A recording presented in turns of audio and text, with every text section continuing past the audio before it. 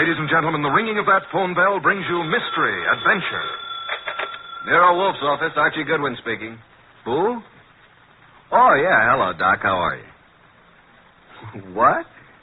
In trouble, you? More trouble. You attract trouble, Archie. Hang up. It's our dentist, Dr. Trummig. Let him wait. We never can find him when we need him. Tell him it's after office hours. Doc, you're talking so fast I can't make head and tails of it.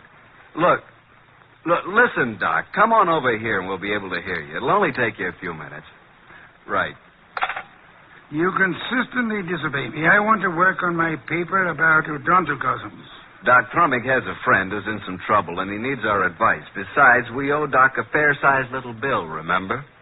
Money again, Archie. Money is the curse of our times. Yeah, man. Bring on all the curses that is available.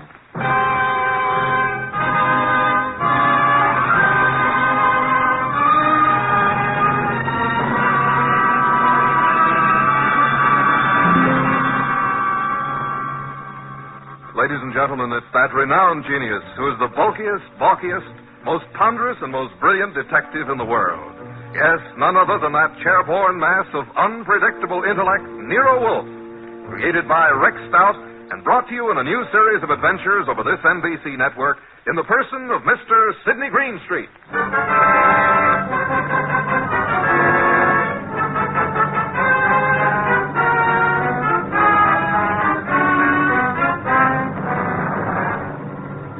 This story is one we refer to as the case of the Midnight Ride. Oh, yeah, there was a ride, all right. But it would never have happened if we hadn't received another phone call a few minutes after our Dr. Trummig phone.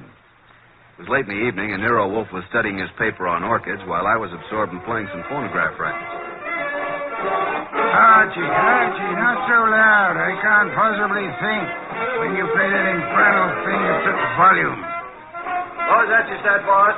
I said I can't understand why you can't get music from a phonograph without vibrating the top of the instrument. That's right.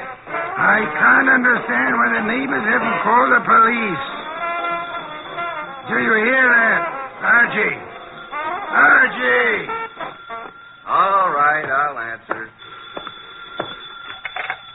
You're fired. Naturally. Hello? Hello. Is this Archie Goodwin? I know, Mr. Wolfe. What? Me? Archie. Yeah, who is it? I need help, Archie, please. Come at once. Please. Oh, please. You and Nero. Who is this? This is Gloria, but... No, don't. Gloria who? Ronaldo West. Hello? Well, did you hear that? Another female bar. What happened?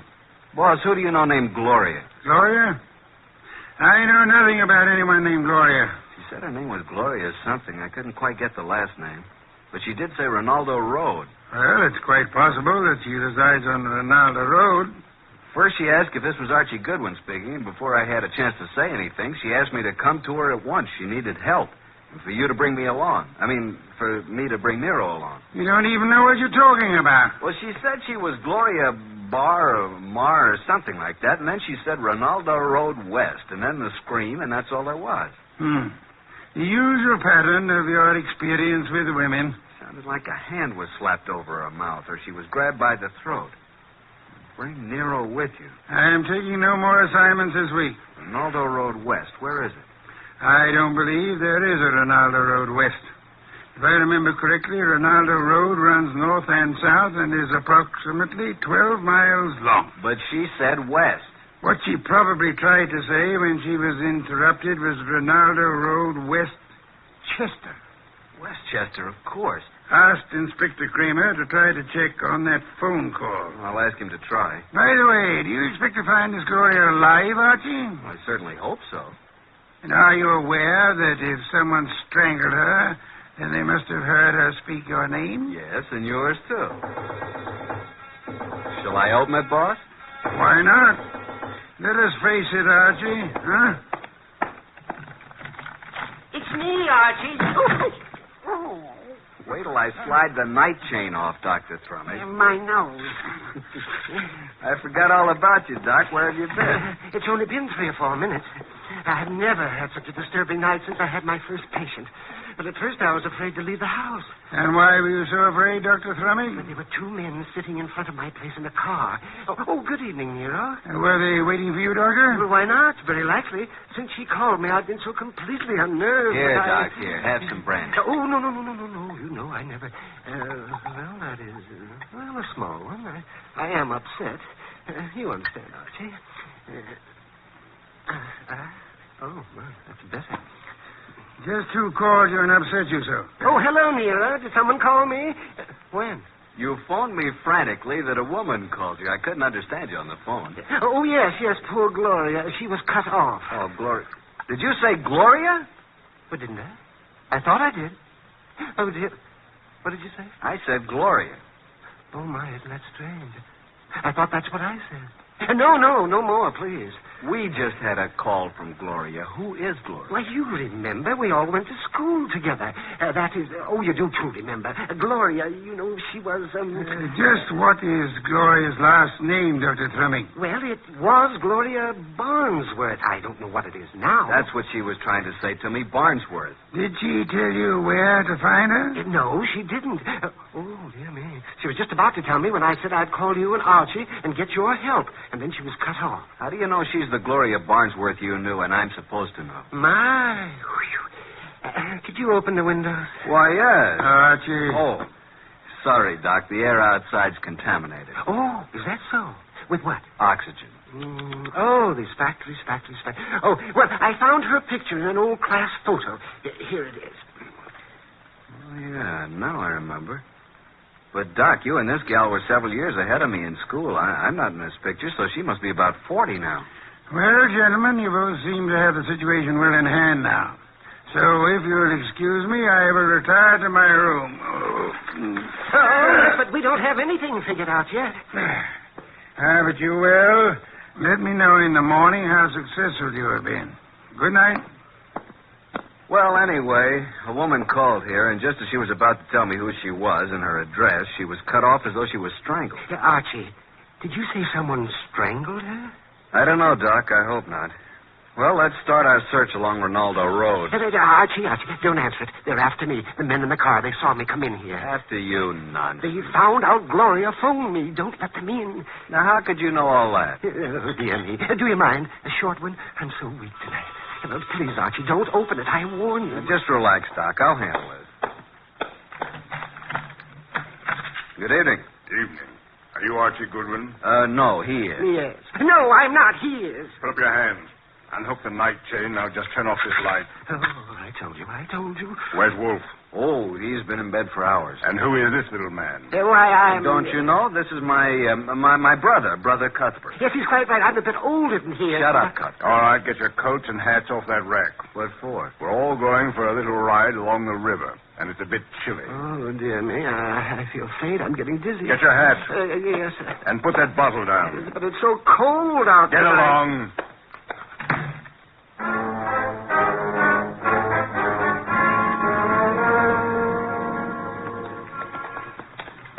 Here's the car. Now, Mr. Goodwin, hand over that gun in your pocket. But I haven't got... Okay, there you are. Thank you. Now get in the car. You get in the front seat with the driver, Goodwin. Your brother can get back with me. Okay, you know where we're going, driver. Yeah, but what? Get going. But do you know who this guy is? I do. Why? Well, now, look, Well, this guy is Archie Goodwin. What if he is? Well, this won't work. I mean, I didn't know it was going to be Goodwin. He's with Nero Wolf. What's your name, pal? I can't see you, but I seem to recognize your voice. Well, you see, it was like this. I was in a... Are you going to shut up and start driving? Okay, I'm going.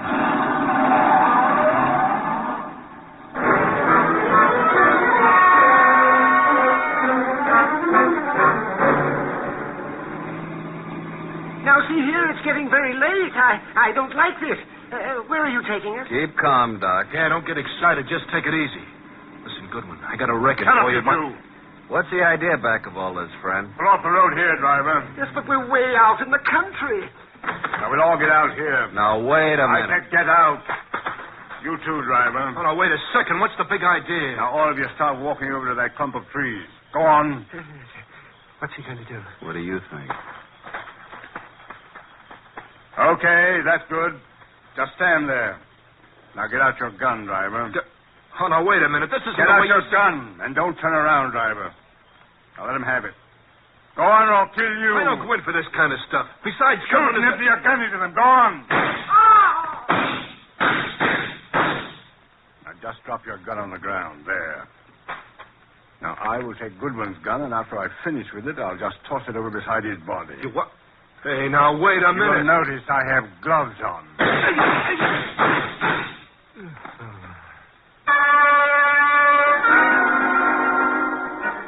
Hey, Doc. Dr. Thrumming. Oh. You all right, Doc? Oh, Archie, I'm sorry. I'm sorry I got you into this. I can't last long. Where are you hit? Tell Nero I make him a present of his new bridge work I put in. Let me have a look at you. I wanted to die in my bed with my friends around You're me. not bleeding. I wanted the choir to sing. What? I'm not bleeding? No. Are you? No. The driver was a bad shot. He missed both of them. Then what am I doing down here on the ground? You fainted at the first shot. I dropped purposely on the second shot. He missed every time. Come on, get up from there. We're very lucky people.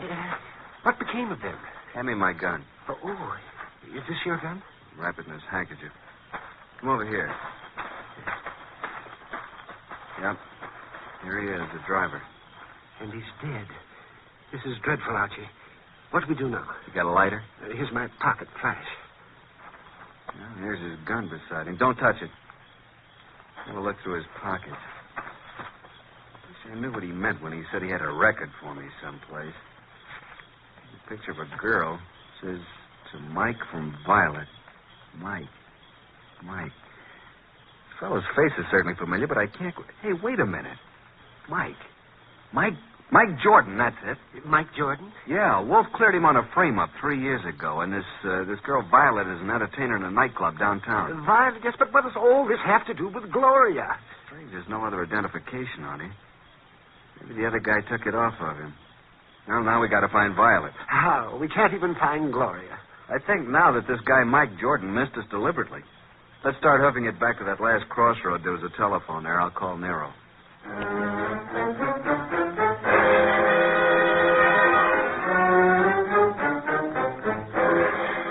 So that's the story so far, Mr. Wolf.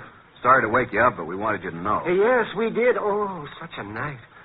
What was your reason for telling the man that Dr. Thrumming was your brother? Well, I didn't want him to know that it was Doc because Gloria had called Doc, and he must have known about it. And the driver turned out to be Mike Jordan. And what did Mike say to you in the car? Well, he didn't finish, but he said, I got a record for you, Goodwin. And then the man shut him up. And when you located Violet at her place, she was cataloging recordings, Bring it in here now, Archie. Sit down, Dr. Thrumming. Yes, I am a bit weary. Come in, Violet. Violet, this is... Hey, wait a minute. You're Nero Wolf. Sit down, Miss Violet. Oh, what's the idea, Mr. Goodwin? Why'd you bring me here? Will you look at this photo? It says to Mike from Violet. Where'd you get this? I got it, Violet. What we want to know is, where's Mike now? What's he doing?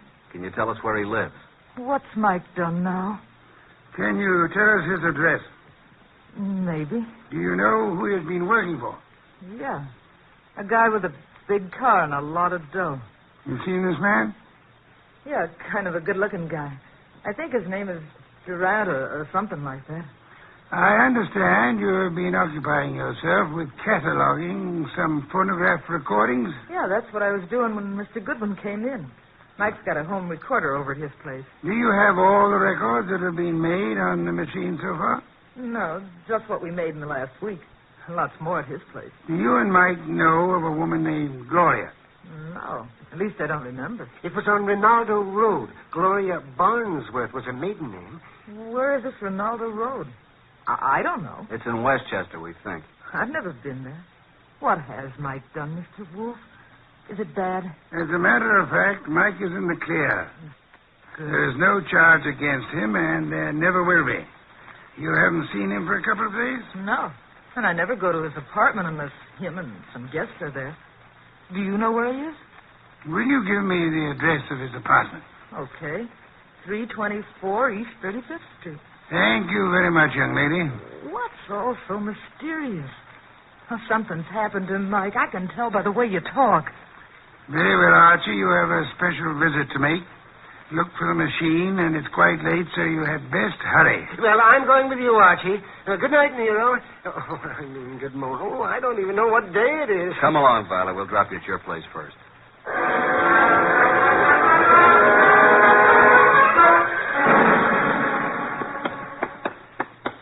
Well, there we are, Doc. Yes, has his name right on it. Mike Jordan. No, we're fairly certain that no one's in there. Hey, what do you know? It isn't locked.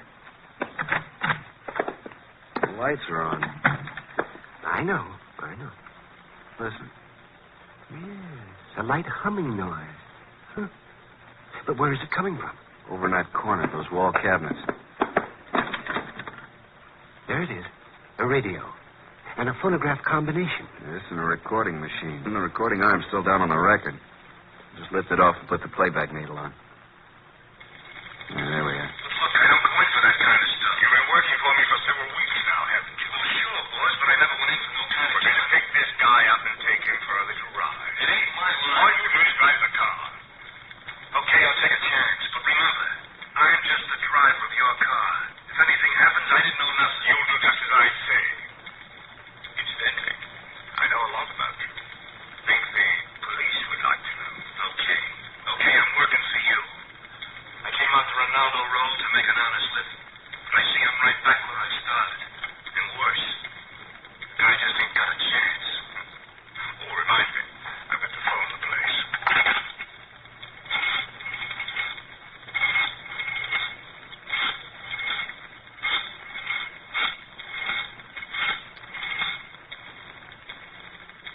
Hello?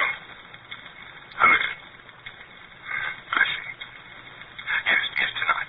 Yes, tonight, just as planned. Oh, yes, he's all right. No, don't worry. Goodbye. Have you got a gun? Sure. Never use it. You won't need it. But I want you to bring it along just in case I do. Now, you've got nothing to worry about. I'll take care of everything. And nothing will be traced to either of us. You got your money? Let's go, Mike. It's getting late. Well, Doc?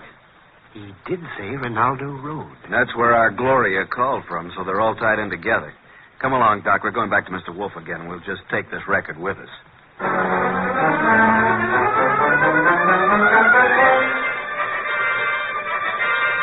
Well, Archie, I guess this phonograph was worthwhile after all. Yes, indeed. Hey, don't you find this a very interesting recording, Nero? I'm sure we're going to add it to our collection. And these are the two men who took you on the right. That's right. But we're really no further along in our desire to help Gloria. That's right. We're on Ronaldo Road. Boss, if we can find the address, will you go with us down there or over there or wherever it is? I might. And you already have the clue to the address. We have. Where? In that phonograph recording. Play it again, Archie. Just the part where he uses the telephone. And slow the speed way down. Then take down the numbers I call off. Okay, boss.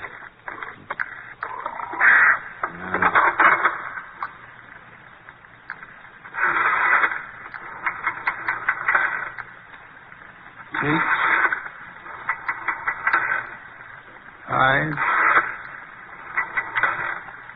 3,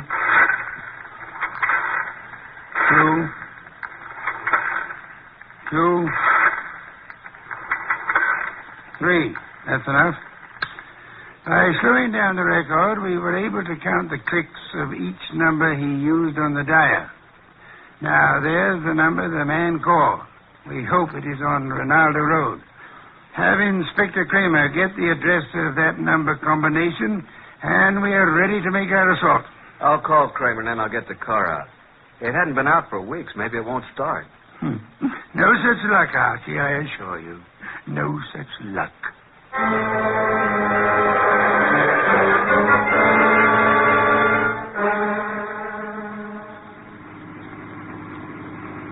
Oh, here it is. I think we must go through this big gate. Yes, there's the number. 23 Ronaldo. Slip up to the entrance as softly as possible. Turn out your headlamps. Here we are, boss. Easy now getting out. Don't pull, Doctor. Don't pull on. There we are. Now, come along. Yeah, spooky sort of place, isn't it? All big houses are like that. Must be 20 rooms. Yeah. Not a light in the place. Use the knocker, Archie.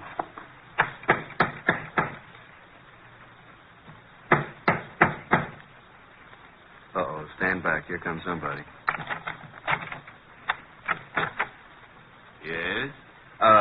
Is Gloria in? What? Gloria? And who are you? We are here to see Gloria. Come. It's this hour of the night? Certainly not. Just a moment. She's an old friend of mine. Yes, and his too. He's Archie. My good man, what is your name? Jennings, sir. And the household is in bed at this hour. What is it, Jennings? Who's at the door? They're asking for you, Miss Gloria. For me? Well, come in, gentlemen. You may go, Jennings. Please. Very well, miss. Just as you say. Now, what did you want? Say, Doc, is this the Gloria? Well, I don't know. It doesn't seem... Are you Gloria? Yes. Well, why did you call us? Oh, then you're Archie Goodwin. Yes, and I'm Dr. Thrumming. But you I called you because I need your help. Desperately. Gloria, what is going on here at this house? Oh, you are the gentleman. Well, you see, Uncle, Mr. Goodwin came... Came to see you? Why? Well, because I think you'd better go to your room, my dear. Don't you think that is best? Your room and rest? No, I don't want to.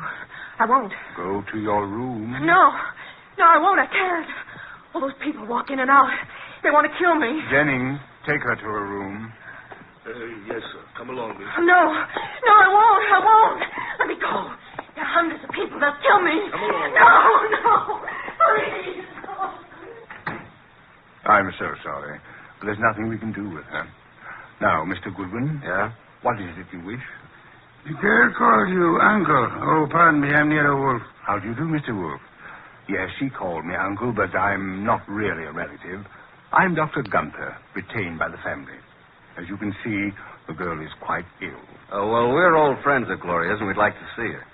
But you just saw her. We don't refer to this young lady. We have in mind the elderly Gloria. Now, come, Dr. Gunther. You know to whom we refer. What? You mean the girl's aunt? Well, it's very strange. If you are a friend of the aunt's, that you are not aware of her condition. Her condition? Yes. The aunt has been bedridden for nearly a year. Paralysis. And it seems to be most coincidental with your visit, but she passed away this afternoon. Died? Gloria? This afternoon? But how could that be? We'd like to see the remains, Dr. Gunther. Yes, we'd like to see the remains. Just where are they? They are here, Mr. Goodwin. And if you and your brother and Mr. Wolf will step this way to the small parlor. There you are, gentlemen. I'll leave you alone. I'll be in the library. Well, gentlemen, there she is. What do you say? Do you recognize this woman? Well, yeah. It's been many years, but that is Gloria Barnesworth. Oh, good heavens, yes. It's Gloria, all right. Poor woman. I remember now. She married a very wealthy manufacturer named Kenton, who died. She's remained a widow, I guess. He said she died this afternoon. Are you sure it was an elderly woman who called you this evening? And by the way, just feel her forehead. It's warm. She couldn't have been dead more than an hour. She isn't dead. No signs of pulse. Your cigarette case, please. Very slight moisture. Respiration barely perceptible. She's under heavy narcosis. Been given a heavy dose lately. Let's get out of here. Wait. Do you recognize the uncle, Father Dr. Gunther? No, do you, Thrumming? No.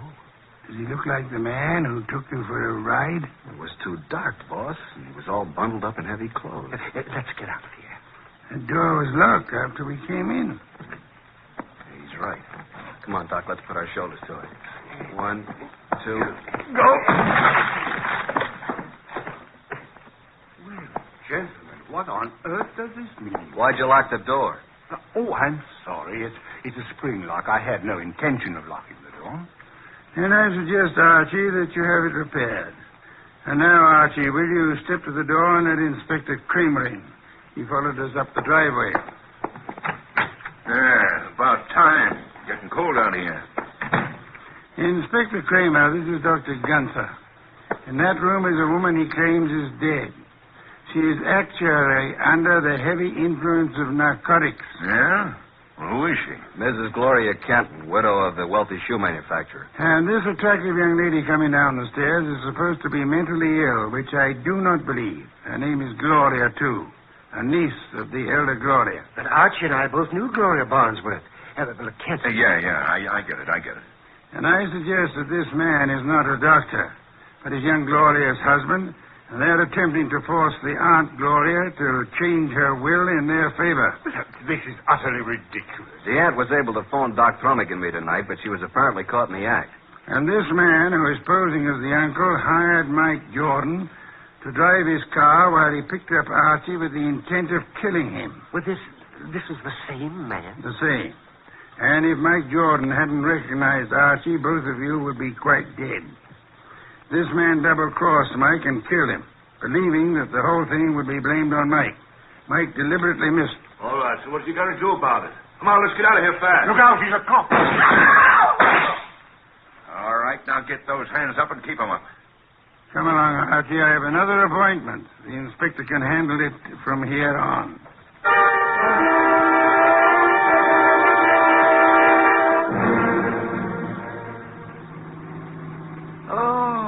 Oh, dear me. What happened? Am I all right? Yeah, you just fainted again when the shooting started. It's really quite fortunate that Mike Jordan recorded that conversation. Fortunate indeed. How did you know this uncle was the same guy who took us for a ride? First, by his speech pattern, he is undoubtedly a Canadian. But you must have missed the most important slip-up. What was that? When he escorted us to see the body, he said to you, Archie, if you and your brother and Mr. Wolf will step this way... Now, how would he believe that Dr. Thrumming was your brother? No one mentioned it. Of course, the clue I planted and then missed myself. Quite right, Archie, quite right. What time is it? 8 a.m. I certainly appreciate your coming out for me on this deal. Oh, but I didn't do it just for you. There is an Orchid Lovers Convention this morning at 9 o'clock. What? And you mean... Yes. I'm sure you'll enjoy it tremendously. Both of you. Oh, brother. What's that? Nothing, Doc. Nothing at all.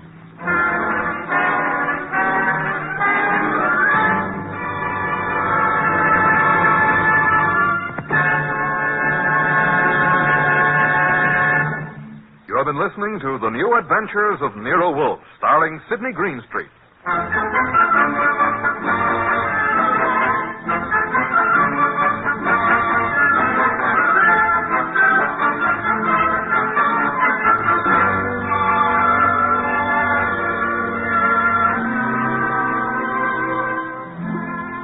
Tonight's transcribed story by John Edison was based on the characters created by Rex Stout. This is an Edwin Fadiman program produced and directed by J. Donald Wilson. In the cast were Harry Bartell as Archie Goodwin and Howard McNear, Gene Bates, Peter Leeds, Bill Johnstone, Grace Leonard, and Jay Novello. Next week at this same time, Nero Wolfe and Archie will bring you The Case of the Final Page. Don Stanley speaking. 3 chimes mean good times on NBC.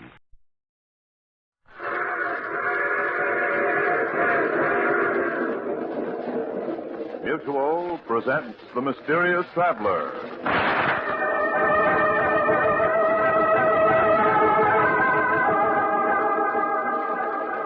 This is The Mysterious Traveler, inviting you to join me on another journey into the realm of the strange and the terrifying. I hope you will enjoy the trip, that it will thrill you a little and chill you a little. So settle back, get a good grip on your nerves, and be comfortable. If you can.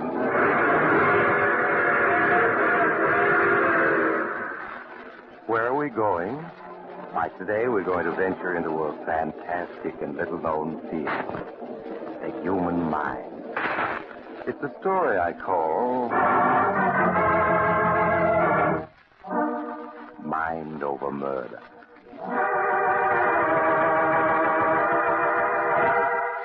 On a stretch of green lawn at the top of high cliffs looking over the Atlantic Ocean, the great Ricardo, who claims to be the world's greatest mind reader, is practicing his art. He's preparing for the vaudeville tour he's soon to begin. Assisting him are his lovely young wife, Ellen, and Carl Gardner. That's it, Carl. Tie the handkerchief tightly over my eyes. Now, are you sure I can see nothing? Nothing whatever? I know positive you can't, Mr. Ricardo. I'll bet my month's wages on it. You are quite right. My eyes are in darkness. But my mind is not. Ellen? Yes, Ricardo? Did you bring out the basket of books I asked you to? Yes. I have them here. All right, Carl. Go pick a book out of the basket. Any book at all. Yeah, sure thing, Mr. Ricardo. Now what? Now open it to a page. Any page. Have you done this? Yeah. Good. Now concentrate on the book. Think about the title and the number of the page. Think about it now. Ah, yes, it is coming to me. The title is Murder by Expert, and the page, you have opened it to page 27. That's right, Mr. Ricardo. Gosh, I don't know how you do it. That is very simple, Carl. With the eyes of my mind, I read your thoughts. Now, I want to try something else. Ellen? Yes, Ricardo. Sit in the wicker chair over here on my right. Turn your back to both me and Carl. You aren't going to... Please do not argue. Do as I say. I just can't. Yesterday, my head ached for hours. Please don't make me. It would come easier in time. Sit down. All right. Now make your mind free of all thoughts. Yes. I want you to look with your mind into Carl and to read there what his eyes see on the page before him. Must I read? I have said that you must. All right. I'll try. Now, Carl. Yes, Mr. Ricardo? Take another book, open it to the first page of a story, and concentrate on it. Right. I get you.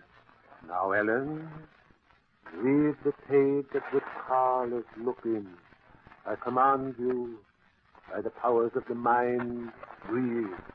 My head hurts so. It's so as if it going to split. Read. I see something. Words. Title. Vision. Judgment. By H. G. Wells. Continue. Read. No. I can't make it out. It's all blurred. I can't see anything clearly. Oh, my head. Carl, was she correct? Yes. Well, that's all I want to know. You can leave now. Okay, Mr. Ricardo. The roses need watering. I had better tend to them right away. Yes, right away. That's the interesting. She's afraid of me. How do you feel, Ellen? My head hurts. There, my dear. It will quickly pass.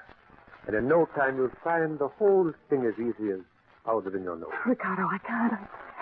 I just can't help you in your act when you tell me to try to read something in Carl's mind. I feel as if my brain were going to split. You will help me, my beautiful one. You will see. Now, I'm going into the house. You may sit here and look at the ocean until your head feels better. Oh, you will have company. I see my handsome young press agent coming forward. You must be nice to him, Ellen. He's really a very good press agent. Oh, there you are, Ricardo. I was looking for you.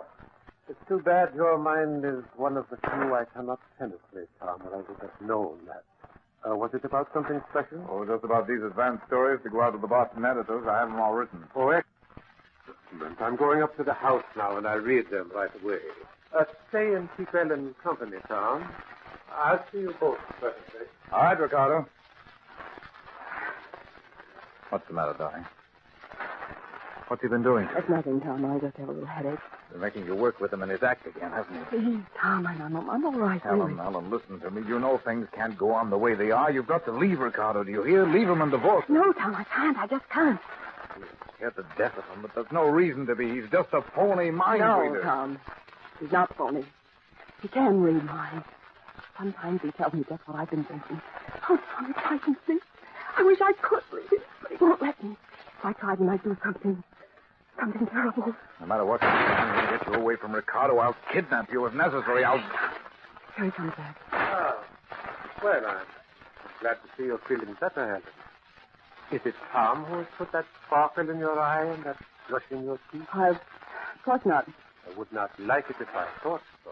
I should be very angry if my beloved had eyes for anyone but me. Of course. You haven't, have you, Ellen? No. No, of course not. For you love me devotedly, do you not? I love you devotedly. You always will in this world and in the next. I always will. In this world and the next. You see, Tom?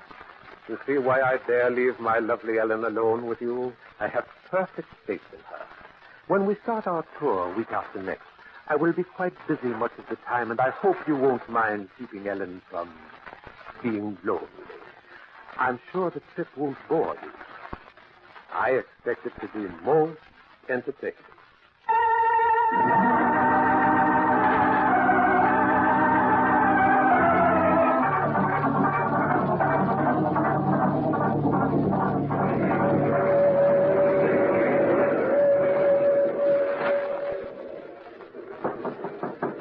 Ellen? Tom, come in. Ellen, the train's just coming into Bridgeville. Ricardo's still in the diner. Are you ready? Yes, I just thought for putting on my hat and coat. I didn't pack anything because you said not to, but... Oh, Tom, I'm frightened. Ellen, you've got to get hold of yourself. Ricardo's not superhuman. No, sometimes I think he is, Tom. I'm positive that he knows everything we think. He's just playing with us. He seems so amused ever since the tour started. He seems to have been deliberately throwing us together just to see what happens. Stop worrying. In a minute, you'll be through with him forever. The bus for Chicago leaving Bridgeville 5 minutes after we get off. In Chicago, you can stay with my mother until you can get a divorce. Then you're going to marry me. Tom, I'm afraid. Listen. That's the whistle for Bridgeville. We're going for the station. Quick, get your coat. All right, Tom, help me with it. Here, I'll give you a hand here. You got it on? What? Ricardo! Yes, my dear.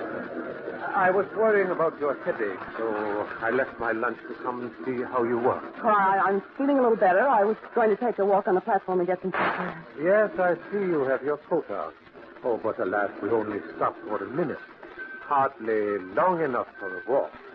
No, I suppose not. So this is Bridgeville. The pretty town. On the main bus route to Chicago, I understand. Is it? Someday I shall show you Chicago, Ellen. You'd like that, wouldn't you? Yes. I would like that. Ricardo, stop torturing. Torturing? Ellen? Why, if Tom was a curious idea, I would give my life for Ellen. And she for me, wouldn't you, darling? Yes. I'd give my life for you. To most people, that is an empty phrase, but Ellen means it.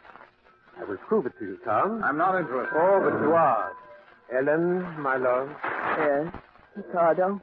Ellen, I'm taking a revolver from my pocket. Here, now you take it from me. Yes, Ricardo. What are you up to? Point the revolver at your heart, my dear, and pull the trigger. Yes, Ricardo. Ellen, stop! Stop! No, Tom. Let go of my wrist. You shall not interfere. Oh. Ellen, pull the trigger. Yes, I'll pull it. Ellen, you... Nothing happened. No, of course not. The gun was empty. But Ellen didn't know that, did you, my darling? No, I didn't know that. So she would have died just because I asked her to. Such devotion is very rare. It is the kind that lasts through all eternity, as ours will. For we shall always be together, Ellen and I, while we live and after we die. Nothing will ever separate us. Nothing. Whatever.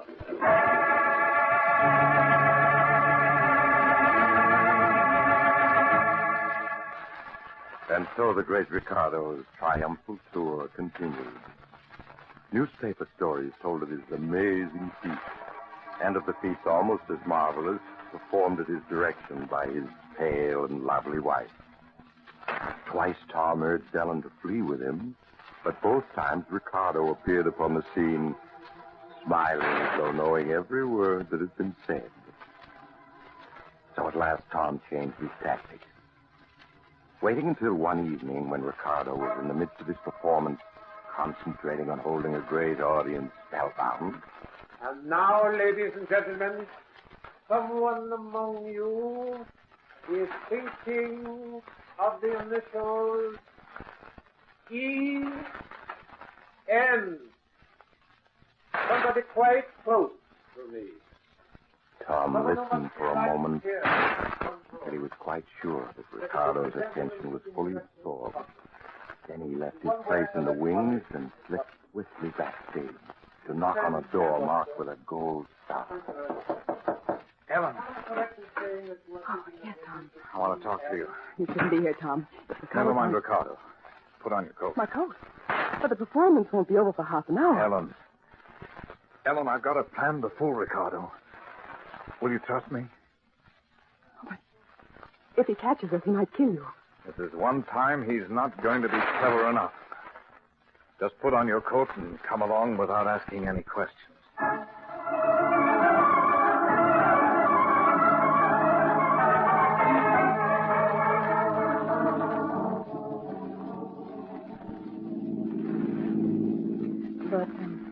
But where are we, Tom? We've been driving for an hour, turning this way and that, and I haven't any idea which way we've come. You're not supposed to have, Ellen. Don't you see, if you don't know where you are, Ricardo can never know either, even if he can make contact with your mind from this distance. I never thought of that. But I did. So this time I made my plans without telling you. The Hillview Inn. Oh, what a quaint little place, Tom. And what a lovely view over the hills. Yes, isn't it? It's a funny little place. I found the ad in the paper. I've engaged a room for you and one for me. We'll stay here tonight. Tomorrow, Ricardo will be in Buffalo, and we'll be heading in the opposite direction. Tom, there's someone standing in the shadow beside the porch. That's probably the manager waiting for us. Is that you, Mr. Adams? No, Tom. This is I, the cop. What? Yes, my beloved. I've been waiting for you. What took you so long, Tom? How did you get here? How did you know we were coming here? Why, Tom, it was I who told you to bring Ellen here. That's a lie. No one knew we were coming here but myself. Did you think this was your idea? On the contrary, I put the thought into your head, every bit of it. That's impossible. I even suggested to you to look in the paper where you could find the advertisement for this delightful little inn. I don't believe it. Yes, Tom, at last, after painful effort, I have succeeded in forcing my thoughts into your mind. And now I have another little matter to settle with you. Your undesired attentions to my wife. Ellen isn't your wife anymore, Ricardo. She's left you for good. Ellen, is that true? No, Ricardo. I love you. Ellen, he's making you say that. Ellen, my dear, tell Tom just how you feel toward him.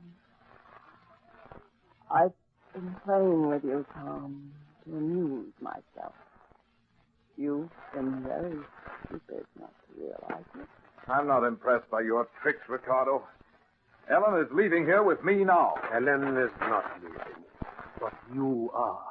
You see that railing behind you? Beyond it is a 50-foot drop to a rocky ledge. What of it? In a moment you are going to fall accidentally over that railing and be killed. You see, there are only the two of us.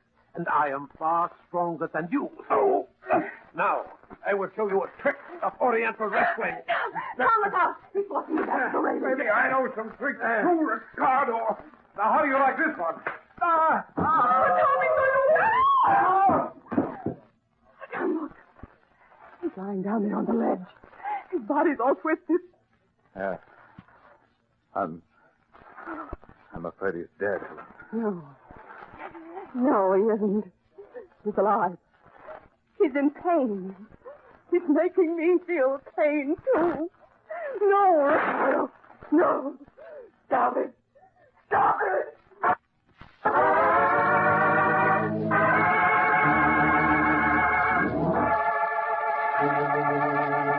No, the great Ricardo, mind reader extraordinary, was not dead.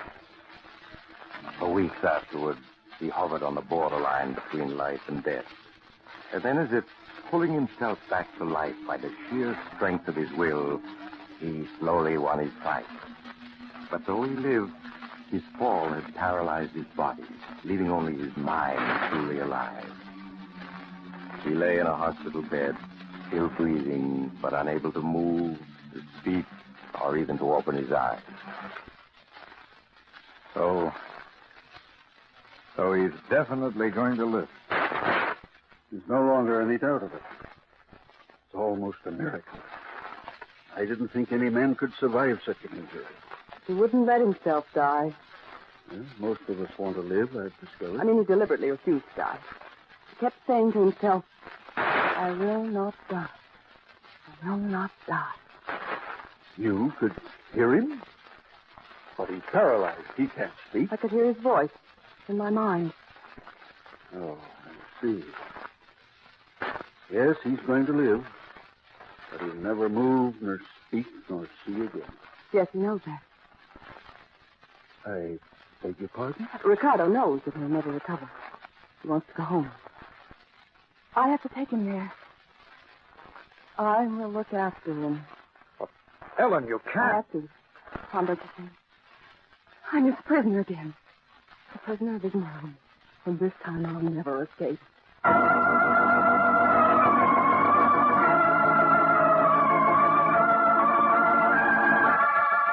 And so the great Ricardo returned home, a living dead man. There in the house on the cliff, aided only by a nurse who relieved her at night, Ellen cared for him. Tom stayed close by to help her in any way he could, and did his best to persuade her to turn Ricardo's care over to professional nurses. Ellen, listen to me. You can't ruin your life like this just to care for a man you hate. I have to. I can't go away. He won't let me leave the house. If I do, I find myself turning back without knowing what I'm doing. But, Ellen, you My can't... mind isn't my own. He controls it. Lying in his bed in that room there, never moving. Ricardo controls my mind. Oh, Ellen, I'm sure that's just a delusion. A psychiatrist could prove it to you. Ricardo was injured, helpless. But his mind isn't. It's more powerful than ever. All his strength is concentrated in it. If it weren't for the power of his will, he'd die. But he doesn't want to die. He's planning something. Planning what? I don't know. But he still hates you and wants revenge. Now, you are letting your imagination run away with you. What can a man in Ricardo's condition do? I don't know, but he has something in his mind. Helen, you're overwrought. You need sleep. Look, darling, why not take a sedative and go to bed? And in the morning we can talk again. I have to wait until the night nurse gets here. All right, I'll stay with him until then. Now, go on. Get to bed. All right, Tom. I do need rest. But you better wait in the room with him. I'll go in now. Good night, Ellen. Good night, Tom. Oh, there you are. The great Ricardo. A man who was better than anyone else in the world. And now you're a living dead man. I wish you were a dead one. Then why don't you kill me now? What? Why don't you kill me? Just put your hand over my mouth for a moment and you'll be rid of me. Ricardo. You can't be talking. You're paralyzed.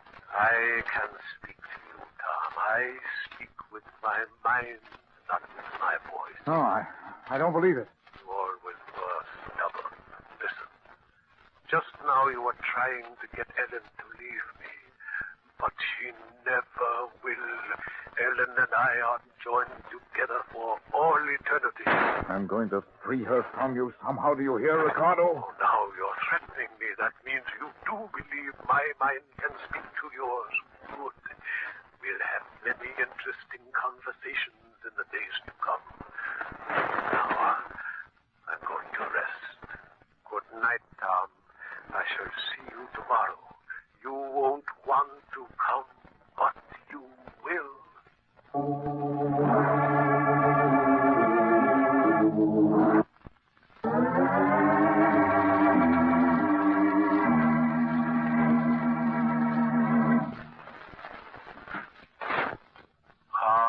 Tom, it is good of you to pay me another visit.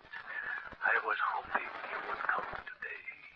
In fact, I might say I was willing it, and you came.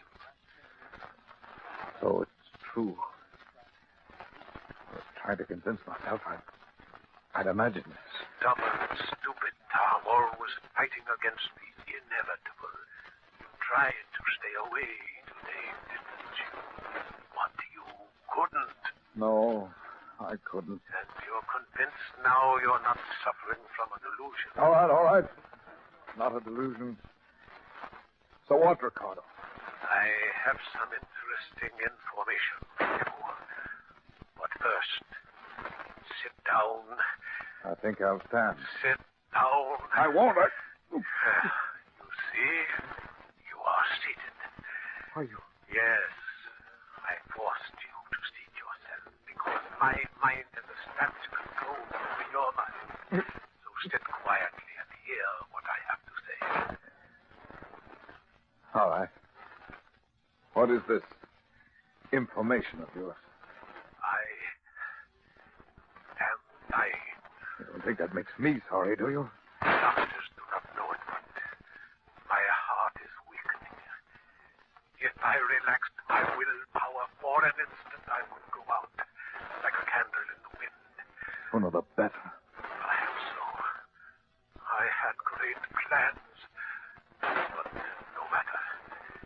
In your mind now I read the thought, Ellen will be free, but you are wrong. Ellen is coming with me. What do you mean? What do you mean, coming with you? I have said that we would be together in life and in death, and so we shall. Ellen and I will die together. Devil, if I thought you could hurt Ellen, I'd kill you myself. No, Tom, you won't kill me. You are going to kill Ellen. No, that's impossible. There is a drawer in that table beside you. Open it. No. Open it. No. You. In the drawer is my revolver. Pick it up. No. Pick it up.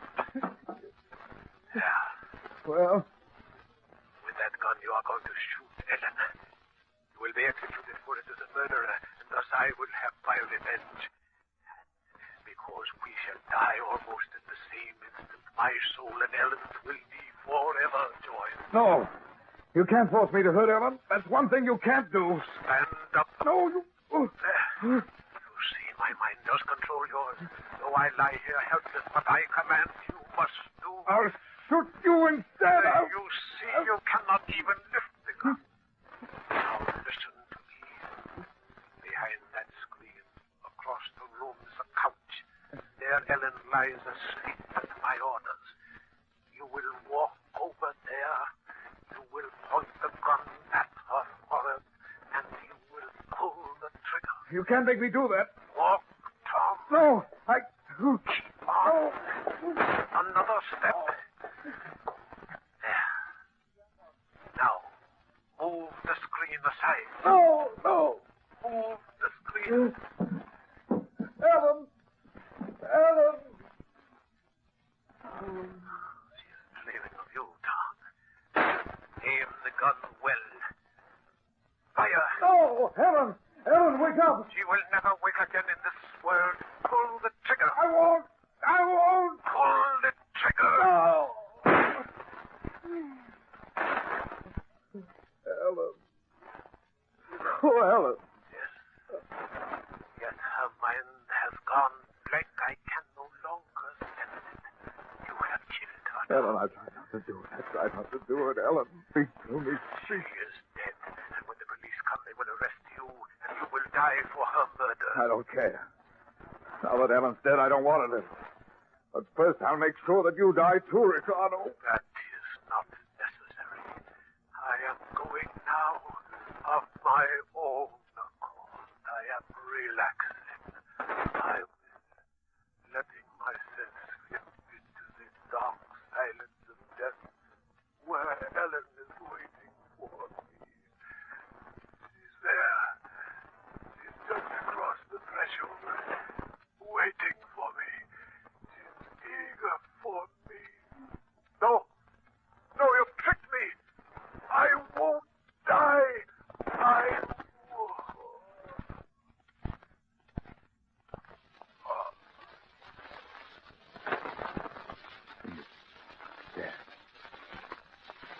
Dead. Huh? Ellen. Ellen. Where are you? Ellen. What's happened? My head is... That's so strange. Oh, Ellen, my darling, you're not dead. But I shot you. I thought I killed you. Huh? Killed you? Yes, but I didn't. I only wounded you. Careful. Oh, I don't understand, Tony. Where's Ricardo? Strangest feeling that he's gone. He is gone. He's gone. Oh, I see it all now. I thought I'd killed you. Because I thought so, Ricardo thought so, too. But I was wrong. And because I was wrong, he was wrong, too. No. He's dead? Yes, Helen. Free of him forever. Ricardo made a mistake and let himself die, believing that you were already dead. Oh, yes, my darling. This time he's gone for good. Ricardo was clever. But in the end, he outwitted himself.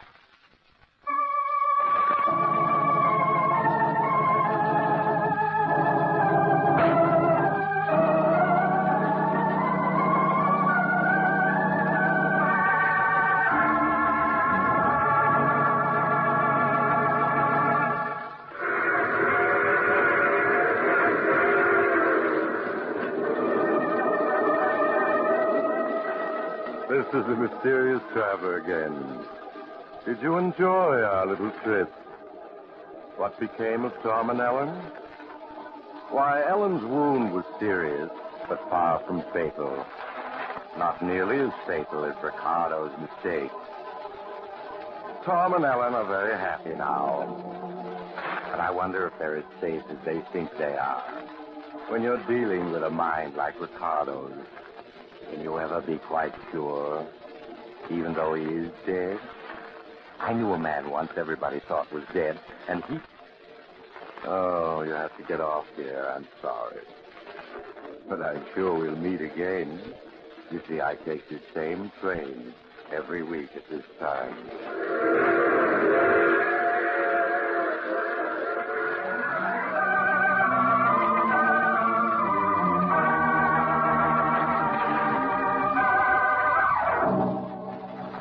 You've just heard The Mysterious Traveler, a series of dramas of the strange and terrifying. In today's cast were Maurice Tarplin, James Van Dyke, Jan Miner, Ian Martin, and Rod Hendrickson.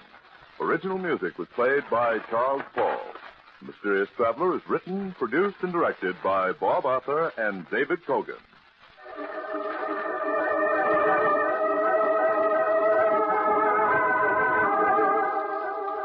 Listen next week to a tale titled Death and the Devil. Another strange and terrifying tale of the mysterious traveler.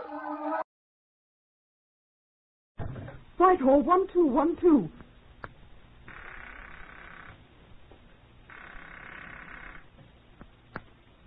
This is Scotland Yard.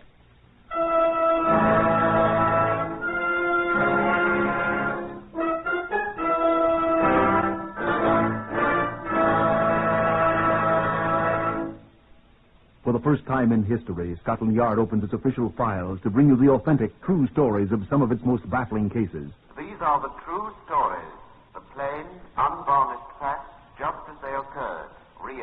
for you by an all-British cast. Only the names of the participants have, for obvious reasons, been changed. The stories are presented with the full cooperation of Scotland Yard. Research on Whitehall 1212 comes from Percy Hoskins, chief crime reporter of the London Daily Express. The stories for radio are written and directed by Willis Cooper. Here is the man in charge of Scotland Yard's famous Black Museum, Chief Superintendent John Davidson, to brief you on case number 504 MR701. Good afternoon. All the exhibits I have charge of here at the Black Museum are not in themselves horrible or gruesome. I admit that several of the exhibits in this case, number 504701, are so dreadful that we reserve them for the use and study of our own people exclusively. Policemen are notoriously a strong-stomached lot. But this one that I brought with me is not such a one. Look at it. It's a woman's earring. The pair couldn't have cost a great deal. Handmade, I think, by some village jeweler in France many years ago. Can you make out the design? Crudely carved representation of a left hand holding a heart and what seems to be a flower. The other one of the pair was similar, I'm told, by those who've seen it, except that it was a right hand. This is the only one left of the pair. Retired Chief Superintendent Cedric Pickard is a little older today than he was then. Hey, Cedric? I was a brand new inspector then, John. You still remember all the details of this case, though. For 35 years, I've been trying to forget them, John.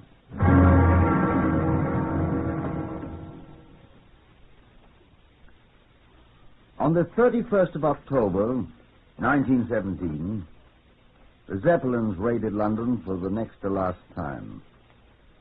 About 8 o'clock on the morning of November the 2nd, some 32 hours after the air raid, I received a call from E Division of the Metropolitan Police in Bow Street. I hastened there at once. They had 4 things to show me.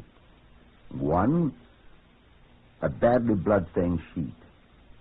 2, a large jute bag labeled Argentine La Plata Cold Storage. 3, a stout cord which had been tied round the bag. 4, torn bit of pasteboard on which was scrawled in pencil the words Bloody Belgium. Most curiously misspelled. There was a civilian there, too, a squatty man with a cast in his left eye, wearing a remarkably dirty cap. He stood up and I looked at him. Sir, Sammy Elwood, sir. I found it. Them things I mean. Oh, did you then? Roadman, I am, sir. I work at Regent Square in Bloomsbury. Where'd you find this? In the central garden in the square, sir, behind the railing. I seen it when I first come to work this morning, sir, but I wanted to have some breakfast first, sir. Good thing I did, too, and then I untied the bag when I come back. I run for a policeman right away, sir. Why'd you run for police? The bag, sir. There was a lady in it.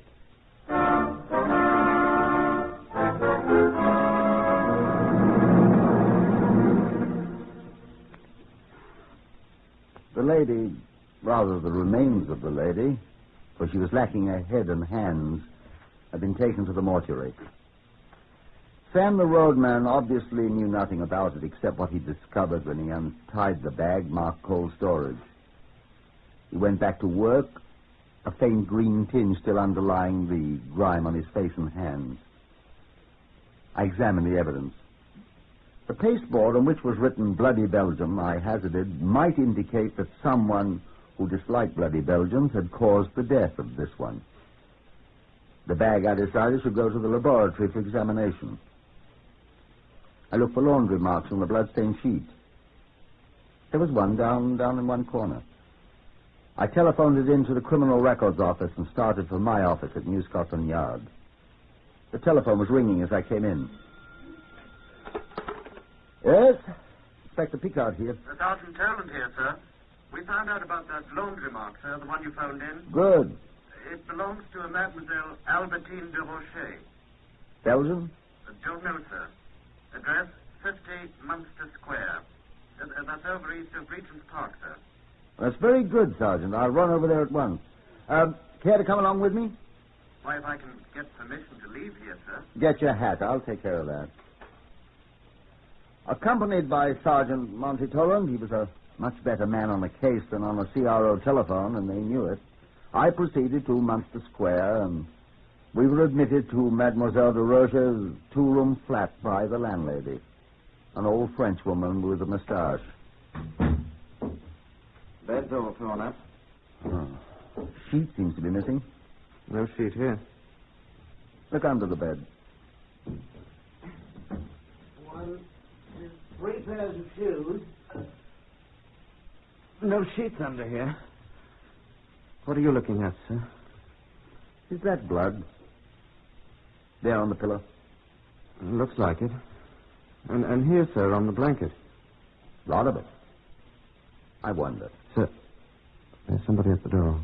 Landlady. I can speak a sort of French, sir. Alors, madame, entrez. Alors? Come on in. The keyhole's drafty. Pardon? Come in. Ask her if she knows where Mademoiselle de Rocher is. Mademoiselle de Rocher... She is gone. She speaks English. Oh, oui. Where's she gone to? Je ne comprends pas. Où est-elle? Oh, she is gone since samedi. Saturday. Oui, she goes for to see her sister in Nottingham. Nottingham. Oui, oui, Nottingham. What's her sister's name? Ça, je comprends pas. Comment elle s'appelle la sœur? Je sais pas. She doesn't know, sir. She go away to hide in the abri when the Boches come in the air raid. Underground, in the tubes, vous savez? Elle ne revient pas. Nottingham. Tu compris? What time does she leave? À quelle heure est-elle partie? Presque minuit. Near midnight. Samedi. Saturday, yes. She didn't come back, huh? No. Nottingham. Nottingham. Oui.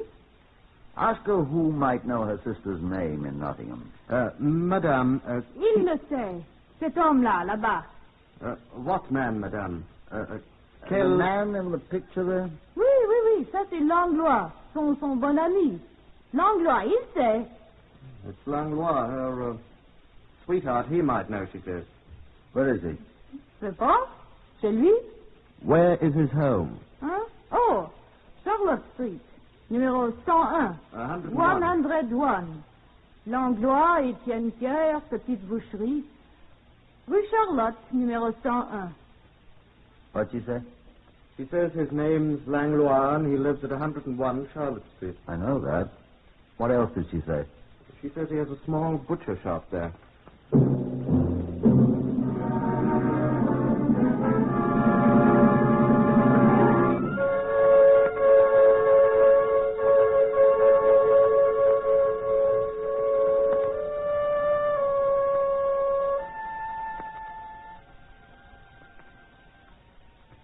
The butcher Langlois was not there in his combination living quarters and shop in the basement of 101 Charlotte Street when Toland and I arrived.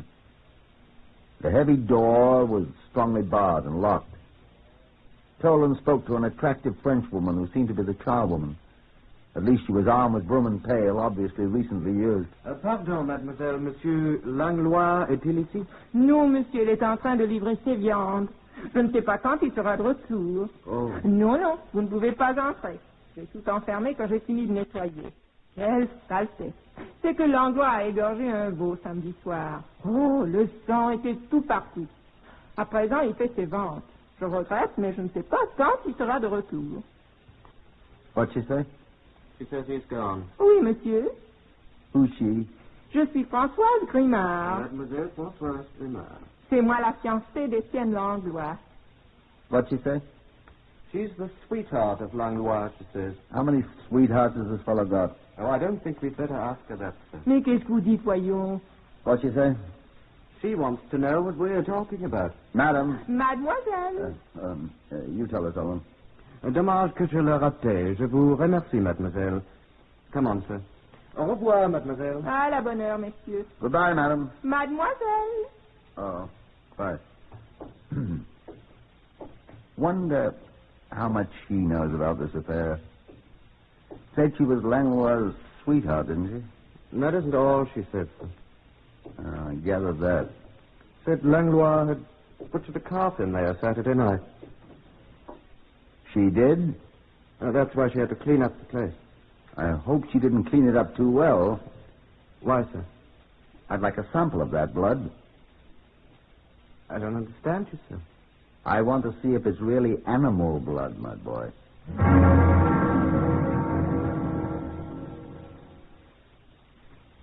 I posted 2 detectives at the Charlotte Street location to keep a close but inconspicuous watch on the home butcher shop of Etienne Pierre Langlois to report the butcher's return.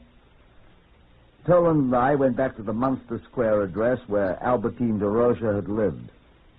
The mustached landlady assured us she knew nothing more of the affairs of Mademoiselle de Rocha. She did, however, add that Monsieur Langlois had put in an appearance there after the de Rocha woman had left. Ask her when, Toland, I said. Quel jour, madame? Dimanche. Sunday. What did he want, madame? He had food for the cat. Mademoiselle de Rocha asked him to do so. Was he alone? Huh? Était you seul? Oui.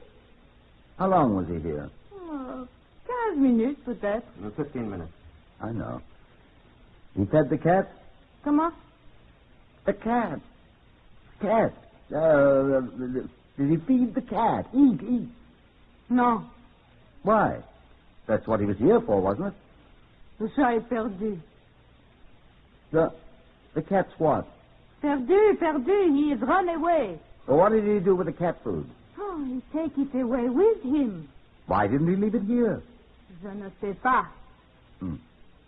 Was he here alone in this room all that time? Oui. Did he take anything from here when he left? The food for the cat. That all? Je ne sais pas. I don't know. You sure? Monsieur, if he takes something from this flat, it is hers, not mine. Comprenez? I don't know. Aussi, he is her sweetheart, you say, n'est-ce pas? It is all right if he takes something. I don't know. Not my business. A sheet seems to be missing from the bed. I don't know. Je ne sais pas absolument. I see. Well, that's that. Seems to be, sir. Well, thank you, madam, and goodbye. Goodbye, monsieur. Oh, I knew there was something else I wanted to ask you. Oui, monsieur. Do you know a woman named, what's her name, Tom? Who, sir? The woman who told us about Langlois. Oh. Françoise Grimard. Ah. Know her? No, I have never heard of her. Nowhere in all London is the art of thrusting one's nose into other people's business at lower ebb than in Soho, with its enormous foreign population. Our uncooperative landlady was a conspicuous practitioner of the ancient injunction, live and let live. As Toland and I approached 101 Charlotte Street, half a mile away, Detective Sergeant John Mullins, one of the men I'd posted to watch the Langlois establishment, called to me. Hey, Inspector. Who's that? Oh, it's you, Mullins. Yes, sir. Been looking for you, sir. You went to your office at the yard, and I... What's up? He's come back, sir. Langlois? Must be him, sir. He looks like a bloody butcher. He came up and unlocked the door of the place and went inside. He's still there? Must be. We haven't seen him come out. Good. The woman came up and knocked at the door, sir, about 10 minutes ago and was admitted by him. Young? Well, not so young, Sergeant, but very handsome, I'd say. What'd she say? We couldn't hear her, sir, but she's there now. At least she hasn't come out either. She's telling him all about the 2 policemen who were asking questions about him this morning. I'll take my oath.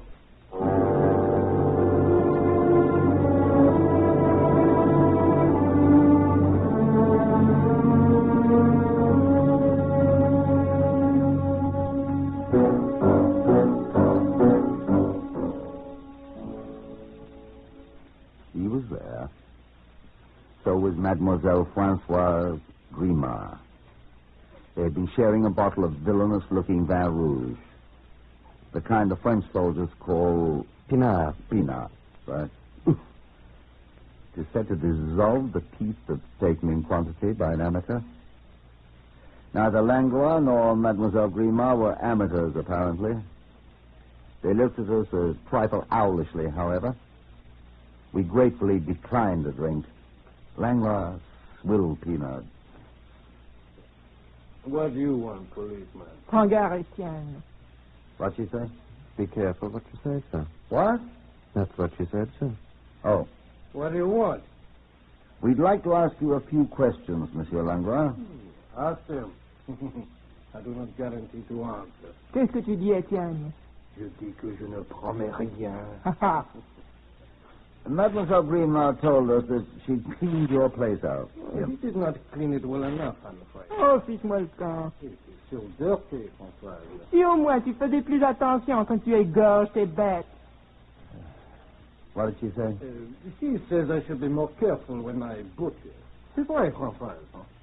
You do your butchering in here? Sometimes, monsieur. Mais écoute. Tais-toi, François. This blood on the walls here, on the floor. It's animal blood, then? From the calf I slaughtered. Would you mind if I take a small sample of it? Qu'est-ce qu'il dit? Il veut du sang. Pourquoi pas? Yeah, why not, monsieur? You will find it is calf blood. N'est-ce pas, François? Bien sûr. Oh, monsieur, take what you like. If you please, Dolan. Yes, sir. Just scrape some of those stains in. You take this envelope. Yes, sir. Label it. Thank you. Now, if you'll open the door and hand it to Mullins, ask him to hurry it back. You don't mind, Monsieur Langlois? I don't mind. Yes, sir. He's to take it to Sidney Belloc in the laboratory and have him tested at once to see if it is animal blood. It is, monsieur. And rush me a report here at once. I'll wait. Yes, Thank you, Monsieur Langlois. but is that all you wish, monsieur? I should like to ask another question or two, if I may. Oh, monsieur. Prends garde, Etienne. Let me alone. Monsieur. Now, you are not required to answer this question, Monsieur Langlois. I know that. Ask it.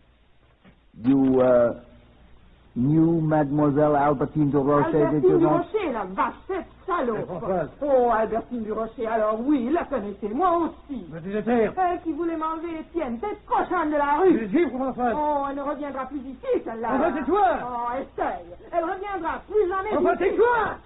Ferme ta gueule. Eh oui, il la connaissait. Moi aussi. Tais-toi, François. Elle nous tracassera plus jamais, celle-là. I take it the lady did know her. She certainly did, sir. What did she say? Well, Albertine Durocher. Now, excuse me, monsieur. I think it is better you go from here.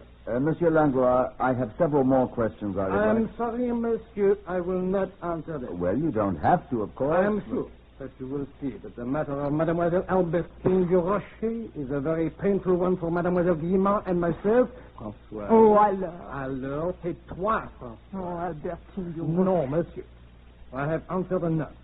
I know the British law, too, monsieur. You may not enter my dwelling without a warrant if I wish you not to. Nor must I answer questions unless I so choose. You have no warrant. I choose not to answer any more of your questions. I ask you to go away from my house. Uh-huh. The door, monsieur. Oh, attends, espèce de crétin. A thwarted policeman is a sorry sight. We shambled down Charlotte Street in the general direction of Scotland Yard. On the small measure of self-respect we detained in our retreat to its sheltering walls was quickly stripped from us by Sergeant Mullins, who met us on the stairway to my office. I was just starting out to find you, sir. Yes, Sergeant? That bundle of blood you sent me back with, sir. Yes? The laboratory says it's animal blood, sir, not human at all. Toland and I went home. But a night of even troubled sleep helped.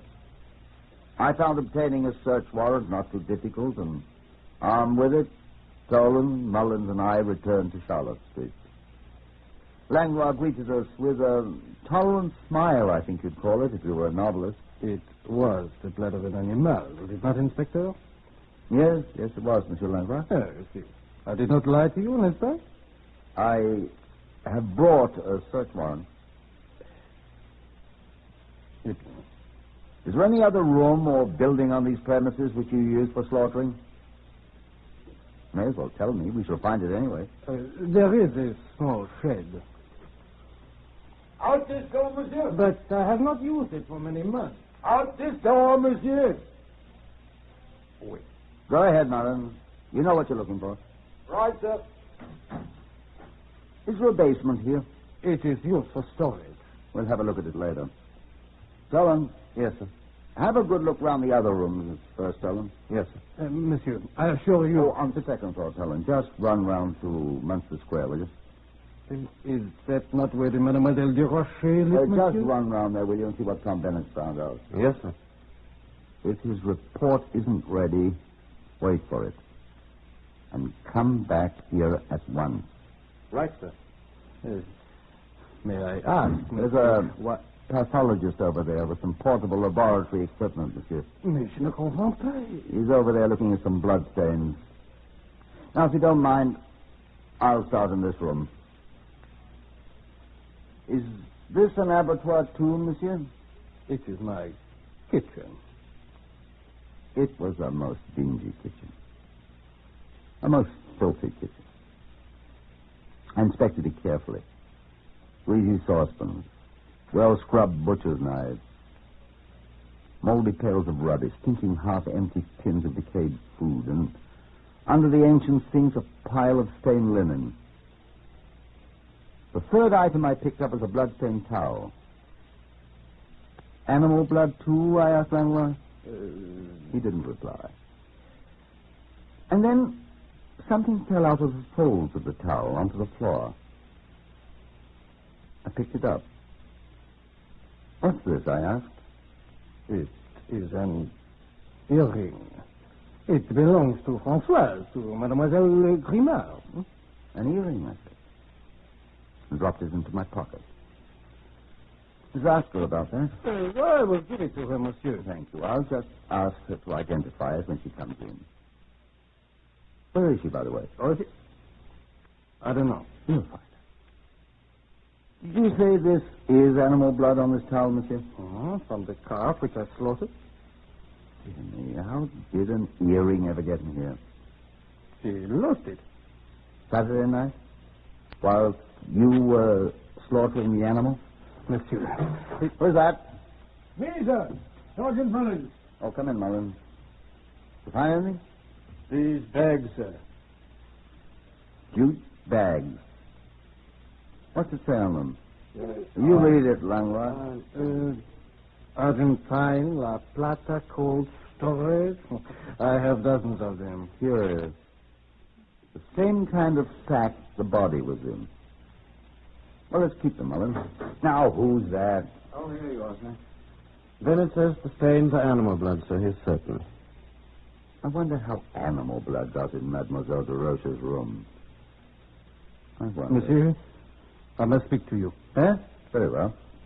Solon, you and Mullins go down to the cellar and see what you can find. Got a torch? Yes, sir. So long.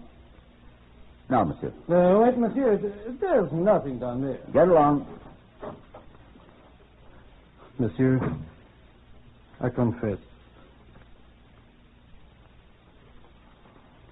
Go on. I did not kill her. Oh? I went to feed the cat. I found her dead in her room. She had been attacked. Oh, blood. I'm reliably informed that is animal blood, monsieur. I was frightened. The concierge, the landlady, she knew I was there. I might be accused of murder. It is possible. I brought the body back here. That blood out there in the kitchen, that is human blood. Her blood. I put her in the sack, but I did not kill her. I did not, I tell you. And in the night, I got my horse and trap, and I drove to Regent Square with the body, and... What did you do with the hand and the head? We found the head, sir. Hold on. It's in a calf downstairs, sir, with the hands. can't identify it, sir, but there's an earring in one ear. The other's been torn out. If we can find it. Who's that now? Come in. Good morning, Mademoiselle Grimard. Qu'est-ce qui se passe ici? Et vous? On vous a mis à la porte hier. Et tiens, réponse, si veux-tu. Mademoiselle, do you recognize this earring? C'est à elle. C'est celui qui s'est accroché au torchon. What'd she say? She says it's the one that got caught in the towel, sir. Why, it's the same as the one down in the cellar, sir. On l'a trouvé. Ils ont découvert sa tête. She says they found it. They found the head. Albertine. Oh, c'est lui qui l'a tué. Arrêtez-le. Sister, she is the one. No, she murdered Albertine. My love, mon amour, mon dear. Stop. Dolan. So you'll understand it. Huh? Etienne Langlois, I arrest you on a charge of willful murder. François Grimard. I arrest you for the willful murder of Albertine de Rosa. I warn you that anything you say will be taken down in writing and may be used in evidence.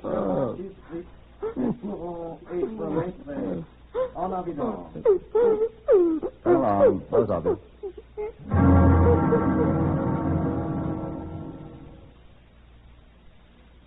At the trial at Old Bailey, it was proved that Albertine de Rosa, instead of going to the air raid shelter when the alarm was given, had instead gone to the home of her lover, Langlois, who was entertaining Françoise Grimard.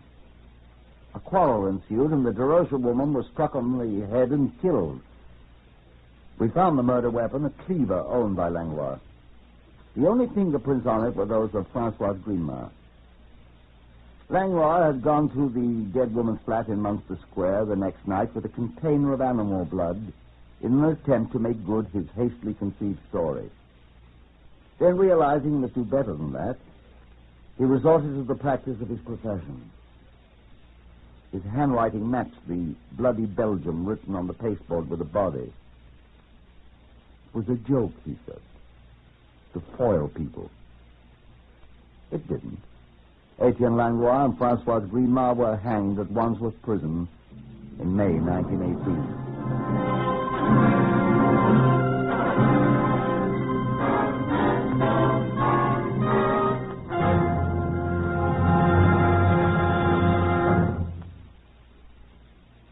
You have heard another in the series Whitehall 1212, compiled from the official files of Scotland Yard. Research is from Percy Hoskins of the London Daily Express. Whitehall 1212 will not be heard next Sunday, giving way to a special broadcast of the Masters Open Golf Tournament from Augusta, Georgia. But we shall return to you at this time 2 weeks from today.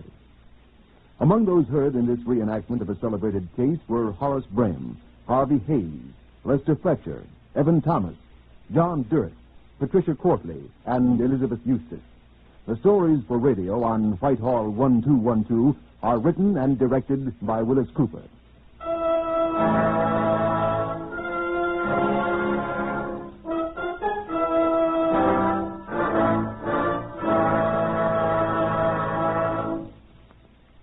Three chimes mean good times on NBC.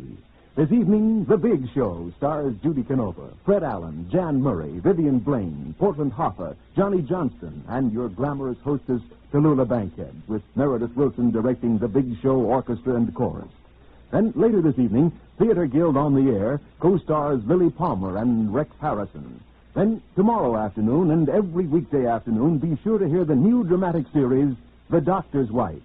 Yes, morning, noon, and night for the best in radio entertainment. Stay tuned to NBC. Remember, tonight, Theater Guild stars Rex Harrison and Lily Palmer on NBC.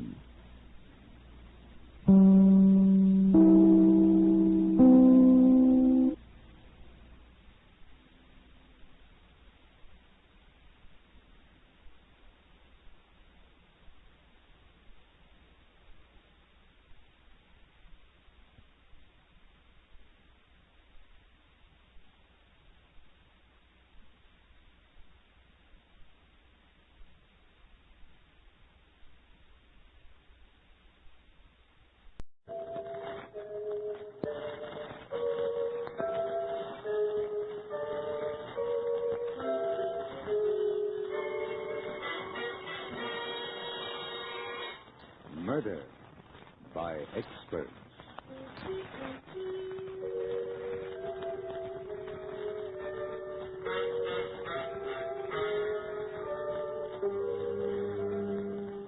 The Mutual Broadcasting System presents Murder by Experts, with your host and narrator, Mr. John Dixon Carr, world-famous mystery novelist and author of the recently published bestseller, The Life of Sir Arthur Conan Doyle. This is John Dixon Carr.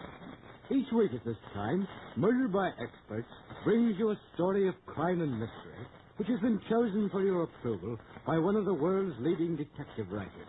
Those experts who are themselves masters of the art of murder and can hold tensity at its highest.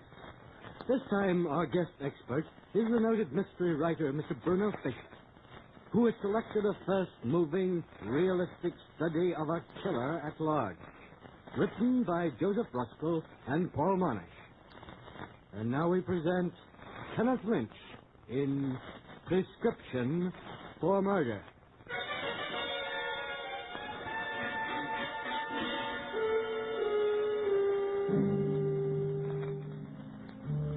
On a Midwestern highway, a car bearing two men moves at a good speed through a dark and stormy night. The driver of the car has just turned on the car radio. Now for the local and state news. The giant manhunt is on tonight for escaped convict Curly Elkins, who shot his way out of the state prison at Harbin a few hours ago, killing two guards in the getaway. Roads in the vicinity of Harbin have been blocked, and search parties are combing the woods for the escaped desperado. All citizens are asked to be on the alert for Elkins, who is armed and dangerous. Elkins is 6 feet 2, blue eyes, brown curly hair, pale complexion, with a horizontal scar on the left cheek. He was last seen wearing... Why did you turn it off, Doc? Well, that is, the fog's bad enough without news like that distracting me. Hey, what's that wheel, Doc? Your hand's shaking. Why are you so nervous? Nervous? Well, it's just this fog. I can't see an inch ahead of me. It gives me the jitters. Oh, yeah. Hey, thanks for stopping to give me a lift. Oh, that's perfectly all right. Didn't think I'd ever get a lift tonight. No one likes to take on a hitchhiker. You from these parts? No way. You said you were going into town? Yeah. Which town? Oh, same one you're headed for. Somerset? Yeah, Somerset, that's it. Well, it's funny how you get chummy on the road and tell your life's history, huh? See, you're Dr. Richard Bennett. You're going to Somerset to take over some ailing old MD's practice. His daughter, too, huh? What's her name again? Marcia? Yes. What town did I pick you up at, friend? Harmon. So you've never seen Marcia or her old man, huh? Why, no. No, I haven't. Just exchanged letters with her from overseas Japan. Now here you are, coming to a strange town to take over. Life history. It's funny the way guys open up on the road, ain't it? Now, you take me. You know all about me, too, huh? No, I don't. You sure? You didn't say a word. You didn't open your mouth till now, just now, and... But what? When you turned the radio off and stared at me? I stared at you? Yeah. Hey, watch the road, Doc. What was so interesting? Nothing? Nothing at all. No, come on, tell me, Doc. Why did you look at me like that? Why the sudden once-over? Once-over? What gave you that idea? Never mind my ideas, Doc. I'm wondering about yours. But listen, you suddenly got a bright idea, didn't you, Doc? You saw the light, huh?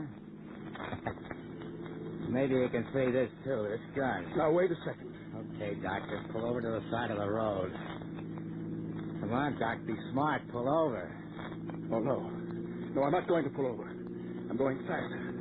It's 55 now, 60. You can't shoot me, Elkins, not now. Not while I keep it going this fast. You got this figured all wrong, Doc. I can let you have it. After all, what have I got to lose?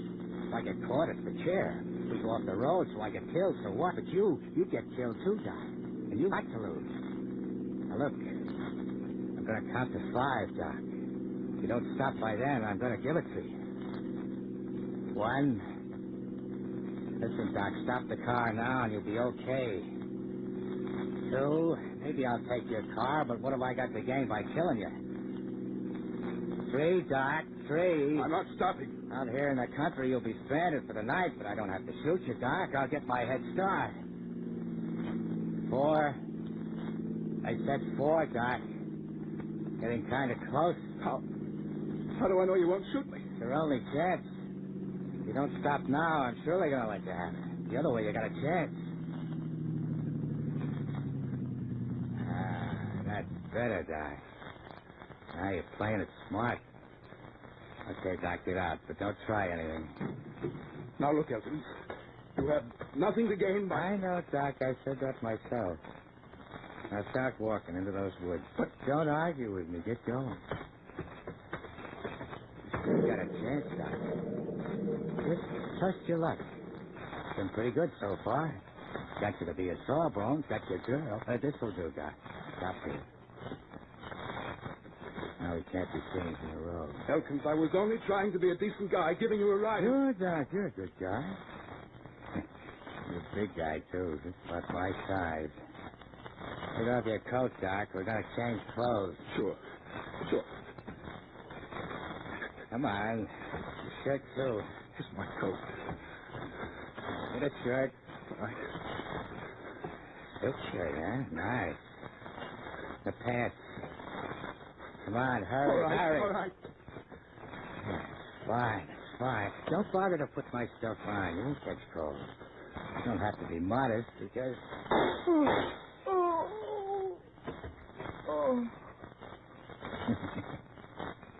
Good-hearted. What do you know?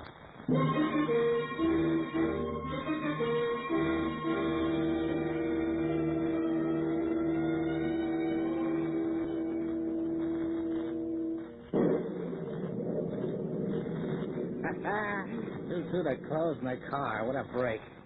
Now I'll get going.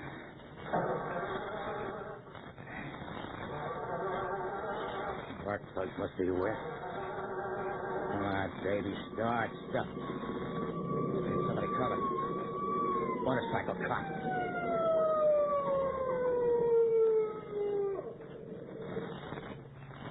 All right, you. What's the idea? Oh, what's the matter? The tail lights out. Want somebody to come along and smash into you? Gosh, was on last time I noticed. Headlights are okay.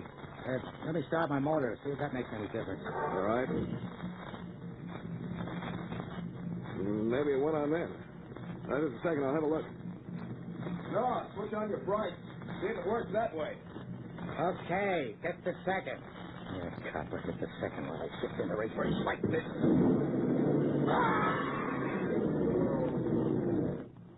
Dumb copper.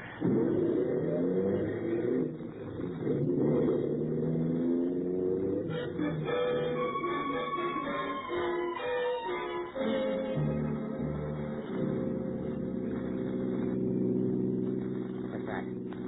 Roadblock. I'd have known they wouldn't waste any time. Hey, you want to get killed? Didn't you see this roadblock? I know. Sorry, officer. There's fog, you know. Well, let's see your license. Jameson, you come on to the other side. Okay. What's the matter, officer? Something wrong? Yeah, plenty. Some guy escaped from the state prison. Now, let's see your license. My license? You got one, ain't you? Yeah. Yes, right here. In his wallet someplace. Yeah, here it is. Let's see now. 6'2", 190, brown hair. Bennett. Dr. Rich Bennett? Huh? Oh, so you're the new doc coming to Somerset. Yeah, that's right. Yeah, I heard old Doc Milburn's been expecting you. Doc Milburn's expecting. The whole town's expecting. Well, excuse us for stopping you like this, Doc. Yes, sir. This is a heck of a reception. Practically being me mistook for an escaped convict. Well, look, Red, I got an idea. Why don't we greet Doc Bennett here in style? You're going off duty in a few minutes anyway. Give him a motorcycle escort to Marsh's place. That's a swell Now, idea. wait a minute. Won't take no for an answer. No, sir. Boy, would I like to see Marsh's face when you pull up with that siren going. Now, look, fellas, I appreciate all Excuse this. me, Doc. I'm already on the motorcycle. Come on. Let's go. Go ahead, Doc. Our release goes up in time. I'll bring up the rear.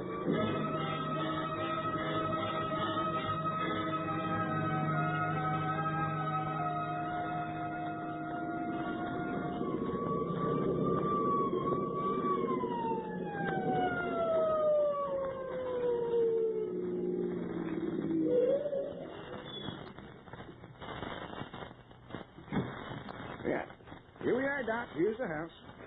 Well, thanks a lot, officer. I'll see you later. Sure, but let me get Marcia first. No, that's all right. You just run along. I don't mind at all. Hey, Marcia. Marcia. Hello, Red. Is something wrong? Wrong? Everything's fine. Look who I got with me. Who? Him. Don't you know him? Well, Red, I never saw that man before in my life. Hey, what goes? Look, didn't you say you was Dr. Richard Bennett? Why, yes. Dr. Richard Bennett. Oh, Dick, can you ever forgive me? Say, what is this?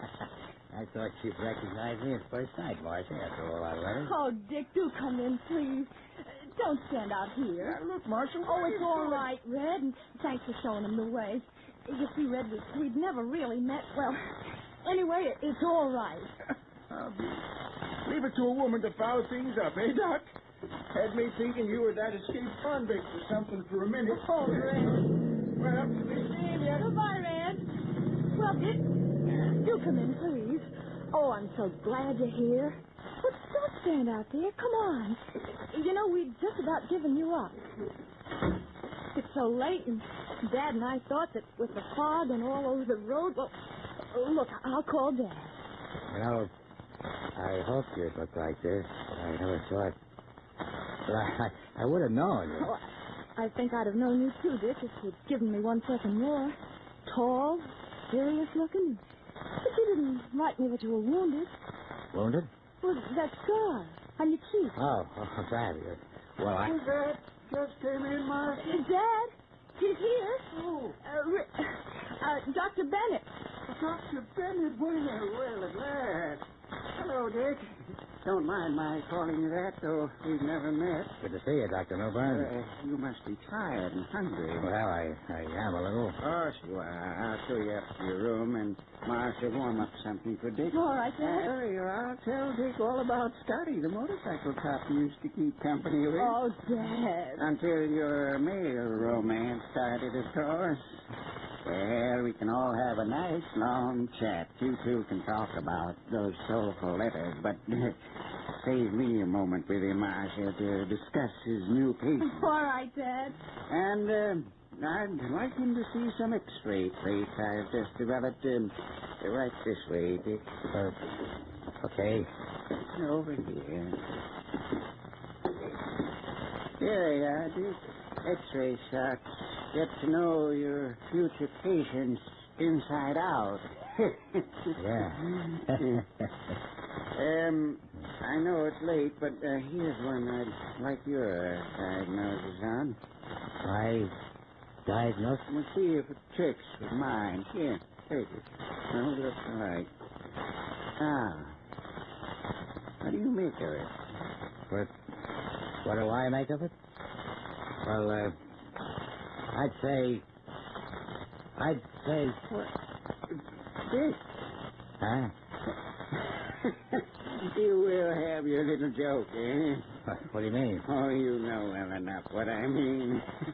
You're holding that X-ray upside down.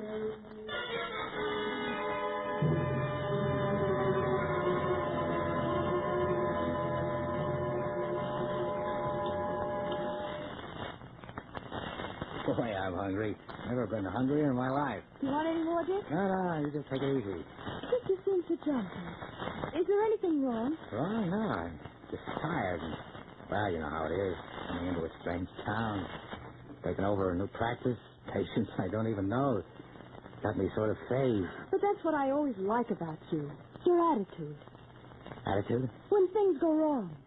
Out of the night that covers me, black as the pit from pole to pole. You finish it, Dick. Finish it? I'd like to hear you say it. Say what? With the rest of the poem.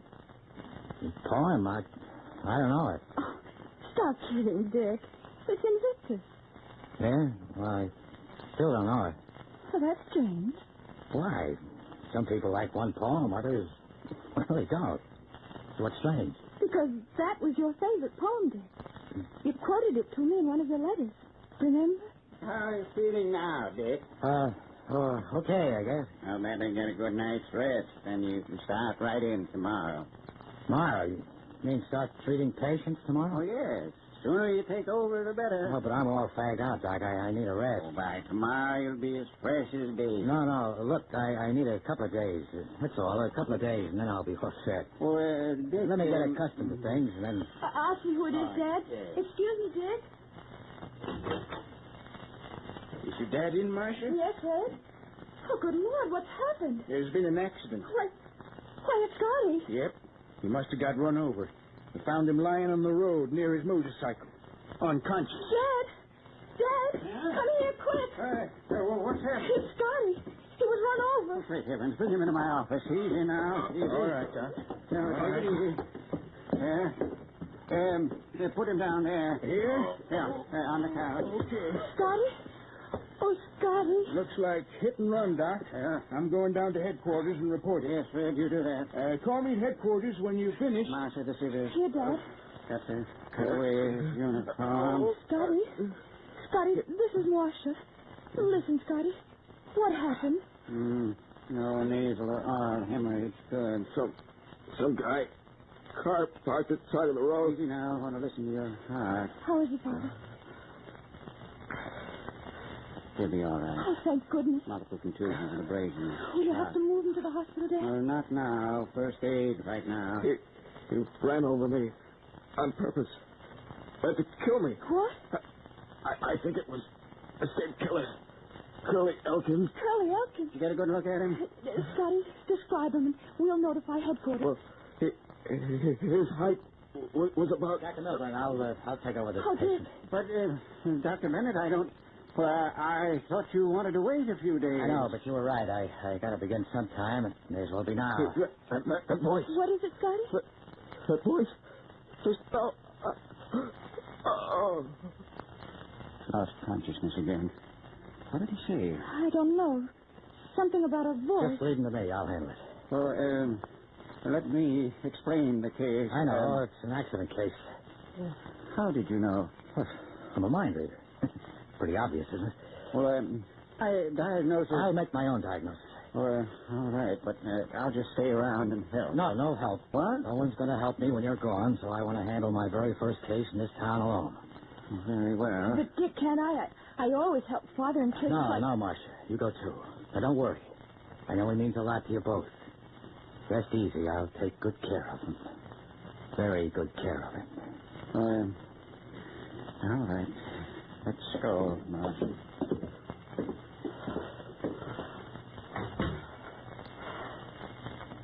How do you feel, Scotty? Who are you? That you know? Honest? How did you get run over? Did you get a good look at the driver? No. You sure? I want to see old Doc Milburn. Why? What do you want to tell him? You sure you can't identify that driver? No. I don't believe you. You're lying. You said that voice. What voice? What did you mean? I want to talk to Marcia and the doc. Let me see him. I'm taking care of you, Scotty. I'm going to fix you up good right now. The scalpel ought to do the trick. Look, take it easy, what are Scotty. you Lie trying to do? still. Just a little insurance, see? To make sure you feel all right.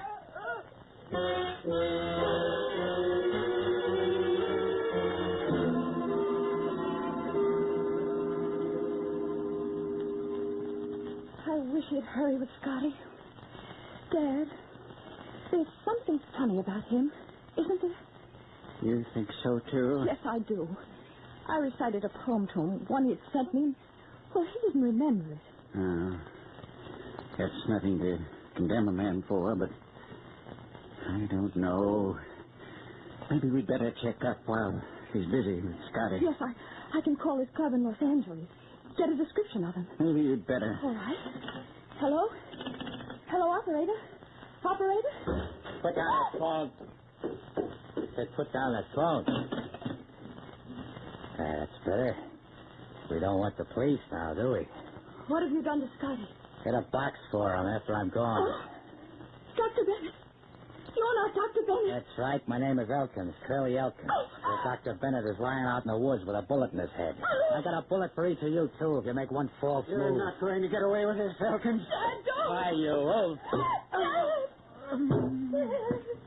That was dumb of you, Doc. Never rush a guy with a gun. Now listen to me, both of you. In case the cops return to check on Scotty's condition, you won't let him in the door. Scotty was fixed up, see, and went away for arrest. If either of you say one word out of turn, you're going to get it. What do you want from us? Why don't you leave? I'm staying right here, sister, right in this house until the heat's off. Remember this. I just as soon kill you as look at you. I'm staying put. You're going to cover for me. Because if you don't, if you, your old man, try anything or give me away, it's curtains for both of you. Now, how does that sound? Convincing?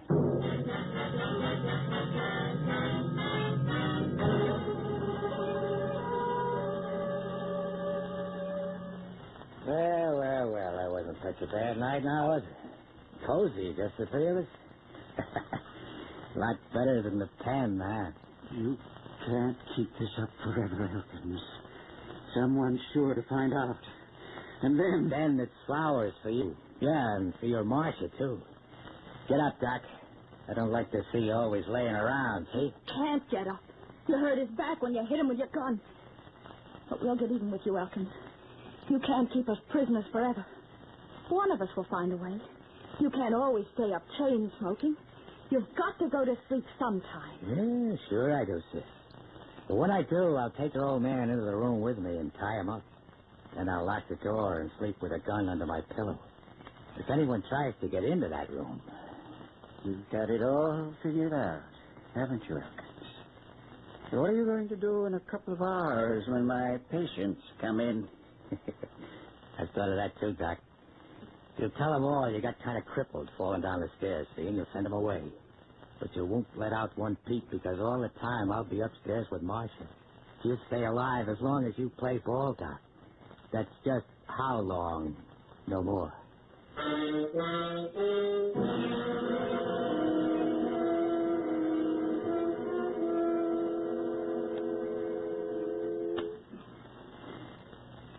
What's taking us so long? Hurry up with that coffee. It's not spoiled yet, Elkins. What's taking you so long? You growing it? Gotta have a swallow of Java, you hear? Marcia's bringing it. What's the matter? Why so jumpy? Why your eyes so bloodshot? Shut up. Look at your hands, trembling. What is it? Conscience? I doubt it. Shut up, Doc. Clam up, you hear? Nerves? What are you afraid of? You got the gun in your hand. Clam up, I say, you up. Let's see who's jumpy. As soon as I've had my coffee, just wait. Gonna be glad to get rid of me, hey, Doc? Half an hour it'll be dark and I'm scrambling out of here. You feel good about that, eh, Sawbones? I can't say I'll be sorry. You hear that, Marcia? He thinks I'm going off and leave you two here to blow the whistle on me. He thinks I'm fool enough to do that. What they take me for, a dope? Elkins, no. Good heavens, man, surely you won't. Elkins, do anything you want to me, but Marcia... She's deaf and dumb. She can't talk to the cops. I promise we won't breathe a word. Not a word. I beg you. That's me, Doc. That's me right. Who knows? Come on with that Java. Coming. You like it hot, don't you? Give it here. Yeah, maybe I will, maybe I won't, Doc. Maybe I'll kiss you both goodbye. Or maybe 2 bullets will do it. You can't be sure. Gives you kind of a funny feeling, huh? Drink your coffee. Who's nervous now, huh? Don't know if you're alive or dead in a few minutes from now. Ain't that something? Drink your coffee, Elkins. Why? Why what? Why are you so anxious for me to drink this cup of coffee? You wanted it, didn't you? Is it good? I hope so. You hope so, huh? You hope maybe a few drops of poison will do the trick and get rid of me, What huh? are you talking about? You wouldn't try a little thing like that now, would you, to save your own neck? Here, you drink it. Me? Yeah, you drink it. Drink it, I say. Take a few swats. Very well. Why not? For the silly thing. Give it here. There. Are you satisfied now? Okay. Wasn't taking any chances. Give me that coffee now.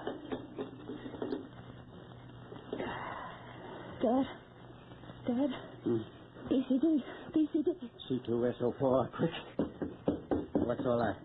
What was that double talk? Double talk, Elkins? Come on, spill it. What was it all about? Where'd she run off to? She's gone to the next room. to the dispensary. What for? To get a drink. Drink? Of what? Of a certain liquid. What for? What is this? Tell me, you scheming old devil, or I'll kill you right now. What did she ask you? What did you answer? What? My daughter just asked me the antidote for poison. I gave it to her. Antidote? Poison? That was poison coffee you both just drank, Elkins. It would take exactly 60 seconds to kill you. 60 seconds? Now. What? Yes, Elkins?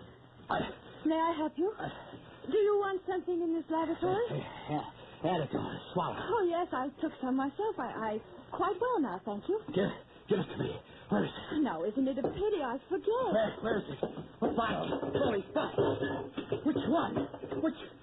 God, tell me. Tell me which one.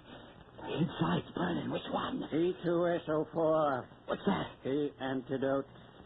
C what? But the full name's on the bottle. What's the name? What's the name? You're a doctor, aren't you? Doc.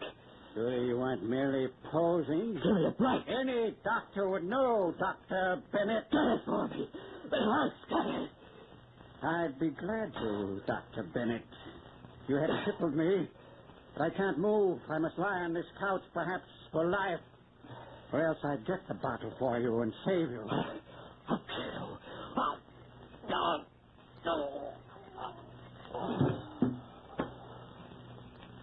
Now, Dr. Bennett, there is no antidote to death.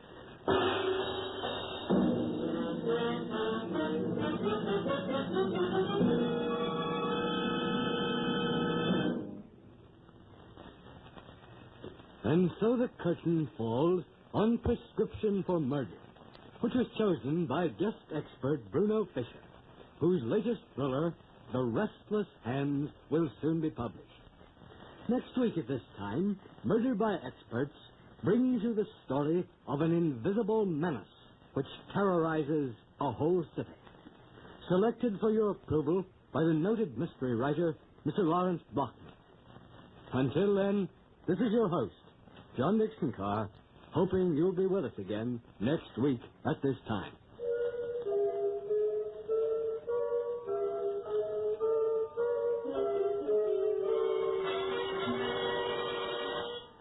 Prescription for Murder was written by Joseph Ruskell and Paul Monash. In the cast were Kenny Lynch, Kathy McGregor, Roger DeCoven, Bernie Grant, and Jack Curtis. Music is under the direction of Emerson Buckley, composed by Richard DuPage. Murder by Experts is produced and directed by Robert A. Arthur and David Cogan. All characters in our story were fictitious. Any resemblance to the names of actual persons was purely coincidental. This is Phil Tonkin speaking.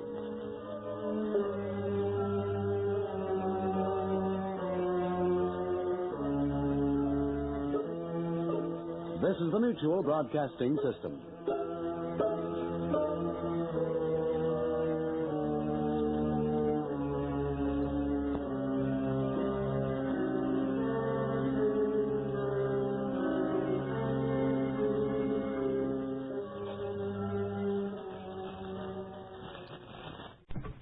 Whitehall, 1212.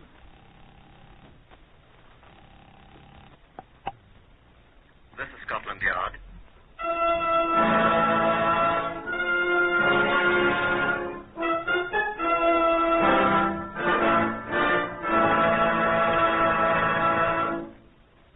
For the first time in history, Scotland Yard opens its official files to bring you the authentic true stories of some of its most baffling cases. These are the true stories, the plain, unvarnished facts, just as they occurred, reenacted for you by an all-British cast. Only the names of the participants have, for obvious reasons, been changed. The stories are presented with the full cooperation of Scotland Yard. Research on Whitehall 1212 comes from Percy Hoskins, chief crime reporter of the London Daily Express. The stories for radio are written and directed by Willis Cooper. Here is Chief Superintendent John Davidson, custodian of the famous Black Museum of Scotland Yard. Good afternoon. This exhibit from the files of the Black Museum is labeled 50MR242, which is the file number of the case you are here about. You'll note that it is not a very good wedding ring. That is, it is of intrinsically poor quality. The base metal of which it was made shows through the shabby, worn covering of gold wash with which it was once adorned. Base metal. Yes, as base as the purpose for which the ring was purchased for 6 shillings. As false as the promises of the bridegroom who bought it and took it back again after it had served its purpose. I hope you'll pardon my sentimentality. A policeman is generally not entitled to that luxury. I ask you to judge for yourself. Inspector Stephen Rockheed, who was Scotland Yard's principal representative in this case, shares my feelings, I think. Your feelings seem to have been shared by a great many persons who participated in this case, John. Witness Mr. Justice Brewster and what he didn't say at the trial.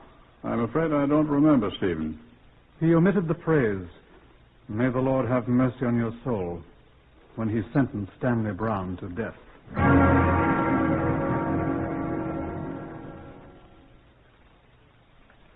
50-242 began for me with what, if it happened in a drama for the wireless, would be described as an incredible coincidence. A letter had been passed to my desk. It had been addressed to Criminal Investigation Department, New Scotland Yard. A letter from a man named Crittenden, living at Aston Clinton in Buckinghamshire. The CID receives dozens of letters of its type daily, and it is our generally tiresome duty to read them all. Whilst I was glancing over it, a visitor was announced. Before he sat down, he laid a 3-days-old copy of the Morning Telegraph on my desk. You're Inspector Rockheed? Yes. My name's Ramsey, Norman Ramsey, formerly of Blackpool, now resident in Shepherd's Bush. Yes. I've been carrying this paper around for 3 days. Why? This article here, sir. This one? Here. Highgate tragedy. Bride drowns in bath. That's the one. What about it, Mr. Ramsey? I've come here because I was a witness to a very similar case 2 years ago. Where, sir? In Blackpool, where I formerly lived. A bride drowned in her bath just 2 days after her wedding. What was her name? Brown. I see. Well, Mr. Ramsey, you are to be commended for bringing this to our attention. That was her husband's name, I assume. Stanley Brown was his name. What happened to him, do you remember? I don't know. He went away the day his wife was buried. In rather a hurry, I thought. Are you making an accusation, Mr. Ramsey? I must admit I didn't like the fellow. Are you making an accusation? I am telling you what I know about an extraordinary coincidence, sir. Excuse me. Did you know the wife's maiden name? Oh, I believe it was Crittenden. Crittenden? No, that's right, yes, I'm sure. Alicia Crittenden. Oh, you've heard of the case? Do you remember how the late Mrs. Stanley Brown, the former Alicia Crittenden, was buried, sir? I most certainly do. It was the most shocking thing I'd ever heard of. She was buried in a common grave. With 3 other deceased persons in the cheapest part of the graveyard. How do you know that? Because I have a letter here in this morning's post from her father, relating the same facts you've just told me, and considerably more besides. You speak of a coincidence, Mr. Ramsey. Well, this is amazing. It's more than that, sir. I'm afraid I shall have to ask you a few more questions.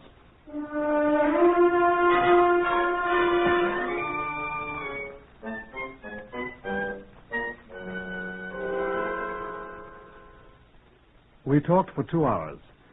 Mr. Ramsey remembered a great many things about the death of the bride in her bath at Blackpool. He remembered a representative of an insurance firm who'd asked him his opinion of Alicia Crittenden Brown as a potential risk for life insurance. He recalled having been asked to witness 2 newly drawn wills, one of the husband and one of the wife, in which each left the other everything. He recalled the circumstances of the fatal bath. But they had 2 small rooms on the first floor in this house. It was a sort of private lodging house, you see. Extremely charming people owned it, Mr. and Mrs. Ralston. I've heard that they've gone to America. But I remember the circumstances quite well indeed. The bathroom was just above the kitchen where the rest of us were sitting this particular Saturday night. Do you remember exactly when it was? Early in March, if I remember correctly. She was upstairs. I remember his saying to her, "Now, mind, don't get the bath too hot. Remember your seizures." Her what? Seizures. She had epilepsy, I believe. Well, then it was very quiet on the floor above us, and Clark Brown said he was a bit worried about her and went up. Came back almost at once and said, "Oh, she's all right," or something like that. Sat down and played the piano for a while. Then he went upstairs again, and I heard him calling out that she had drowned. The doctor came, and that was the whole thing. And you have certain suspicions? Not enough to go to the police. Before, I mean. You obviously have now. Did you notice the name of the husband of the bride who was drowned in the bath at Highgate? Why, I... Look at the paper here. Stanley. J. Stanley. Stanley Brown's full name was James Stanley Brown. Well, Mr... I'm sure you understand, Inspector, that I realize I may be doing the man a dreadful injustice. He may, so far as I know, be the victim of... Coincidence, eh? Well, yes, put it that way, if you like. I shall never forgive myself if I stirred up suspicion of an innocent man, but... You'd recognize him if you saw him? Of course. Never forget him. Tall, heavy man with a long face like a horse, perfectly bald head, and the most extraordinary eyes I've ever seen. Absolutely dead eyes, like some primordial monster from the slime of an ancient sea. Are you a poet, Mr. Ramsey? I'm sorry. He is rather fishy looking. Yes, of course I'd recognize J. Stanley Brown. Excuse me. Will you put me through to the police at Highgate, please? Right. Ring me when you get them. I should like to ask you to come up to Highgate with me. Could you come this afternoon? Oh, this afternoon? Well, let me see. Sorry. That's all right. Inspector Rockheed speaking, Scotland Yard. Oh, yes. Hello, is that you, Richard? Oh, I wanted to talk to Chief Inspector Richard Yarber at Highgate. Right. Oh, there you are, Richard. Stephen Rockheed here. Oh, fine, thank you. How are you? The young woman who died in her bath, when was it? The day before yesterday? Right. Mrs. Stanley. I'd like to have a look at her husband, Richard. Where would I find him? I mean, does he live at... What? What's the matter, really? sir? Can't hear you, old boy. Oh, when? What? Interesting. The same day she was buried, eh? What, sir? Shh. Very sorry. That's very interesting. How long have they been married? Says recently married in the paper here. 3 days. It's Brown, I know it. Sorry, sir. Well, yes, I would rather like to talk with him. I think we'd better pass the word to have him picked up. Is he gone? If you please, Mr. Ramsey. I'm sorry, I'm very sorry. What's he look like? How particular. Where's my pencil? Here. Now, go ahead. Tall, about 14 stone. Big chap, isn't he? What kind of extraordinary eyes? But that's him. Like an insane what? What? Thin and hatty? You do turn a phrase, Richard. Excuse me. What are you saying? Bald-headed. Ask him if he's bald-headed. Yes. Bald-headed chap, is he? Oh, curly black hair. But that's not him. It can't be. Will you please be quiet, Mr. Ramsey? Well, he was perfectly... Sorry, Richard. Yes, thanks. Give our people here at the yard the fullest description you have, and thank you very much indeed. No, I'm not sure, but the circumstances of his wife's funeral do interest me. I'm very curious. Thank you. Is he gone, sir? He's gone, yes. And where do you suppose his bride is? Well, you said she was buried. She is buried in a common grave with 4 other miscellaneous corpses, just like the other bride of 3 days who died in her bath.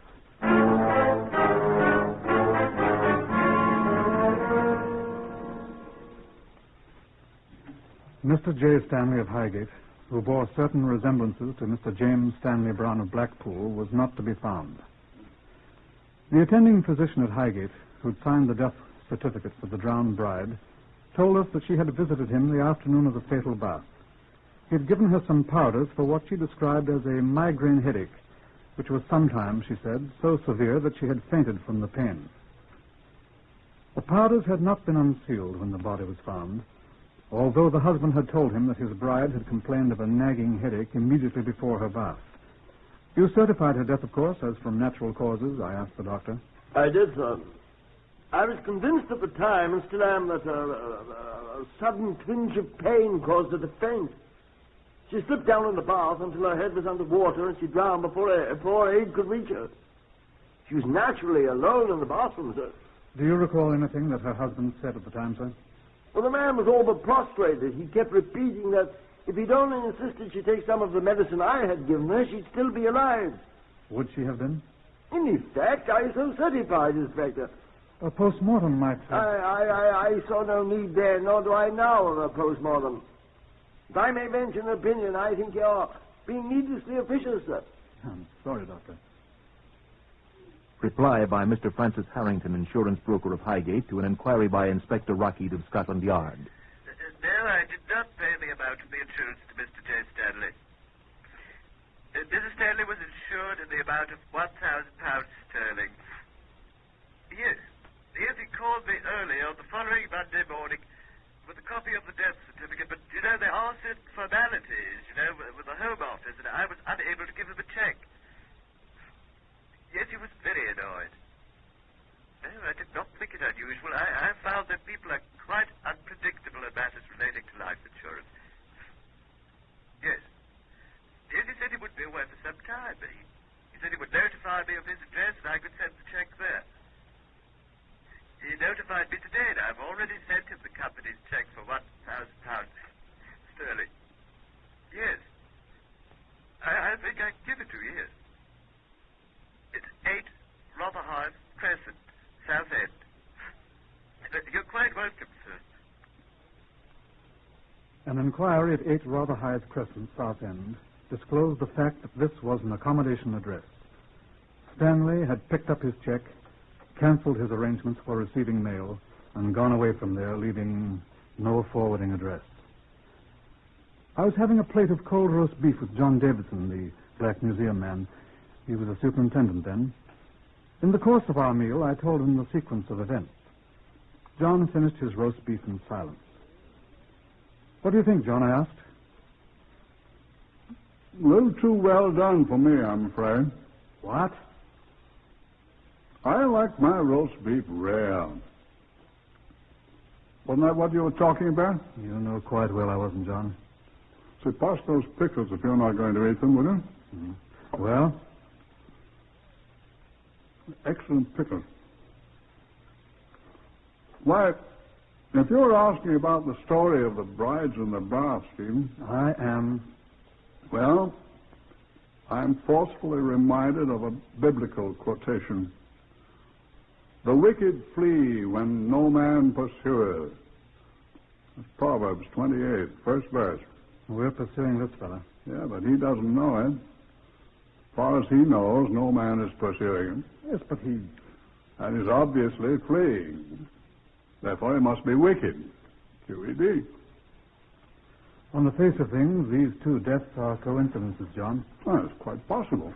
We don't even know it's the same man. Bald-headed men don't suddenly grow curly black hair. Well, sometimes they wear wigs. Yeah, I thought of that. Have to find him to prove it. Is there any more beer in that jug? Thank you. No, I don't think you're going about finding him in the right way, Stephen. Do you have any suggestion, then? Say no more of that beer, I suppose. That's a pity. But I think if I were doing it, I'd take my cue from that proverb I just quoted. Well? I'd give the wicked something to flee from. He just might flee right into your arms.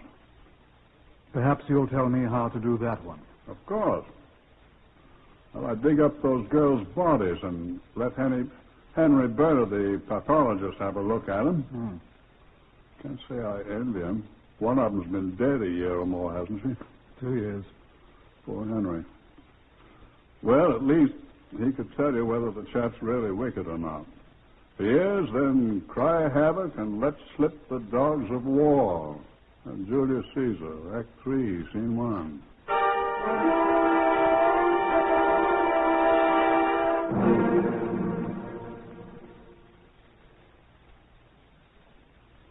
After a series of annoying explanations on my part, I succeeded in obtaining the necessary permission to exhume the bodies of Alicia Crittenden Brown at Blackpool and of the late Mrs. J. Stanley at Highgate.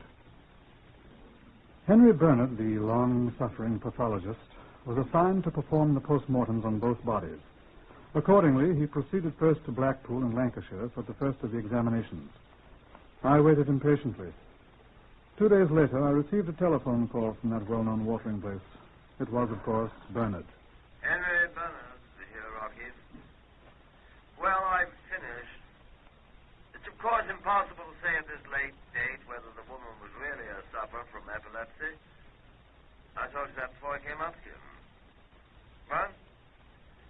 No, there's no evidence of any organic disease. No, she wasn't poisoned. No, there's no indication whatever of any wound of any kind on the body. Lacking any other evidence, I can assure you there is none. We must accept the fact that she drowned as a result of an epileptic seizure. No, there can be no more to add. Excuse me, there's I am, somebody at the however, door. conferring this evening with the doctor who signed the death certificate. Excuse me, Yes, what do you want? I'm talking on The the... police station just telephoned you. They waited, but then they said they wouldn't wait any longer. And pleased to give you the message at once, as it is extremely important. Well, spit it out. What do they want? It was Inspector Rogan, sir. He said to tell you that there's a lady complaining to them that her husband is threatening to kill her. Now, look here, Constable. I'm in no mood to be bothered with details that can be handled by... Tell them to do their own work. I'm busy. Of all the... Hello, Bernard. Hello, are you there? Hello. Oh, he's hung up, damn it. Now, look here. Well, they said you'd be most interested when you hear the lady's name, sir. Well, what is her name, then? Mrs. J. Stanley Brown, sir.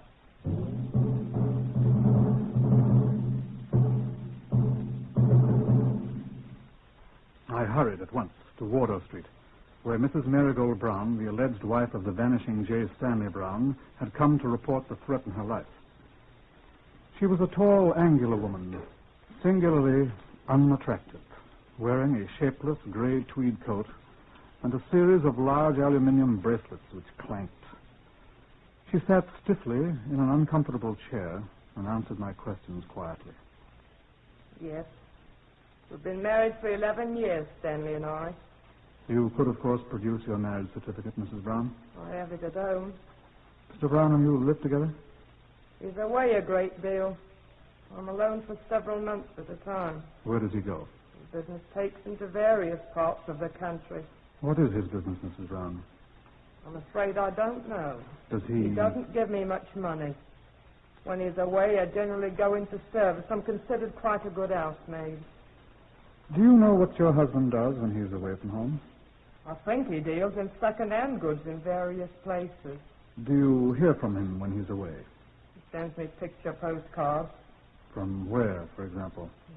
Portsmouth, Bristol, various places. Blackpool. Where?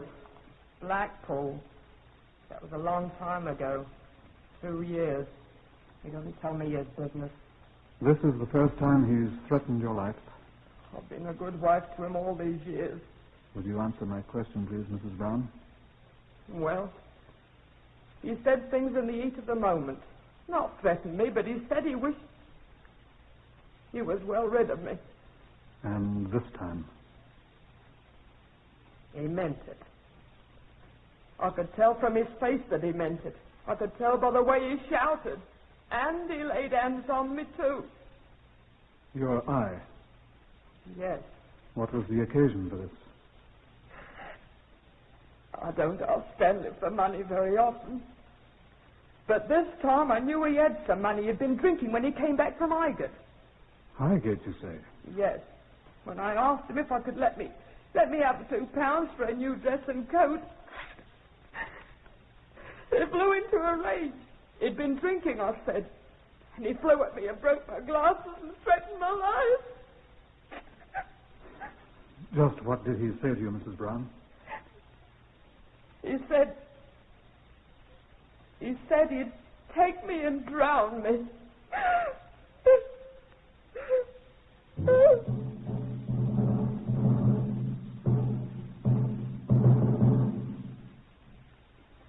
Police stations throughout England were advised that Scotland Yard wanted J. Stanley Brown, not merely for questioning, as we would have had to say before his poor shabby wife made her complaint.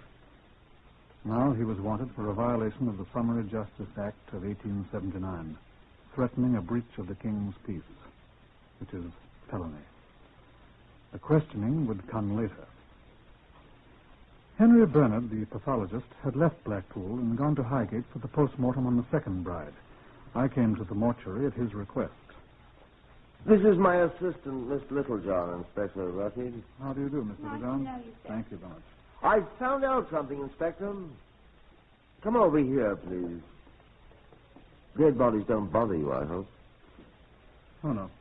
I've brought the last Mrs. Stanley called himself at Highgate, didn't they? Stanley, yes. Mm-hmm. Well, there's nothing at all I could discover on the one at Blackpool. But this one is much more recent, you see. Little more than a week. Yes. She must have been quite good-looking. Puzzles me why girls like this will marry such rascals. I understand he's hideous. So we hear. Well, what did you find to show me? Well, I'll get to it in a second. First, though, the bride at Blackpool. She didn't have any epilepsy. I thought you said you couldn't be sure. I can be sure of one thing. Look, I've had a bathtub brought in here. Where? Oh, there. Well, what's now, that? Be patient, be patient. This is exactly the same type of bathtub in which the woman at Blackpool was drowned. And by another of those coincidences you're so fond of, also the same as the one at Highgate. I've seen them both. Now I'm going to show you something. Miss Littlejohn. Yes, sir. Oh, I hope that water isn't cold. You've had it filled? Of course. Now, Miss Littlejohn, if you'll take off your clothes. It's all right, Inspector. I've got a bathing suit under my smock. Oh, no, you didn't think... Take off your shoes, Miss Littlejohn. Oh, yeah. All right. Now get in the tub. I feel most awfully silly. You'd feel sillier without your bathing suit. Get in, please. Yes, sir. Oh, I thought you said this was warm. Sit down. Oh. Now, the first reaction in an epileptic seizure is a sudden stiffening of the muscles, especially of the legs. Miss Littlejohn will now stretch out her legs sharply. Observe. If you please, Miss Littlejohn. You got this? Uh-huh. There we are. Well, nothing happened. Of course. An epileptic would merely prop herself against the foot of the tub, her back resting against the slanted end, and her head out of the water, like Miss Littlejohn. She's wedged in there. But if her legs were relaxed... Sure, Miss Littlejohn. There you are. Like that. Now, I'll show you something else. Step around here to the end of the tub. Now, be careful. Take off your coat. Doesn't matter if your shirt sleeves get wet. Well, what are you going to do? You're going to do it. Reach down in the water. Now, do be careful. Take hold of Miss Littlejohn's ankles. Well, Go on. Excuse me, Miss Littlejohn. Now, do be careful now. Lift her feet out of the tub. Hold her feet up. Hold them up. Hold them up. But her head is underwater, man. Of course, old chap, she's drowning. That's the way the young lady over there on the table was murdered. Oh, I say, drop her feet. She is drowning.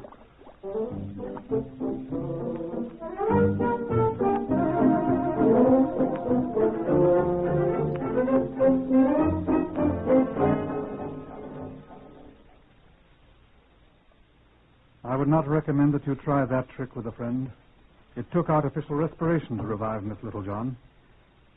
And when Bernard showed me marks on the ankles of the drowned bride, marks that fingernails would have just fitted into, well, we measured the tiny scars and photographed them for comparison with the fingers of Stanley Brown, should we ever catch him. It was almost exactly 7 weeks later. I had a telephone call from Mrs. James Stanley Brown, the living one. "Please come to my flat at once," she said. "It's of the highest importance." I went there. Mrs. Brown was quite excited. I'm so glad you've come, Inspector. What's happened, Mrs. Brown? Oh, Inspector, I want to withdraw the charge against my husband. Please say I can withdraw it. Mrs. Brown, Please say I may. Oh, please. I'm afraid I'll have to know more about this, Mrs. Brown, before I can answer Oh, that. it's quite simple. We've made up again. You've what? Oh, I know, but, we've decided it was so awfully silly for us to be quarreling, and he's promised. You've seen your husband? Yes, he came back to me. And we've had such a long talk. We're going to start over again, and... Whose idea was it? Why, his, of course. And now I want to cancel a silly charge I laid against him. It wasn't a silly charge, Mrs. Brown. So ashamed of myself. I simply must have you drop these charges. They're only a formality anyhow. Oh, we're going to be so happy. Already he's begun to treat me just like a bride, Inspector. Where is he now, Mrs. Brown? The dear, great boy. Where is he, please? You won't believe it, but he's upstairs right this minute, preparing me an heavenly bath, just like a bride. She wept bitterly when I arrested him in the bathroom alongside the inviting full tub, thinking of cheap bath salts for this pathetic last bath. Despite the things he'd done to Marigold Brown, her dreams died hard. But they died when she heard the story of the other brides who had had their baths. Henry Bernard proved the points he'd made to me and Miss Littlejohn. In the face of it all, Stanley Brown confessed. On that day, Marigold Brown stopped weeping and believing in this black-hearted man. He was found guilty, of course, and sentenced to death. He was guilty of the death of 3 women. On the day he was hanged at Wandsworth, Marigold Brown committed suicide. I think there's some good advice in what Superintendent John Davidson told me. Give the wicked something to flee from. Sometimes they'll flee right into your arms.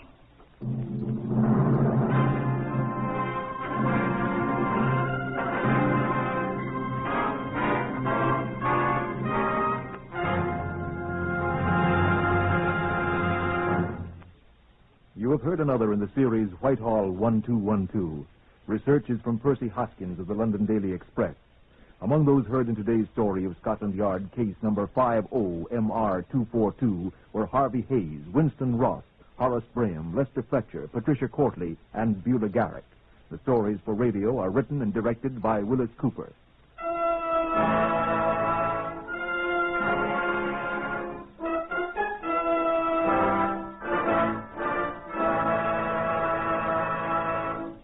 The fight against cancer is your fight. You're personally concerned with its disease, for anyone can develop it. And there is something you can do to protect yourself and your family. First, familiarize yourself with the facts about cancer. Interesting, easy-to-understand literature may be obtained from the local unit of your American Cancer Society. Guard your family and strike back against cancer. Mail a generous contribution to Cancer in care of your local post office. This is NBC, the National Broadcasting Company.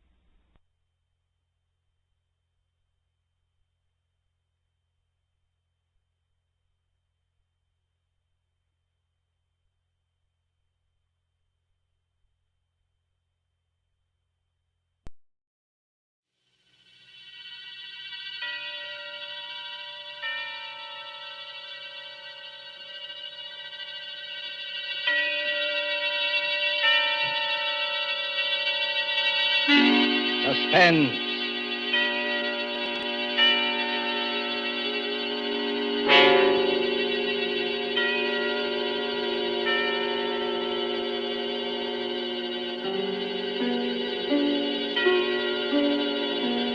This is the Man in Black, here again to introduce Columbia's program, Suspense. Heading our starring Hollywood cast this evening is Mr. Paul Lucas, and with him are Miss Heather Angel and Mr. Bramwell Fletcher. Story by John Dixon Carr, dealing with strange, very strange happenings in a London curio shop, and called Mr. Markham, Antique Dealer, is tonight's tale of suspense. If you've been with us on these Tuesday nights, you will know that suspense is compounded of mystery and suspicion and dangerous adventure. In this series are tales calculated to intrigue you, stir your nerves, to offer you a precarious situation, and then withhold the solution till the last possible moment. And so, with the performances of Heather Angel, Bramwell Fletcher, of Paul Lucas as Mr. Markham, Antique Dealer, we again hope to keep you in suspense.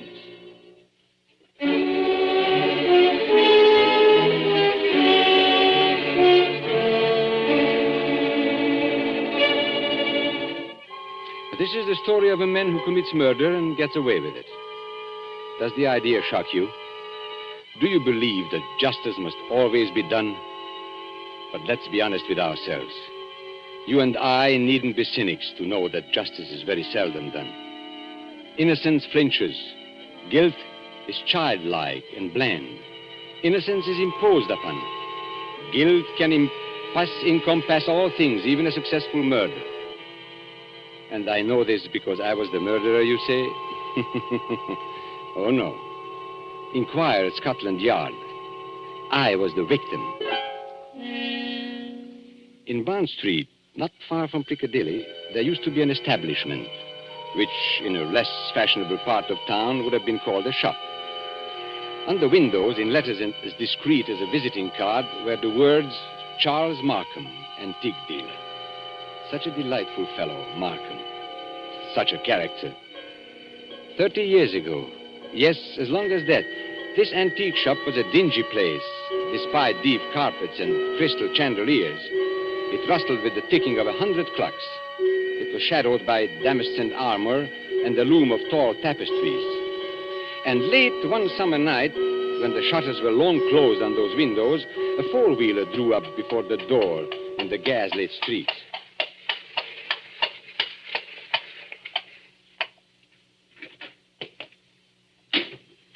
That's all, cabby. You needn't wait. Very good, miss. Good night. Good night.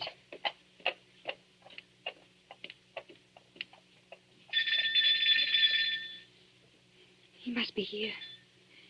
He must be. I won't go back to that place. I'll kill myself first. Oh, look here, old man. You needn't be... Oh, I beg your pardon. And I beg yours. I'm not the person you were expecting, am I? No, madam. As a matter of fact, I was expecting a police officer. A police officer? Oh, merely an old friend who often drops in for a talk and a drink. You are Mr. Markham, aren't you? Yes, my name is Markham. Can I be of any service to you? I want to come in. I want to buy a present for somebody. Now, really, madam, this is hardly the time. Yes, I know it's late, but... It's nearly 1 o'clock, madam. Surely tomorrow morning will be... That'll be too late. This is a special occasion. It's a birthday present. That's it. A birthday present. I've got to deliver it before breakfast. And Sir George Lytle says this is the only place in London to buy antiques. Sir George flatters me. Won't you let me come in? Just for 5 minutes. Well, under the circumstances, madam, I think it might be managed. Now, one moment while I put some lights on. No. Please. That one little light will be enough. But you won't be able to see anything. That doesn't matter. I'll trust to your judgment. Just as you like. This way, madam. What's that? That noise? Oh, you mean the clocks, madam? There are more than 100 clocks in this room. I'm very fond of them. Don't they get on your nerves? Ticking away together like a nightmare? Striking the hours together? They don't strike together, madam. When the hour approaches, you will hear a musical din that lasts for some time. Might I interest you perhaps in a clock? No. I hate them. Now, all the same, this grandfather clock might amuse you. What about it? Observe the signature. Johannes Carver, Londini, Facet A.D., 1752. You could see better, madam, if you raised that veil. I'll keep my veil down, thanks. Just as you please. But look at the clock. I open the glass face like this. Then I push the second hand forward like this, and... 1:00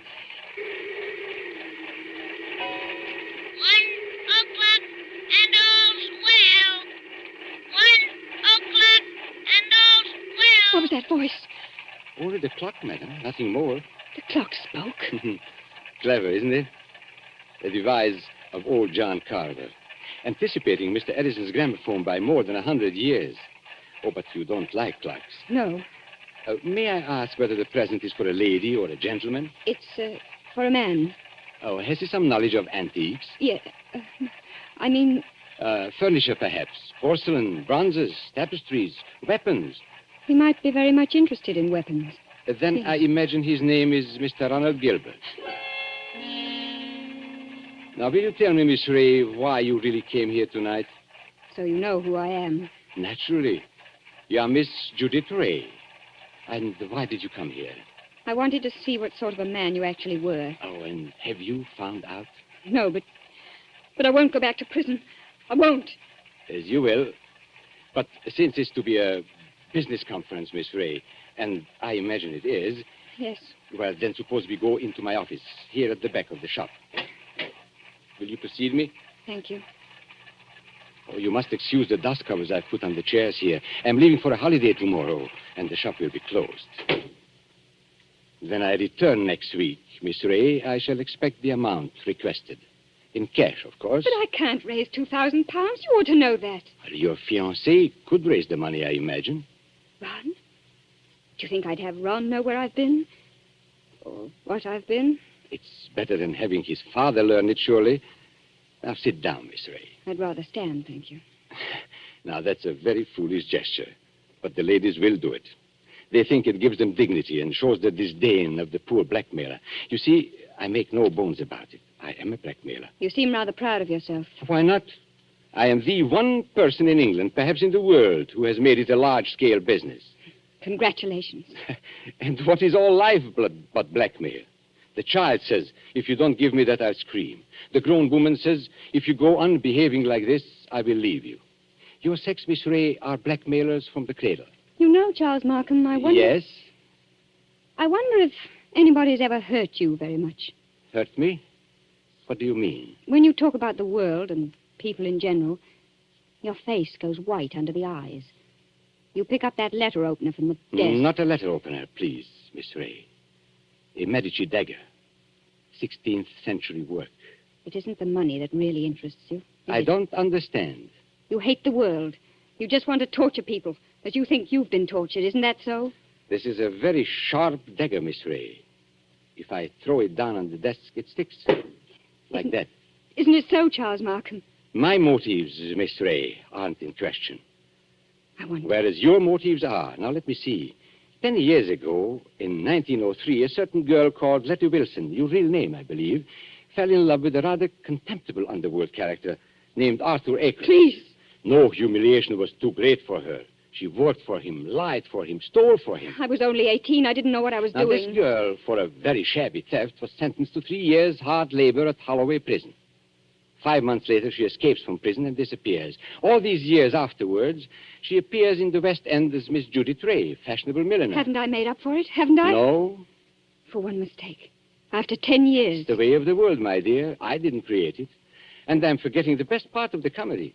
This paragon of virtue next falls in love with Mr. Ronald Gilbert, son of Major General Sir Edmund Gilbert.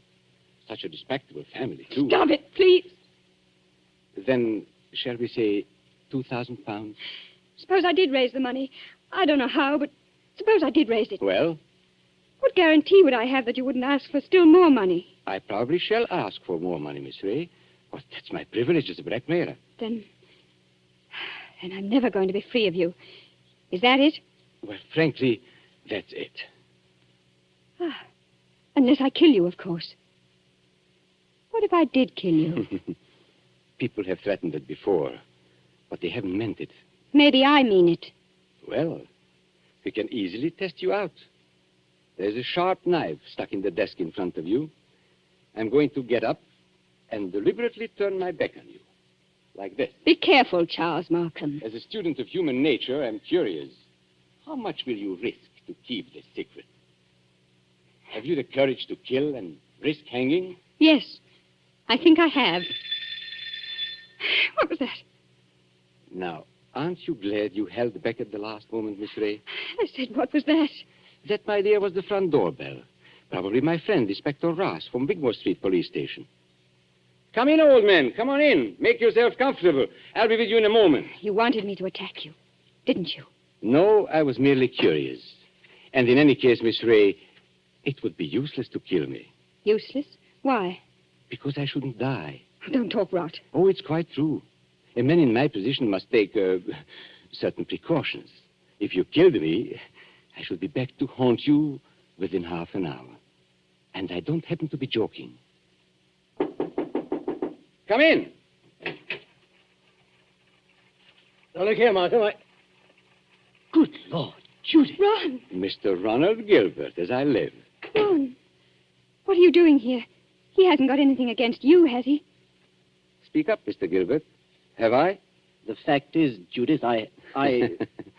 Look at him, Miss Ray. See how he changes color and twists his mustache and altogether resembles a boy caught in his mother's gem cupboard. Perfect picture of a gentleman being a gentleman. Look here, Markham. I'm not very clever. You can always make a fool of me when you start talking, so let's stop talking. I've brought the money. What money? Oh, merely my fee for keeping quiet about you. So you went to Ron, too. You told him about it. Naturally. If possible, always sell your wares in 2 markets. How much money? Never mind, Judith. I hoped I could do this without your knowing. How much money? 3,000. It's all I could raise. Has he told you who I am and what I've been? Look here, Judith. Who the devil cares who you are or what you've been? I happen to be in love with you. Never mind. Let's get out of here. Ron, it's no good. He'll only come back for more money. I know that, but what else can we do? Nothing, I'm afraid. Well, what's that knife doing there, stuck in the desk? Nothing dangerous, I assure you. No? Merely a curio. I pick it up like this, I flip it down like this, and pick it up again. Miss Ray was very much interested in the dagger. Now, may I have that envelope with the money, please? There you are. Take it. Thank you. As I explained to Miss Ray, I'm leaving tomorrow for a holiday, hence the general disarray and the dust covers on the chairs. But before my departure, I'm glad we could settle this affair, as you would say, like gentlemen. Before we clear out of here, Markham, there's just one favor I'd like to ask. Well, of course, old man, ask away. This is your job, I suppose. You can't help being what you are, but never again, as long as you live... Well? Never even say the word gentleman. Be careful, Ron. Look at his face. Tell me, Mr. Gilbert, how much money is in this envelope? You heard what I said, 3,000 pounds. Then take it back, my friend. I find we can't strike a bargain after all. What do you mean? Just what I say. Here is your money. You will now oblige me, both you and Miss Ray, by leaving my shop. What are you going to do? Tomorrow morning, perhaps even tonight, I'm going to get in touch with the police, and I shall tell them where they can find Letty Wilson, alias Judith Ray. You can't do that, Markham. Oh, yes, he can. You've hit him where it hurts. 3,000 pounds, my friend, is not enough compensation for the way you talk. There is a way through the shop. Shall I escort you to the front door? No. Oh, so you prefer to stay here and make a fool of yourself? You're not going to tell the police, Markham. I promise you that. And how are you going to stop me? With this. Run! Put that gun away.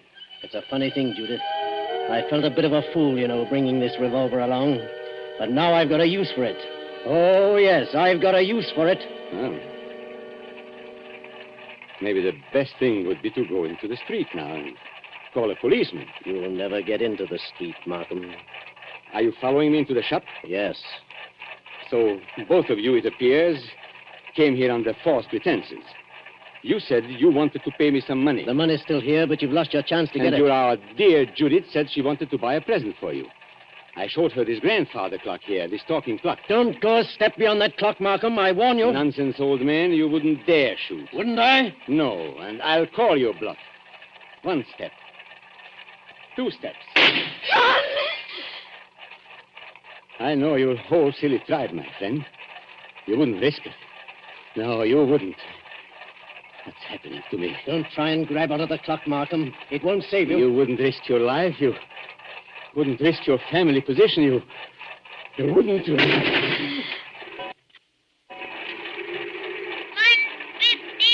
and all's well. 1:15 and all's well. I had to do it, Judith. Don't you see? I had to do it. Did you... Is he... Oh, yes. Yes, he's done for. I tell you, I had to do it. Shh. Keep your voice down. Why? That shot sounded like the crack of doom. I wonder if anybody in the street heard it. You mean the police? Yes, Ron. What in heaven's name are we going to do? Steady, steady. We'll find a way out. Maybe he's not dead, Ron. Go and look at him. He's dead, all right. Please, Ron. Go and look at him. Well? Shot through the heart. The bullet went clean through him and smashed the face of the grandfather clock. That's all I can see in this dim light. This isn't happening to us. It can't be I've happening. got to think, but it's hard to think. You see, Judith, I'm not in a rage any longer. I'm just numb and a little bit scared. You're not going to give yourself up. And have this whole thing made public? Not likely. Wait a minute. There may be a way out. What way? He said he was going for a holiday. Remember? Well, suppose he did. That gives us time. It means his absence won't be noticed. The shop will be closed. Nobody will come here for days. And certainly nobody will come here tonight. And... What's that? The police officer. I forgot the police officer. What police officer? A friend of Markham's. Inspector somebody or other from Wigmore Street. He's inspected here tonight. Then we're finished. No, Ronnie. We're not finished. He can't see anything out there. The shutters are down and the door's covered. Could you pick Markham up and carry him? Yes, I could. Why? There must be a back way out of the shop, probably in the office. Hurry, Ron. I don't like to touch him. Hurry, Ron, please. He's as heavy as a sack of meal. He seems to be looking straight at me. I know. Everything here seems to have eyes and move a little in the shadow. Didn't you see the expression in Markham's eyes just before you... No, I didn't. He seemed to be looking behind us, or beyond us. I don't know how to describe it. And he said something, too, that scared me. He said he couldn't die. He said... Close the door, quick. This police officer, Judith, he can't get into the shop, can he? Of course he can. The front door isn't locked. That's true. What's wrong with me, Judith? I came in there that way myself. And there's no time to lock the front door now. Our only hope is through the back way. I thought I'd seen a back door and... Ah, there it is. Just a minute. I've killed a man. That means I'm a murderer. A fraction of a second, one tick of a clock in there, and you change from an ordinary happy person into what I... Well, Judith, well? I'm sorry, Ron. The door's locked. Isn't there a key? No. Maybe in his pockets on a key ring. There isn't time, Ron. I think I heard the front door open. Our visitor's coming in. I've got it. The dust covers. What? Those white cloths that fit over the chairs. Look at them. What on earth are you talking about? We used to play a game when we were kids. Somebody sits in a big chair. You know, you fit the dust cover over him and nobody can tell he's sitting there. Don't you see, Judith? That's how we can hide Markham's body. It might work if there's time. There's got to be time. Take the big cover off that chair, the wing chair. All right. Maybe there's a chance. I'll fit him into it. Arms along the chair arms. Feet pushed back. Now, put the cover back again and pull it round down his feet. Don't let it touch his chest. The blood will show through. There, that's got it. You can't see anything now, can you? No, but, Ron. Well? What did you do with the gun? The gun? The gun you shot Markham with. Oh, well, Judith, I put it down on the floor when I picked up his body. Out in the other room? Yes, I'm afraid so. And it's too late now, Judith. The police are here. What are you going to say? I don't know. Trust your wits and try and brazen it out. Yes? Come in. Good evening, Miss Ray. And good evening, Mr. Gilbert. Charles Markham? You're Charles Markham? Correct, Miss Ray. But why should that surprise you? Why do you look as though you were seeing a ghost? Because we are seeing a ghost. If you're Charles Markham, whose body is... Judith, be careful. Body, Miss Ray. Did you say body? Miss Ray's upset. She doesn't know what she's talking about. If you killed me, I should be back to haunt you within half an hour. That's what he said. I tell you, Miss Ray isn't herself. She had bad news today. A relative of hers died. I've been trying to make her feel better. Indeed. Do you think it would make her feel better to bring her here? I don't understand. My dear sir, you are very welcome. But the situation is surely a little odd.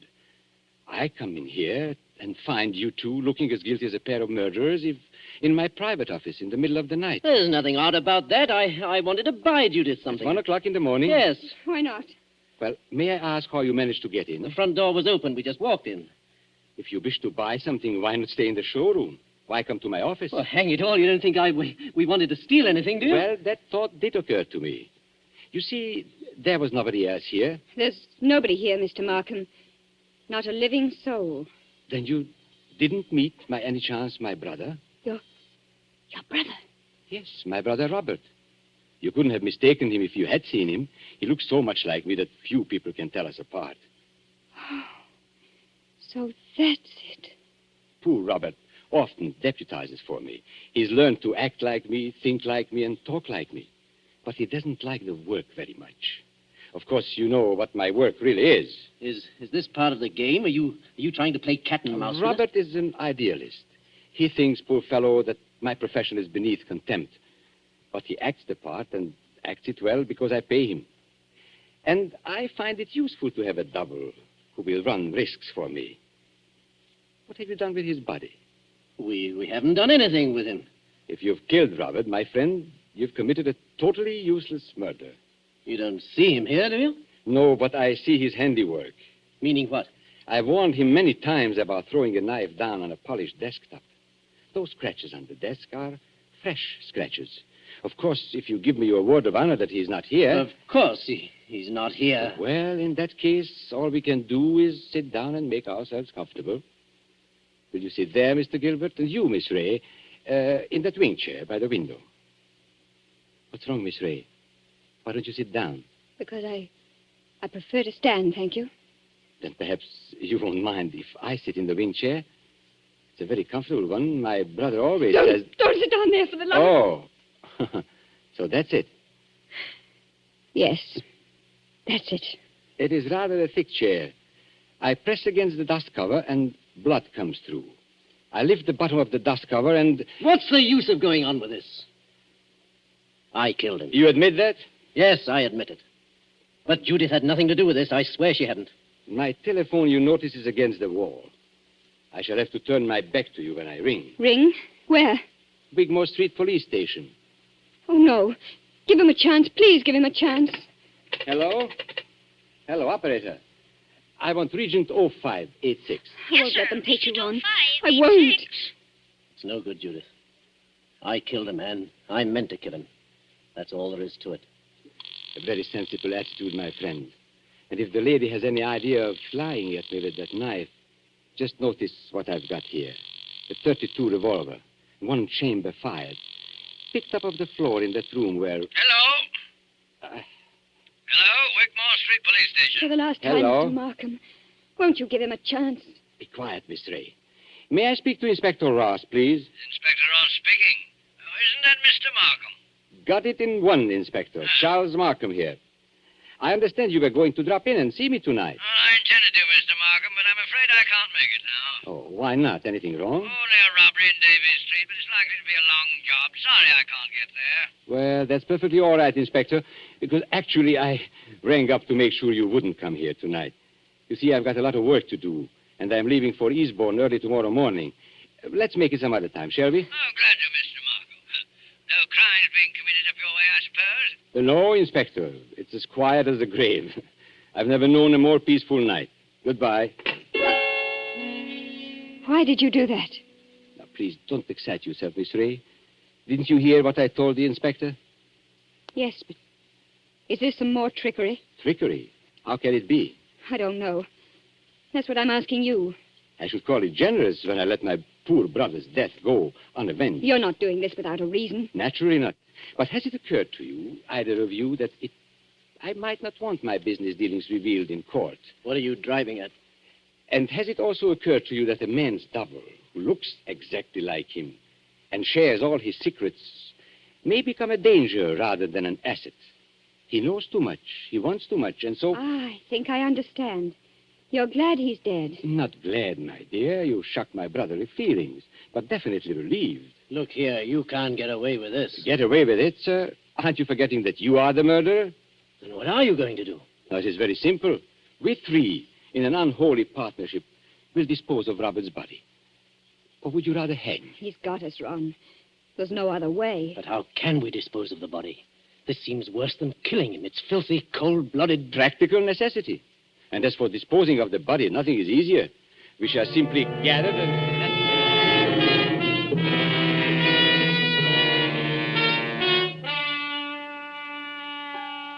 And so, as I said before, this is the story of a man who commits murder and gets away with it.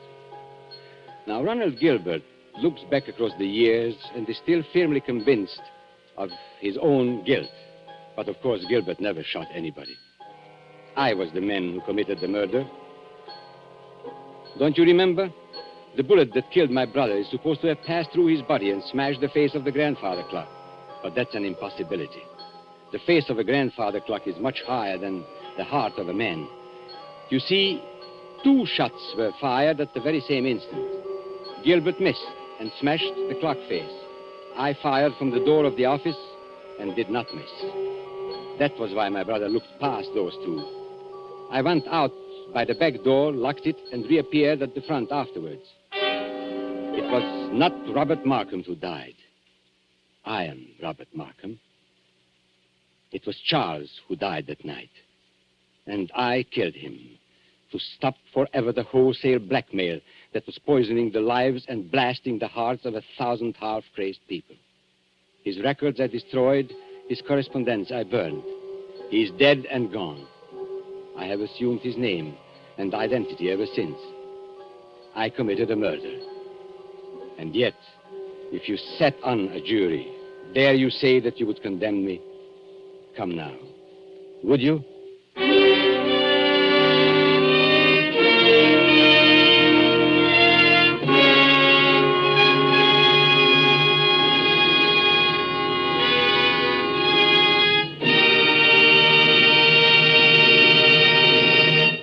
And so closes Mr. Markham, Antique Dealer, starring Paul Lucas with Heather Angel and Bramwell Fletcher.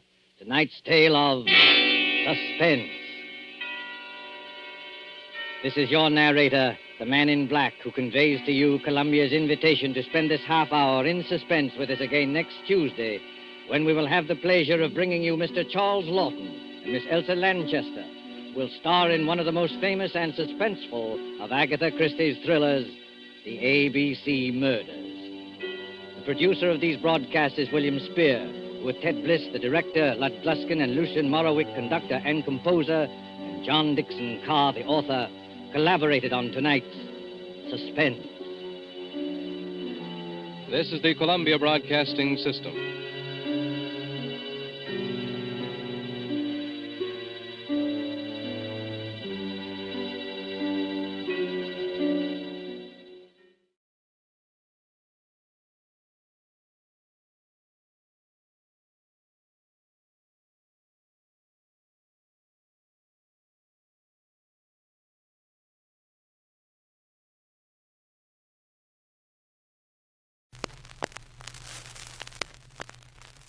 The Adventures of Sam Spade, Detective.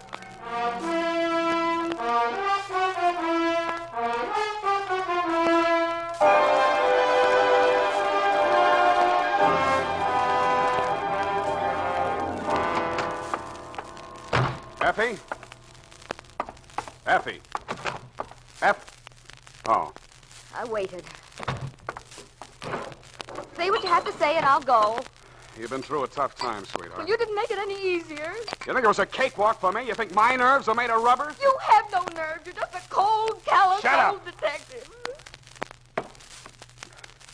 You're going to listen to me. You're going to sit still, not talk, and listen. When I've finished, you can say goodnight or goodbye. But first, you're going to listen to me. You remember how it started? Yesterday evening when you told me it was your mother's birthday, you were giving a party, you said, and you wanted me to come? I tried to beg off, being no social butterfly, but Mom would be hurt, you said. And so the next thing I knew, there I was at your house, surrounded by 24 strangers, 10 gallons of lemonade, and your mother. I've been wanting to have a talk with you, Mr. Spade, about Effie. I can't think of a nicer subject, Mrs. Perrine. Effie is just so devoted to you, Mr. Spade. Yeah, well, I'm very devoted to Effie, too, Mother? Mrs. Perrine. What I mean is that I think we should do something. Party's dying on its feet. Oh, you want me to spike the lemonade, Effie? It just so happens that I have here in my pocket a bottle of... I have a wonderful idea. It'll make the party one big, happy family. You just wait and see now. Quiet! Quiet, everybody. What's she up to? Some kind of game, probably. Mother's great on games. Oh, that's all I need. Your attention, please. Oh, excuse me, there's Miss Brent going now. Miss Brent? Oh, Miss Brent? Yeah, Mrs. Green. Won't you join the party? I'd love to, but I have an appointment. Oh, what a shame. Oh, do stay. Thank you, some other time. Oh, Lola's so nice. She rents the sitting room upstairs. I wish she could have stayed. Well, I'll explain the game now. Oh, Mrs. Green, I think I'll stay after all. Oh, how nice. Oh, you've brought a gentleman friend. Yeah, this is Marty. Marty? Oh, but Marty, I'd like to have Lola you sat down and crossed her legs at me. On her left knee, where I would have preferred to see a dimple, I saw a tattoo mark. Her gentleman friend Marty was a small, stocky guy, all teeth and New York tie. He shook hands all around, and it felt like the paw of a stale stiff. And this is Mr. Spade. He's a private detective that he works for. Lola's from Kansas City, Mr. Spade. Oh? She's waiting for her husband to return from service overseas. I'm glad he's coming home safely. Where's he stationed? Japan. Yeah, he's... Now, quiet, everybody, quiet. We're going to play charades. Oh, it's very simple. Now, you see, I'm the captain of Team A. Now, Dr. Burson, oh, he's so clever. He can be captain of Team B. Now, dears, quiet, everybody.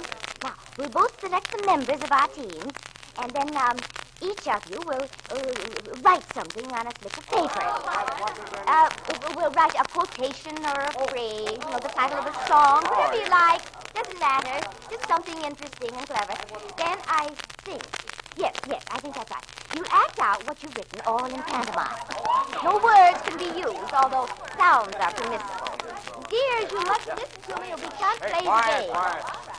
Now, you can't play unless you know how. And then your team must guess what is written on the paper, and you act it out. Now, any questions? How many words can we put? Oh, any amount of words. Oh, that's No, not over 10, though. Too long, yes. Now, everybody ready? Teams were chosen. I wound up on Mrs. Perrine's Team A. Slips of paper were handed out to the guests. I wrote down, quoth the raven, nevermore. So I'd have to make like a raven. While everybody was getting settled, Lola Brent came up to me. She pushed a slip of paper into my hand. This is your charade, Mr. Spade. Oh, but I got Isn't this one. fun? Please, don't lose the charade I gave you. And with that, she lost herself in the crowd. I pushed the paper she handed me into my pocket without looking at it. Her gentleman friend Marty, the little character with the New York tie, was out in the center of the floor acting his charade. He flapped his arms up and down, quacked twice, and rolled over on his back. Nobody got it, so he did it again. Now, wait a minute. I'll put that.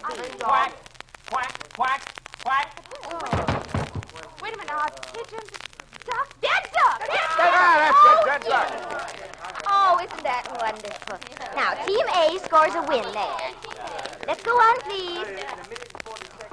Well, sir, Mr. Dead Duck, we guessed you. So will you please get up now, and we'll go on to the... Oh! Sam! Sam, he's dead! And he certainly was. A deader duck I'd never seen. I bent to him, and his lips were turning blue. Somebody had spiked his last drink with a jigger of poison. 1 hour later, Dundee and the homicide boys, including the medic, had taken the stiff downtown. No one could identify him. Lola Brent had brought him to the party, but she'd taken a powder. You and Mom were kind of shaky, so I decided to spend the night on the sofa in the living room. I only used up about 3 hours of it when I heard the front door open. I figured it was Lola. I got to my feet, crossed to the hall, and found myself staring into the biggest 45 I ever saw. Where's the duck? Who? He wants to know who, Poby. Look, we don't want no trouble. You're protecting this Duke. Okay. All we want is the duck. Try Walt Disney. Oh.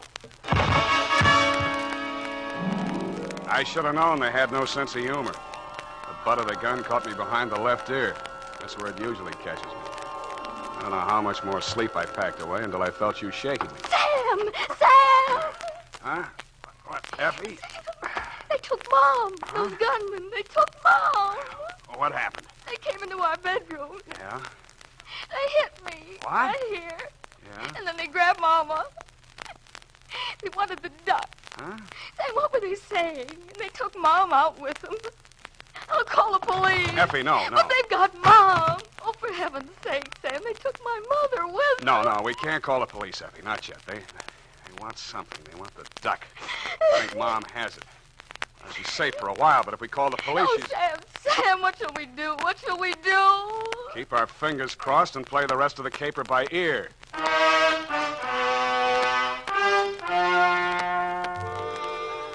So you promised that you wouldn't call the police until I gave you the nod.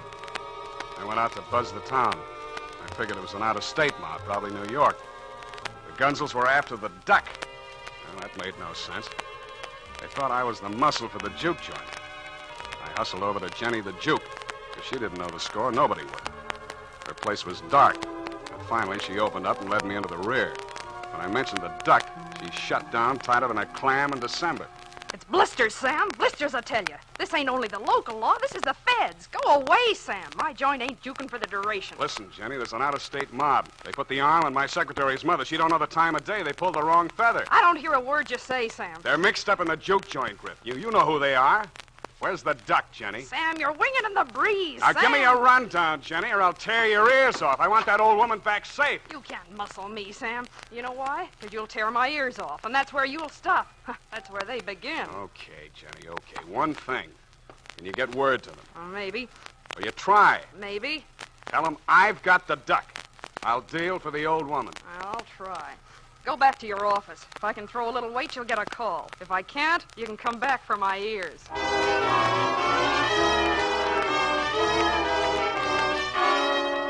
And when I got back to the office, I had you on my hands. And that was no rest cure. But I can't just sit here. Do something. We've got to sit and wait. Maybe they're killing her. Maybe... Oh, Sam, please, call the police. No, we got to sweat it out. I can't. I can't go on like this. Mr. Spade, is it? Who sent you? Jenny the Duke. What's your name? I'm Dennis O'Rourke. I'm here to talk about the duck. Good enough. Come into my office. Effie, you wait out here. But Sam... Wait here, I said. Sit down. Thank you kindly. I'm a lawyer, Mr. Spade. I'm here to represent my client. What's his name? John Doe. Mm-hmm. Jane Doe's big brother, huh? My client has been led to believe that you are prepared to produce the duck. Is that correct? More or less. What's it worth to your client? My client is willing to trade the old woman for the duck. You go back and tell your client I'm a big boy now. Well, I don't understand, Mr. Spade. This town is loaded with old women. All I have to do is walk up and down Market Street, but there's only one duck. There must be a misunderstanding. And let me put you straight. I've got the duck. Where? Oh, don't be cute. Your client wants the duck. Okay. For 50 G. $50,000, is it? Yeah, things are high all over. Yeah, but the old woman is Mrs. Perrine. Aren't you interested? Now, listen, you can do whatever you like about the old woman. So you got an old woman. Get rid of her however you want. That's your Surus. What's important is that you want the duck. I want 50 grand. Do we play? Well, no, Wait.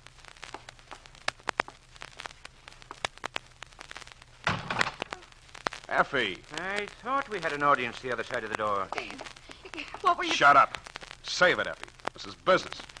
Easiest money of the season. Well, if you're ready to talk business, we'll go and talk to my client, Mr. Spade. Now. Then let's go. Sam, what I heard you say. You did... Oh, Sam. You've known me a long time, Effie. But maybe you don't know me. The United States Armed Forces Radio Service is presenting the weekly adventure of Dashiell Hammett's famous private detective, Sam Spade.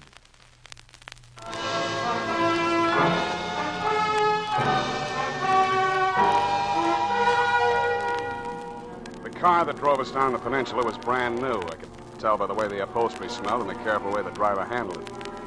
O'Rourke, the lawyer, sat up front, and I sat in the back, squeezed between two gunners. The gun muzzle stuck into my ribs told me all I needed to know about them. The rest of it I had to guess at. Time is hard to judge when you're blindfolded, but there's only one main road out of San Francisco by land. I know the towns and stops along it fairly well. About 20 miles out of the city, the car turned off the main highway onto a gravel road. 5 minutes later, the blindfold came off. The fog was so thick, I still couldn't see much. The gunners pushed me ahead of them into a shack that looked like a summer vacation cottage with a sign over the door that said, "Bide-a-wee." A sallow, mean-looking little man with a heavily scarred face met us at the door. On his right arm, just above the wrist, was tattooed a small picture of a mallard duck. He glared at me and then at O'Rourke. How come? I told you don't come back without her. Heaven be my witness, Ducky, I did my utmost. Huh? It seems, Ducky, that Mr. Spade is interested in money. What money? Did you tell him we got the old lady? I did, sir. I am afraid we've misjudged Mr. Spade. In short, Ducky, Mr. Spade is not in the least altruistic. What does he want? You had better tell him, Mr. Spade. 50,000 now, another 50 G's when I deliver the duck. 100 G's is a lot of cash. You can afford it. Bugsy, bring in the old lady. I do wish that you'd explain to Mr. Morton. Sam. Well, it's high time. Do you know these men? This was a cute trick, Ducky, but it's going to cost you. The lady spoke to you, Spade. I told you it's going to cost you letting her see me here. The longer she stands here staring at me, the more it's going to cost you. Sam, what is it? If I've done anything to make you angry... Get her out of here! Mr. Morton said you were going to call for me, Sam. I don't understand. There, now, Mother. Don't. Come along now. Don't you worry about it. I want to go home. Well, of course. I really want to go home. You ought to be ashamed of yourself, Spade. You've broken that old lady's heart. Stop drooling. What you talk, Sonny, I ain't any sweet old lady. I don't have to use words when I talk to you, Ducky. You won't do anything to me because I got something you need. Okay, 100 G's. Paid the way you said. Price has gone up. Huh? Kidnapping's a federal rap. I'm not taking any part of it. She don't know she was snatched. We told her we are from the DA's office, keeping her on ice as a witness. She'll find out different. I don't plan on settling down here. Oh, that's fine, but I have to go on living in this town with that old hen alive and clucking. It won't be easy. You mean you want we should knock off that sweet old lady? You're a little slow, Ducky, but you'll get there. I've met some lousy, low-down heels in my day, but you're the lousiest, lowest... Oh, go on. Go on, I can take more of it at these prices. We ain't doing your dirty laundry, see? And it's no dice. My price is $100,000. What if I say no? And I turn over the duck to the federal boys. In that case, I don't care whether the old lady stays alive or not, because I'll be playing their game. Either you're in or you're out. Think it over, Mordant. When you decide, you know where to reach me. Yeah. We'll know where to reach you.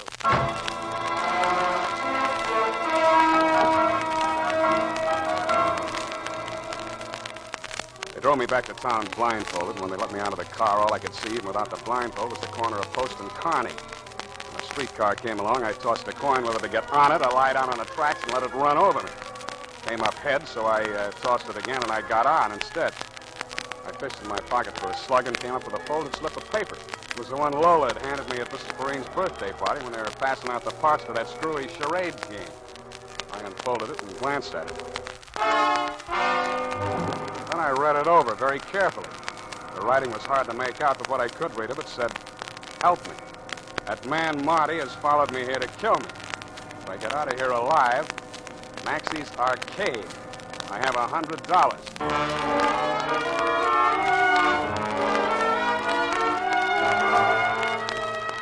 I got off at Columbus and walked up to the International Settlement where Maxie's Arcade does business.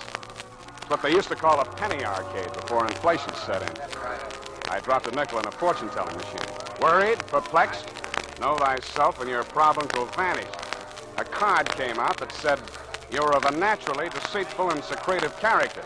Disloyalty brings its own punishment. It's never too late to mend.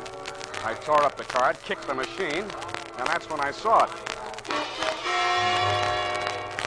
There was a narrow little booth muffled in drapes, and the sign over it said, Salty Hawkins, tattoo artist.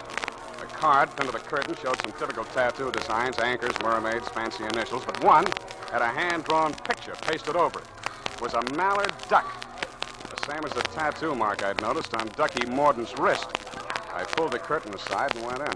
Yes, sir. What can I do for you, mate? What do you know about the duck? All in your jib, mate. There's no freshwater birds here about. How about the new one you just put up in your card outside? Oh, that one, eh? Now, whereabouts? On the arm? 2-3 colour job. On a leg. Whereabouts? Her left knee. Well, that's right, mate. It was on her knee. She have you remove it for her? Right, guess that time, mate. Know why? Look, mate. If I did, I wouldn't be telling strangers about our secret. All right, where is she? Take it easy, mate. I haven't got time to take it easy, mate. Talk. Sure, a mild-tempered gent you Come are. on, come on. I was going to tell you now. She says to me, if a man comes All in... right, shut up. Where is she? Right in the back room, mate. Spade. Open up. Hello, Lola. Finally worked out your charade. Come on in, quick. Were you followed here? I wouldn't have come if I had been. How much do you know? They want you $100,000 worth. You tell me why. You've seen Ducky Mordaunt? Yeah. Didn't he tell you? I want to hear it from you. Don't believe anything he says. More than a year now, he didn't even give me the time of day. If he says he wants me back that way, he's a liar. How does he want you back? With rigid mortise, he wants me back. I'm taking an awful chance opening up to you like this. Let him catch me, they'd only kill me, humane. You was to let the DA people get at me, Ducky's mob would lay for me then if it took them years. And oh, gee, you don't know, Sam. They torture girls. What that mob would do to me if I had to testify against him. Okay, I take your word for that. Who are these DA people you're talking about? You never heard of Ducky Mordaunt before? I heard his name. I thought he was knocked over when they had the big racket-busting show in New York years ago. Yeah, I guess a lot of people thought that. It wasn't healthy to mention Ducky's name. What was the racket? Juke joints. Giving Mickeys to servicemen, rolling them. That's why the feds are helping the DA's office. They arrested hundreds of girls and held them as material witnesses. Only they wanted me most of all. I'd worked the joints, you see, and then I was Ducky's girlfriend during the duration. Well, I'd think you'd be only too happy to tell what you know about him in court. Oh, gee, I would if I did, but you don't know. The DA's office say they'll give a girl protection, but how can they? What are you doing in San Francisco? Running away. Had my ticket on a boat. I was going to Honolulu. They was watching the boats. So then I found this room out in Oakland. Mrs. Perrine was real nice to me. I never thought they'd find me there. And then Marty showed up. Honest, it was just a Mickey I put in his drink. Just like we used in the joints, I never knew it'd kill him. You're a brave kid, Lola. Now, look, Ducky offered me $100,000 to deliver you. Would you take a chance on me fighting it out with him for half of that? For $50,000? Brother, where are we meeting him?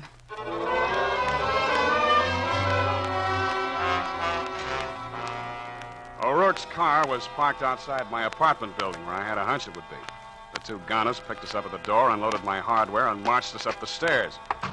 Ducky opened the door of my apartment and waved us inside. Honey, Now, you gotta keep go the wrong, plant see? outside, you two. Ducky, listen to me. Sit down. You too, Lola. Ducky, I swear I never said a word. I'd never talk, Ducky, even if they chopped my head off. We'll take up your suggestion later. I got a conference on with Mr. Spade here. You bring the money? Don't crowd me. There's that other matter. The old lady. How about the old lady? I keep my word, Spade. You delivered the duck, okay. The way Jenny gave it out to O'Rourke was the old lady for the duck. But you ain't got no ethics. You see, you figured me wrong.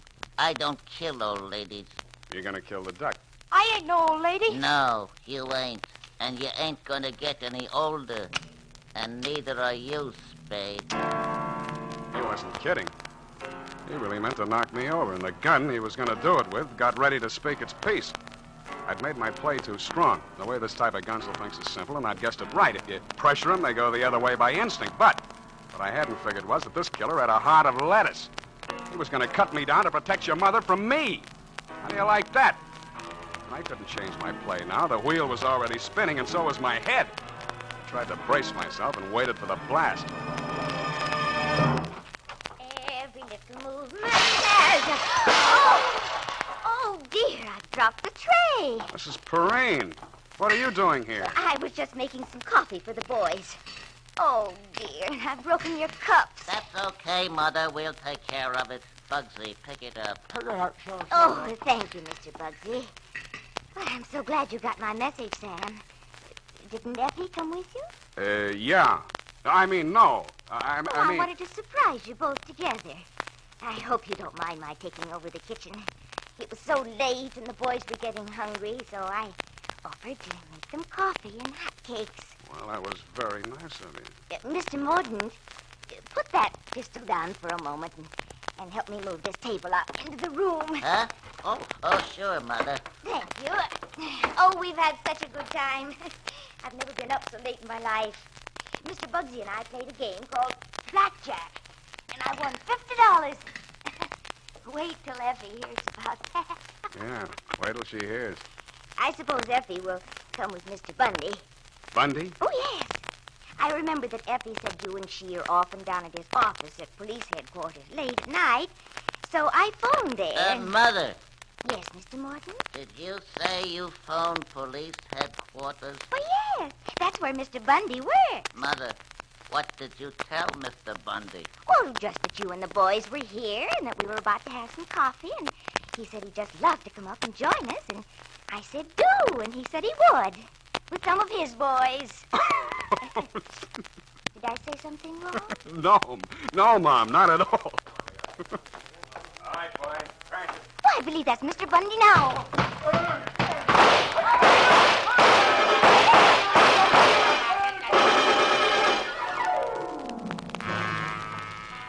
When the smoke cleared away, Ducky Mordaunt and his hoods were playing dead duck for keeps on my living room rug. And that rug just came back from the cleaners, too. Dundee and the boys from Homicide took Lola Brent away with them. After it was all cleaned up, I found your mother out in the kitchen. Well, Sam, I just made another pot of coffee. Oh, it's okay, Mom. It's okay. It's all over now. I know. I've been holding this back. Oh, Sam, I've never been so frightened in all my life. How does Effie stand it? You played it good, Mom. You played it real good. Did I? Was I as brave as Effie? Braver. And not only that, you got more brains.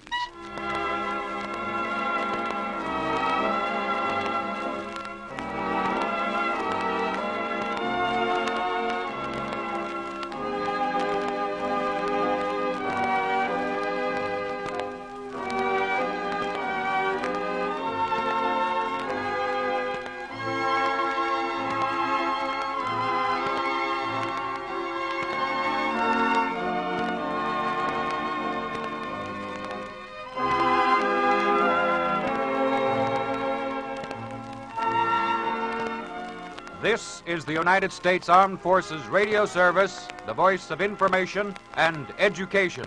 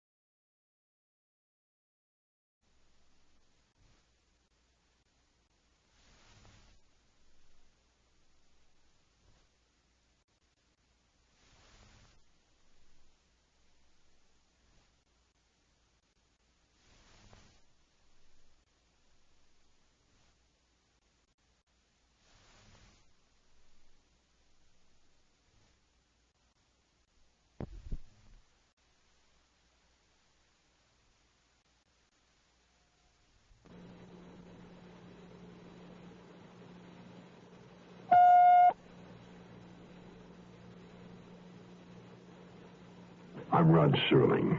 You're listening to the Zero Hour. Rest your eyes.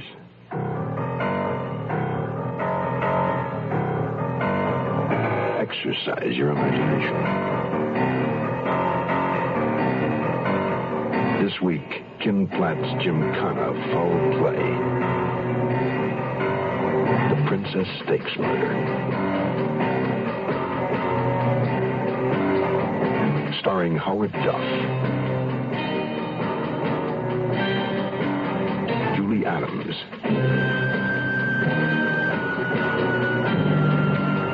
And Ray Danton.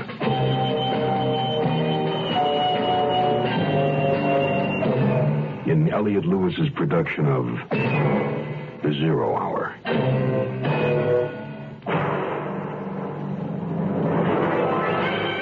The Mutual Broadcasting System presents The Zero Hour.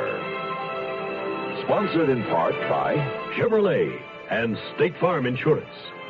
This is The Zero Hour on Mutual Radio.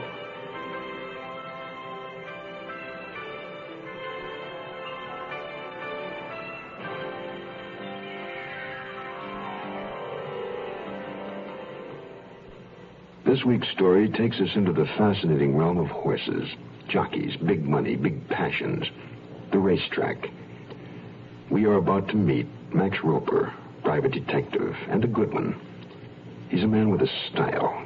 Subtlety isn't part of it.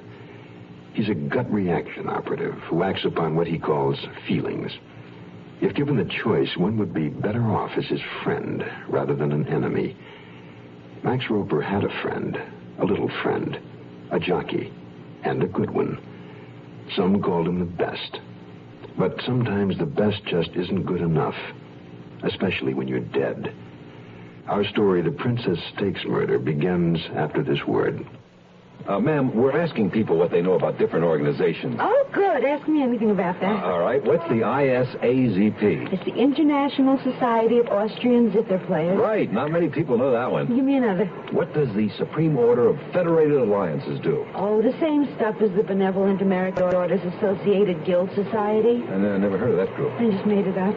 Oh, all right. Now, here's a serious one. Name two things the American Cancer Society is involved in besides cancer research. Wow, they're into so many things, like educating the public to the warning signals of cancer and professional education for doctors and nurses and dentists and service for patients. Right, and lots more. And that's why the American Cancer Society needs financial support to continue its drive to wipe out cancer in our lifetime. Well, I certainly support them. Good. Now, here's one for you. What's the LLTA? I give up. The League of Lady Tattoo Artists. Oh, you made that up. No, remember.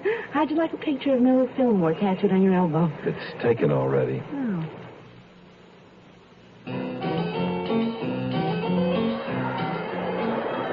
They're in the scratch, and Calamity has the lead. Humble Hilda holding back. Sister Sally moving up. It's Sister Sally and Calamity. Calamity stepping out, pulling away. It's Calamity by a length. It's always nice to win, even when you bet on the favorite. It was a big win all around. For Calamity, her owner, the trainer, but mostly for Willie Rich, the veteran jockey, and an old friend of mine. I'd driven down to Del Mar from L.A. because of Willie, as a matter of fact. He'd called me the night before, wanted to see me. Nothing special, he'd said. I played it close, put down $2 on him, made 80 cents. But Willie wasn't around after the race like he said he'd be. That didn't make any sense at all. So I asked Allie Regal about it. Regal used to be a top government agent. Now he was chief of Del Mar Security. Hey, Allie. Max, what's up? Hey, you're a long way from home. Not much. Came down to watch Willie ride. That's worth the trip. Yeah, you see him? Saw him in the winter circle. After that? After that? Well, no, that's funny. What's funny? I don't remember seeing Willie dressing nothing. You know, these little guys maybe got lost. Yeah. I was bugged on the drive back to L.A., and not just from the Labor Day traffic. Willie was a little guy, all right, but he walked tall and always said what he meant. And he'd said he wanted to see me. I had the uneasy feeling that there was a reason for Willie not meeting me after the 8th race. Men in my line of work get those feelings sometimes. 7 o'clock the next morning, my telephone started jumping out of the cradle. 18, 19, 20, 21. Yeah. I'll never get in shape this way. Roper here. Max, it's Ollie. Yeah. Hear from Willie? Heard from his wife. She hear from him? Saw him. He don't swim near as good as he rides. Give it to me, Allie. Well, it seems she went for a little midnight swim in their pool. Nearly landed on him. Was he dead already? Very. Thanks, Allie. Hang around, will you? I'm on my way. From what I was told, you could hear her screaming for 8 miles. I got there at 1 a.m. The track physician, Dr. Taniguchi, figures that Willie died somewhere between 10 and 11. Let's start with the obvious. His wife giving him a hard time? He wouldn't have killed himself over that. I can't see Penny wanting him out of the way either. He let her roam, didn't he? He was always worth more booting home than winners. Now, why would she want him dead? Yeah, maybe she wants the pool all to herself when she gets home late nights. The owner, Tyler Clayton, what can you tell me about him? Let's see. He owns Calamity and several other nags. Tough, pig-headed man. He wants what he wants when he wants it. Willie been his rider for long? About 5 years. Must have made Clayton a lot of money. Sure, but Clayton doesn't need it. I'll run over and see him. Maybe I'll find out what a rich guy like that really needs.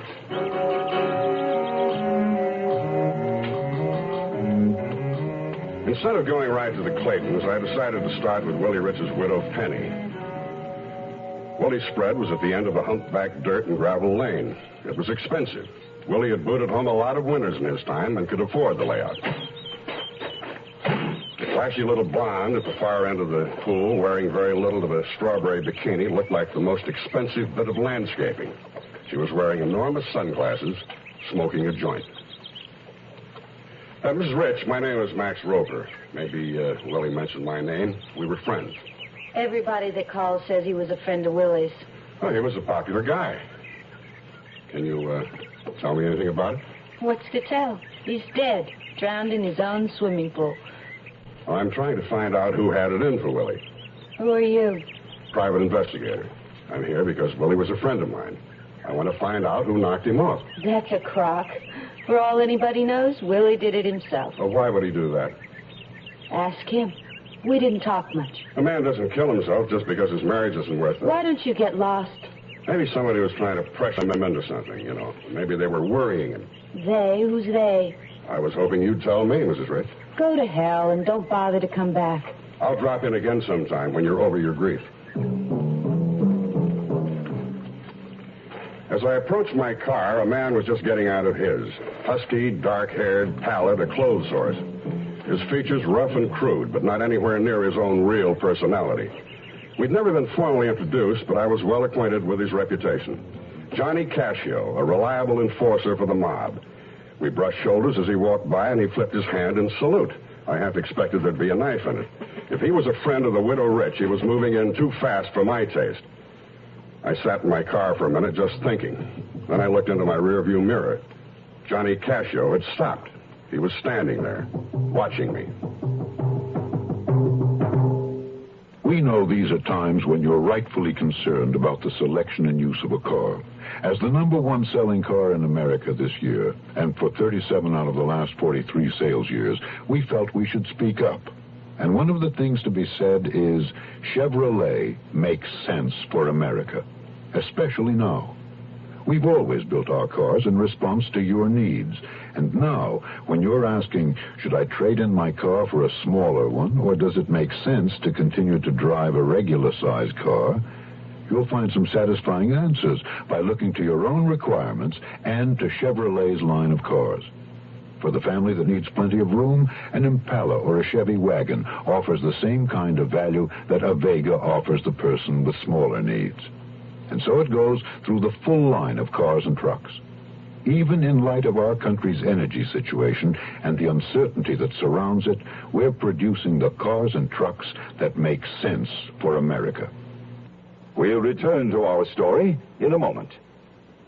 Hello, I'm Johnny Cash, and I've been around this great country of ours enough to know how important it is to get as much education as you can while you're young. If you want to start college or vocational school, this may be your chance.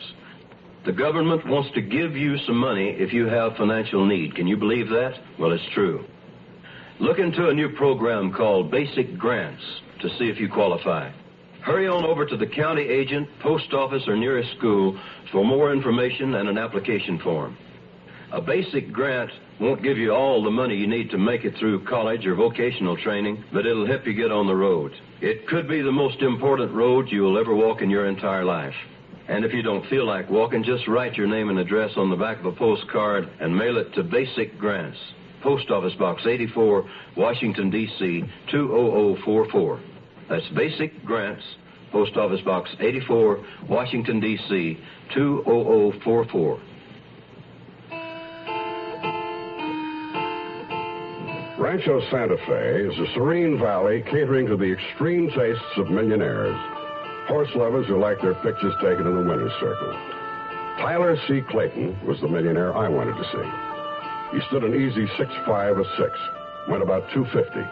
The man was a real big daddy. I liked Willie, Mr. Roper. Liked having him work for me. Damn good jockey. What do you drink? Bourbon. You think Willie drowned himself, Mr. Clayton? Hell no. Why would he do that? Big money-winning rider, good for a lot of years. Maybe you can give me a line on Willie's enemies. Enemies? He didn't have a one. Everybody liked Willie. Here you go. Thank you. Somebody didn't. Drowning a guy isn't exactly a demonstration of friendship. Sure wish I could help you. Clayton's eyes strayed past me. I turned my head and saw why. A woman had appeared in the open doorway. A strawberry blonde in her late 30s, quite beautiful, wearing expensive casual threads. As she acknowledged the introduction to me, she put her hand gracefully to her throat. A small gesture that triggered something in my memory. Oh, dear, perhaps we should speak to Mr. Roper. Mr. Regal recommended him. No, Monica, I don't think there's any need to... Please, Tyler. All right. If you have to, spill it. Mr. Roper, we have a problem. It's Tyler's daughter, Pamela. She's been missing since yesterday. I'm sorry to hear that. How old is the girl? 22. That makes her old enough. Old enough for what? To leave home. She had a beauty appointment, a health spa in Poway called the Gilded Cuckoo. But she never got there. Have you notified the police? No. Any particular reason why not, Mr. Clayton? I'm sorry to hear that. How old is the girl? 22. That makes her old enough. Old enough for what? To leave home.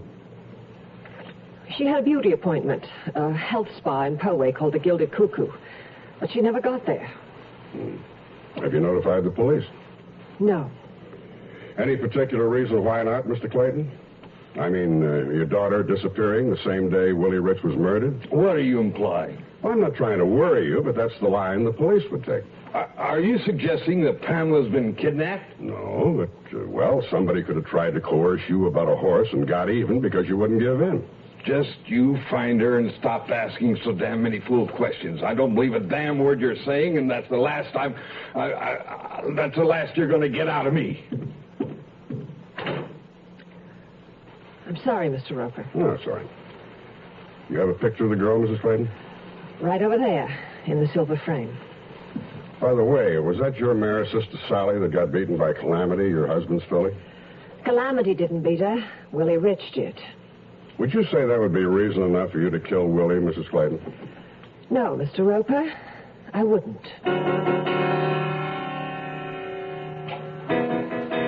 The Gilded Cuckoo in Poway only proved that business in Narcissism was booming. These out-of-town spas were good for kicking habits with drugs and booze high up on the list, followed by weight and body conditioning for cosmetic vanity. I was leafing through folders that listed available courses without the humdrum detail of prices when the director pranced in. Oh, Mr. Roper, I'm George Glendon. I direct the activities of our little sanctuary. Now, how might we help you? Well, I like to eat, drink, and I sit around a lot. How long would it take to put me in shape? Well, that all depends on your cooperation. See, with our program, your muscles may scream and tell you that you're being tortured. But believe me, they're going to tone up. See, we believe in the brain, the body, and the soul, all stimulated and fused into creativity and love to attain the perfect body. I'll buy that, but how long does it take? Well, there's Plan A. It's a 12-lesson course. Oh, we do marvelous work with ozone treatment and face vacuuming. Face vacuuming? That's what I said. Face vacuuming. Self-love, my liege, is not so vile as self-neglect. And that's Henry V. You know Shakespeare? Yes, I know. Well, why don't we look around? Now, you'll be able to decide far easier after you've seen our facilities. The look around was a revelation. A fully equipped gym that didn't smell any better than my gym in Santa Monica. Mineral springs, baths, face packs, men and women hovered over by attendants, and a plastic surgery wing. Then we zeroed in on something called the isotron room. Through a one-way mirror, Glendon and I looked into a bare room furnished with only a long white couch and a machine called the isotron. The man lying on the couch was stripped down to his trunks. Contact pads ran from his body to the machine. A man wearing a white coat flipped the switch, and the face of the man on the couch contorted. The pads covering his body jiggled. His arms, shoulders, back, stomach, and leg muscles went into massive contractions. The man in the white coat is our isotron specialist, Dr. Savage. Well, that figures. Oh, there is no pain. No, it is the body's natural reaction.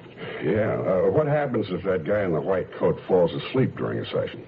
Well, then we'd have a very well-developed corpse. But, of course, that would never happen. See, it's all automatic. Now, do you perhaps have any questions? Yes, one. It's about Miss Pamela Clayton. Are you a friend of the Claytons? More like a friend of a friend. I understand Pamela had an appointment with her hairstylist yesterday at 10:30, and she canceled out. Would you know anything about it? Is this important? I'd say so. She's been missing for 24 hours. I happened to be in the neighborhood and told Mr. and Mrs. Clayton I'd check it out. Well, then why don't we find out? I'd like to look at your appointment book, Miss Hill. Yesterday morning, you said? Yes, about 10:30. Well, there must be some mistake. Miss Clayton wasn't scheduled for an appointment. See, at 10:30, we have a Mr. H. Masson down for Mr. K. That's Miss Clayton's usual hairdresser. Well, here, see for yourself. Well, thanks. Sorry I troubled you. No trouble at all. I don't suppose we'll be seeing you again, Mr. Roper. Oh, I wouldn't say that. A lot of what I saw here interests me. I might be back sooner than you think. I stood outside as the gilded doors closed behind me. That isotron machine in there, twisting and turning the human being into a shapeless mass. Whether it built muscles or not, I didn't know. But there was one thing I was sure of. It could tear a man apart. We're number one. We're the largest company, and you don't get to be the largest company unless you're doing a little extra for people. Agent Bill Rich of Logan, Utah, explains why State Farm Mutual is the world's largest car insurer. This is what the consumer feels, and you know that if the consumer feels State Farm is number one, it's got to be on two things, service and price. And if you're not competitive in both of these areas and do the job, the customer is not going to rate them where they have. We're number one. We only got there because we were most competitive, or as competitive as anyone, and because we're there to serve. Service and price. That's what car insurance value is all about. And there are two good reasons to see your nearby State Farm agent now. Like a good neighbor, State Farm is there. The Zero Hour continues after this. I'd like you to ask yourself a personal question. What do you feel when you meet a handicapped person? Pity? Admiration? Fear? Are you from the school that teaches a stiff upper lip? Try harder? Fight? Don't let anything stand in your way. Do it. Do what? Learn a skill? Go to school? Develop confidence? Self-respect? Then get turned down by a landlord who doesn't believe you'll pay the rent? By an employer who never hired the handicapped before and who isn't going to risk it now? If we don't believe in the handicapped, then how are they going to believe in themselves? Unless we recognize that they're human beings with feelings, with skills, with a sense of responsibility, and we're adding a handicap that they can't overcome. Let's stop handicapping the handicapped. This public service message brought to you on behalf of the Department of Health, Education, and Welfare and the Advertising Council.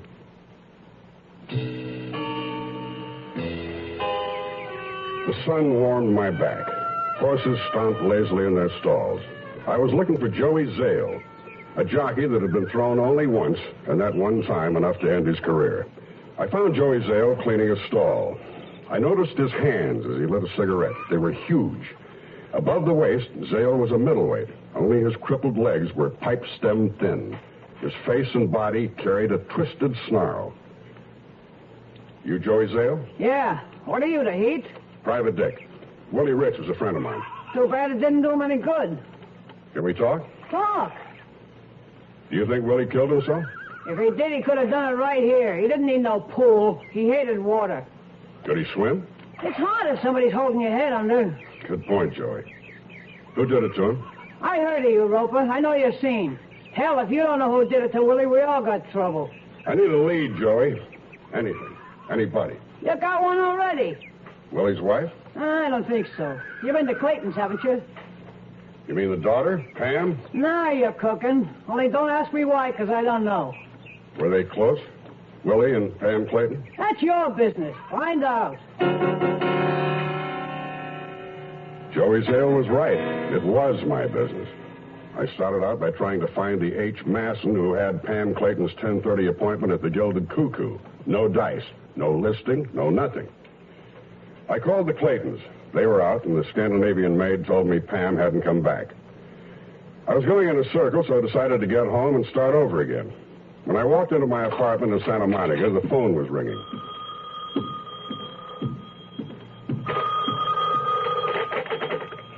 Roper here. Max, Allie Regal. Say, I heard something about Willie and Pam Clayton. Like what? Like maybe they had a thing for each other? So I've heard. Tell me something about Mrs. Clayton. What's to tell? A lot of money, doesn't like a stepdaughter. Yeah. Something else, Allie. I got the strangest feeling I know her. Of course you do. It's Monica Moore. Pretty big movie star 15 years ago, mostly B pictures. Her career went down the drain. Men, mostly. A lot of booze, maybe some drugs. A few bad marriages. Thanks, Allie. Let me know if you get a lead on Pam Clayton, will you? Yeah, I was going to ask you to do the same. After I hung up, I called on a theatrical agent pal of mine, Sid Pinter. Asked him what he could tell me about Monica Moore. I struck gold. He had a complete file on her. A stack of old 8x10 publicity stills. She's been out of pictures a long time, Sid. How come you have these photos? Me, I'm a string saver. I save junk, memories. This picture, who's the guy with her? Oh, that's Johnny Hunter, her first husband. Family-owned part of Texas and half of Wyoming. Here's number 2, the cowboy star, Rex Lennox. Oh, yeah. Yeah, that didn't last long. And this is number 3, the hotel man. You know, Chilson, Charles Chilson. Mm-hmm. Yeah, she got a big bundle from him. And this is number 4, Muscles. Lance Kite, former Mr. America, Mr. Universe. I suppose that one didn't last long either. Nah, all he had was his muscle flexing act. Well, after him, it was all downhill for Monica. She quit show business. Got into religion instead. Astral and cosmic magnetism. You should excuse the expression. I'm trying to think of the guy's name. Let's see, it was Charnick. Louis Charnick. He gave public lectures, helped you find the miracle in your life. You know, that kind of nonsense. Monica Moore joined up with Charnick? Well, it was more like she backed him. You know, a lot of people take that stuff seriously. Anyway, that's about all I know. I haven't heard a word from or about her since. She's in Clover, Sid. Big oil man, number 5, Tyler Clayton. Oh, well, I'm glad. She was a beautiful kid. They racked her up good in this town. You know, the scandal nearly ruined her. What scandal? Her first husband killed himself. Johnny Hunter? Yeah, sleeping pills, overdosed. Oh. Is this Charnick character still operating? I see his name in the paper time to time. Thanks, Sid. See you around. Yeah, well, don't thank me. Every time you come here for some cockamamie information, somebody jumps you and knocks your head in. Not this time. I'm investigating the death of Willie Rich. The jockey? What's Monica Moore got to do with that? I don't know. Maybe nothing. It's just that Monica's stepdaughter disappeared the same day Willie Rich was murdered. I'm trying to find out who killed Willie and locate the girl. You should live so long. I was nursing a beer in my digs a little later, and I was flipping through the entertainment section of the local sheet, wondering how I was going to kill the evening when I came across the ad. Charnock, tonight, Wilshire Playhouse, 8 o'clock. There was a picture of Charnock on the wall in the Playhouse lobby. He looked young, tall, dark, and handsome. The lights dimmed, and a chunky, broad-shouldered man dressed in white came out of the wings and sat down at the organ. Then the spotlight came on, and Charnock appeared. He wasn't young like the picture in the lobby, around 50. His eyes were dark, intense, his voice mellifluous, and he knew how to use it. Didn't waste a word. He knew where the money was. The large audience was still and attentive. When the lecture was over, I got out as fast as I could. I waited near the alley where I could watch the back entrance. A big black limousine was parked there, a burly, tough-looking driver behind the wheel. In a few minutes, Charnock came out, got into the car, and it started forward. As it slowly passed by, I saw there was a passenger in the back seat, a female passenger, none other than Monica Clayton. So, Charnock and Monica and Willie Rich and Pam Clayton, 2 here and 2 gone. I was getting another one of those feelings. Didn't like it much. It felt like murder, with more to come. You are listening to Mutual's presentation of The Zero Hour. Your Heart Association presents Stiller and Mira. Honey, I'm going to test you. Mm-hmm. Now, if you have high blood pressure, what are the things you should do? Watch your weight. Right. Follow your doctor's instructions on smoking. Yeah. Take your medicine. Good. Get plenty of rest. Terrific. Hey, honey, let's stay home tonight, huh? And exercise, but don't overdo it. Right. We'll stay home tonight, okay? Okay? Yeah, and you got to rest before you get tired, right? Exactly. So we'll stay home tonight, okay? Okay, we'll stay home tonight. Terrific. Hey, wait a minute. What? You don't happen to have high blood pressure, do you? Me? Of course not. I had my checkup at the doctor. I'm terrific. And I made an appointment for you. Why? Because I love you. And only a doctor can tell. Another way to protect your loved ones is to give to the Heart Fund.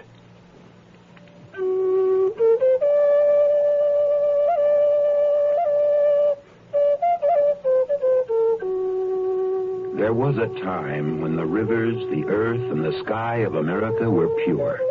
A time when the only American was the Indian. Today, America is suffering from pollution. But the problem isn't hopeless. We can protect the natural beauty of America if you get involved. Something as simple as using the fuel rated most efficient for the engine of your car. Or planting trees to help purify the air and prevent soil erosion. Or starting a compost heap instead of burning leaves or trash. People start pollution. People can stop it.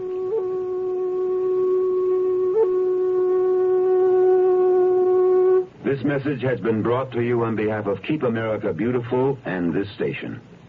Tomorrow at this time, rest your eyes and listen here to this week's continuing study in suspense, The Princess Stakes Murder. I'm Rod Serling, and this is The Zero Hour. This is The Zero Hour on Mutual Radio.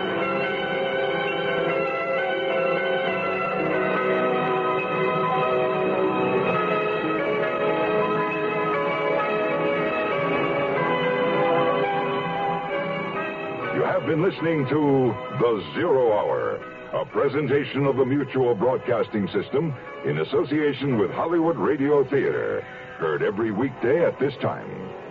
Rod Serling is your host. 0 Hour is produced and directed by Elliott Lewis. The Hollywood Radio Theater theme was played by Ferranti and Teicher and is now available on United Artists Records and Tapes. Hugh Douglas speaking. Tune in tomorrow, and once again, rest your eyes and listen here to the 0 Hour.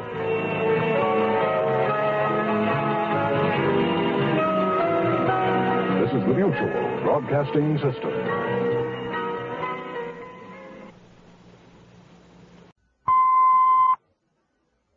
I'm Rod Serling.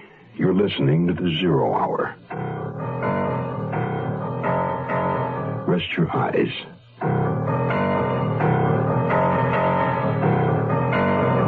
Exercise your imagination. This week, Kim Platt's Gymkhana Foul Play. The Princess Stakes Murder. Starring Howard Duff.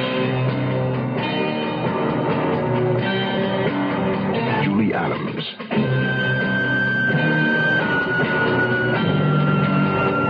And Ray Danton.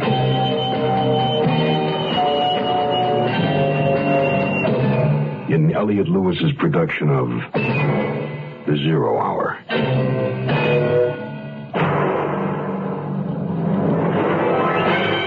The Mutual Broadcasting System presents The 0 Hour.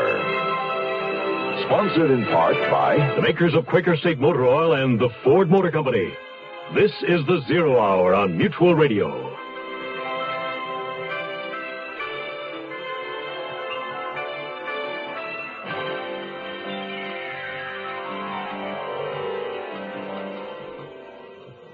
On Labor Day, jockey Willie Rich rode home, the favorite, for a big win at Del Mar Racetrack.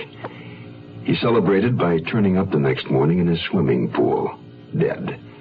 An accident? Private Detective Max Roper doesn't think so. He has the feeling that it was murder, and has set out to prove just that to Tyler Clayton, oilman, horse owner, and the late jockey's employer, whose debutante daughter is missing. To Clayton's wife, Monica, a former B-picture movie star with a string of ex-husbands and an involvement with a metaphysical quack named Louis Charnock.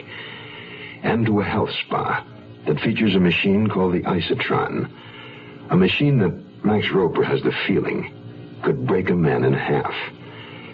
The Princess Stakes Murder resumes after this message. I want to teach a lonely child to laugh more. I want to learn the pain of loving hard. To open my door and know my own soul. I want to be free. I want to be young, and I want to grow old. Emily is dead now. She died in her brother's car. He was driving, and he was drunk. I want to be here in the world when peace comes. Silence the drunk, because I want to grow old. Stop driving drunk. Stop killing each other. Write to Drunk Driver, Department Y, Box 1969, Washington, D.C. for more information on drinking and driving. A public service message on behalf of the U.S. Department of Transportation. It was Tuesday morning, and I was back at the EPT offices on Wilshire Boulevard. EPT meaning Emergency Procedure Terminus. It stands for Big Troubles and the Solutions thereof. My boss asked me how my weekend was. I told him. I told him, too, that Willie was a friend of mine. He gave me 1 week to wrap the whole thing up. I started at LAPD. Captain Scott, head of bunco and forgery, didn't keep me waiting, and I didn't waste his time. Charnock? Louis Charnock? We've had an eye on him for 20 years. There have been a few complaints, but nothing we could hit him with and make it stick. You know this town, it's always gone for quacks and saviors. What kind of complaints? Then again, you'd be surprised how many people swear that Charnock's given them inspiration and reason for living. I repeat, what kind of complaints? Standard. He gets good play with donations. There's another man in the operation, Wesley Dorn, works with Charnock. Does bookings, takes care of travel, publicity, promotion, greets the little old ladies, plays the organ, background music. Yeah, I saw him. Chunky, broad-shouldered, dressed all in white. What about him? Well, Dorn handles the money end. Keeps Charnock always in the clear. Always? Well, we nearly had him nailed 7 years ago. Dorn or Charnock? It doesn't matter. I see it as Charnock's operation. Anyway, 7 years back, a fella claimed Charnock broke up his marriage. Claimed a 529. Extortion? Yeah. But the wife refused to sign the complaint. The guy claimed that half the dough his wife shelled out was his. Community property. Sounds more like a civil action. Did he get half the money back? It was his wife's income. He wasn't working. Apparently, he settled out of court. The guy ever get his wife back? Nope. What was his name? You might be able to give me a line. Lance Kite. Number 4. Do you have Kite's last address in that file? I'll write it down. Okay. Now to get back to Willie Rich. I checked with homicide. So far, his death is listed as an accidental drowning. I'm trying to prove otherwise. And I got another problem. Pam Clayton, missing heiress. Here's her picture and statistics. Girl that pretty ought to be right up your alley, Roper. Shouldn't take you more than a few days. How do you figure? I haven't got much to go on. Sure you have. Incentive. Lance Kite had moved from the address he'd given the bunco squad. He was now living in an apartment house in a ratty section of West Los Angeles with a good view of the city storm drain. Whatever Monica's out-of-court settlement had been, it was no windfall. Yeah. I'd seen his picture and knew he was ex-Mr. Universe, but still I was not prepared for his bulk. My height, but a 50-inch chest. Life had got to him, though, and booze. I could see it in his face and smell it on his breath. He was still big, but soft and flabby now, maybe 10, 20 pounds over his best. He needed to shave, his eyes were red, and he wasn't cheerful. What do you want? Lance Kite? What about it? Mind if I ask a few questions? It's private business. Can we talk inside? I talk good right here. I'm trying to get some information about Louis Charnock. I believe you registered a complaint against him with the bunco squad. You were married to Monica Moore at the time. Who are you? Name's Roper, private investigator. I understand she left you for Charnock. I'm trying to find out if he's on the level of running a racket. I'd like to nail him. You wouldn't mind that, would you? I'd have to think about it. Okay, no hurry. I heard you dropped your complaint suddenly. Mind telling me why? Sure. It's none of your business. Is that clear enough? Fine, first rate. Thanks for your time. Now, hold it. Did Monica send you? Monica? No, but you seen her around. Yes. Maybe you'll see her again, Maybe you can give her a message for me. Maybe. Okay. Give her this. A heavily muscled 20-inch arm launched from deep in his living room in a long, sweeping arc at my chin. It should have torn my head off, but my old judo and karate instructor had prepared me well for just such chance encounters. I moved my head to the right and used left forefist upper block, revolving my blocking arm in a short counter arc. Inverted fist strike to the spleen, and Kite sagged and retched. I caught all the fumes from his morning's worth of beer.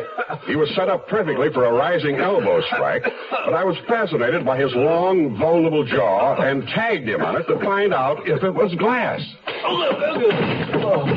It was. And Kite sat down with a look of hurt surprise. I dropped my business card under his gaping mouth.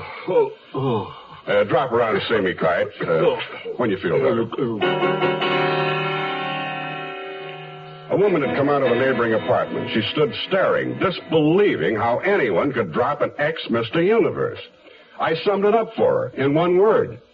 Incentive.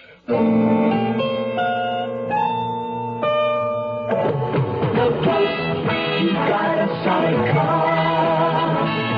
The Ford Torino is a solid car. To the mountains, to the sea, for transportation to exciting places. Look close. It's the solid Ford Torino for $74. This is the spirited midsize car, restyled with a new front end, opera windows, and luxurious new interiors. So get in, slam the door, and go. This is the solid midsize car that says excitement for $74. Look close, you got a solid car. The Ford Torino is a solid car. Riding down the road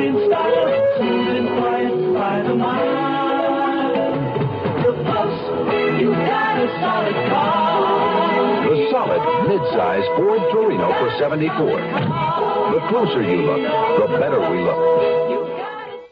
We'll return to our story in a moment.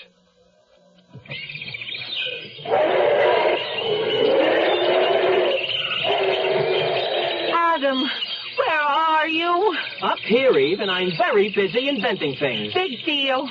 I invented something, too. What? Shoes. What are shoes? Watch this. I just slipped them on, and they keep my hands warm. Hey, that's great. Want to see what I invented today? Not that fire bit again. Don't worry. Now I know what fire is for. What are you putting in your mouth? You remember that paper stuff I invented? Well, it's wrapped around some chopped up leaves I call tobacco. You're weird, Adam. I set fire to the tobacco thing and puffing the smoke. What's wrong with your invention, Adam? Lots of things. With that fire thing, you're hot stuff. You know something, Eve? I think you just invented the first bad joke. This history lesson was brought to you by your American Cancer Society, which says smoking is a drag. I phoned the box office at the Wilshire Park Playhouse. The attendant hesitated when I asked where Mr. Charnock was living while in town. I explained it concerned a large donation to his cause. I got the address. The Regency Arms is a good apartment hotel off Wilshire along the old Miracle Mile. The clerk told me Charnock had the penthouse. A small self-service elevator worked its way to the top. The suite had double doors.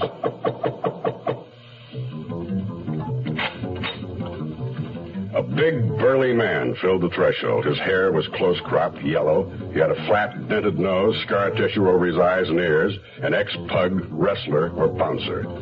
I recognized him as the man driving the limousine the night I saw Monica Clayton and Charnock in the car after his lecture. I handed the bouncer-cum-butler my business card. It read, Anthony Hale, attorney at law. Tell Mr. Charnock about a donation Mrs. Casper may have called. It concerns her estate. I'll wait. The big bruiser didn't say a word. Just walked across the sitting room to a closed door at the far end, knocked, and entered. While I waited, I studied the brochures on psychic power and cosmic thoughts and was deep in reading how to create my own good luck when the door opened. The bruiser summoned me by tilting his anvil-shaped head. Mr. Hale, it's difficult for me to see people without an appointment. My time is limited. There are so many in need. I understand, Mr. Charnock, but the matter of Mrs. Casper's estate concerns you. I have with me an affidavit signed by Mrs. Casper. Mrs. Casper, I don't believe I've seen her name in our guest book. The matter of her will is sensitive, and I'm sure you understand. There's the utmost need for discretion. You say that Mrs. Casper has come to my lecture? Many times, but she's never given her correct name. Family, you understand? Yes, but why all this caution? Very well. Quite bluntly, Mrs. Casper does not have long to live. Her death is not only predictable, but imminent. Her bequest to you must be anonymous because the present heirs would not welcome this dispersal of the estate they somehow conceive of being their rightful inheritance. Well, that presents no problem. But there was a good deal of notoriety about that other woman once, wasn't there? Let's see. Her name was, Monica Moore, yes, the former movie star. The matter of her husband's contesting the disposal of her monies. Remember, it was all in the papers, Mr. Charnock. One moment, please. Our cosmic thoughts are not in tune. Let me concentrate a moment.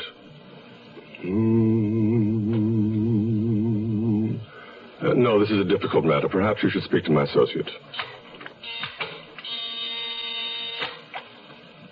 Don't bother, Lewis. It's a waste of time. The gentleman will be leaving. The voice on the intercom belonged to the man who now stood in the doorway. Doran, the organist, business manager, general factotum for Charnock. Alongside him was the bruiser. It says Anthony Hale on this card. There must be some mistake. The name is Roper, isn't it? Whatever gave you that idea? The cosmic mind. I started to close the snap on the attaché case on my knees. The gun changed my mind. I handed the case over to Dorn. He opened it, lifted out the small tape recorder, switched the on button to rewind, spun the tape, wiped it out. He nodded to the bruiser, who fell in 2 steps behind me. With his gun in my ribs, I went obediently to the elevator.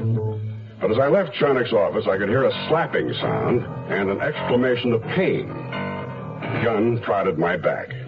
As the elevator door closed and I started down, I thought back to that brochure about making your own good luck. Guess I hadn't read enough of it. Well, you win one, you lose one. I called Allie Regal to see if he had any news about Pam Clayton, the missing heiress. She's still missing, unless you managed to find her. Well, they told me at the Gilded Cuckoo she never kept her beauty appointment Monday morning, that in fact she didn't even have one. Incidentally, is that spa legit? Yeah, as far as I know. Allie, I'm batting zero. Come up with something, anything. Well, Benny Rich has complained that their house had been broken into and ransacked again. Again? Well, when did it happen before? A few nights before Willie was knocked off. 2 break-ins? Sounds like Willie had something somebody wanted and still wants. If he knew about it and didn't let on, then he had a pat hand and was sitting tight. Maybe we finally have something, Allie. Motive. I hung up and wondered if the first ransacking of Willie's house had been the reason for his calling me. It was a new element to consider. I thought about that and suddenly thought about something else I should have thought about and hadn't. I called the Gilded Cuckoo, but the regular receptionist wasn't there.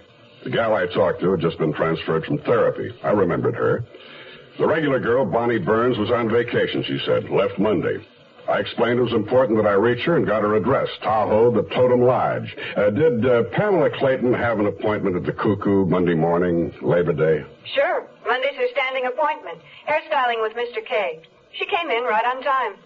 Oh, then a Mr. H. Masson didn't take her place? No, never heard of him. Uh-huh. Well, was Mrs. Clayton ever a patient under treatment for anything? You'd have to ask Mr. Glendon about that. We're not allowed to discuss... I'd like to fly up there tonight, get a statement from you. Tonight? Crazy. I look forward to it. Bonnie, do you always take your vacation at this time? No, but I was overdue, and all of a sudden they said business was slow and I should take off. Would that be Mr. Glendon? Yes. You know him? When did he decide it was all right for you to start your vacation? It was Monday, Labor Day, right after lunch. Hey, you sound sexy. Ask me the questions when you get up here. You, look as good as you sound? Better not depend on it. Try cabin 5 when you get here. We'll find out. When I got to the Totem Lodge, cabin 5 had the light on and the door open. It seemed a nice, hospitable gesture. I knocked on the door. Bonnie? I got that odd, cold feeling and walked in. I took Pam Clayton's photo from my pocket and was disturbed by her resemblance to Bonnie Burns. Same age, similar coloring. They could have passed for sisters. I stared at a blonde wig set up on her dressing table and wondered if she'd worn it recently. She wasn't wearing it now. Bonnie Burns was a redhead, and the redhead was dead, sprawled on the floor in a pool of her own blood. A long knife buried in her back.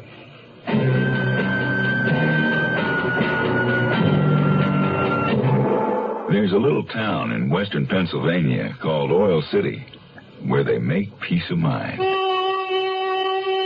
They put it up in quart-sized green and white cans and ship millions of them all over the land to people who don't want to worry about their cars. This peace of mind for car owners is called Quaker State Motor Oil. The folks who make it are experts, men who really know motor oil, because that's been Quaker State's specialty for over 50 years. Quaker State starts with the finest natural petroleum the earth provides, 100% pure Pennsylvania-grade crude oil. Then they put it through step after step of refining and fortify it to fight heat and rust and dirt and wear and give your engine the protection it needs. Quaker State Motor Oil. Who says buy peace of mind? Quaker State your car to keep it running, yeah, to keep it running. The Zero Hour continues after this.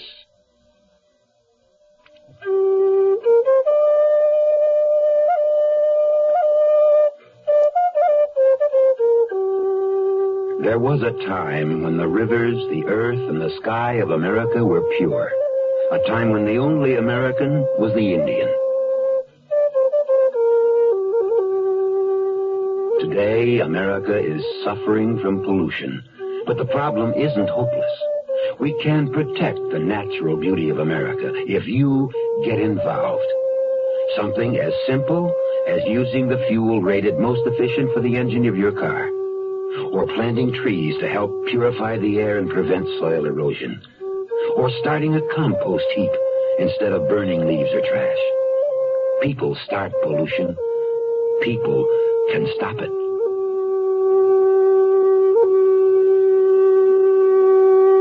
This message has been brought to you on behalf of Keep America Beautiful and this station.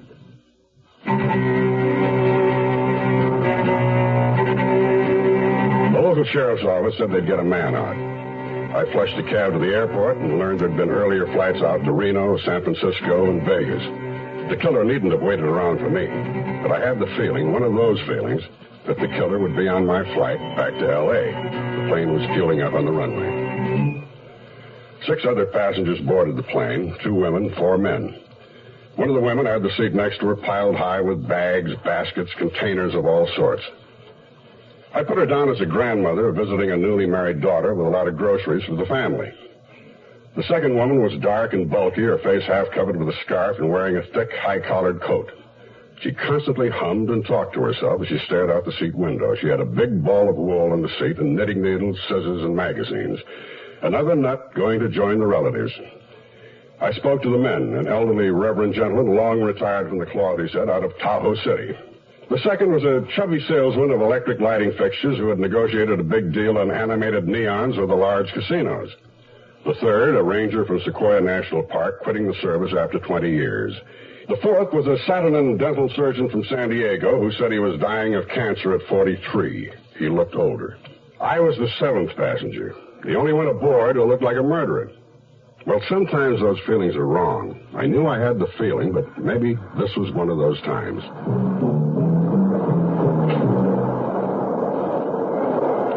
When we put down at L.A. International, the women got off first. The one with the groceries headed for the first phone booth. The humming eccentric with the knitting needles went to the ladies' room. The retired reverend and the ranger picked up their luggage from the spinning drop in the baggage room. The lighting salesman grabbed his briefcase and headed for the bar. The dental surgeon and I went directly to the exit and cab stands. I let him have the first one that came along because he was dying and in more of a hurry.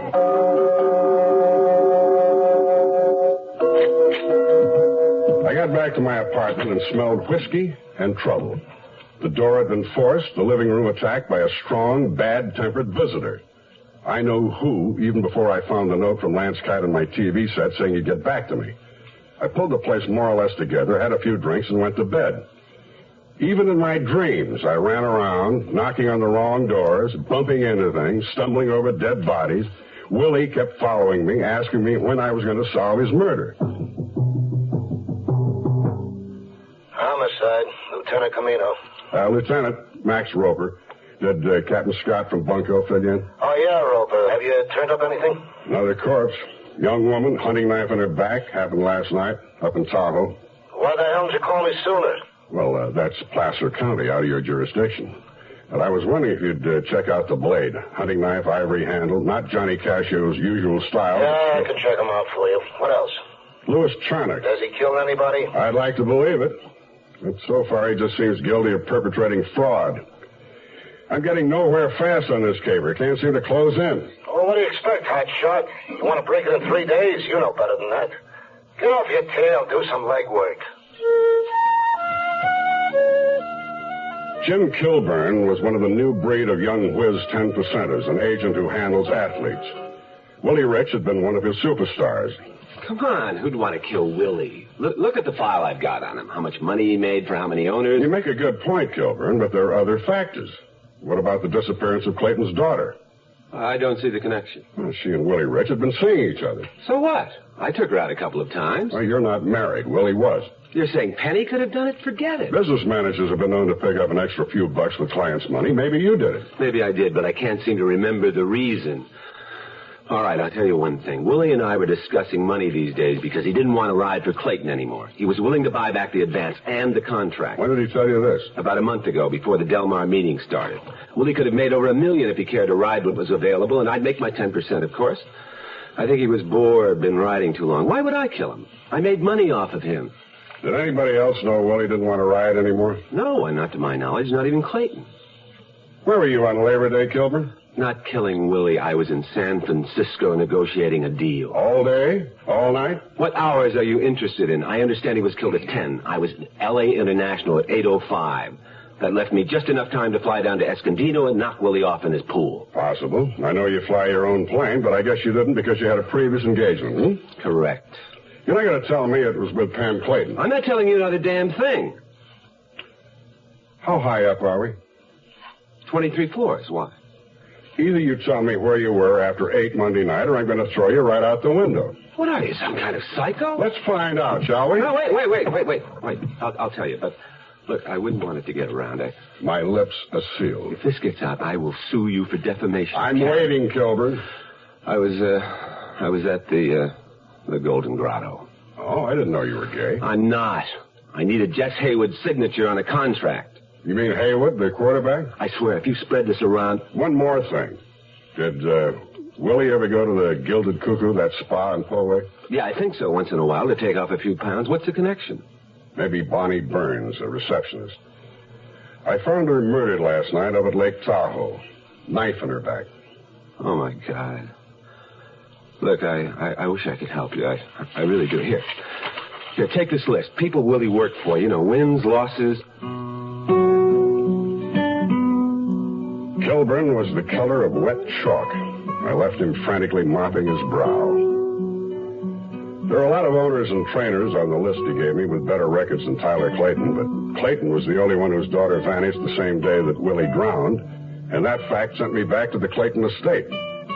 I eased into the driveway and was starting for the front door. I ducked low, ran around a thick hedge toward the sound of shots. Tyler Clayton stood facing a small outdoor shooting range, firing in a full front dummy. I watched his face. He enjoyed it. I got the impression, the feeling, that Tyler Clayton could kill with no trouble at all. You are listening to Mutual's presentation of The Zero Hour. Where does today's girl learn to be tomorrow's woman? At the movies? On television? Helen, darling, your floors are so shiny. Yes, John. I used Brand X polish just this morning. Brand X. Helen, will you marry me? Somewhere between the super sex symbol of today's commercialism and TV's Brand X image, impending womanhood is alive and well. And where is that somewhere? Wherever there are campfire girls.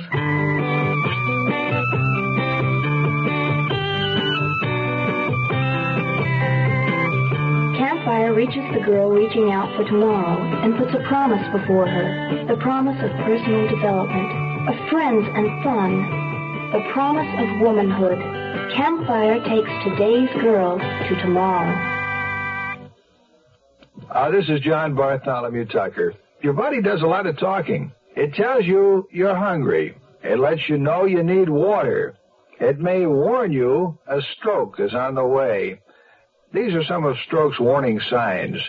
Sudden temporary weakness or numbness of the face, arm, or leg. Temporary difficulty or loss of speech. Sudden temporary dimness or loss of vision, particularly in one eye. An episode of double vision. Unexplained headaches. Temporary dizziness or unsteadiness. If you notice one or more of these signs, see your doctor. This year, over 200,000 Americans will die of stroke. Don't let one of them be you. Ask your Heart Association for further information about stroke and how to prevent it. Helping you to feel better and live better longer is just one of the services of your Heart Association. Give to your Heart Fund. Tomorrow at this time, rest your eyes and listen here to this week's continuing study in suspense, The Princess Stakes Murder. I'm Rod Serling, and this is The Zero Hour. This is The Zero Hour on Mutual Radio.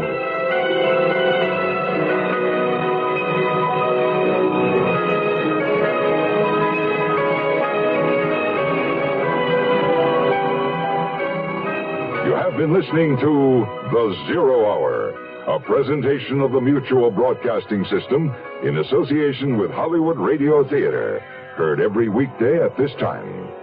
Rod Serling is your host. Zero Hour is produced and directed by Elliott Lewis. The Hollywood Radio Theater theme was played by Ferranti and Teicher and is now available on United Artists Records and Tapes. Hugh Douglas speaking. Tune in tomorrow, and once again, rest your eyes and listen here to the Zero Hour. This is Mutual, your news and sports radio network.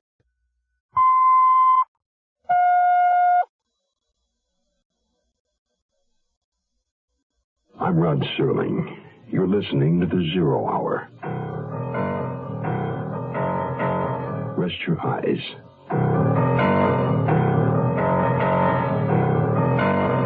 Exercise your imagination. This week, Ken Platt's Gymkhana Foul Play. The Princess Stakes Murder. Starring Howard Duff, Julie Adams, and Ray Danton.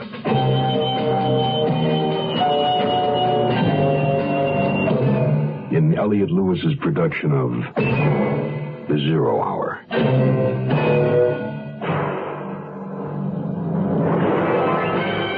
The Mutual Broadcasting System presents The Zero Hour. Sponsored in part by the makers of Contact and Chevrolet. This is The Zero Hour on Mutual Radio.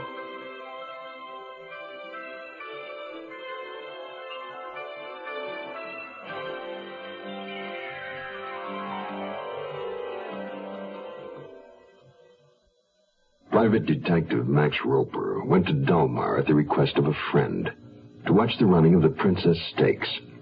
His friend, jockey Willie Rich, scored a win, but placed out of the money. He showed up a day later, dead. And in his quest to find out why, Max Roper has met a most peculiar array of characters. Among them, two bunco artists, a former Mr. Universe, and a hostile athlete's agent. And he arranged to meet a young girl in Lake Tahoe who he had known only as a voice on the telephone. But she'd nothing to say because she was dead. Max Roper has his work cut out for him. 2 unsolved murders, a missing heiress, and he's about to confront a man with a pistol who's firing bullets into a target. The target is the full front figure of a man. The Princess Stakes Murder will continue after this.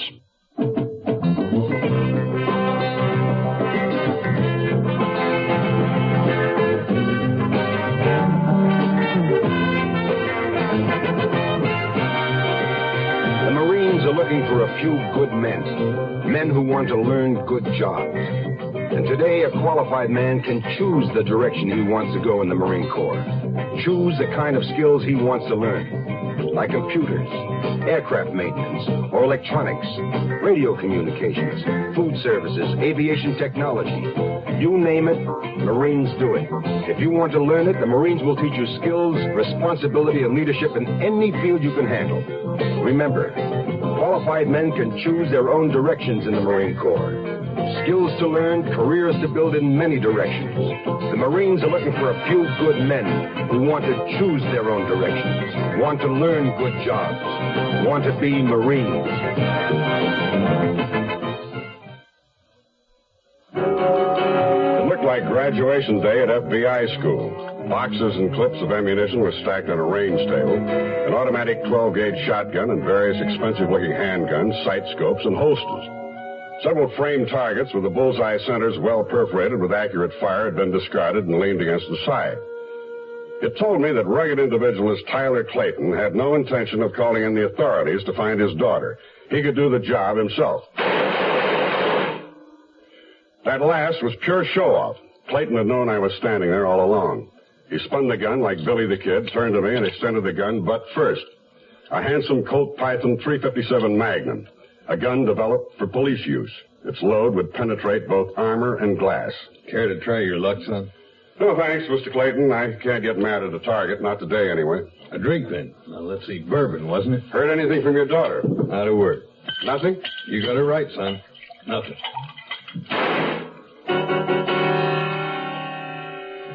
It took me by surprise the way he whirled toward the target and snapped off a quick shot from the hip and put a hole an inch to the right of the black center X. Then just as quickly, he was back to his drink, grinning. He reloaded and slipped the shooter into a shoulder rig holster and jerked it into place.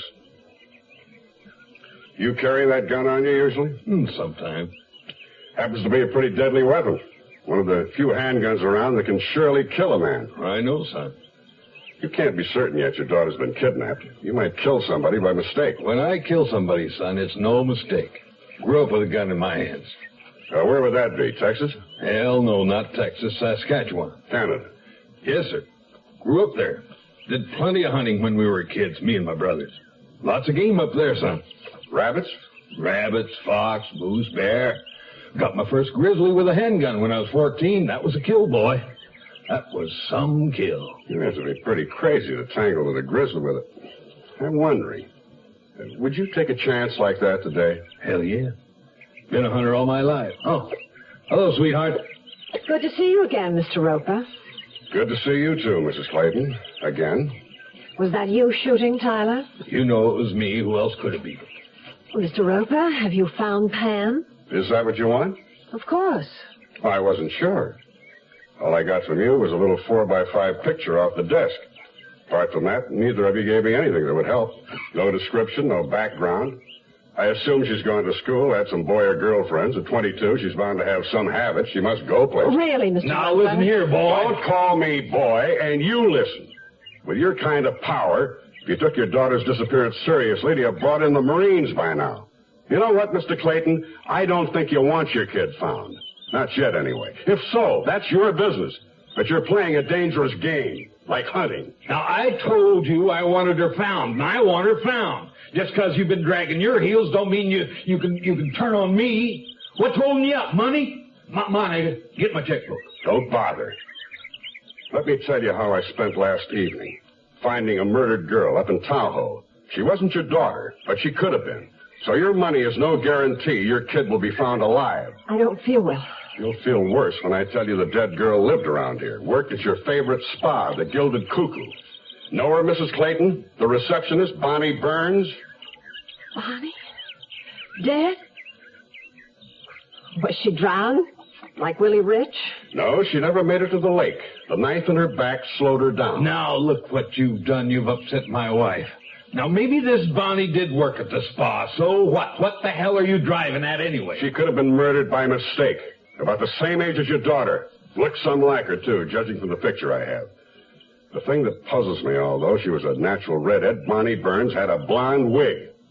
And there are other things that don't ring right. She left the Gilded Cuckoo on her vacation Monday afternoon about the same time your daughter was supposed to be there. I don't know why she wore the blonde wig. Maybe the killer didn't know either. Maybe he thought she was your daughter when he put the knife into her back. Oh, why don't you go inside, Monica? You're looking mighty pale. Clayton, make Mr. Roper understand that Pam never did get to the spa for her hair appointment. They told me she hadn't been there at all on Monday, didn't even have an appointment.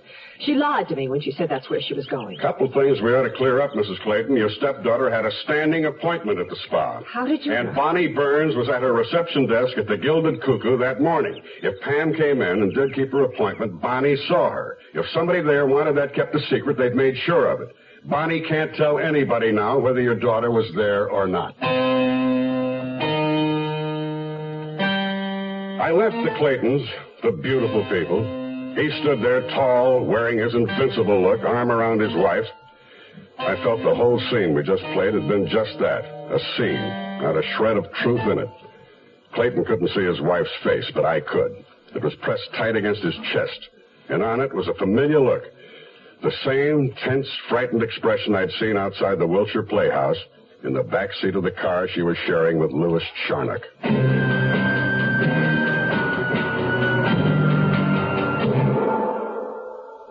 Give your hand to a friend. Give your heart to your heart. But give your cold to contact. The sooner the better. Hey, I'm back. How's that cold? Rotten. Get the contact? I got everything. Contact, cold tablets, and this liquid. Oh, no. Honey, it's all cold medicine. Well, sure, but it only takes one contact for up to 12 hours continuous relief from sneezing, drips, congestion. For that, I'd need 6 of your cold tablets. 2 every 4 hours. Or 3 ounces of nighttime liquid. One every 4 hours. Or just one contact. The tiny Tide pills do it. Well, it's all cold medicine. Those others contain antipyretic analgesics. The liquid, antitussive, and alcohol. They're not in contact. 6 or 3 or 1. I choose the one contact. Me too. And I'm the one with the cold. Give it cold. Contact, the sooner the better. 6 or 3 or 1. When you catch a cold, take contact. Only as directed. We'll return to our story in a moment. Hi, everybody. This is Tony Butala of the Letterman.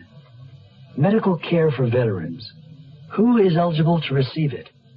If you're a veteran or related to a veteran, this information may help you look ahead to the day when you can use VA medical care. The VA hospital system is responsible for taking care of veterans who are injured or who became ill while in the service. Their needs always come first. Next are veterans who can't afford to pay for medical care on their own, and veterans over age 65 or receiving VA pensions. Today, there are 168 hospitals in the VA system. Some have live-in units, allowing veterans to come and go as they please. The VA sometimes makes arrangements with nursing homes for patient care outside the hospital. And VA outpatient clinics provide a full range of services from general medical treatment to dental care or to drug clinics. I headed for Pacific Coast Highway, wondering when I'd get a break in this case, a lead to something tangible. At the edge of the village, I found it. A new shopping center sprawled over a large city block. I recognized a slim, dark-haired girl putting her groceries into the rear of a red station wagon. I drove into the lot.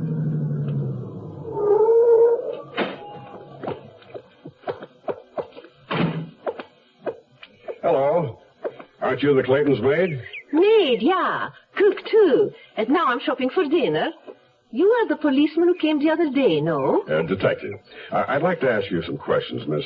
Pauli Lundgren. You have no word of Miss Pam yet? It would help if you'd tell me about her. What can I tell? I'm working there just past 1 year. Since the other Mrs. Clayton died. Well, what did the other Mrs. Clayton die of? In the heart, I think. You were there when she died? Yes, the last month. My father in Sweden was a doctor, and so I know about being a nurse. I helped out, and Miss Pam liked me, and I liked her, and so I stayed on. Did Miss Pam ever disappear like this before? Disappear? No. She was away to college. She's now just graduated. I thought all Swedish maids said just. They are the ones from Denmark. I see. How did Pam get along with her new mother? It is not right I should talk about the people I work for. I'm trying to help Pam, don't you see? If I can't learn something about her, I have no way to find her. Help me, Polly. Well, I try. Good. Was she unhappy since her father remarried? Not right away, but yes, in a few months. They did not talk to each other so much. Like strangers, I think. Tell me, Polly, has anything happened at the Clayton House recently that struck you as strange, out of the ordinary, different? I do not have much time. I am expected at the house. Polly, please, think. Anything different? Well, there was the letters. They made Mr. Clayton very angry. Letters? When was this? Soon after they got married, after Mrs. Monica came into the house. Addressed to Mr. Clayton? Yes. They came regularly, once a month. Would you know what was in them? How would I know that? Does he read his letters to his housemaid? Try to remember. Was there a return address? No. But they are made from Mexico. This I noticed. A very strange stamp. Uh-huh. You've said Mr. Clayton became angry. Did he say anything you recall? Something. One time. About how he was not going to let somebody twist him around the finger. Did he discuss the letters with Mrs. Clayton? Oh, I have not heard this, but lately they have not been no more. Do you think they may have concerned his daughter? Please, if I do not get back to the house... Just another minute, Polly. There's more, isn't there? More you're not telling me. All right. The telephone calls. At first for the master, but he becomes very angry, shouts loud, and hangs up. And later the calls would come again, but this time he would ask for Miss Clayton, Pam. Did Pam speak to the caller? Only one time, but just for a moment. Her father heard. He came into the room, red in the face and shouting. He almost breaks the telephone. He puts it down so hard. Then he's telling her she's not to take any more calls from this person. And that's it? And there is some more. A few weeks ago, 2 weeks, a man came to the house, a stranger. Yeah? He's looking around very carefully. He asks, is Miss Clayton home? Pamela, he says, not Pam. I say the truth, she's not. And then he asks when Mr. and Mrs. Clayton will be home, and I tell him they have gone to look at some horses. Did he give you his name? He's about to. Then he changes his mind, and he writes something very fast on a piece of paper from a notebook. He gives it to me and says, please, it is for Miss Pamela. Did you see what he wrote? A telephone number. I left it on the dresser in her room, but I think she did not get it. Why? Clayton get there first? I think it was Mrs. Monica. I'm not sure, but she was upstairs.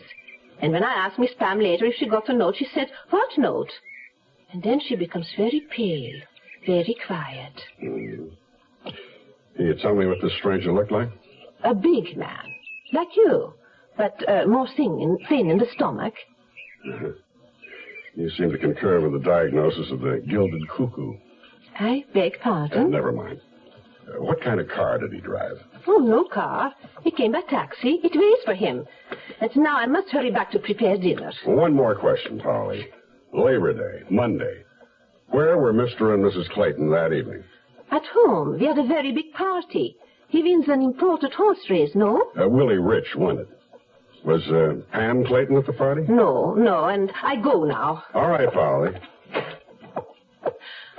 Oh, I just remember something. Yes, isn't so bad if what you remember is important.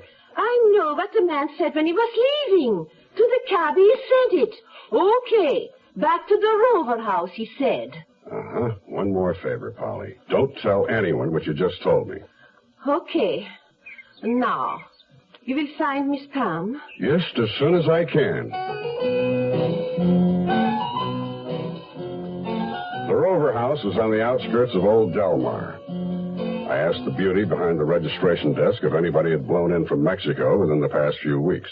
We have a Mr. Hunter, Mr. Thomas Hunter from Acapulco. Is he in? I'm sorry, sir, no.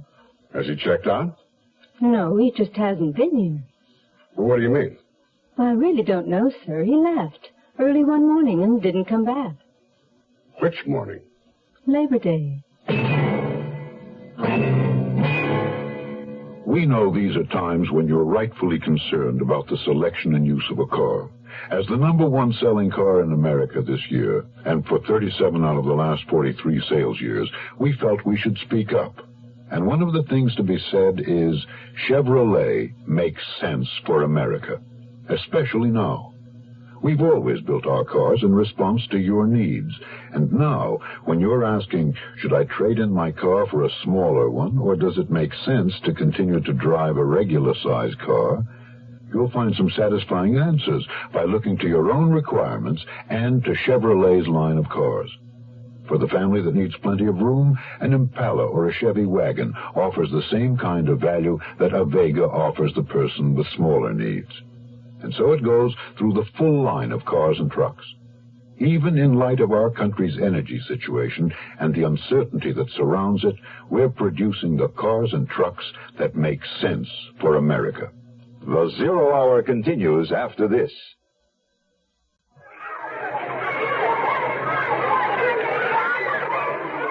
Leukemia is a disease of the blood-forming organs. It takes the lives of more children than any other disease known to man. It afflicts even more adults than children. At present, there is no cure. However, a great deal of progress has been made in the treatment of leukemia, and many doctors believe that if we can find a cure through research, it could well open the door to the cure for cancer.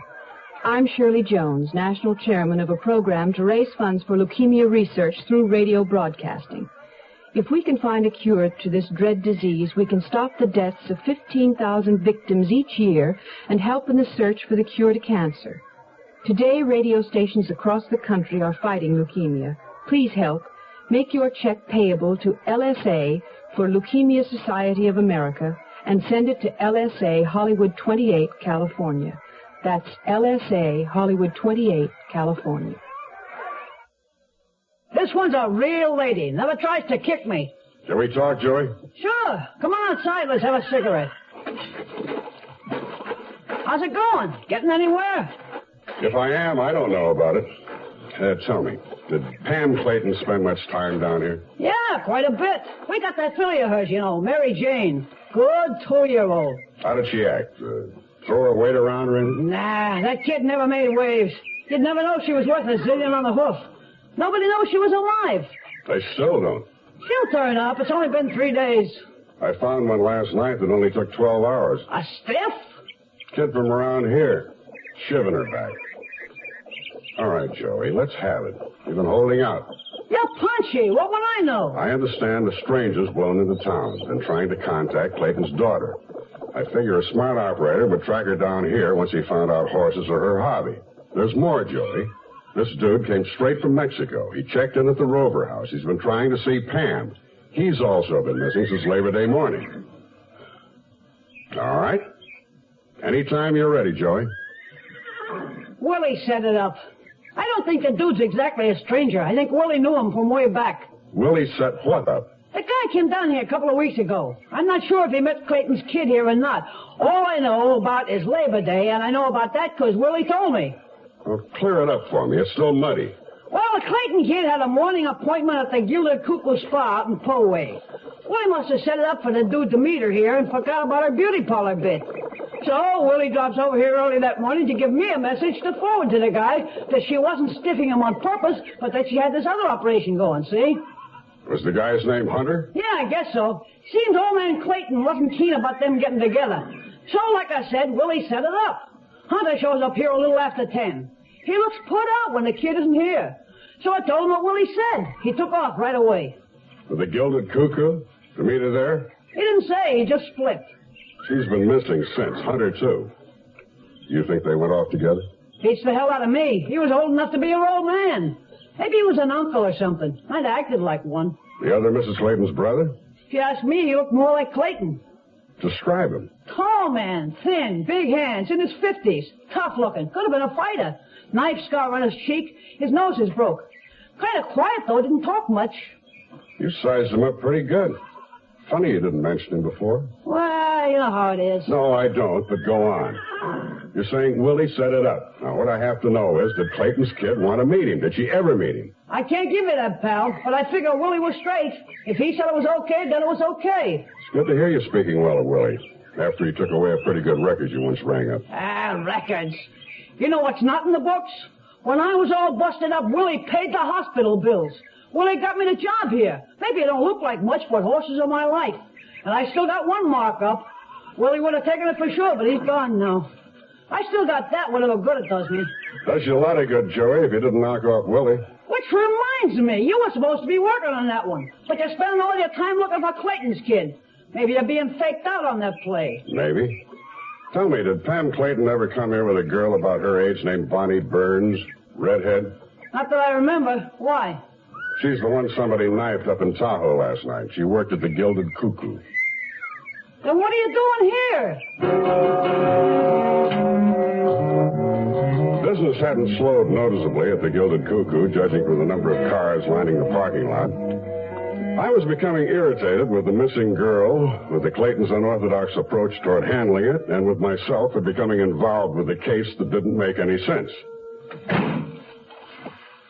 I took my light traveling bag out of my car and walked through the heavy gilded doors again.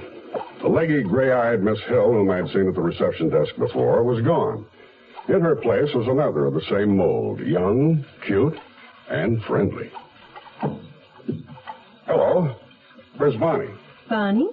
Bonnie Burns. She used to work here. Oh, I couldn't tell you. I'm new here. What about Miss Hill? She around? I think she went back to therapy. Do you have an appointment? A standing one. He'll be right out, Mr. Roper. Why don't you sit over there? Thank you. Oh, Mr. Roper.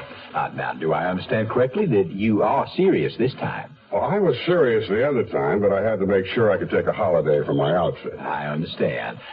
I don't believe you told me what business you were in. Insurance. The company doctor told me I was 10 pounds overweight. That's when I decided to do something about it. Well, I don't think you have much of a problem. Ernie, take Mr. Roper's bag. Through this door, Mr. Roper. We'll get you settled. Oh, by the way, that girl you asked about last time, Miss Clayton, I suppose she's returned home by now. I imagine so. I've been so busy I haven't had a chance to check. Well, there you are. It never pays to get excited over these things. Probably all a little misunderstanding. Probably. Well, here we are. It's a small room, but more than adequate. Bars at the window? Oh, you'd be surprised how desperate these dipsos get for a drink. They'll try any means of escape. Now, Mr. Roper, if you just take off your clothes and put on these pajamas. At this time of day? Well, your clothing will be returned to you. You understand, of course, that we must remove all incentives for you to leave if the going gets tough. With that, he walked out, leaving me with Ernie, who could have passed for King Kong's twin brother. Ernie was very helpful, I'll say that for him. He put all my clothes into the closet and locked it. Standing barefoot in just a pair of pajamas in a barred room doesn't give a man a feeling of confidence. I was looking at those very real bars when I realized Glendon had come back into the room. He had a shot glass in his hand. Yeah, drink hearty. Go on, it's our own secret little brew. Believe me, it'll take away your desire for liquor for at least 24 hours. It was a cloudy mixture with the fragrance of steamed cauliflower. I took a deep breath, tilted my head, tossed it down, and handed the glass to Ernie and felt my knees buckle at the same time. I felt suddenly very hot, and the room seemed to rock under my feet. On Glendon's face was an expression of purely benign curiosity. Another one of my feelings was coming on, but slowly, very slowly. I found myself tilting forward, and as the last red rocket blasted off inside my skull, I knew that I was in for trouble. Big trouble. You are listening to Mutual's presentation of The Zero Hour. It was last summer when I was 18. And I was in love with a girl named Kathy. Kathy was 18, too.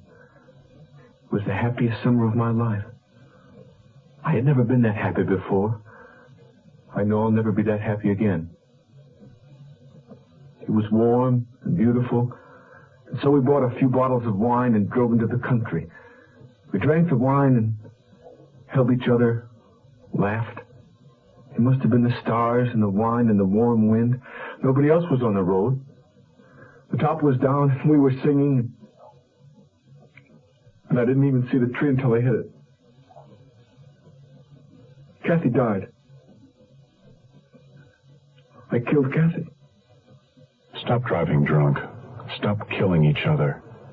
Write to Drunk Driver, Department Y, Box 1969, Washington, D.C., for more information on drinking and driving. A public service message on behalf of the U.S. Department of Transportation. Here's a tip from your Better Business Bureau. If you have school-aged children, it won't be long until they'll be bringing home an order blank for the class or school annual picture. And if you've noticed, you normally pay in advance. The little tyke insisting that he or she must have the money for the teacher the next day. But do you really know what you're getting for the money? Better read the fine print. That form you sign may commit you to buy several color blow-ups at many times more than what you actually gave Johnny to take to school. Unfortunately, some photographers take advantage of this annual ritual to trap proud mothers into spending a lot more than they intend to. If you don't know what you're getting, call the school and ask them who to contact. If they don't know, then write a note to the teacher explaining that you insist on knowing what you're buying before you sign a contract, and that's the way to teach your children. Remember, if you want portraits made, consider also the services of a good professional photographer in town. Tomorrow at this time, rest your eyes and listen here to this week's continuing study in suspense, The Princess Stakes Murder. I'm Rod Serling, and this is The Zero Hour. This is The Zero Hour on Mutual Radio.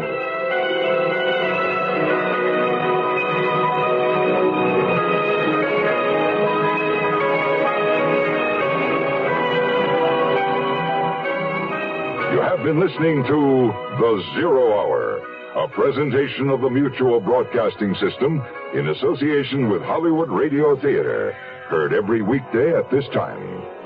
Rod Serling is your host. Zero Hour is produced and directed by Elliott Lewis. The Hollywood Radio Theater theme was played by Ferranti and Teicher and is now available on United Artists Records and Tapes. Hugh Douglas speaking. Tune in tomorrow, and once again, rest your eyes and listen here to the Zero Hour. This is Mutual, your news and sports radio network.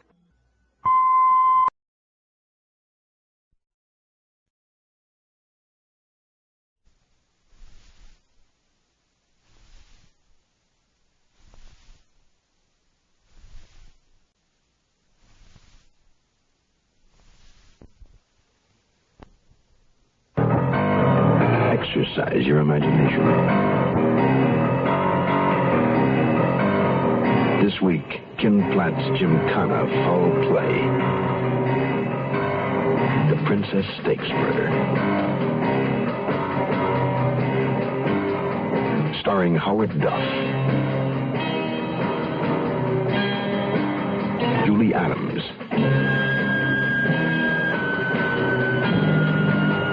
And Ray Danton.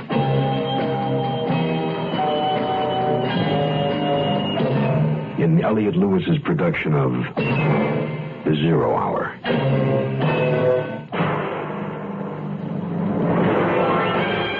The Mutual Broadcasting System presents The Zero Hour.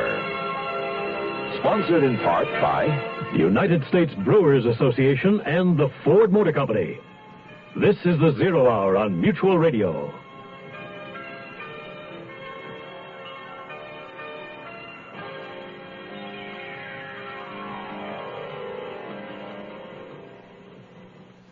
Max Roper, private investigator, hunch player, and karate expert, is having his problems. Nothing seems to point the way to the murder of his friend, jockey Willie Rich. What he has found is another murder.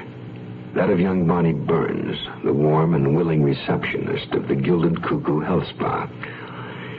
The investigation has led Roper from Willie's murder to Pam Clayton's disappearance, to backtracking into Pam's stepmother's checkered marital career, to a demonstration of Tyler Clayton's expertise with firearms, to the knowledge that there is a mystery man somewhere named Thomas Hunter who may have something to do with all of it. But as of the moment, Max Roper is in no position to inquire any further.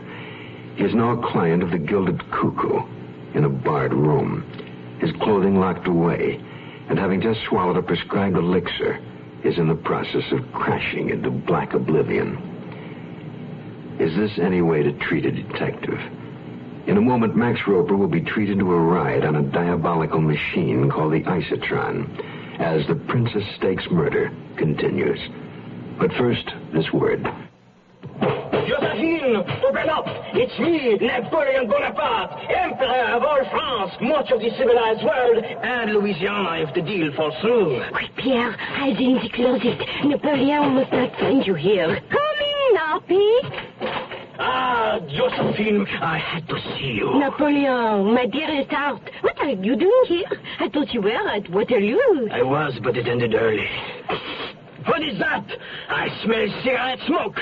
You know I hate you to smoke. I didn't. I don't. I started again. Aha! The smoke coming from that closet. Come out of there, you scoundrel, and on cart. It was only in there to pick up the dry cleaning. Take that, you filthy escargot. This world history lesson was brought to you by your American Cancer Society, which says smoking can be injurious to your health. Touché! In more ways than one.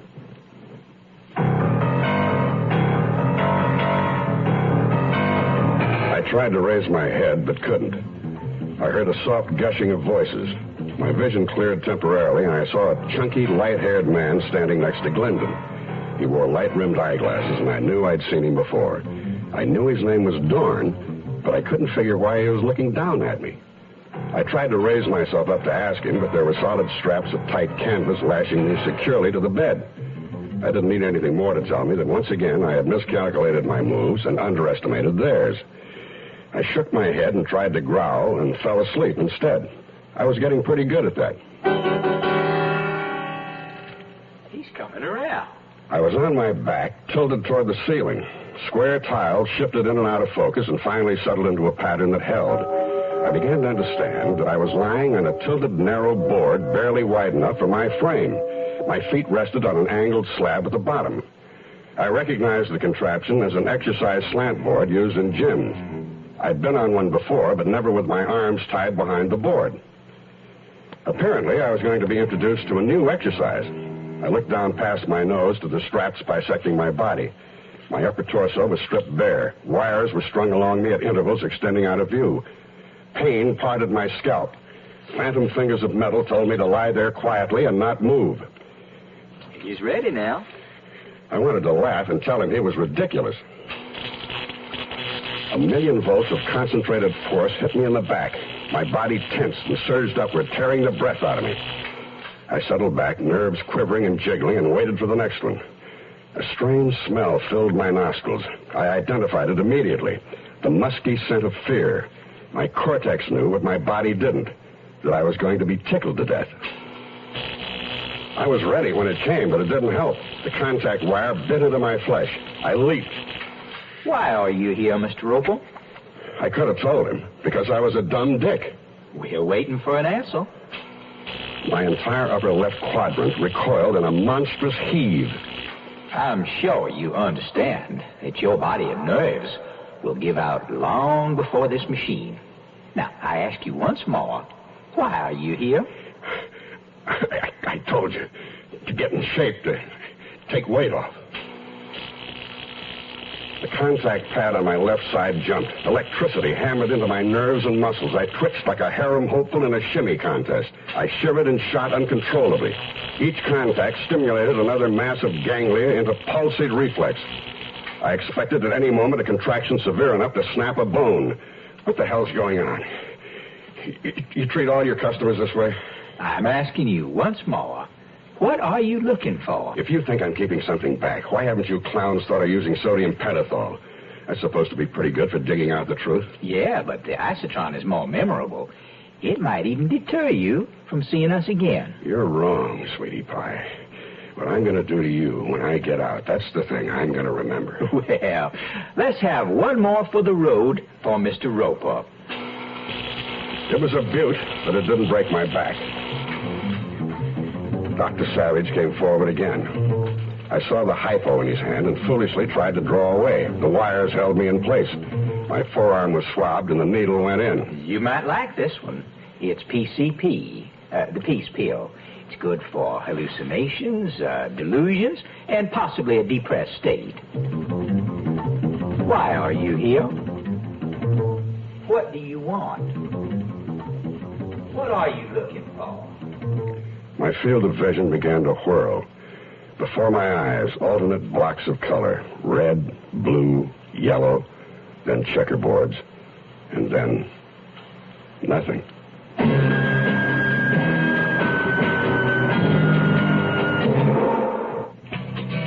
What do the City of Chicago, State of Georgia, Albertsons Incorporated of Colorado, Bottlers of Coca-Cola, the Atlanta Braves, State of West Virginia, Kansas City Power and Light Company, Kentucky State Fair, Goodyear, Logan International Airport, 24th Street Elementary School, Los Angeles, Keith Virginia Beautiful Incorporated, North Carolina Highway Department, 7-Eleven stores, Hines County 4-H Club, Mississippi, State of Delaware, Louisiana State Garden Club, Washington National Airport, Indianapolis Motor Speedway.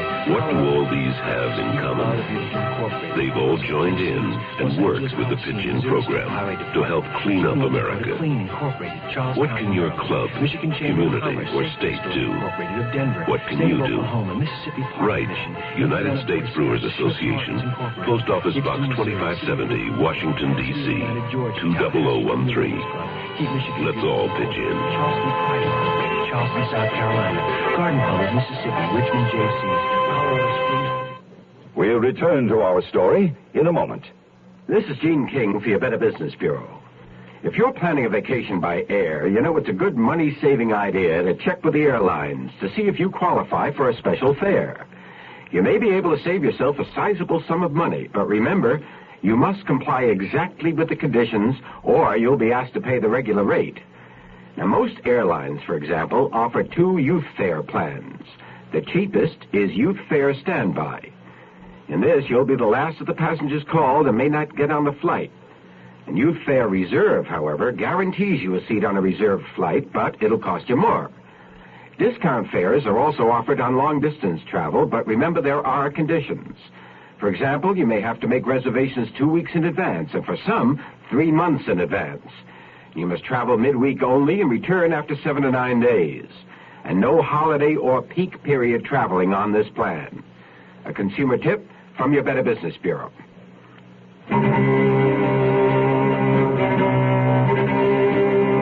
I awoke to a million ants and grasshoppers doing a war dance across my body. I jerked as the contact pad fed me a massive jolt.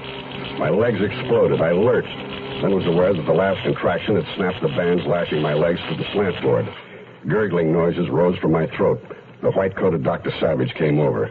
I waited until he was close, hooked my right foot between his thighs, and drew him closer. Hey! Kicked out with my left foot, striking with the instep. Dr. Savage gasped. His head snapped back. He groaned and fell on me. Glendon came rushing over. I let the doctor drop and hooked him with my right foot. His mouth opened in surprise. I shut it with an ankle kick.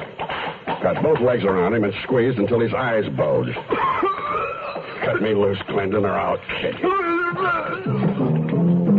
He looked at the inert Dr. Savage on the floor and believed me. My hands were still palsied when Glendon cut them free, but I gave him a wrist, palm, heel, and sword peak hand anyway. He went down like a sack. Ernie, the husky guard, walked in carrying another of those wicked little shot glasses. When he saw Glendon and the doctor on the floor, he came charging. I waited and timed it with a perfect high kick, catching him flush on the jaw with the ball of my foot. He buckled forward. I gave him the inverted fist strike to the spleen. He turned green, and I toppled him like a tree with a chop. Got to my feet, leaned over, and pulled Glendon up. Where's Pam Clayton? I don't know. She isn't here. We let her go. What's it all about? Why hold her and cover up her appointment? It wasn't my idea. I had to. Who's behind it? Who gave you the orders? Don't go away, Glendon. Ernie began to stir. I picked up the little shot glass and shoved it down his throat. He gurgled but swallowed it. I wouldn't have any further worry about him. Then I strapped Glendon onto the slant board. No, please, don't turn it on. Then talk. Before I blacked out of my room, I saw a man with you. His name is Dorn. Works for Louis Charnock. Does Dorn have a piece of your action here? No. He was here for a rub-down. Come off it. You admitted snatching Pam Clayton wasn't your idea. Now, who are you fronting for? Whose idea was it? Mr. Dorn suggested. He didn't explain his plan to me. I had to do it. Why? You've got yourself a good thing here. How come you take orders from Charnock and Dorn? They got something on you, is that it? Either you cooperate or they blow the whistle on you, something like that? Please. Or is it a blackmail ring? Your rich patrons, their hang-ups, booze, drugs, sex. As director here, you know all the dirt, and their financial ratings, too. Well, are you going to talk? Dorn, Mr. Dorn. You're saying Dorn. You mean Charnock, don't you? Please, let me up. Maybe I'll just plug you in for a while, loosen you up. No! No? There is no pain. Mr. Roper, I know nothing. You had the Clayton kid doped up. What then? A set of compromising pictures to make her old man cough up a lot of loot? No, it wasn't nothing like that. No, she was given sedation to keep her quiet. That's all. What did you give her? A shot like you gave me? Yeah. I told her that there was a personal phone call for her in my office, and while she waited, I gave her a cola with the drug. How did you explain it to her when she came to? Well, we had one of our staff handle it. He told her that she had fainted, that there was, some new mysterious virus going around. She believed us, and she left. Well, she hasn't returned yet. Did you know that? Was she driving her own car? Yeah, it's a green convertible. Now, I assumed that she'd be going straight home. You assume rotten. Pam Clayton wasn't your only client with money. Why was she picked, and why Labor Day? I don't know. What about Tom Hunter? You're not going to answer, Mr. Glendon? All right, let's see. How do you turn this thing on? No. He is inside. It's the last room, ground floor, number 11. Your teeth are chattering, Glendon. After what you put me through, I ought to just... I'll tell you. I'm going to tell you everything. Now, see, Hunter suspected that we had Miss Clayton here. Well, he started to take the place apart. We had to jump him. We had to quiet him down. You let the girl go. Why not Hunter? Orders. They were afraid that he'd make trouble. Who the hell is this guy Hunter, anyway? I don't know. What did you do to him? Memory block. we were trying to erase his memory. With this keen little machine? No. Drugs and hypnosis. What we call condition regression. You're going to take me to him, Glendon, right now. I unbuckled the straps. Glendon's knees almost caved in as he stood up, but he led me back to my room. I locked him in the closet while I dressed. My bag had been searched, but they overlooked my gun and the false bottom. I nudged Glendon with it. He nodded politely and led me to the room at the far end of the corridor. He unlocked the door, and I waved him in. A man was lying on the bed, staring listlessly at the ceiling. He matched the description Joey Zale had given me, except his face was now pale and haggard, eyes rimmed with dark circles. A wide gauze bandage topped his skull. What's under the bandage? A small hole bored in his skull? Electrode implants for altering behavior? No, it's nothing like that. He put up a fight and banged his head falling. It was just a mild concussion at the waist. And he didn't respond to hypnosis at all. There are some like that, you know. Tough. So why is he so listless? Narcotics. He's in a stupor. It's going to wear off in a day or so. I assure you, he's going to be all right. Mr. Hunter? Mr. Hunter? Maybe you did better than you thought, Glendon. No, now see, he's coming around. Who are you? Friend of Willie's, Willie Rich. Willie Rich? Come on, Glendon. Help me get him dressed. No, not leaving, not without the kid. Pam Clayton's not here. Take my word for it. I'm Willie Rich's friend, Hunter. I wouldn't... Willie... Come on, Hunter. Up you go. Pam's probably home by now. You want to see Pam, don't you? Night shift will be coming on. We got to get out of here. Pam. See Pam. Okay, Glendon. You lead the way. It was a short walk down the hall to the side exit, but it seemed miles, burdened by Hunter's confused condition. As we hit the cool night air, Hunter's legs buckled and he went limp. Glendon helped me shove him into my car. I could see he was looking around, nervously. Don't worry, Glendon. I'll explain it all to Charnock and Dorn when I catch up with them. You've got a bigger worry. Something you should really be nervous about. Who killed Bonnie Burns? What? No, you're joking. A knife in the back's a bad joke. I found her up at Lake Tahoe. Did they tell you that was how she would spend her vacation? Dead? Well, You're being played for a patsy, Glendon. You can get 10 to 20 as an accessory. Who told you to let Bonnie off? I heard a rustle behind us in the dark shrubbery separating the parking lots. Something whistled, glinted in the night. It thudded heavily close to me. Glendon's mouth opened in a surprised scream that aborted suddenly as he coughed and fell against me. He sagged, pulling my arms down with him, and I couldn't find my gun. I judged the knife in his back to have at least a 6-inch blade. Glendon was coughing frothy red bubbles. His dead eyes stared at me accusingly, as if I'd asked him one question too many. You will? Why, Jerry, I'd love to. Great. I'll see you at 7. Bye-bye. I don't believe it! When you finally get a date with Cleopatra, you better have a special chariot, like the new Ford Grand Torino Brougham for $74. You got a solid car. The Ford Torino is a solid car. Restyled for $74 with a bold new front end, opera windows, luxurious interiors with optional split bench seats, deep cut pile carpeting. This Torino's got spirit, looks, and it's built solid. What more could you want? Hi, Jerry. I'm glad you called. Yeah, me too.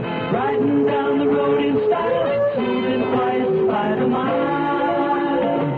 The Plus, you got a solid car. The solid mid-size Ford Torino. At your Ford dealers, the closer you look, the better we look. The Zero Hour continues after this. Hello, I'm Johnny Cash, and I've been around this great country of ours enough to know how important it is to get as much education as you can while you're young. If you want to start college or vocational school, this may be your chance. The government wants to give you some money if you have financial need. Can you believe that? Well, it's true. Look into a new program called Basic Grants to see if you qualify. Hurry on over to the county agent, post office, or nearest school for more information and an application form. A basic grant won't give you all the money you need to make it through college or vocational training, but it'll help you get on the road. It could be the most important road you'll ever walk in your entire life. And if you don't feel like walking, just write your name and address on the back of a postcard and mail it to Basic Grants, Post Office Box 84, Washington, D.C., 20044. That's Basic Grants, Post Office Box 84, Washington, D.C., 20044. Allie Regal opened his door, then followed me down his driveway and helped me carry Tom Hunter into his house. We bedded him down on the living room couch. Turning to leave, I knocked a magazine of local coming events off the coffee table. A lucky accident. It told me Charnock was in San Diego, a 10-minute ride away. I had questions for Charnock about Hunter. It took me longer than I'd expected to get to the theater. The lobby lights were out, cars were driving away. I stopped my car abruptly. Louis Charnock was getting into his long black car. Dorn wasn't with him. The car took off down the Embarcadero north along the riverfront. There were plenty of hotels in San Diego, but Charnock was heading out of the city. I tailed him up Highway 101. The limo swung off the causeway where a curving ramp led to a sumptuous bayside motor hotel, the Bahia Bay. He pulled into a parking stall at the far end, fronting a dark bungalow. I stopped, doused my lights, watched Charnock get out, say goodnight to his chauffeur, and go inside. The chauffeur lit a toke, leaned back against his seat, and enjoyed the quiet night. His hand, holding the butt, dangled outside the open car window when I came up. I slammed his wrist to the side of the car, leaned in with a solid left, smashing his nose, aborting his outcry. I slugged him again, yanked the door open, and he was out cold. One thing about the bloodletting business, it never hurts to catch a sucker off guard. I removed his belt, lashed his hands together with it, dumped him over into the back seat. Charnock opened his bungalow door to my knock. When he saw my gun, he backed up fast, and I shut the door behind me, locking it. I had a lot of questions to ask you the last time we met. We never got to them. Now I have several more. Let's start with George Glendon. What's your connection with him? George who? Glendon. Try harder. He runs the spa at Poway, the Gilded Cuckoo. He seems to be running errands for you, too. I'm sorry, Mr. Roper, isn't it? I don't know Glendon or what you're talking about. How about Pam Clayton? Does that ring a bell? I know Monica Clayton, but then we've known each other for years. This gun can go off, you know. I was given a pretty good going over at the Gilded Cuckoo by the same Mr. Glendon I mentioned, so don't tell me you don't know what I'm talking about, because I've heard differently. Also, while I was getting that going over, I happened to see your friend Dorn. Well, that's quite possible. Mr. Dorn might have some interest there. He has many outside interests. None of them concern me. Let's try some other names. Bonnie Burns, Tom Hunter. I'm sorry, I don't know them. Does Dorn? I suggest you ask him. I will when I get to him. But Dorn works for you, and you're the boss as far as I'm concerned. Pam Clayton was abducted, so was Hunter. Bonnie Burns was killed, and now Glendon's got a knife in his back. I find all that very distressing, but I don't know any of these people. I'm a private investigator, Charnock.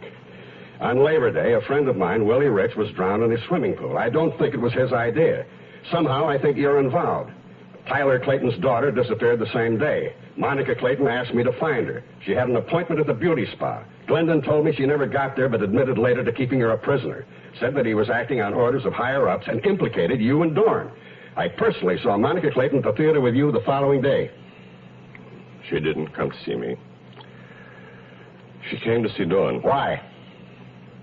I imagined to bring him some money. Blackmail? It's been going on for a long time. It's not quite like you think. Mr. Dorn uses me for a front. I happen to be a convenience. Perhaps I can explain our relationship. As he explained it, I had the feeling that Charnock felt relieved to finally be able to tell someone.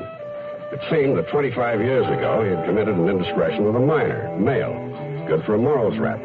Wesley Dorn, a sharp and conniving lawyer, got the evidence and found himself in a position to put an end to young Charnock's platform career.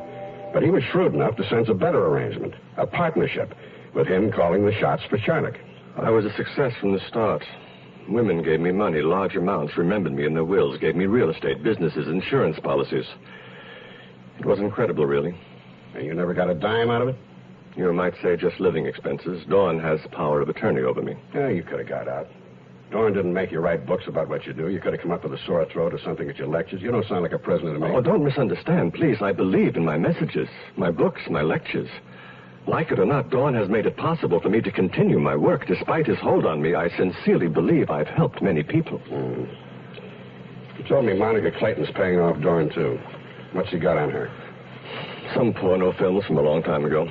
She bought them back, then found out Dawn reproduced the negatives. You had her on the hook all these years? Yes.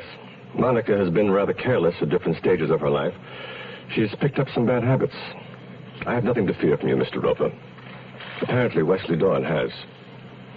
Where is Dorn now? He has a houseboat in the cove, a short distance off the pier. It's called the Sea Serpent. You can't miss it even at night. It's positively unique. After leaving Chinook, I looked into the back of his car to see how his chauffeur was doing. He was gone. When I got to the pier, I expected J.J. to be waiting for me. He wasn't. I found a small boat with oars. I made like Captain Bligh and headed for a large gray shape with bright lights 100 yards out in the bay. The Sea Serpent was camping and attractive. The deck was an extended front porch. There were shutters on the windows and potted plants. A front door and living room covered with brilliant red carpeting. Dorn was lying on it, face up, a lot of it missing above the eyes. I was a little disappointed, but not too surprised. 2 bullets had pinpointed in his forehead, putting an end to this stage of the investigation, not to mention Dorn. Well, one less suspect, one more corpse. Now is the time for another one of my failings. No such luck. I was right back where I started. Nowhere.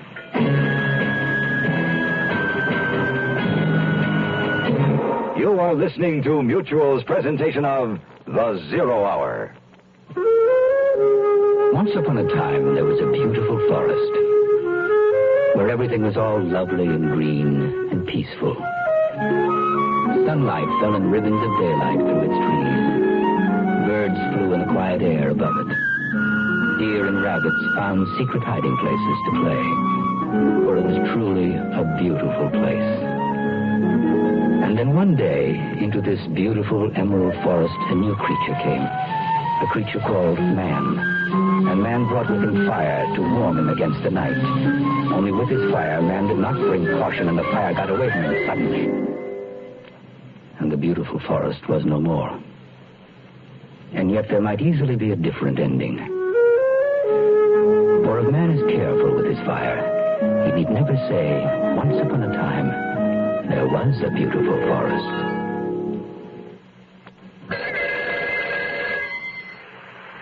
Heroin hotline. I've had it. I really had it. Tonight, 3 of them jumped us. Got my purse. Tore the wedding band off my finger. My husband, he'd hand over his money. Why'd they have to beat him up? Nice old lady next door. Just last week, junkies broke in.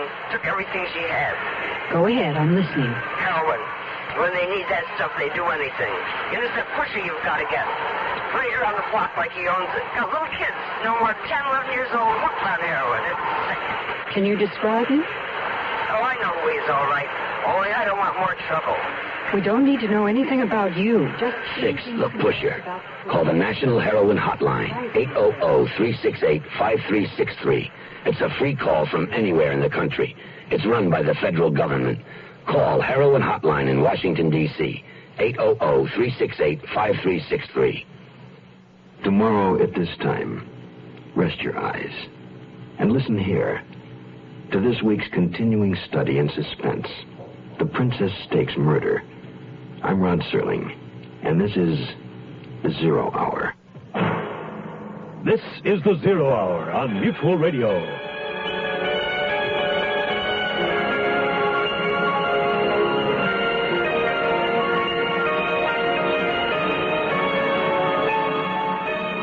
You have been listening to The Zero Hour, a presentation of the Mutual Broadcasting System in association with Hollywood Radio Theater, heard every weekday at this time. Rod Serling is your host. Zero Hour is produced and directed by Elliott Lewis.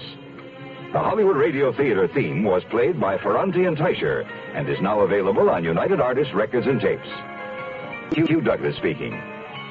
Tune in tomorrow, and once again, rest your eyes and listen here to The Zero Hour.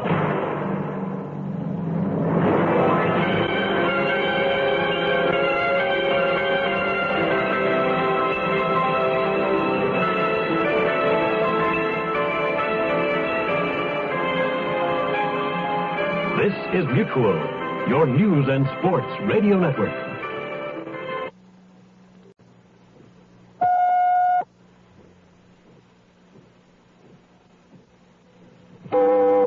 Rod Serling. You're listening to the Zero Hour. Rest your eyes.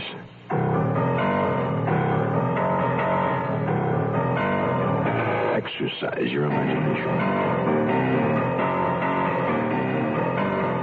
This week, Kim Platt's Gymkhana Foul Play. The Princess Stakes Murder. Starring Howard Duff. Julie Adams. And Ray Danton.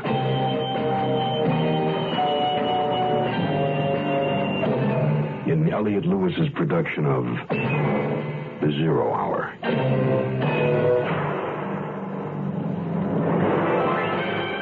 The Mutual Broadcasting System presents The Zero Hour.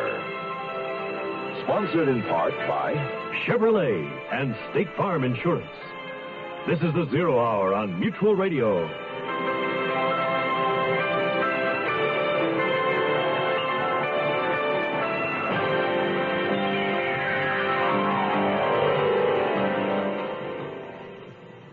It all began as a day at the races. Labor Day, Del Mar. The Princess Stakes. But for Max Roper, private detective, the race is far from over. His friend, jockey Willie Rich, never got out of the starting gate. Bonnie Burns, a comely receptionist, died at the clubhouse turn. Down the backstretch, health spa operator George Glendon got a knife in the back.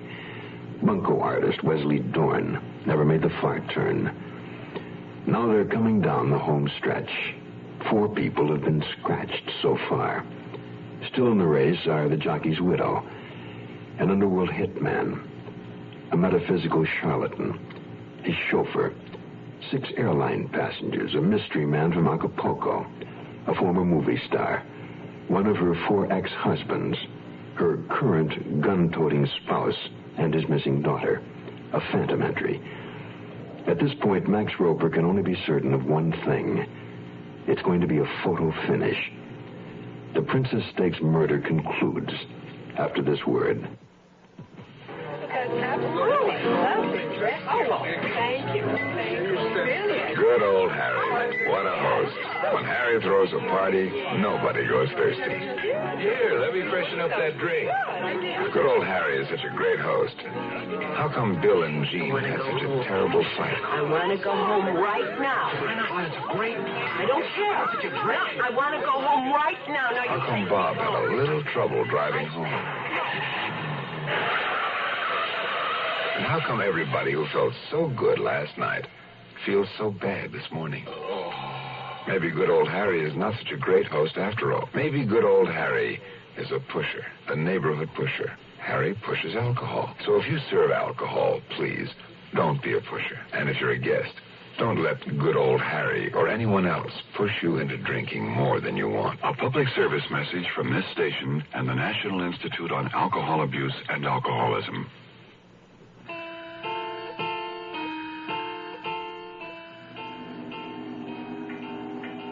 Dorn's houseboat had been carefully picked apart. Desk drawers were slightly open, and things had been tossed about in the closets. Someone had been hastily looking for something. Either Dorn had or his killer. I eliminated Louis Charnock, the chauffeur, J.J., and myself as suspects, leaving the rest of the world to consider. I was annoyed at George Glendon for dying too soon. He would have made a very plausible killer. I rode back to the pier and got in my car. It was nearly midnight when I reached Allie Regal's house. Allie's car was gone, and that wasn't all. When I opened the front door, I saw that Hunter wasn't on the couch. Allie Regal was on the floor, flat on his face, horizontally contemplating the rug. I turned him over. Allie. Did you get him? Get who? A man you laid off here, Hunter. I leaned over to check how he was, and he was ready and decked me. Oh, what time is it? 12:05. Boy, you must have just passed him. If I did, I didn't recognize him. He was wearing your car.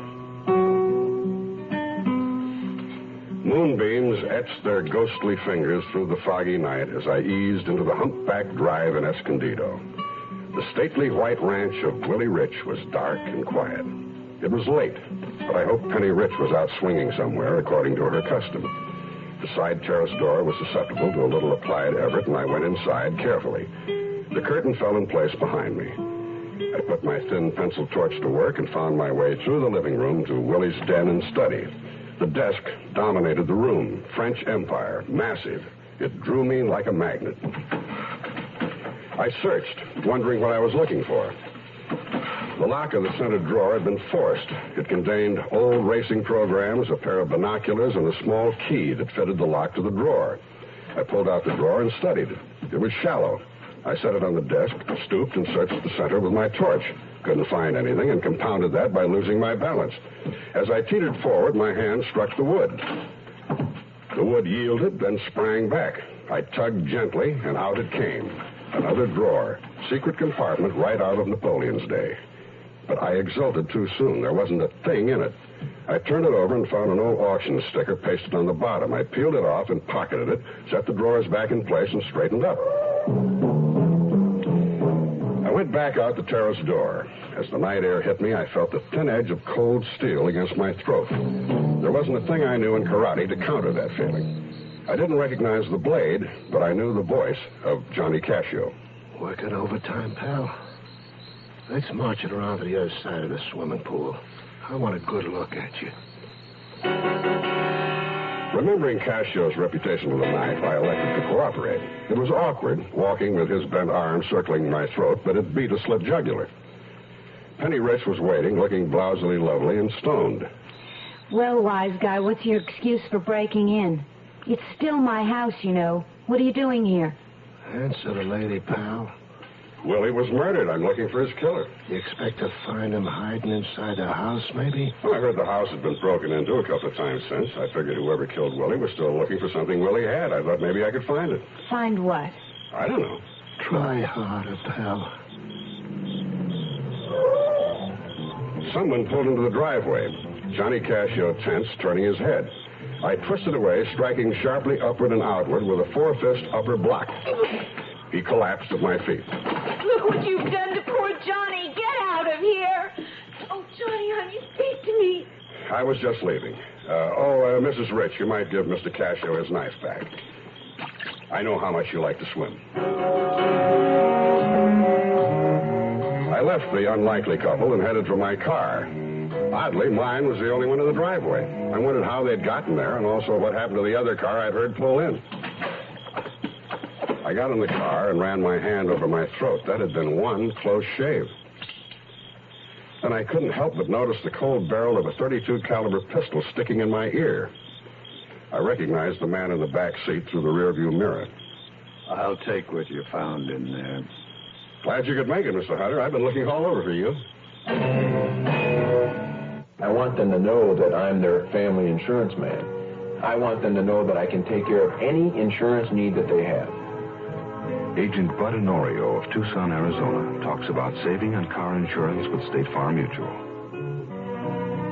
And I want them to know that hopefully I would be available for them to call me and say, hey, I'm thinking about buying a 1970 automobile. Can you give me an idea what it's going to cost me?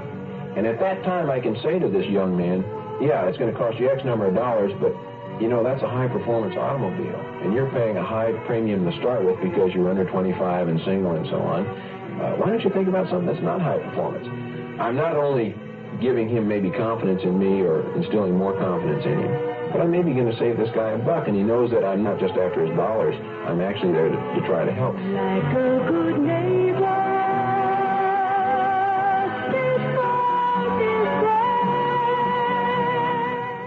We'll return to our story in a moment.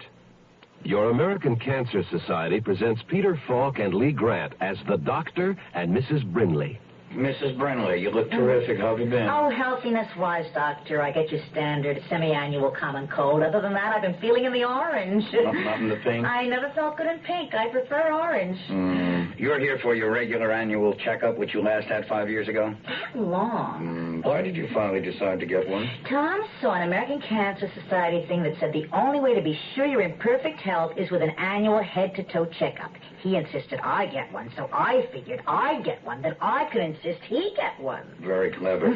He hasn't been in for ages. Exactly. Now, where do you want to start? My head or my toe? With all of you, get on the scale. My weight's fine. I'll decide that. On the scale, Mrs. Bringley. Help your doctor help you with an annual checkup. Help your American Cancer Society with a generous check. We want to wipe out cancer in your lifetime.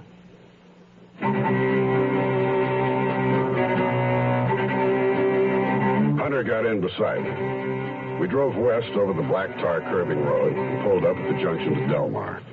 I explained to him my search of Willie's den, my stupidity in not knowing what I'd been looking for, and incidentally reminded him that I was the guy who got him out of the spa. I remember. That's why you're still living. What brought you to the spa, anyway? I played the record again, starting with Willie winning the Princess Stakes at Delmar and ending up with Dorn's murder, then asked Hunter about his business at the Gilded Cuckoo Spa. I didn't figure he was there for a massage. Well, my name is Hunter, and you seem familiar with Monica Clayton's background. When she was Monica Moore, the movie star, she married Johnny Hunter. He was my brother. That's 20 years ago, ancient history, until Willie contacted me in Acapulco recently and brought me up here. How did you know Willie?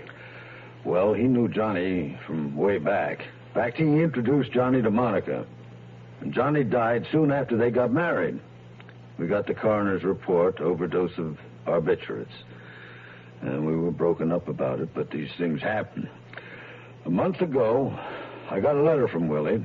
He said he had proof that Johnny had been murdered. It wasn't suicide or accidental. There were two people he named who could be responsible. Wesley Dorn and Monica Moore.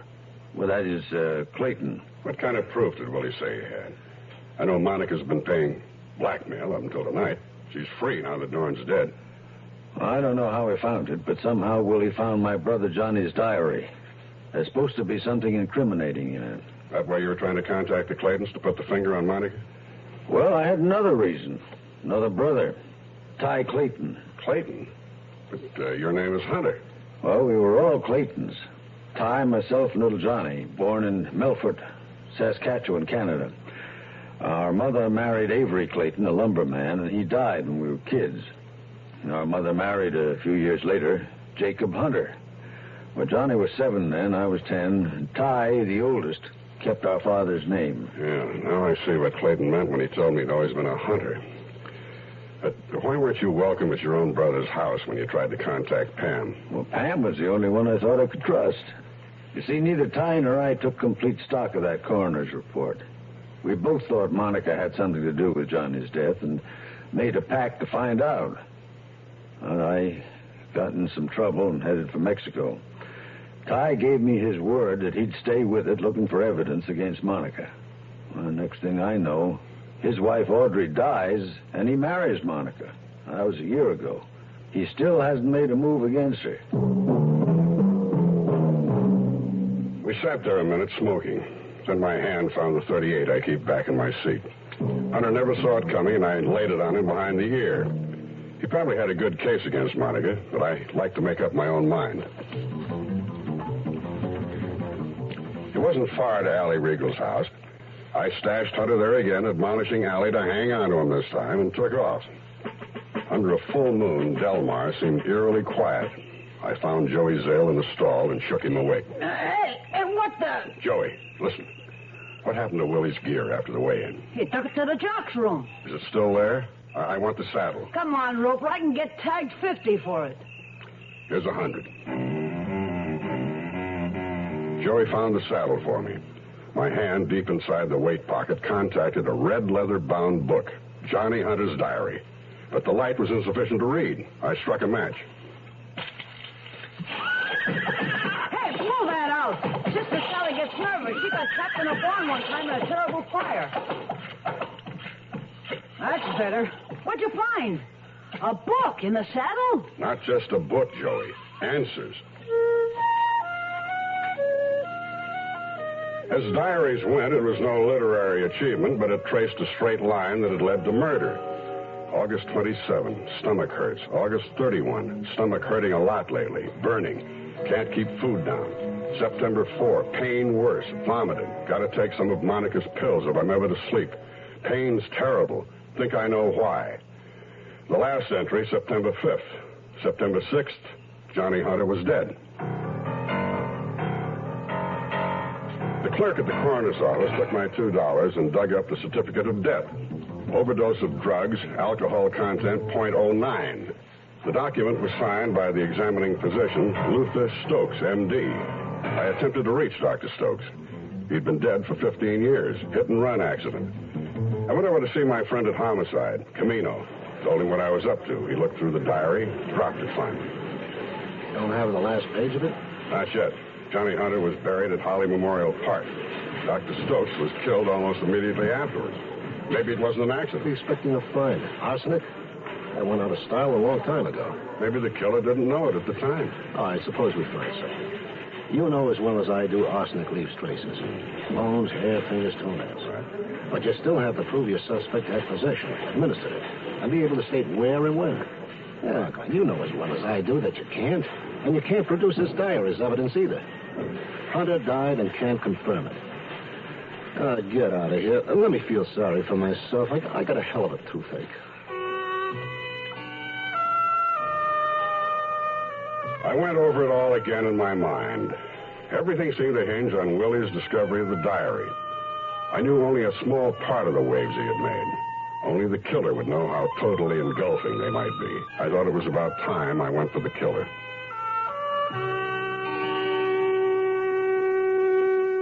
Price is what you pay, value is what you get.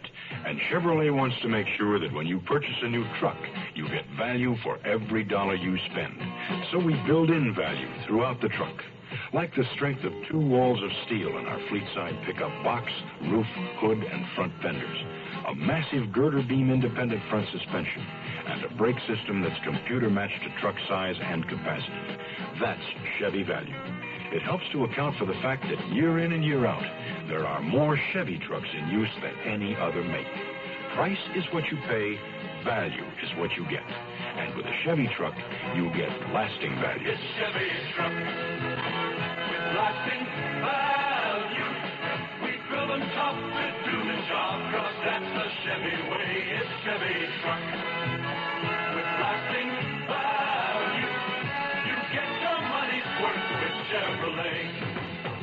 It's Chevy's truck. The Zero Hour continues after this. Here's a tip from your Better Business Bureau. If you have school-aged children, it won't be long until they'll be bringing home an order blank for the class or school annual picture. And if you've noticed, you normally pay in advance. The little tyke insisting that he or she must have the money for the teacher the next day. But do you really know what you're getting for the money? Better read the fine print. That form you sign may commit you to buy several color blow-ups at many times more than what you actually gave Johnny to take to school. Unfortunately, some photographers take advantage of this annual ritual to trap proud mothers into spending a lot more than they intend to. If you don't know what you're getting, call the school and ask them who to contact. If they don't know, then write a note to the teacher explaining that you insist on knowing what you're buying before you sign a contract, and that's the way to teach your children. Remember, if you want portraits made, consider also the services of a good professional photographer in town. They were running the Del Mar Futurity. The Claytons were at the track. Calamity had just come in a winner, paid $4.20. I watched Tyler Clayton go down to the winner's circle. Then I touched Monica Clayton's elbow. Mr. Wilton. Why didn't you tell me Willie Rich introduced you and your first husband? Johnny Hunter, wasn't it? How did you know? I also saw your first husband's death certificate today. Accidental death, it said. Would you be in accord with that? Frankly, I'm not. I prefer the evidence in the diary. Diary? Your husband owned a Napoleonic desk. I can just see him keeping a diary under lock and key in the secret compartment. Then he dies, and you sell his furniture. It ends up in storage, and one day Willie Rich acquires it out of sentiment for his old friend, probably. That desk sits in Willie's study for years until one day he accidentally opens the secret compartment, as I did tonight, and he finds the diary.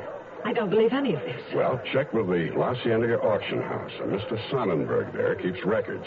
I found an old auction sticker on the bottom of the drawer. He filled in the rest. Incidentally, the diary's very interesting reading, Mrs. Clayton. Could be a bestseller.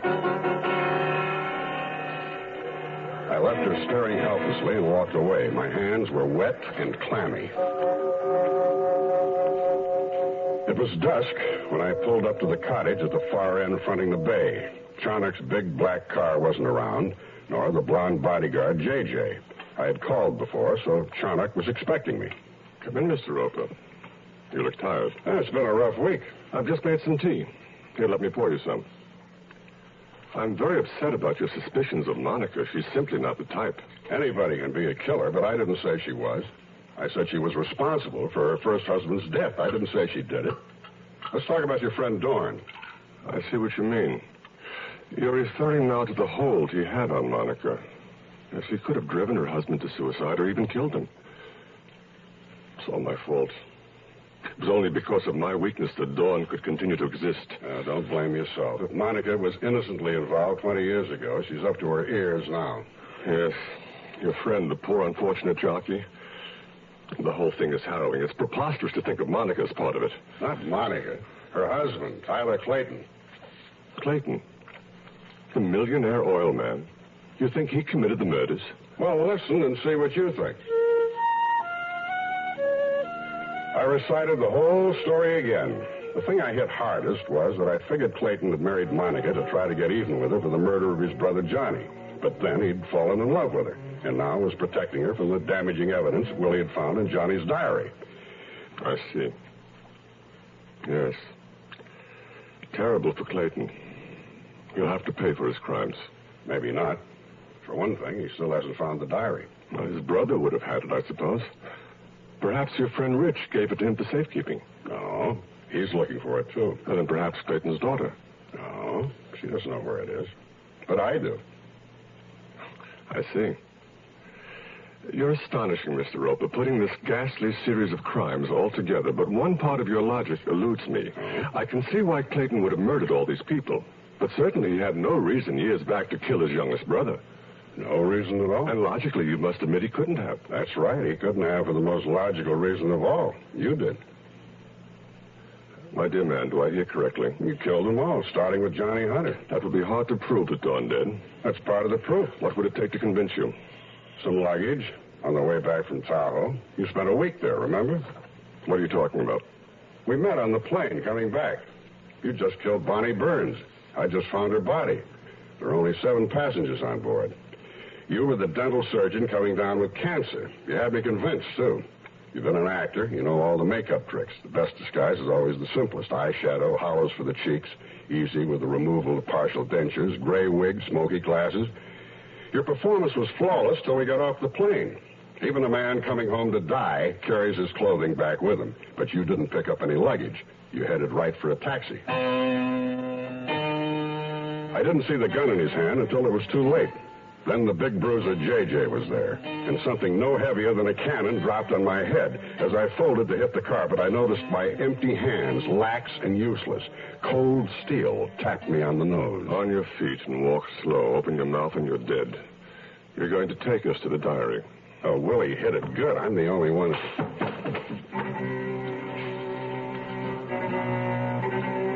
I'd left Del Mar a loser many times. It was a shame to be coming back that way. If Allie Regal had any security men checking his joint, you'd never have known it. J.J., Charnock, and I moved in and out, avoiding the lighted stables where men were working. Once we held back in the darkness while someone passed, the gun in my back, J.J.'s massive paw over my mouth. I'll tell you something. You were right all along. I killed Johnny Hunter, but I did it with imagination. Mentally. I'm a mentalist, you understand. What better way is there for murder? I offered Monica my love, but she spurned me, so I drove Hunter to feelings of persecution and suicide. You were way off on the Tahoe flight, though. I wasn't the dental surgeon. Oh? I was the lady up front with the knitting needles. I'd worn a blonde wig up. Perhaps you found it in Bonnie's cabin, and a black wig back. Now, shall we proceed to the diary? In that stall. Willie left it in his saddle. There in the corner on the floor. Where? I don't see anything. It's so dark. Got a match? Charnock nervously dropped the match, lit another. As he stepped forward, a restless, moving shadow inside reared high above us. J.J. and Charnock looked up, startled, as the black snake struck savagely at the rail. The thin board splintered, fell away. Sister Sally burst through with a dark, avenging fury. She struck at Charnock, hooves flailing. J.J., in terror of the massive horse, tried to back away. I chopped the gun out of his hand and kicked him in the groin. He fell forward. I drove my knee through his teeth. He lay there. Hey, what's going on? And there was Joey Zale with a shotgun. I took it from his huge hands. Sister Sally continued to rear up and come down hard on Charnock, whirling and stomping and snorting. Papa, what's going on here? You know how excited Sister Sally gets around fire.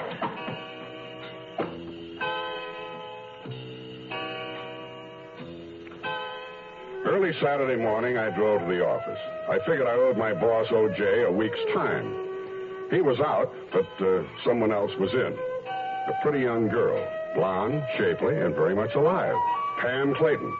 I was about to turn her over my knee, but before I could, she explained why she was there. Willie had told her that my office was the safest place to be. I'd missed her the one time I'd checked in, and she'd been there ever since, and I called myself a good private eye. Well, I didn't spank her. In fact, I ended up lending her $600 so she could run her horse, Mary Jane. Seems the old man cut off her allowance. One feeling I've always had about being a private eye, you just can't make any money in this business.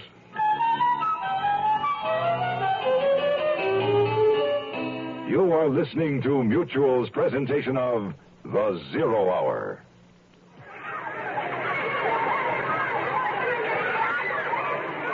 Leukemia is a disease of the blood-forming organs.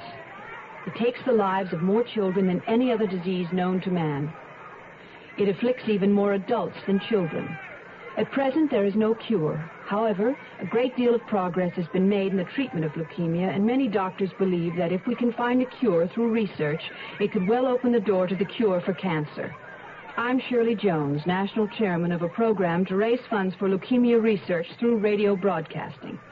If we can find a cure to this dread disease, we can stop the deaths of 15,000 victims each year and help in the search for the cure to cancer. Today, radio stations across the country are fighting leukemia. Please help. Make your check payable to LSA for Leukemia Society of America and send it to LSA Hollywood 28, California. That's LSA Hollywood 28, California. Now, here are the bunkers. Gene Stapleton and Carol O'Connor. The house we liked the best wasn't the one we ended up buying. It was beautiful on the outside, but we found out that there were terrible termites everywhere. It would have cost us thousands of dollars to really get the house in shape. That's right, and we didn't figure on all the increases in property tax, maintenance, and other expenses. But we went to HUG and got some very good advice. Yeah, we were pretty lucky, weren't we, Archie? Lucky? No, Edith. We wasn't lucky. We were smart. I know some people who never got as serious as us about buying a home. They've been having headaches ever since. Buying a home is a big deal. Learn about house hunting, property inspection, FHA-insured loans, and the responsibilities of ownership in a free booklet called The Wise Home Buying Guidebook. Write HUD, Department HB, Washington, D.C., 20402. That concludes this week's production of The Zero Hour. Ken Platt's The Princess Stakes Murder. Next week, we'll begin another exciting dramatization of a tale of mystery and suspense. We'll tell our story in 5 days, at the same time Monday through Friday.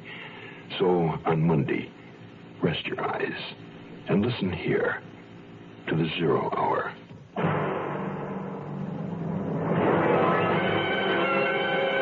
This is The Zero Hour on Mutual Radio.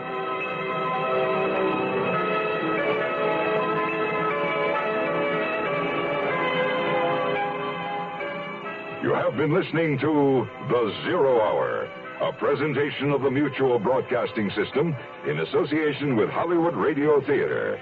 Heard every weekday at this time. Rod Serling is your host. Zero Hour is produced and directed by Elliott Lewis. The Hollywood Radio Theater theme was played by Ferranti and Teicher and is now available on United Artists Records and Tapes. Hugh Douglas speaking. Tune in Monday, and once again, rest your eyes And listen here. To the Zero Hour. This is Mutual, your news and sports radio network. Bring you Mr. Joseph Cotton in tonight's presentation of Suspense.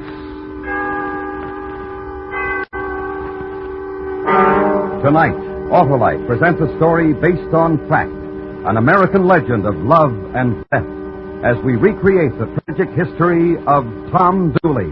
Our star, Mr. Joseph Cotton.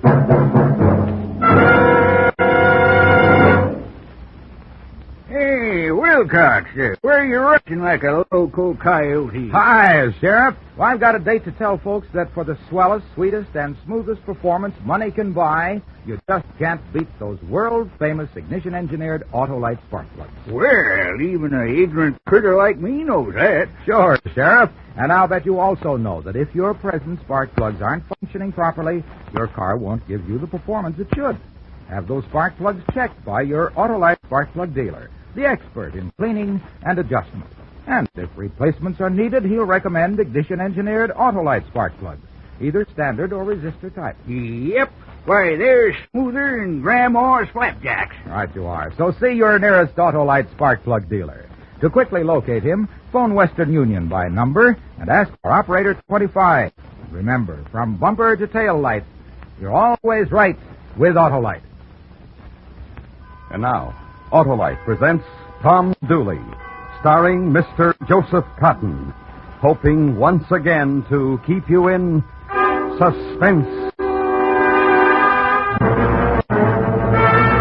Bow down your head, Tom Dooley. Bow down your head and cry. Bow down your head, Tom Dooley. You know you're bound to die.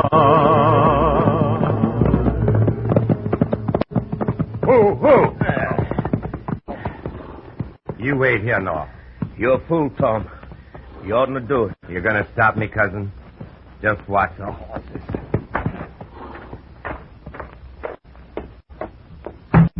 Open! Yes? What? You be Paul Cabot. Yes, I'm Cabot, but... Oh! Now get out. Maybe I ain't going to kill you. I don't know. Get out!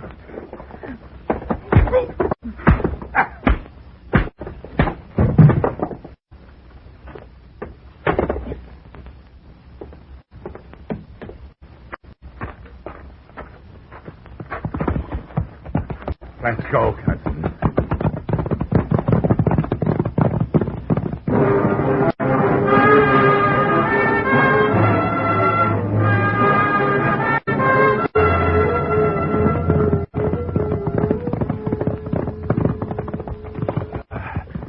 How do I look, cousin? Dirty? She won't mind. She hears what you just did. She won't mind. Don't need you anymore, Noah. Go home. I'm waiting. You're liable to wait right long.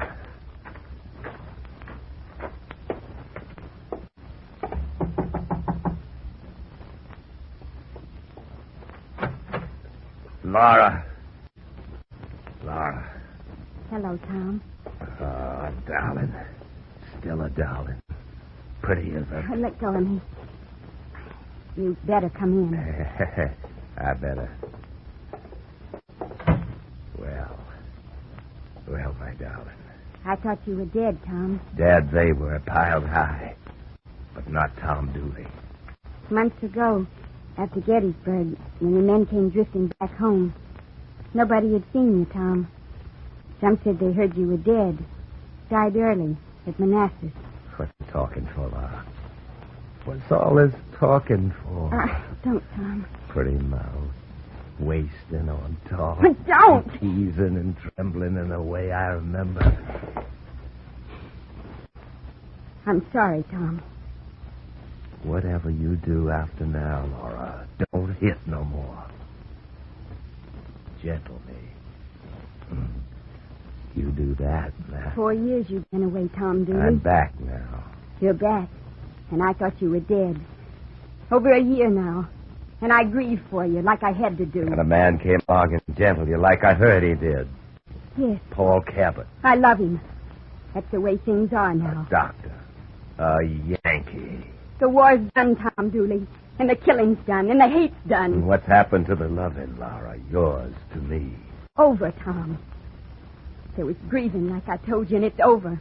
And I love a Yankee doctor named Paul Cabot. Love him.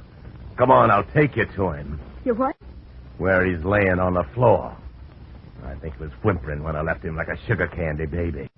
Come on, I'll show you. Get out of here. Maybe I will, but I don't know that yet. First, I want you to remember something, Laura. Get out. I want you to remember you hanging on my horse and wailing, the tears on you 4 years ago when I rode out to join with Zeb Vance and his cavalry. You remember, Laura? I grieve. Tears on you. That was your grieving. Listen to mine. The fighting and the blood and the screaming and Bull Run and Manassas and the Yankees. Killing them and they always coming. In Virginia and Pennsylvania and the killing and leaving your own blood every place you go. Tom. But you go because as long as you're going, you're coming back. Back here to the Smokies. Back here to Laura Foster. That pretty mouth. Laura. Laura. No, I don't love you no more, Tom. I don't love you. You're going to love me. You remember how But Tom, not you. You ain't worth those 4 years. On account of you couldn't wait for your man.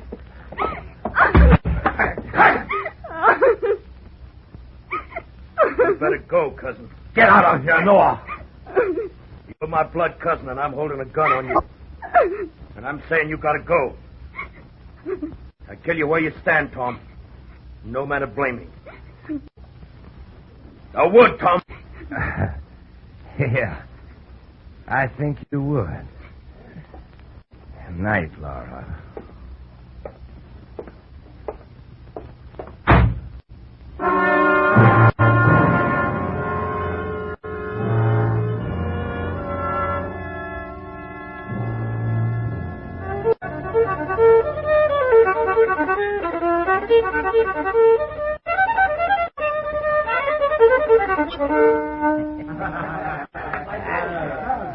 Still know how to play a tune on a fiddle, don't you, Tom? Sure I do. Nobody plays like you play, Tom. Well, thank you, Jess. Oh, missed you here on the stove. Why, all of us thought you Thought were... I was dead. What kept you, Tom? All of us come back since we heard General Lee surrendering. What happened to you? I had never seen Pennsylvania. Walked around it. With a gal? Just walked. You walk too slow, Tom. You walked a lot too slow. Laura Foster passed you right by. Yeah, I heard. Tell me she's learning how to read and write. I heard that, too. Doctor. Yankee. War's over, Jess. Fighting, hating. Why are you laughing? I heard you almost killed a Yankee doctor, Tom. You heard it, so I guess I did. Hey, Noah. What you want, Jess? Pass that jug over here. Give your cousin a drink. I ain't drinking no more, Jess. Hey, now. Recent you ain't doing a lot of things. Well, you changed, Tom. I reckon I have. You gonna learn how to read and write? Doctor say he can teach anybody who wants to learn. Here is how you can learn a lot from that doctor. Stop it, Jess. Those Yankees are smart fellas. Reckon that's why they won the war. Won everything, those Yankees. You heat up my cousin, your tongue's gonna be real cold, Jess. Oh, be it now? What you got to say about that, Tom? Keep talking. I don't mind. All I can say is my gal start cheeking with somebody else. Hi, Yankee. Well, What do you want? I've got a list here. I need some groceries. We just been talking about you. Me, Zach, Humman, Josh, all of us. Noah Dooley. His cousin Tom, too. Here's the list. You read it to me, Doctor. I ain't got the lining. Sack of potatoes, Like I said, we've been talking. Wondering. sack of sugar, Wondering. You like North Carolina, Yankee? Carolina night? green beans and flour. How about North Carolina women? Pretty, ain't they? Soft. Wait on him, Jess. And Law's prettiest of them all, ain't she? Wait on him. Ain't she?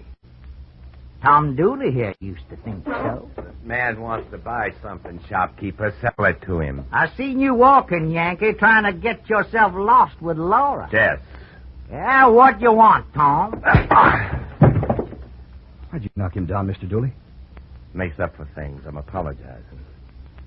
I want to shake your hand. I'd be pleased. It's all right about the other night. I've forgotten about it. I want to be your friend. That's what you are right now, Mr. Cabot. I want to tell you this. What? Laura loves you, and that's all right. We're getting married, Mr. Dooley. I'm not saying you can't. I'm saying I hope you'll be very happy. Laura will be very glad to hear that. Mr. Dooley. Yes? Laura says you play the fiddle. I hear you're having a betrothal party tomorrow night. Yes, that's right. Well, I'll play the fiddle for you. For you and Laura.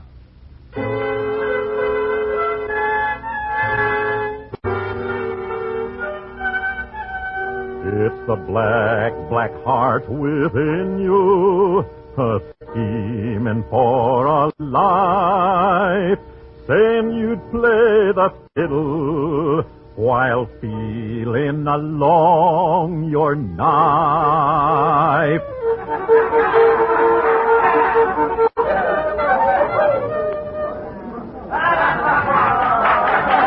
Hey, Noah. Give me a minute. Yeah, what you want, Tom? Spell me on my fiddle a little bit, Noah. Sure. Man, I bet you're tired. Fiddling 2 hours without letting up. Spell me, cousin. Take the fiddle. Where you going, Tom? Just play the fiddle pretty, cousin. Don't worry about me.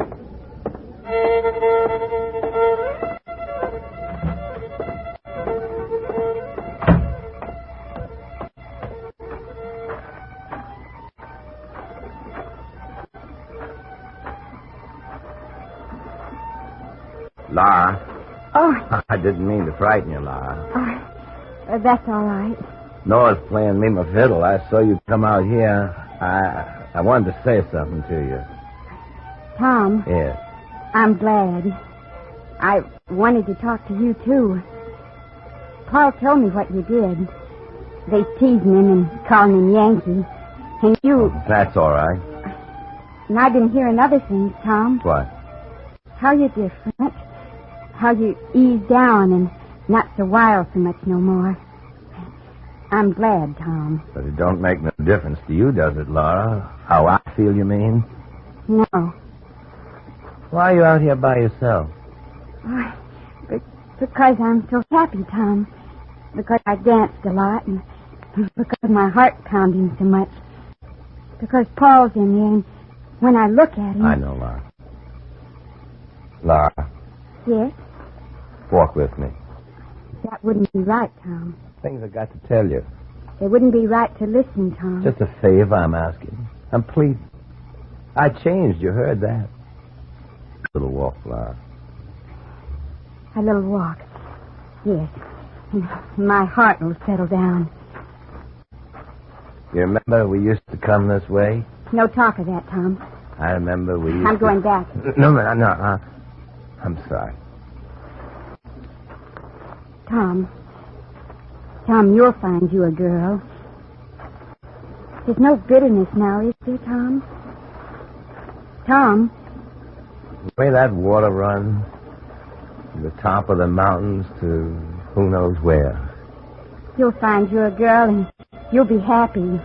A man like me, Laura. Tom, why the knife? Because a man like me never be happy. You the cause, Laura. You the cause.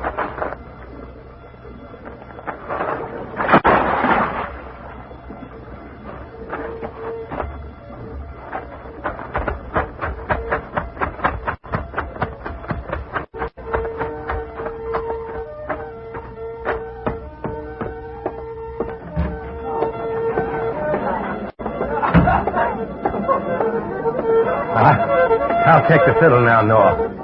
Here you are. Oh, you feel better, Tom? I feel a lot better.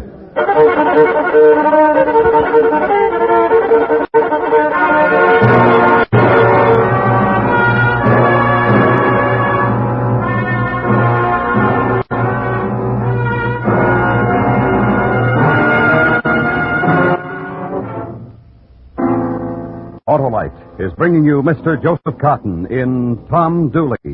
Tonight's presentation in radio's outstanding theater of thrills, Suspense.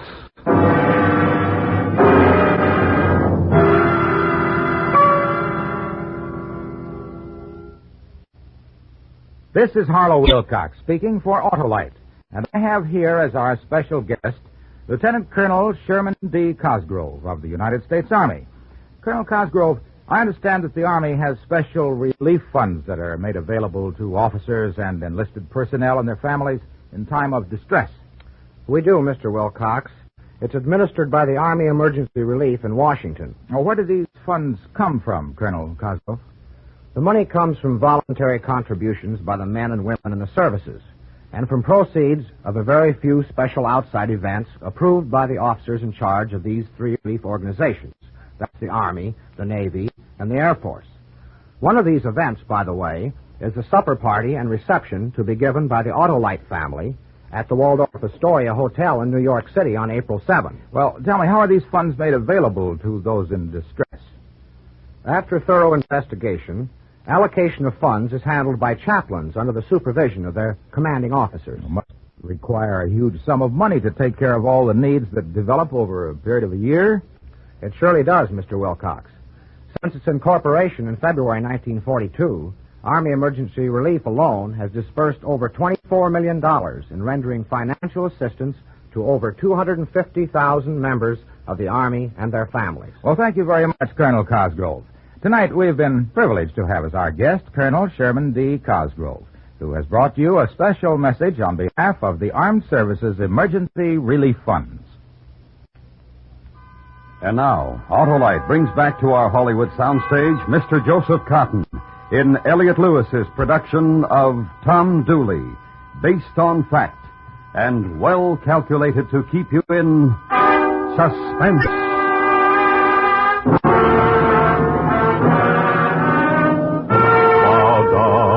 Head, Tom Dooley, bow down your head and cry. You killed poor Laura Foster. You know you're bound to die.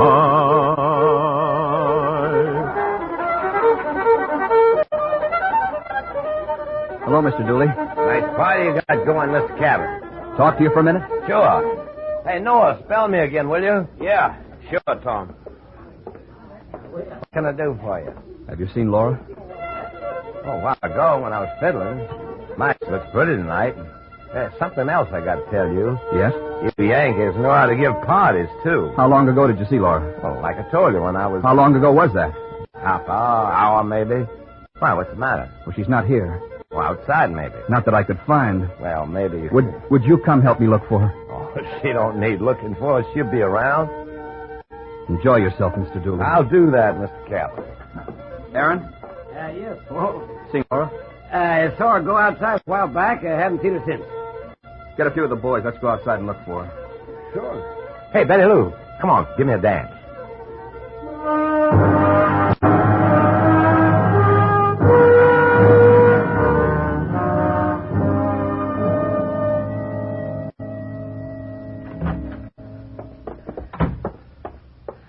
Tom? Tom, wake up. Come on, Tom. Come on. Wake up. Get on your feet. Why are you waking me, cousin? You listen to me. Why are you waking me when it's still black outside? You killed Laura, Tom. What? They found Laura snagged on a rock right under the North Falls. She was stabbed. What are you saying, though? I'm saying it and everybody else is saying it. Saying what? You put a knife to Laura. Oh, you saw me dancing, Noah. Everybody saw me dancing. People seen you go outside, too. They're coming after you, Tom. Saying I killed her? Knowing it. Knowing you the only person had reason. But You talking and they're coming after you. They're going to hang you, cousin. They're going to hang you for sure. You killed her, didn't you? You got to help me. You put on all the gentle and there was nothing but black inside you. You, my cousin. And I'm your cousin, and you got to help me. Kill her. Pretty thing like Laura. You blood kin to me, Noah, and you're going to help me. You're going to do what I tell you. No, I'm not, Tom. I'm doing nothing to help you. You're talking like a man who don't care if you die. You're going to wait till I get out of this cabin, till I get on your horse and start riding toward Tennessee. And you're going to wait some more till you hear them coming, then you're going to get on my horse and wear my hat, and you're going to start riding the other direction. When you leave, I got the length of this room to decide whether to shoot you in the back. Now you get going.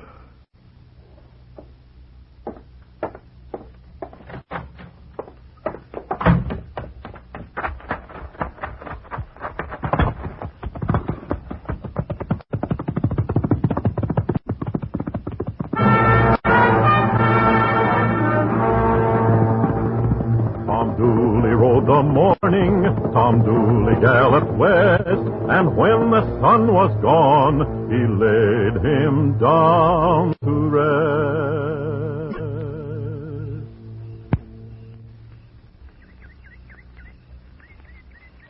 Who's there? Who's there? I see you. I'm going to shoot. That's my friend Selman, you might see. Me, you can't see at all, because I'm at your back. Now, you just stand where you're standing. What do you want? You stand where you're standing, and you're going to feel something. Feel it? My gun to your back. All right, Selman, take his gun.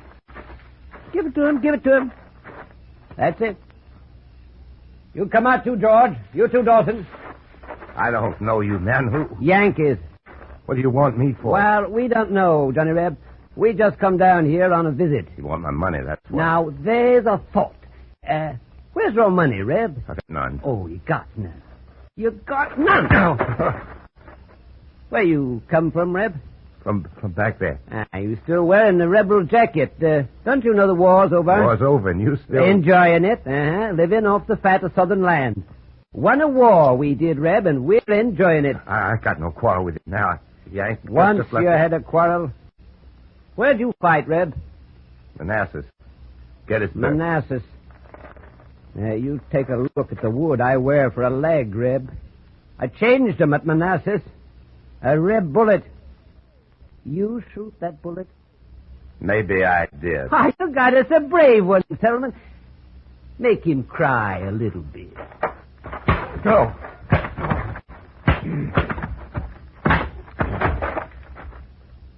Get up, Reb. Get up. You crying? You smiling? Can't tell with that face Selman made for you. Now, let me look real close. Why, you ain't doing nothing at all. Just let me get out of here. Night's entertainment. That's what we're looking for, Reb. And you don't do nothing. Laugh, cry, nothing. You dance, I bet. You, Reb. I tell you what. You dance for us. Dawson, get us a rope. You've got no cause to hang me. For dancing purposes. You do us a do-si-do on the air from that tree over there. Thank you kindly, Dawson. No cause at all. Don't like to dance? Then what you gonna do for us, Reb? I know a thing. Sing us a tune. Nice Yankee tune. Reb, you know one? Sure you do. I'll help you, Reb. Yankee Doodle, keep it up. Sing. Let him alone. Who are you? A Yankee. Like you. Isn't that right, Tom? Yes, sir. Yes, sir, Mr. Cabot. A Yankee, gentlemen. Who says with this rifle that the hating's over. Now leave this man alone and get out. All right. All right, men. Get. Oh, Mr. Cabot, they were going to kill me. I'm grateful. Grateful?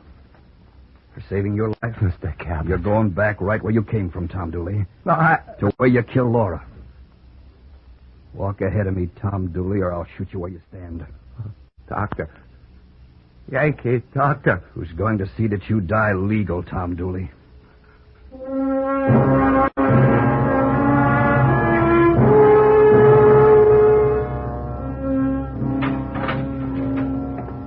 Cart's ready for you, Tom. Time for hanging.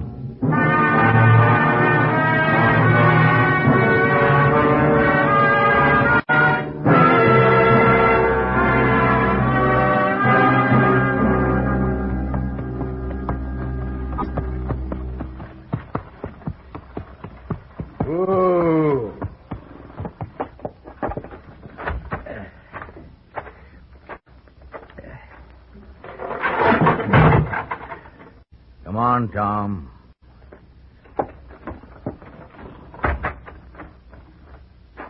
To that scrub oak tree.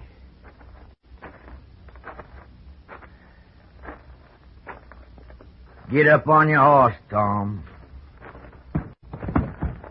Rope tight to the branch up there. Yeah, real tight. Mr. Cabot, reckon you want to fit the noose to Tom's neck? Yes. Lean down, Tom Dooley. All right, it's done. You got anything to say, Tom, before we slap your horse out from under you? Bow down your head, Tom Dooley. Bow down your head and cry. Goodbye, Tom. May your soul rest in peace. You killed poor Laura Foster. You know you're bound to die.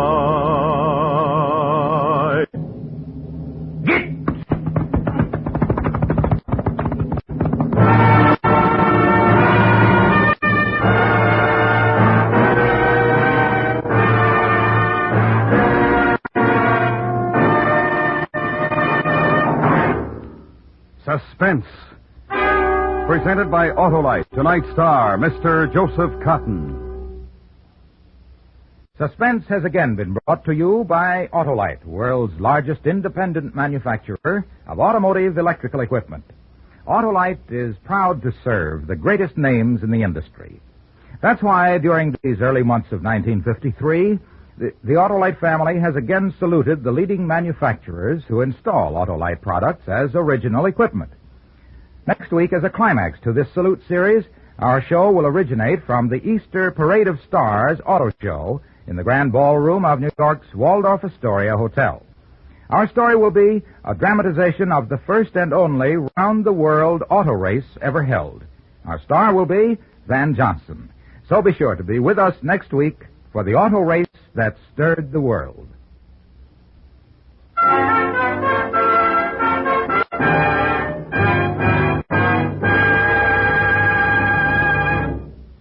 Next week, a story based on fact as we recreate the first international automobile race. The time, 1908. The story, Around the World. Our star, Mr. Van Johnson. That's next week on Suspense.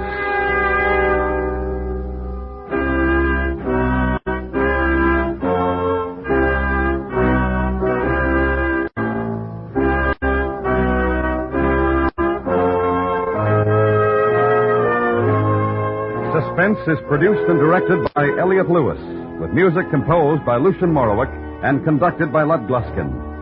Tom Dooley was written for Suspense by Morton Fine and David Friedkin. Featured in tonight's cast were Sammy Hill, William Conrad, Joseph Kearns, and Bill Bissell. The singer was Harry Stanton.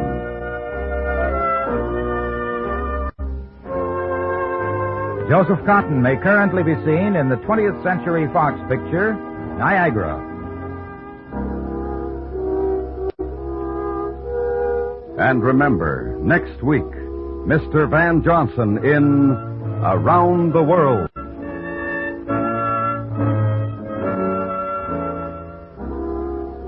This is the CBS Radio Network.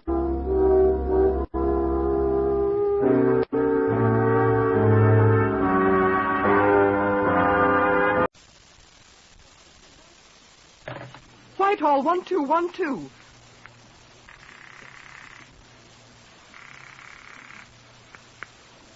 This is Scotland Yard.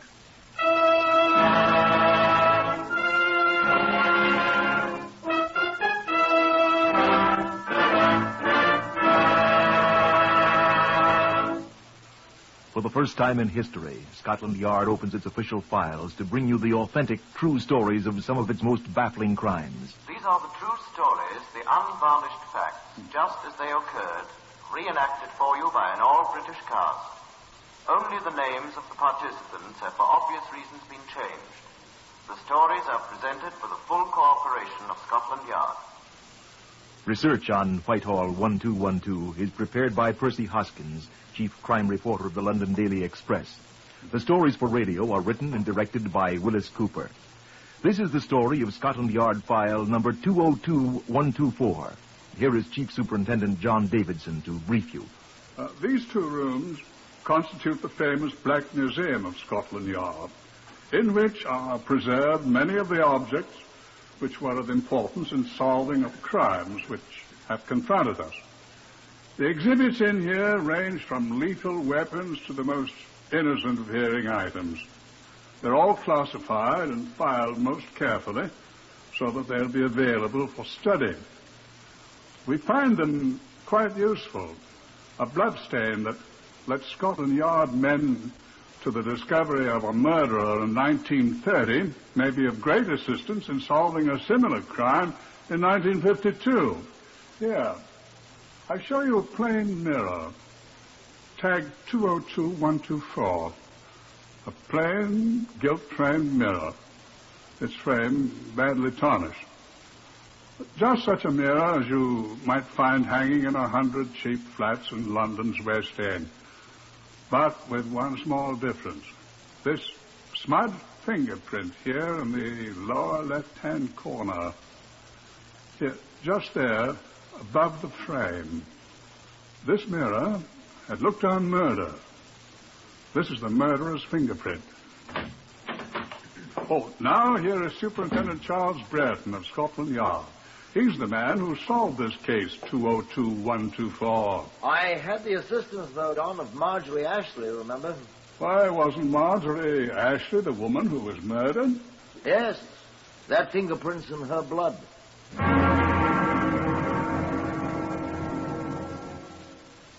On a morning in February 1942, a scant 2 months after your Pearl Harbor, I had a telephone call from Inspector Francis Xavier Costello at West End Central Police Station.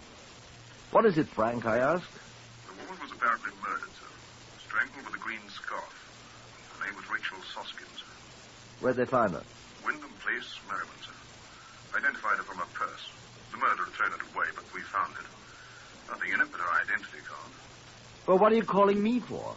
Can't you handle a routine murder, Inspector? Excuse, sir, but I don't think it's a routine murder. Why? Well, sir, the woman, in addition to having been strangled, had been horribly beaten up. I'm sure that's regrettable, Costello, but after all, is it so unusual? It is that, sir.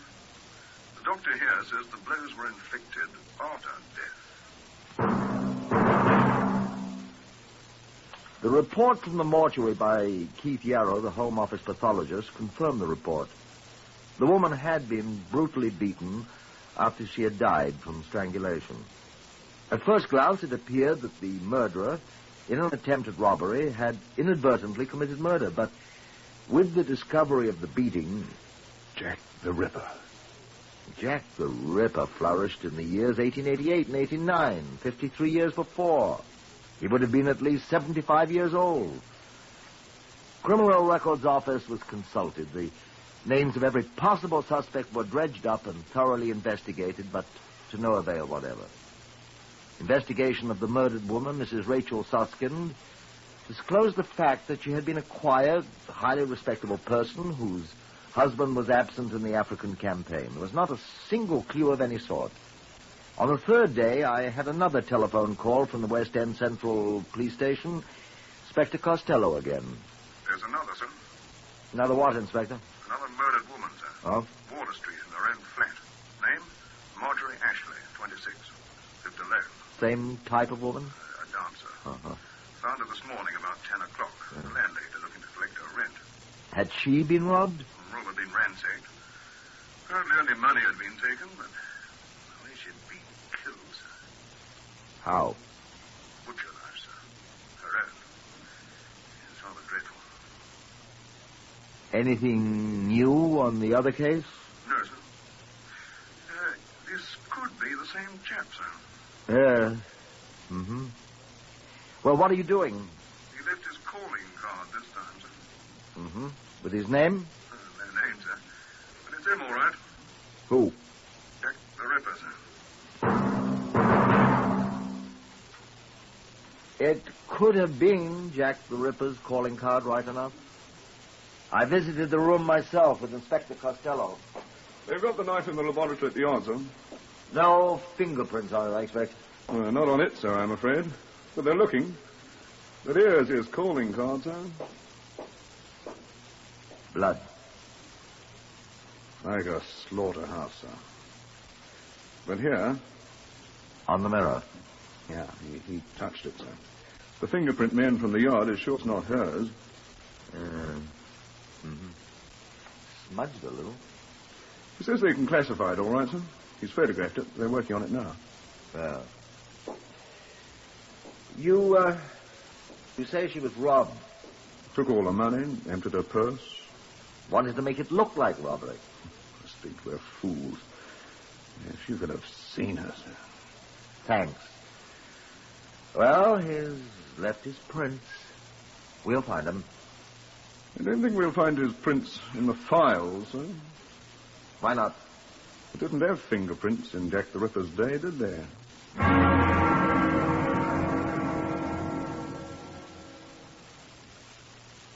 Costello was right. They charted the fingerprint found on the mirror, the one you saw a moment ago, but it could not be found under any classification in our files. 48 hours later, the police found the body of Margaret Newton in her flat in Gothfield Street near Tottenham Court Road. It's the same one, sir. Her purse emptied, the place turned upside down, and she... well, slaughterhouse again, sir. Worse than the last one. Fingerprints? Yes, sir. A bottle of bath salts has been smashed. Or one of the pieces. 2 sets of prints, hers and his. Who was she? No particular occupation, sir. Seen around various West End nightclubs a great deal. Mm-hmm. Must have met him in one of them. Who, sir? Jack the Ripper, old boy. In the Criminal Records Office at Scotland Yard, men worked long hours, sifting files for the names of known or suspected sex offenders. Men with criminal records which included crimes of violence. Each was painstakingly investigated. Fingerprints of all were checked with those we had found at the scenes of the last 2 murders. The results? Nothing. The West End of London was terrified. Women stayed in their homes after dark behind locked doors. Hundreds of suspects were questioned. The results? Nothing. Nightlife in the West End all but ceased to exist. 2 days later, Mrs. Doris Brooks, the wife of a hotel manager, was murdered in her flat not more than a mile away from the scene of the last crime. I'm ready for the loony bin, sir. Oh, we all are, Costello. No clues this time at all? None at all, sir. Feed us out the same way as he did the others, but he didn't leave any clues. Any fingerprints. Well, a fat lot of good the other fingerprints have done us anyway. Yes, sir. Well, cheer up. We'll get him eventually. He's crazy, obviously. He'll slip. Well, how many more poor women will have to be murdered before we do, sir? Well, have you any ideas, then? No more than you have, sir. What puzzles me is why he still keeps up the pretense that the motive's robbery. The man's got a diseased mind. Well, obviously. I mean, I think he thinks he's fooling us, sir. He is. He couldn't have got more than £20 from all his victims. It isn't money he wants. He's a maniac. He takes their money, then. That's how he thinks he's fooling us, Costello. He's done this before. Every assault case in the last 10 years has been examined. He's not any of them. Somebody knows him. We've checked the acquaintances of all 4 women, sir. If we could find one person that more than one of them knew... Well? There's no such person, sir. 3 days went by. 4, 5, a week. There are no more reports of violence, either attempted or consummated, on the persons of any more London women. Our people were still hard at work. The scene of each of the 4 crimes had been gone over again and again for clues. But none. None at all. Our voluminous files of crime yielded nothing. Women began to appear again on the streets of London, but still almost as much as a man's life was worth than to speak to an unescorted woman. The newspapers were still full of warnings. Women screamed for a policeman when a strange man lifted his hat to them. But some women are foolhardy. Such a one was Miss Paula Ingram. I heard about her from the station superintendent at C Division in Savile Row, Arthur Austin. I hurried to Savile Row to see Miss Ingram. A slight, rather pretty little woman with astonishing blonde hair. Of course, I don't know, sir. I know there's lots of soldiers walking the streets, sir, looking to pick up a bit of fluff, especially if they're good-looking, you know. Go on, please, Miss Ingram.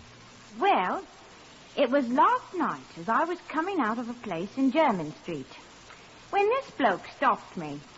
"Hello, sweetness and light," he says. And I didn't realize he was speaking to me. Oh. You didn't see his face, of course. No, sir, I didn't see his face, but I could tell he was in an RAF uniform. How? With a little cap, you know. I could see that. Air cadet he was.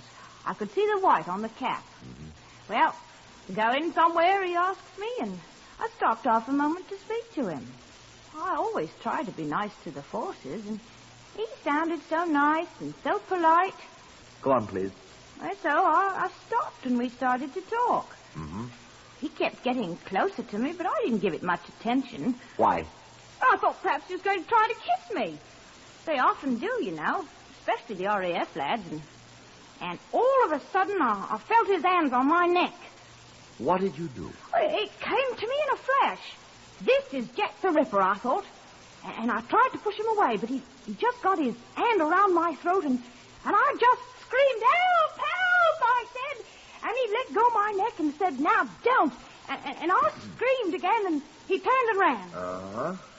And then I thought to myself, you're making a bloody fool of yourself. And I called after him, but he was still running. And I thought, well, now, maybe I haven't. And I came over here to the police station and reported it. Did I make a bloody fool of myself, sir? You didn't see his face? No, sir. But he was most pleasant-spoken, though he was rather forward. Oh, dear. Now I wonder if I did the right thing. You're still alive, aren't you? Yes. But, oh, dear! What's the matter? So is he! We kept the news of Paula Ingram and her experience out of the papers. Might be trivial, but then again it might not be, I said to Costello. This girl Ingram, sir. What do you think of her? London's full of girls like that, unfortunately. Soldiers call them Piccadilly Commandos. Right. That was the kind of women Jack the Ripper specialized in, wasn't it? Oh, will you stop that Jack the Ripper stuff? Well, wasn't it? Wasn't it, sir? That's a pretty thin sort of clue, Inspector. What about the other 4 women that were killed? Weren't they the same kind? Well, sir. Could be a clue, couldn't it? All the same class of women. Same way Jack the Ripper. How are we going to find this Jack the Ripper? How do we know whether he's the right one? How do we... Excuse me. Superintendent Brereton here. Oh, yes, Superintendent Austin. Oh, is that so? Well, that's quite encouraging. He's on the way. Good. We'll wait. I expect... Oh, here he is now, I think. Open the door, will you, Costello? Yes, sir. Thank you. Yes, I think it is one of your men. Okay, I'll take it. Right. Costello's got it. Thank you. This is most awfully good of you, old man. Yes, that's it. Thank you. I'll tell you what luck we have. Goodbye.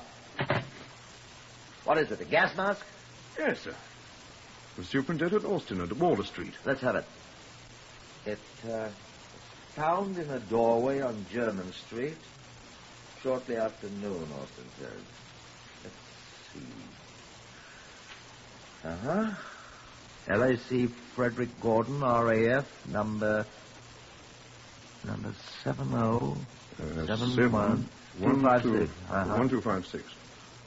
Well, let's see what we shall see, Costello? German Street. Not 2 doors away from where our Miss Ingram had her encounter with the amorous airman. Hand me the phone, will you, Costello? Yes, sir. Give me the air ministry, please. Here, you take this. Ask them where leading aircraftsman Frederick Gordon is stationed, will you, whilst I'll take a look at this thing. Yes, sir. Think that's him, sir? We'll see. Huh, what's this? Hello? Inspector Costello, Scotland Yard here. I wonder, can you tell me where to find LAC Gordon, Frederick Gordon, number 7071256? Quite. I'll wait. What have you found, sir? Look, in the gas mask bag. Yes? Regent's Park, special cadet wing there. Thank you. She said he was a cadet, sir. I think you'd better go see him. Yes. What did you find of the case, sir? Does a woman's comb and a lipstick marked DB look like part of an RAF cadet's kit?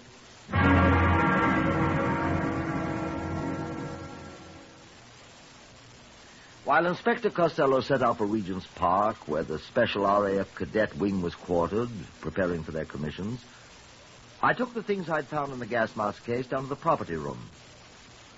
May I see the effects of these women, Mrs. Rachel Suskin, Miss Marjorie Ashley, Margaret Newton, Mrs. Doris Brooks? Jack the Ripper murdered, If sir. you insist on calling them that? Yes, I got them right here. Right here, all together, Well, sir. let's see them. Yes, sir. Well, here's the first one, sir. Rachel Suskin. Mm-hmm. Nothing in it but her identity card, sir. Well, let's see another. Marjorie Ashley. That all? Just a handbag, sir. Uh-huh.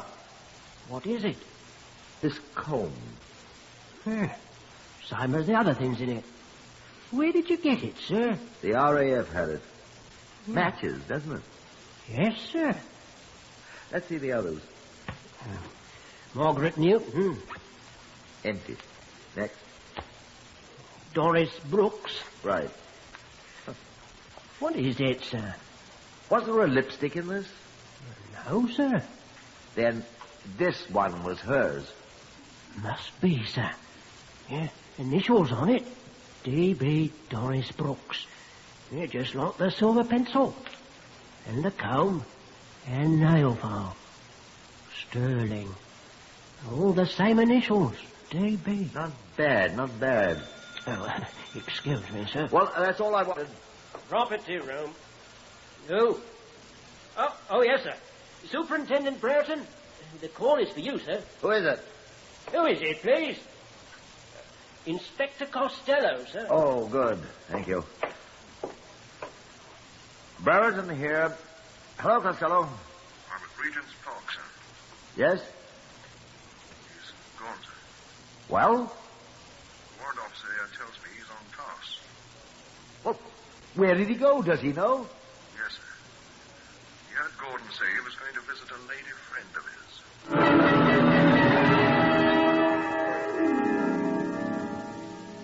Back in my office, I had just completed the telephone call when my door was flung open. Costello entered with a man in Royal Air Force blue. Come on in. Ah, you did find him, Costello. No, sir. This is Warrant Officer Gibbons. He's from Gordon's cadet wing at Regent's Park, sir. Sir, I believe you're wrong about Gordon. Why, Mr. Gibbons? Gordon's one of the most popular cadets in the entire wing, sir. Well, what does that prove? Well, I don't believe Gordon's capable of the things... What's he like, Mr. Gibbons? Well, he's a fine chap, sir. Well, I admit he does chuck his weight about a little, but most of the chaps call him the Count because he's so, well, he's a gentleman, sir. May I ask, Mr. Gibbons, what did you do in civilian life? I was sales representative for the Peerless Bicycle Company of Ealing, sir. Ah, I see.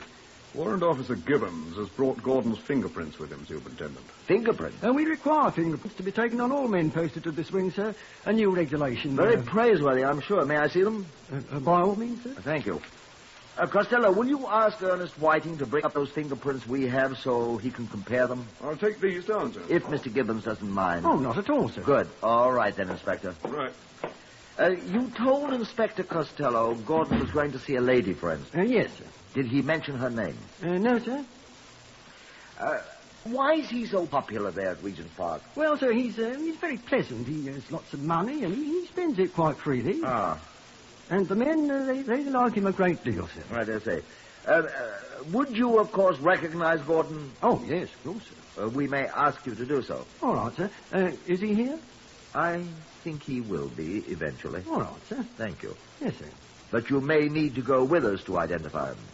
Do you know where he is, sir? I think I know where to find him. My, you Scotland Yard people, you're marvellous. Not always, Mr. Gibbons, I'm afraid. Excuse me. Yes. Superintendent Brereton here.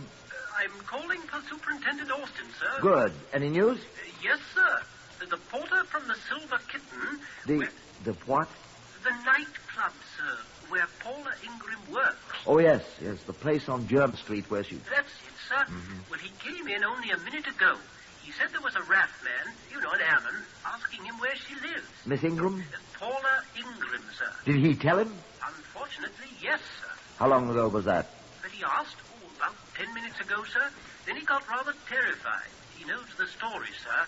And he ran right over here to tell us. You have men at the place where she lived? Yes, sir. But there are hundreds of men on the street in airmen's uniforms, and we haven't any idea what he looks like. Well, I can remedy that. I have a man here who can identify him. Well, we're afraid we'll be too late, sir. Be there as soon as I can. Now, where the devil's Costello? Costello! Ernest Whiting says they're the same, sir. Eh? The fingerprints, sir. He says he'll swear that they're the same as the ones that we have. Oh, I still think there's some mistake, sir. There isn't. If Ernest Whiting says they're the same, they're the same. He knows more about Come on, Mr. Gibbons. Where are we going, sir? After Jack the Ripper. Come on, quickly. But I say... Here's your cat, Mr. Gibbons. We need you.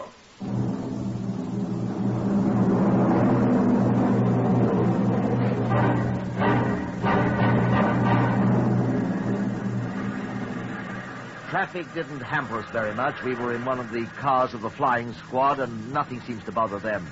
Pedestrians scuttled for the pavement as we skidded around corners on our way to the house off German Street, which Paula Ingram had given us as her address.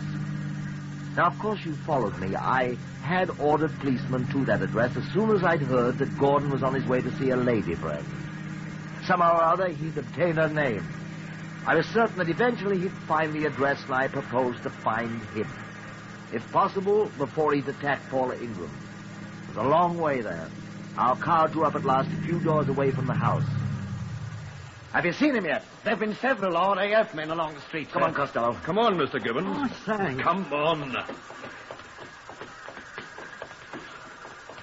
This house. Come on.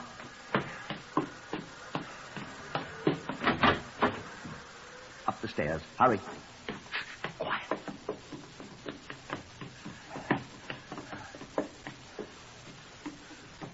This is the room.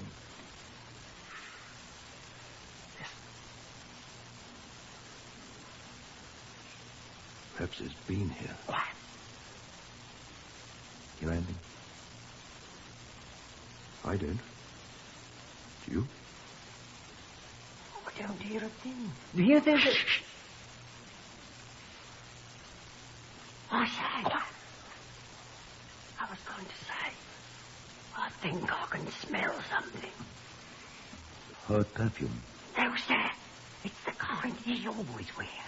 Perfume? He always wears it. It's channeled Russia leather. I'd recognize it anywhere. We're always spoofing him about it. Come on, at that door. Come on, now.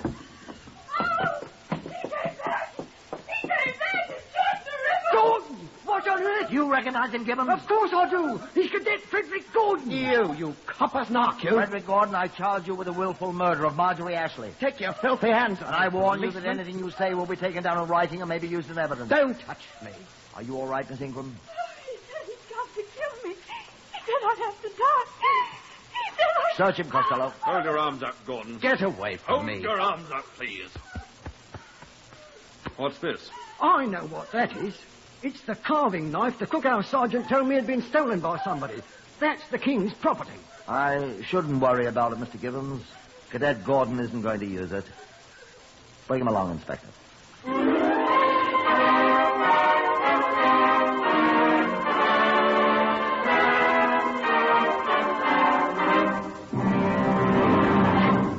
At his trial, Gordon was asked why he committed these 4 savage murders. He smiled. He was an extraordinarily attractive young man, and he did have a winning smile. He was asked again, why? It's really quite simple. When I was posted to the special wing, I realized that these young men, my fellow cadets, were young men of the best families, used to much better things than I was. I wouldn't be patronized by them. I'm as good as they. But I need money. Realized, of course, that an officer of the Royal Air Force, which I was soon to be, wouldn't stoop to stealing from his comrades. Oh, I have stolen before, sir. But not since I became a cadet. I felt I must have money, however. Why? One must keep up one's standards, my dear man. But I decided to acquire money. There are many women with full purses, women the world would never miss. And I hit upon this scheme. I would rid the world of quite undesirable people, and I'd have their money. Nobody'd ever suspect they were destroyed for their money if Jack the Ripper killed them. You'd be too sure the murderer was Jack come back to Earth, and you'd never notice their money, too, was gone. I think that was rather clever. They'd be looking around for human fiends and never even glance at the handsome RAF cadet. I've been told so many times that I'm quite attractive to women.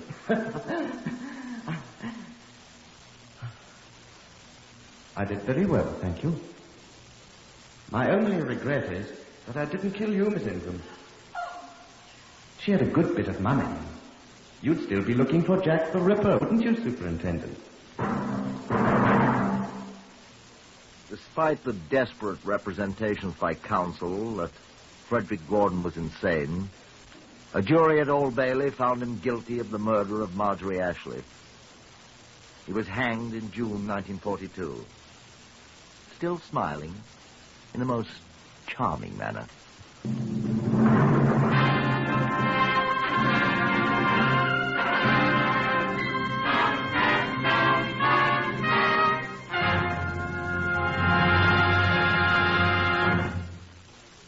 You have heard another in the series Whitehall 1212, compiled from the official files of Scotland Yard. Research on Whitehall 1212 is prepared by Percy Hoskins of the London Daily Express. The stories for radio are written and directed by Willis Cooper.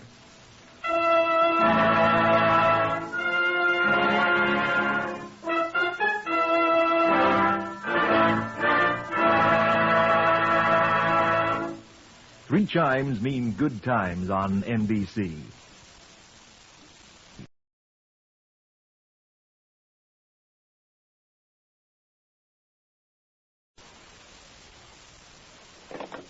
Whitehall 1212.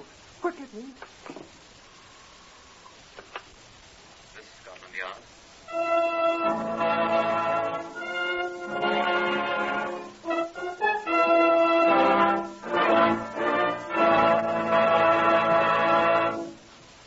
For the first time, Scotland Yard opens its secret files to bring you the authentic, true stories of some of its most baffling cases.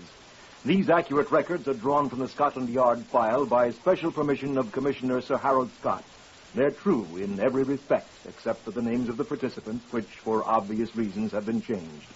The research has been done by Mr. Percy Hoskins, chief crime reporter for the London Daily Express, and the stories for radio are written and directed by Mr. Willis Cooper. Here are the principal participants in case number 201 MR340. Sidney Patterson, builder. Mr. Patterson is absent, sir. Detective Inspector Edmund Whittaker of Scotland Yard. It was quite obvious why Mr. Patterson was absent. There are other participants in our case number 201 MR340, but not of the same importance as Mr. Patterson. We shall run across them as we go on. We shall run across a great many interesting things as we reenact case 201 MR340. And I should like to warn you, if you have the slightest trace of murder in your heart, that a murdered person's teeth are almost impossible to destroy, and that nothing is ever lost, It will certainly be found sometime, somewhere, by someone. Now, will you come with me? This is Scotland Yard's Black Museum. Yes? It's Inspector Whittaker, sir, with a friend. Oh, do come in, Whittaker. Thank you, sir. Come along. This is Chief Superintendent John Davidson, the curator of the Black Museum. Well, how do you do? I'm afraid this place is a little like a chamber of horrors, although our exhibits taken by themselves are not so startling. But they are souvenirs of the lawbreaker's art, particularly of the unlovely art of murder. Now, this human bone here brought one man to the hangman's expert hands. And these dried bloodstains on this cloth are from a once-loving husband's throat. And this revolver... Oh, but you wanted to see the exhibits in our case 201 MR 340, didn't you, Whittaker? Yes, if you please, sir. Well, these are the only ones we had. Man's tooth, and this badly charred top of an ordinary office stool. That's all we have here of case 201 MR 340. The rest is elsewhere. Detective Sergeant Alexander McMurphy and I, we were the murder squad next on call, were sitting peacefully chatting in my office at Scotland Yard that evening of the 16th May, waiting for our relief, who were due in less than half an hour. Oh, you're early, Anson. No such luck, Mark. Oh, hello, Boots. What's up, Boots? Investigation, sir. Why couldn't they wait another half hour? Sorry, sir. It just came in. We don't live right. Camden Town, sir. Mm-hmm. There's a fire. What? They want someone from the yard. What are we, a bleeding auxiliary fire brigade, do they think? They seem to have come across someone sitting in the middle of it, sir. What? Sitting in it? Grilled to a turn. What? There's the address, sir. Your car's waiting. We hastened at once, of course, to the Camden Town location, about 20 miles away. The fire was a small one. It had partially destroyed an old shed which had been used as an office by a local builder, Mr. Sidney Patterson. It was only a smouldering ruin when we arrived and identified ourselves to the magnificently moustached section leader in charge. We followed him into the soggy ruins of the shed. Right here, gentlemen. We wetted him down with the fire hoses as soon as we saw him, but it was much too late. Hot fire? Oh, ruddy inferno. Mm-hmm. He had paints and oil stored in here. Not my idea of a way to commit suicide. Suicide? Note on the table there. What was a table? Pinned to the top with a drawing pin. See? Yes. Hold up your torch here a sec, will you, section leader? Yeah. Goodbye, all. No work, no money. Sidney R. Patterson. That was the poor sod's name. See the sign? I'll telephone the laboratory to pick up the remains, shall I, sir? Best use the two-way wireless on the car, I think. All right, sir. What's he leaning against? Looks like a stool or something. That's what it is, sir. A office stool. See these buckets all round him? He must have surrounded himself with buckets of paint and whatnot. And flipped a match into one of them. You ever hear of a chap committing suicide by setting himself on fire before? No, I wouldn't want to. It'd hurt awful. Well, don't touch him. Well, I was only trying to pull him away from the stool here. Part of him ain't burned, see? Where he's stuck to it. Don't. The laboratory chap will need it. Blimey. Setting himself on fire didn't hurt him. What do you mean? He shot himself first. Did you see the bullet hole in his back where it ain't burned? When it was against the stool? In his back? Oh, was the man a contortionist? No, sir. He was a builder, sir.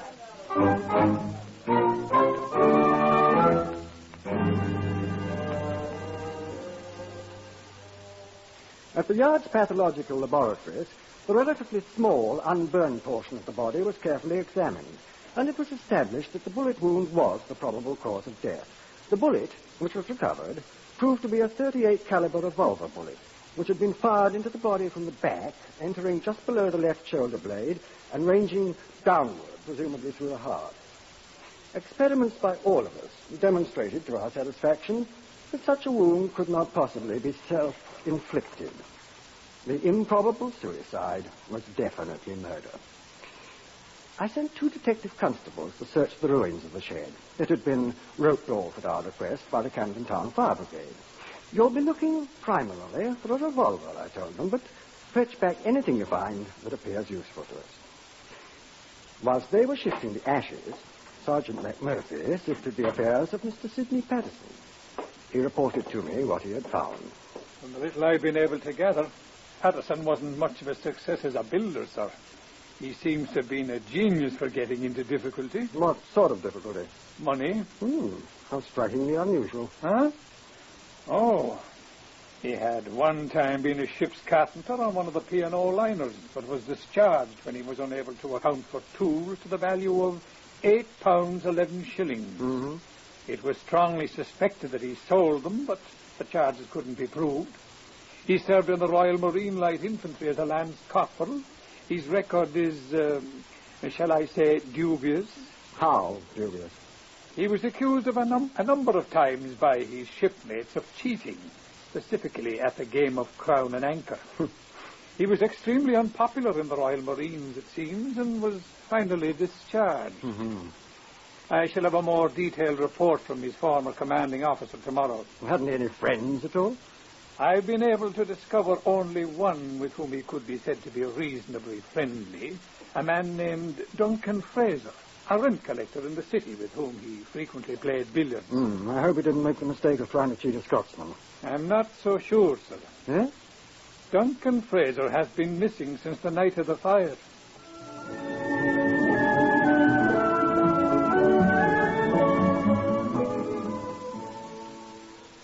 The hue and cry was immediately set up throughout all Britain for the missing Duncan Fraser. It's extremely difficult for a British subject to leave our tight little island without record. But the search was no avail whatever. It apparently dropped off the earth. The constables, applied to the ash sifting at the scene of the fire, found only one thing of note: the twisted remains of an ornate red and black fountain pen, which was identified by his wife as Sidney Patterson's property.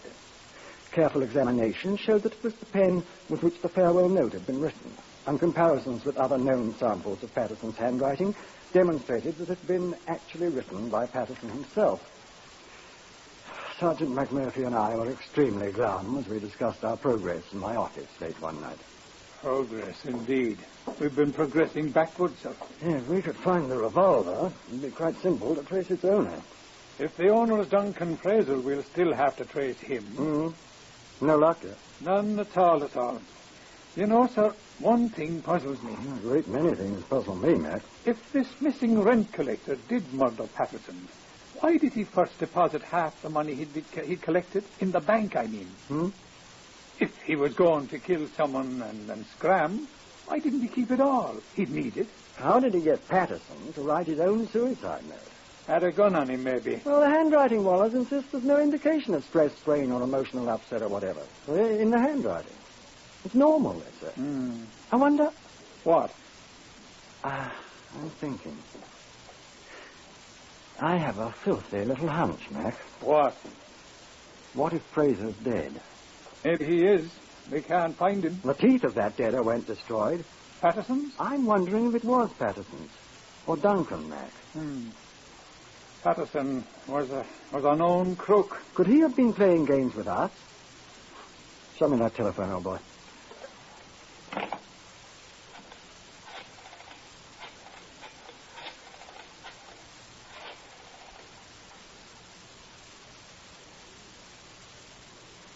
Good evening, Mrs. Patterson. Detective Inspector Whitaker, Scotland Yard here.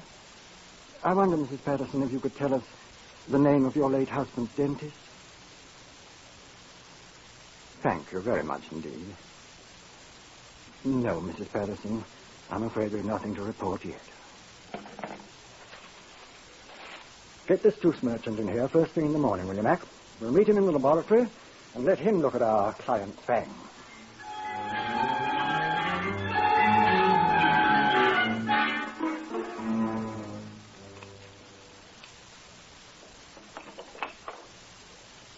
Well? Well, what, Doctor? I never saw these teeth in my life. What? Oh? I can assure you they are not Sidney Patterson. You can swear to that, Doctor? Well, I hope you're not impugning my professional judgment, sir. Oh, not at all, Doctor. It's a matter of correct legal procedure. I have ample records in my office which you may consult. Charts, impressions. Sidney Patterson had lost 3 teeth a long time ago. I extracted the left upper canine and the adjacent incisor myself more than a year ago. You'll observe that both are intact in this jaw, sir. Then you're prepared to swear that these teeth are not Sidney Patterson's, sir? I most assuredly am. And that this is not Sidney Patterson's body. Since the jaw containing the teeth is attached to the remainder of the body, I'm prepared so to swear, sir. It's often impossible to grow a new head on a body. My fee will be 1 guinea. I will indent for it at once, Doctor. Good day, sir. Now, what did I do with my hat? Oh, yeah, good day. Good day, Doctor. I am sincerely glad that teeth are not inflammable, Mac. If more people knew that, there'd be fewer left to be called for corpses around here, sir. Right. Now, have you found Duncan Fraser's dentist yet?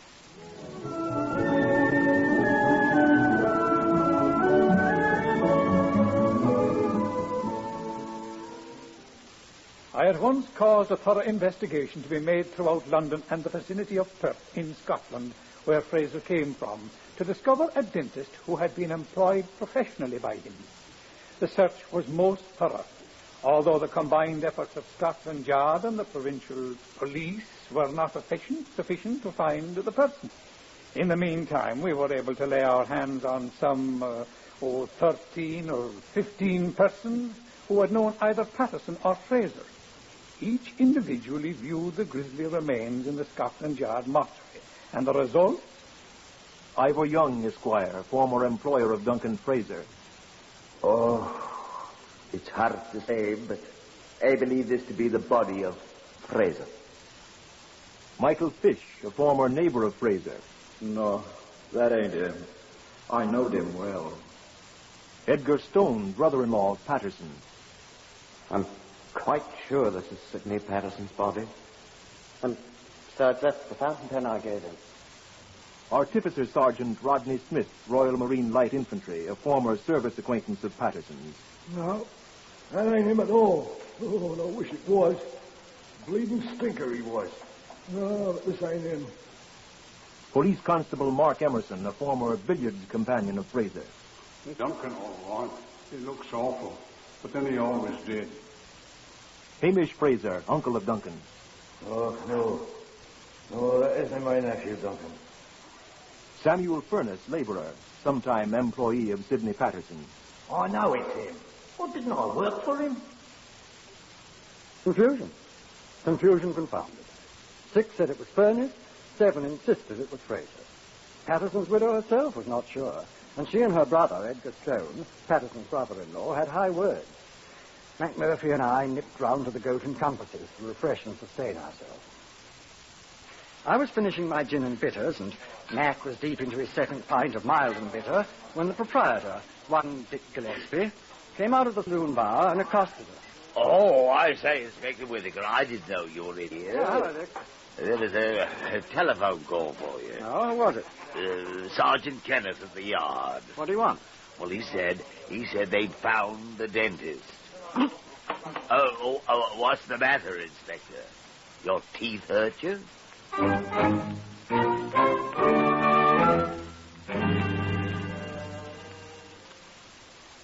It was a dentist from Perth. The Scottish police had found him. We brought him at once to Scotland Yard, where he immediately identified the charred remains as those of Duncan Fraser. One of his molars was curiously malformed. It corresponded exactly with the one shown in a clinical photograph of Fraser's mouth the doctor had made a year ago. There was no mistaking it, he said. We returned to my office to marshal the facts that we had accumulated. The labourer, Samuel Furness, who had been so certain of his identification of the body as that of Patterson, was waiting. Mac and I listened. I knew that was Mr. Patterson what burned up to us, Skellington, sir. Why are you so sure, Furness? Because I was the last man to see him alive, sir. When? Well, in the afternoon of the day he was burned up, sir. Go on. Well, it was like this here, you see, sir. Go on. Well, I come into his office, sir. You know, the shed, what was all burned up. I was after the 7 and 6 he'd owed me for 2 months. Oh, he was always putting me off, sir, but... Why? Well, he always seemed to be stony, sir.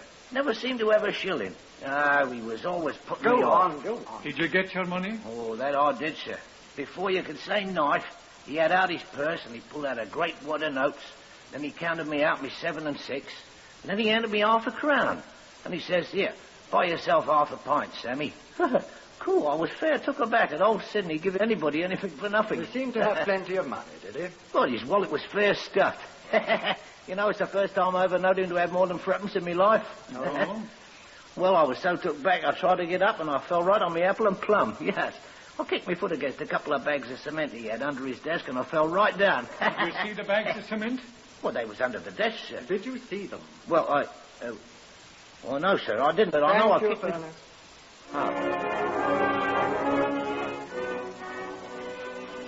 Patterson had plenty of money in his wallet for the first time. And we found that there was absolutely no identification in the ruins of the burned shed that any cement had ever been stored there. We'll find him.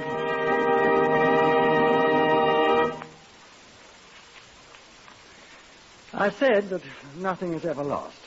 No thing, no person. I will admit, however, that it is sometimes extremely difficult to find a missing thing or a missing person, especially when the objects of the search have few distinguishing characteristics. Sidney Patterson was such a man. Description of Sidney Patterson, broadcast by Scotland Yard. Age, 43. Height, 5 feet, 9 inches. Weight, 11 stone 4. Medium brown hair and straggling moustache, same color, which he may have shaved off. Eyes, blue. When last seen, was dressed in grey tweed, single-breasted suit. White shirt, dark red tie, black, low-cut shoes. How many men answering that description do you see in a day? We had reports from every corner of the United Kingdom. 2 slightly adult gentlemen, neither of whom resembled Patterson in the slightest, marched, one at Torquay and one at Llanfair in Wales, into police stations, announcing themselves as the wanted man. Each was promptly committed. Lodging housekeepers by the 100 were interviewed. The manhunt dragged on for 8 days before we had our first glimmer of success. Let McMurphy tell it. He was there. There was a lodging house in Regent's Park, a very obscure one which smelt of Brussels sprouts. The proprietress was in the hospital having another baby, and her husband, a very harassed man, was in charge. Yes, he said, they'd had a lodger who seemed to answer to the broadcast description. Had, I said. Well, he ain't here anymore, I mean. What became of him? Well, he opted. He opted the very day that the piper come out with the description. Where? I don't know. He just sent us his telegram. Brother ill. Must leave. We'll get in touch later. Rogers. Rogers, eh? That the name he gave? Right here it is in the register book. Here. Sidney Rogers, see? Sidney, eh? That his own writing? Yes. I'd like to have that page, if you please. Oh, I'll return it. You're sure it's his handwriting? Oh, I seen him. I seen him write it. May I have the page? Well, my old lady likes to keep things neat and tidy. Well, I'll return it as soon as we've checked it against a sample of his handwriting. Now, when did he come here? 16th of May. It says right here. And when did he leave? Well, the day his description first come out in the paper. He leave his luggage? Oh, he hadn't any luggage. He was here all the time without even changing his shirt. That room of his, it's fair piggish. Must be. Well, we're rid of him, and he's paid up till the end of the week. Anyway, so we don't lose nothing. Yeah. You suppose it was him? It'll be in the papers. Comparisons of samples of Patterson's handwriting with the signature of Sidney Rogers showed them to be identical. Peterson's full name was Sidney Roger Patterson. The telegram had been sent from Southend. We turned our attention to that muddy little place. He was not to be found, although our search was scrupulous and thorough. We put a postal stop on all letters addressed to his former home, expecting that sooner or later he'd attempt to write to his wife. Thus, all letters addressed to that house would be held out and delivered to us first. We would open and read them, reseal, and allow them to be delivered to the addressee without the wife's knowledge that we had read them. No letters appeared. We waited. Time was on our side, and the searchers at Southend plodded along, making no apparent progress. And then, after a week had passed, the post office people sent us a letter. It was addressed to his brother-in-law, Edgar Stone, who had a room there. Letter addressed to Edgar Stone. Dear Edgar, just a line to you in the hope that I shall be able to see a friend before I end it all. Will you come to see me at Southend Sunday, please? Take the 10:35 train. It arrives at Southend at 12:08. Come out of the station, walk straight across the road and down Whitegate Road on the left side. I shall see you coming. If you come, please bring me a 15.5-inch shirt and a comb. Best of luck. Mine is gone. F. Farmer. Well. So. I withdrew the detectives from the area mentioned in the letter, which was resealed and delivered to Edgar Stone. I didn't want to alarm Mr. Farmer Patterson. Next day, Edgar Stone came to see me. He sat down nervously. What can I do for you, Stone? I asked. I have received a letter, Inspector. Yes? It's from... Are you going to Southend on Sunday, Mr. Stone? Stone had a strong sense of justice, strengthened perhaps by the shabby way Patterson had treated his sister for so many years. He agreed at once to assist us. We sat in my office and planned it, Mac and Stone and I. You're taking the shirt, of course, Stone, I said. Yes, sir. What a man who's going to end it all once with a shirt is beyond me. Probably needs it. Afraid he'll be recognized if he goes out to buy one, I expect. He's got plenty of money, we know that. If the banks had been opened that afternoon, he wouldn't have any. What? Well, Fraser would have deposited his afternoon's collection, same as he did his morning. Well, the banks had been open. Fraser'd still be alive. Sydney'd be up to some other mystery. Yes. Well, let's get organized, shall we? First, we'll need a good man on this Whitegate Road to see Patterson doesn't get frightened and do a bunk. You'd better do that, Mac. Well, I'm afraid he'll spot you for a cop. Sky? I've seen too many cinemas, I'm afraid. I don't like false beards. Wait. You play the fiddle, don't you, Mac? What? You could be a street fiddler, couldn't you? Well, I could. That's what you'll be. Complete with tin cup and pathetic look. Very touching and very unsuspicious. And I'll have half of what you take in. How am I going to stop a man with a fiddle? Oh, simple enough, old boy. Just play God Save the King. You stand at attention till I get there.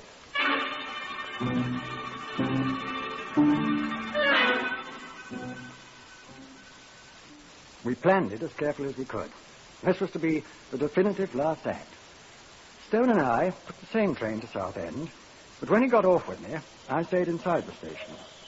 Far down the street, I could see Sergeant McMurphy in an ancient green suit of clothes, sawing industriously away on his fiddle.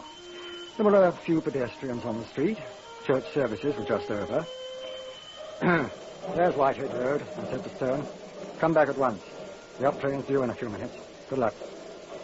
I wish I didn't have to do this, Inspector, but... Just remember what he's done, Stone. It's the only reason I'm doing it, sir. Good luck. Sidney was my friend once. He turned and crossed the road, walked slowly down Whitehead Road. I watched him from the station window. As he approached McMurphy, he paused a second. I chuckled as McMurphy held out his tin cup and Stone dropped a coin into it. Far away, I could hear his fiddle. I went to the door of the station and stepped outside as he turned the far corner. There is such a thing as trusting a man, but... I waited. The distant street fiddler shambled round the corner which Stone had turned. I fidgeted. A couple passed on the way home from the church. I waited. A small boy ran past with a hockey stick. I waited. And at last I saw McMurphy in his green suit come slowly round the corner toward me. In a moment, Stone reappeared. He glanced at Mac as he passed, and I thought I saw him nod. I started toward him, sauntering quite casually. We passed without recognition. Mac had halted again and was playing. I stopped alongside him. How much have you made, Mac? I asked. 4 shillings. Good. What happened? Oh, it's all right. Anybody who sees us will think I'm asking you how you fell to this low estate. First house round the corner. There was a cardboard sign in the window. Sydney was printed on it. Door opened. He went in. That's all I saw. Good. I'll nip round to the back. You walk on around in front and play. We'll see what happens. I can't play God Save the King. It was easy to nip over the fence and slip around to the rear of the second house, which was marked J. Huntington. I tried the rear door. It was unlocked. I opened it cautiously and stepped inside. It was empty, apparently. I stepped down the narrow hall. Is that you, Mr. Huntington? I walked toward the voice. Mr. Huntington, is that you? I walked to the door on the left. Mr. Huntington. He stood there in the frosty little room, a pathetic figure with his neatly combed hair, holding a clean white shirt in his hand, an embarrassed little smile on his face. Oh, I thought you were Mr. Huntington. I'm Inspector Whittaker of Scotland Yard, Mr. Patterson. Oh, yes. I knew you'd find me eventually. I just wanted to put on a clean shirt before I detain you on suspicion of being involved in the murder of Duncan Fraser. Poor Duncan. And I warn you that anything you may say will be taken down in writing and used against you. There we are. I've only one thing to say, sir. I did murder Duncan.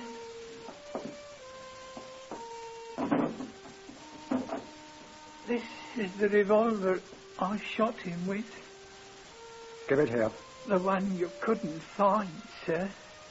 Give it here. It wasn't lost, sir. Give it here. Oh, no, sir. Patterson!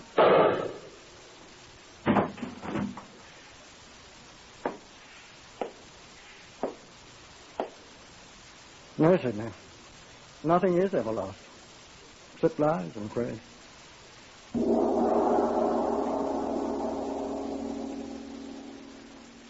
You have just heard the story of case number 201 MR340 from the official files of Scotland Yard. All of the facts related are true, with the single exception of the names of the participants, which, for obvious reasons, have been changed.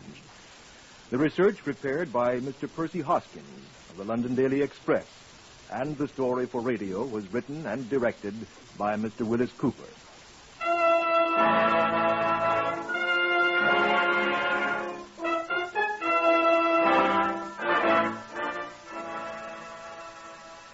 Next, listen for Tales of the Texas Rangers on NBC.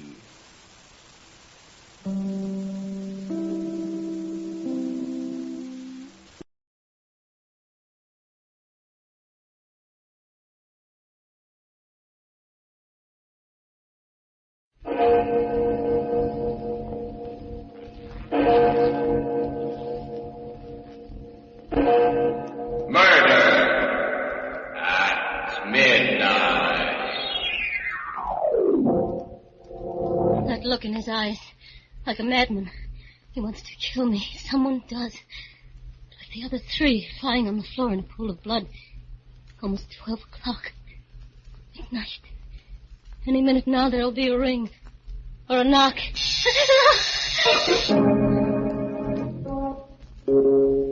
Midnight, the witching hour when the night is darkest, our fears the strongest, and our strength at its lowest ebb.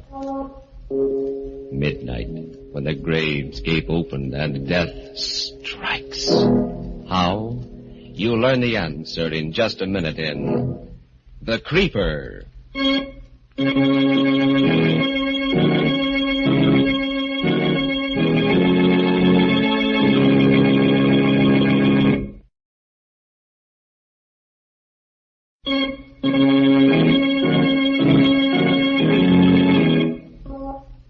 And now, Murder at Midnight.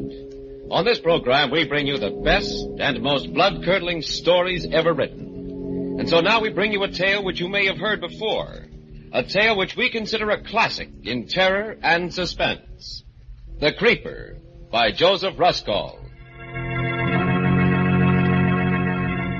In the kitchenette of the New York apartment, a man and his wife listened to the evening news broadcast. New York.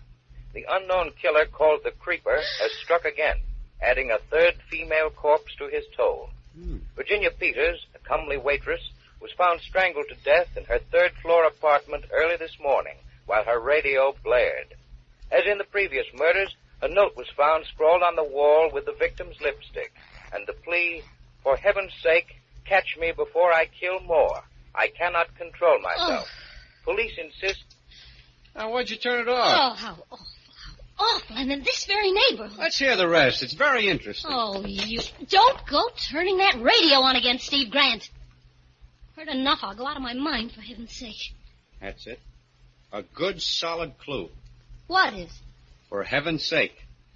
How many men ever use that expression? Oh, shut up. Okay, Mrs. Grant. Pass the biscuits, my little pigeon. Pass the biscuits. Eat, eat, eat. 3 women in 3 days murdered in cold blood by a mad fiend right here in Washington Heights. I'm too sick to go out, too scared to stay in. The lock's broke. He sits there eating, eating, eating. Pass the biscuits. There's nothing wrong with my appetite, my love. Of course. That's what cost you your job on the police force. When I even think of Some men drink to escape. I eat. Escape what? What? An ugly tongue, a beautiful face, and a roving eye. In short, a wife. Oh, so you're starting that again. You and your crazy jealousy. Yeah, maybe that's the creeper's way of escaping, too, Georgia. Who knows? Shut up. Go ahead and get a divorce. Go ahead. Can I help it if men look at me? I don't know why you come home at all. Where do you go? What do you do with yourself? Where were you this morning? Why'd you come back? To eat. But someday I'll lose my appetite for that, too. Yeah, and when I do, my dear, there'll be no escape. And now I'm off again. Kiss. Still using stage lipstick. Wipe it off. How many times must I tell you? You're married now, remember? Steve, wait. Yeah? At least go buy my medicine. Sorry, I got no time. Don't leave me here alone. Stay home this evening. Please, I'm afraid. Oh, don't be silly, pet. Nothing will happen to you. You got a doorman here, an elevator boy, Mrs. Stone across the hall, a phone. You're safe enough. But the night lock, it doesn't work. Oh, now you can't lock me out anymore. It doesn't catch. Something's happened to it since last night. Steve. Get a new one. I can't get a locksmith. I've tried all day. Steve, please. If I want to phone you, where will you be? Out. Goodbye. Take care of your cold.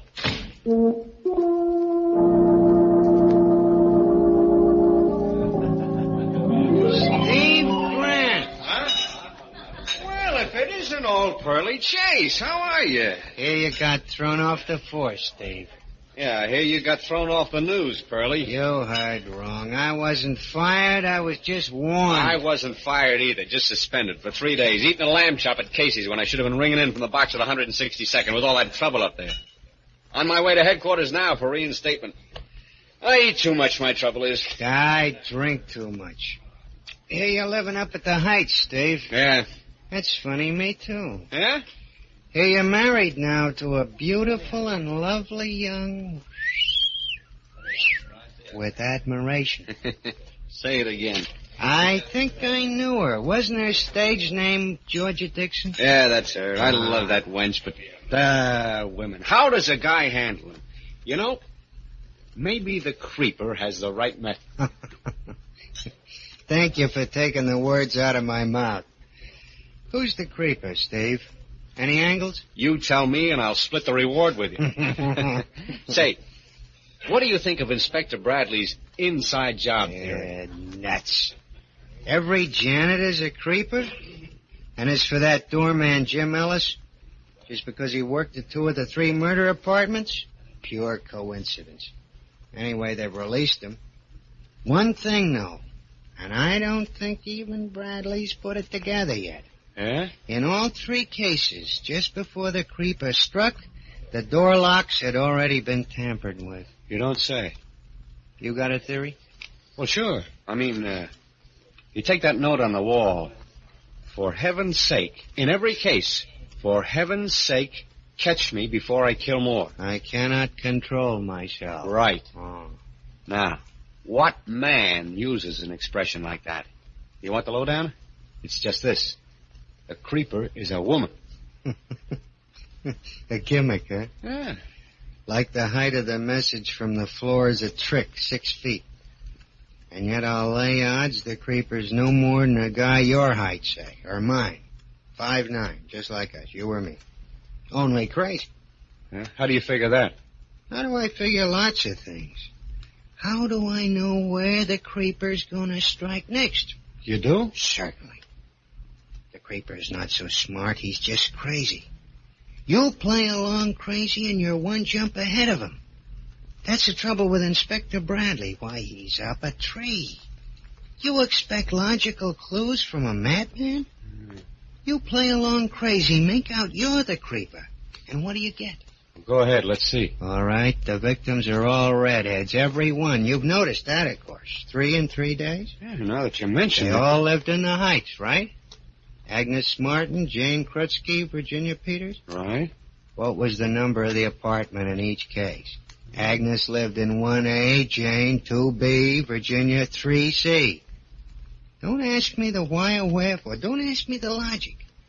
Just play along crazy. See what I mean? Where's he gonna strike next? Huh? I don't get you. The next victim of the creeper also lives in the Heights.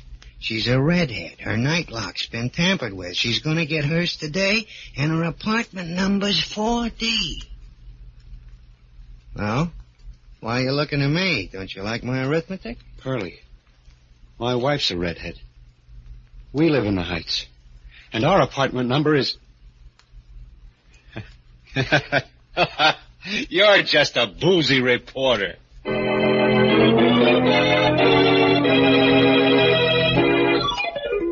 Your apartment number? 4D, I told you. 4D, of course. It's pretty late, but I'll have it delivered. I was busy admiring your lipstick, Mrs. Grant. I've nothing like it in stock. 4D, I should have guessed it anyway. Why? Well, a face is a number. Believe me, since you've moved into the neighborhood, Mrs. Grant, for me it has a special number, like Double Dandy Delicious Dream. 4 Ds, you see? Go on. Bet you tell that to every customer. Female. I'm a ladies' man? Like the creeper? What did I say? What's going on in this block? Raw nerves, you can't joke. The creeper, that's all I hear all day. It's mass hysteria. There ain't such an animal. You don't think so? I assure you, Mrs. Grant, it's a fairy tale for circulation of the tabloids. I'll send you a prescription up with the boy. No, I'll just wait here for it. Well, it'll take some time. You should go right home and stay there if you're just getting over the flu. I'll tell you what. I'll deliver it myself. It'll be a pleasure. No. I'll wait. I may not go right back. I don't want to be there alone. I'm afraid. Very well. Suit yourself. Have a seat. For heaven's sake, stop me before I kill more. What? I cannot control myself. Wait! I was only joking, Mrs. Grant. Wait, Mrs. Grant, your prescription.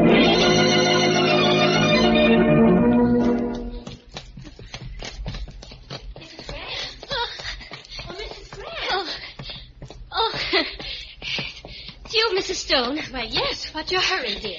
I just got such a scare. Since these awful murders in this neighborhood. Yes, isn't it terrible? I'm simply frightened to death myself. You walking home? Yeah, I guess so. But I'll go with you. It's good we live in the same house. At least if I had a double lock, but the night one doesn't work. Oh, really? Well, I have a chain lock besides, and still... The way it is, I sit and shiver when there's a sound at the door. Can't get a locksmith. Tried all day, but they're all so busy. Mr. Frank on the corner promised to, but didn't know when. Why are they all so busy? Well, my dear, because every woman in the neighborhood's changing theirs, too. Simply a nightmare. Oh, but don't you worry. We'll stay together this evening. Mr. Stone's out, too. Think of it, we've never visited, though we live right across the hall from each other. Isn't that like a big city, for heaven's sake? Or would you rather I dropped in on you? Well, I don't know. Well, make it your place, then. Isn't it horrible, the ghastly things they're saying? The theories one doesn't know what to think next. You believe the latest? The latest? That maybe it's a woman, the creeper? A woman? Can you beat it? I just can't imagine how in the world the police figure that, for heaven's sakes. Can you? I say, can you, Miss Grant? I don't know. I was just thinking of something my husband Though said. I can see where a married woman now, if her husband was faithless, well, I can understand such a theory, because, now, you take my husband now. You've met Mr. Stone, haven't you? Oh, Mrs. Grant, why on earth are you staring at me like that, for heaven's sakes? I don't feel well. I must get home. I feel faint. But Mrs. Grant, oh, for heaven's sake.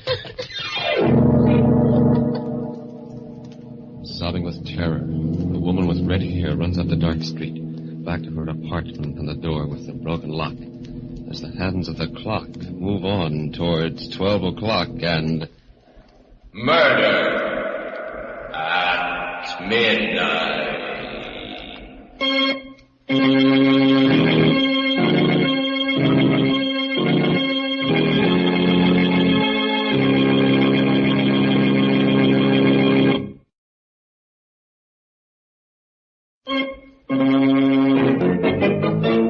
And now, back to Murder at Midnight and The Creeper. Back to Georgia Grant, hurrying hysterically through the dark streets towards the apartment with the broken lock on the door.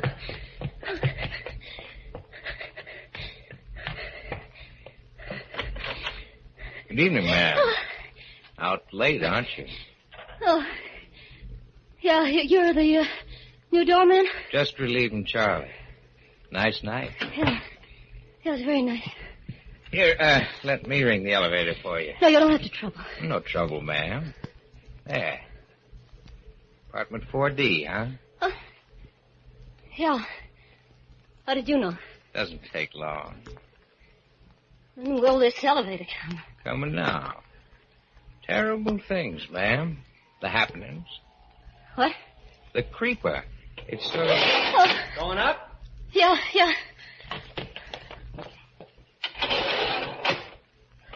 Up and down, up and down.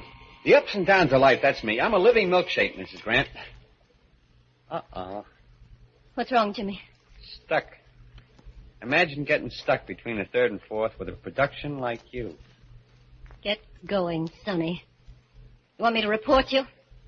Okay. Can't you take a joke? Maybe I misconstrued that smile you always give me. Maybe you shouldn't ought to smile that way. Fourth floor. Let me out. If I drop in later, will you be more receptive? Oh, home. Oh, thank goodness. Must be going out of my mind. Key. Where's my key? Darn this lock. Darn the lock.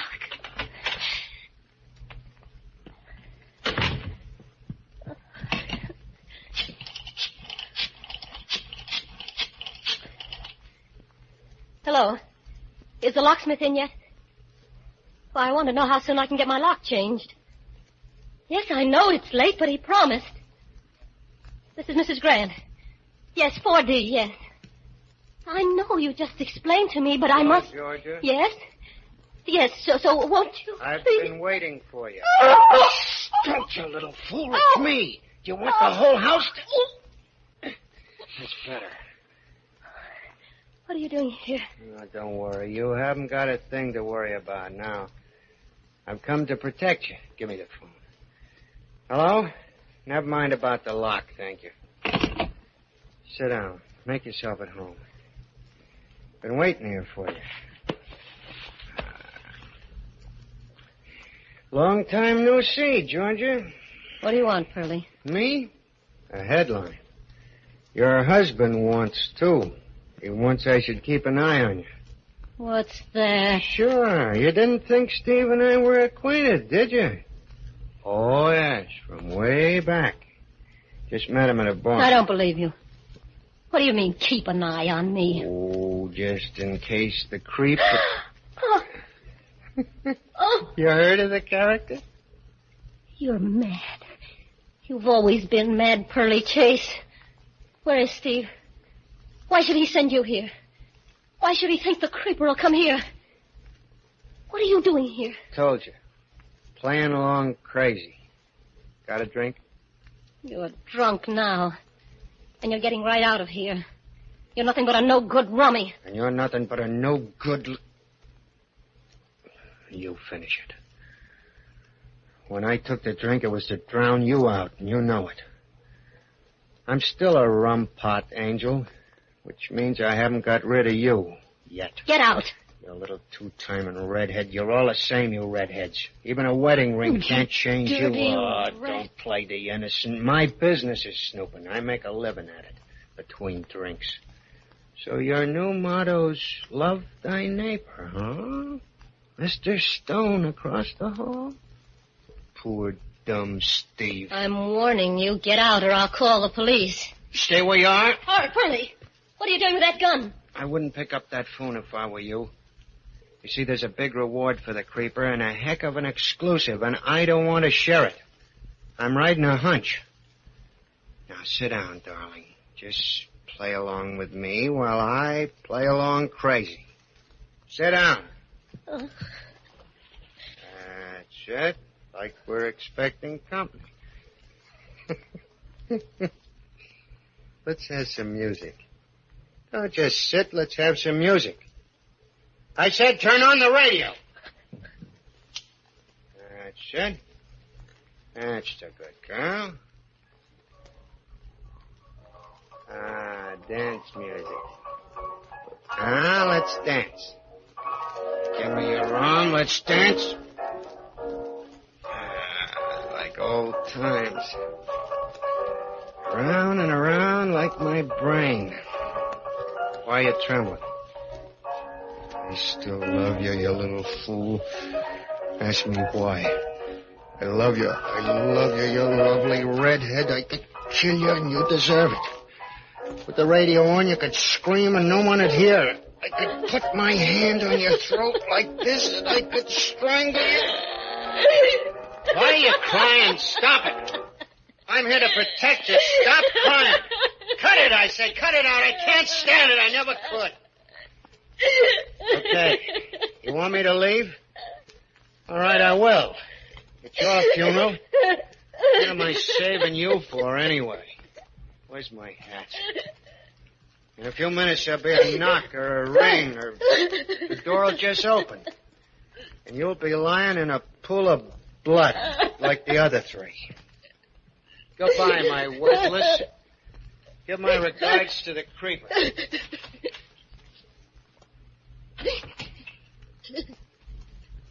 What if he comes back? He wants to kill me. Somebody wants to kill me. I must lie down.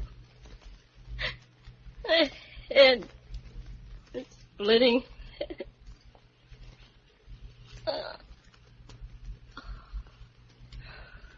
Kind of frightened me.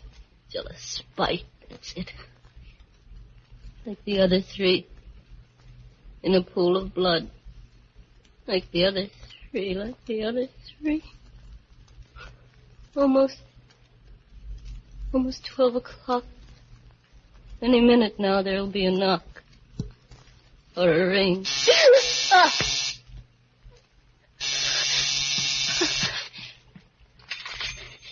Yes? This is the doorman, Mrs. Grant. Yes? The druggist is here with a medicine. Shall I let him up? A medicine? Yes, let it... No. Don't let that man up. Want me to bring it up? No. I'm perfectly all right. I don't need any... I don't need it, you hear? Don't you dare come up. Don't tell him.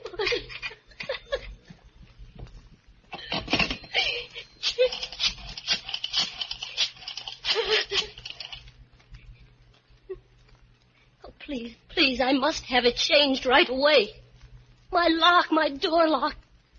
Yes, this is Mrs. Grant. Yes, I do want it. Of course, anyone can get in, anyone. They want to murder me, but I don't know who. It's the creeper. Oh, you'll come right away? Thank you so much, but hurry, please hurry, or I'll go out of my mind. Oh, thank the Lord. Like the other three in a pool of blood. Any minute now, a knock or a ring.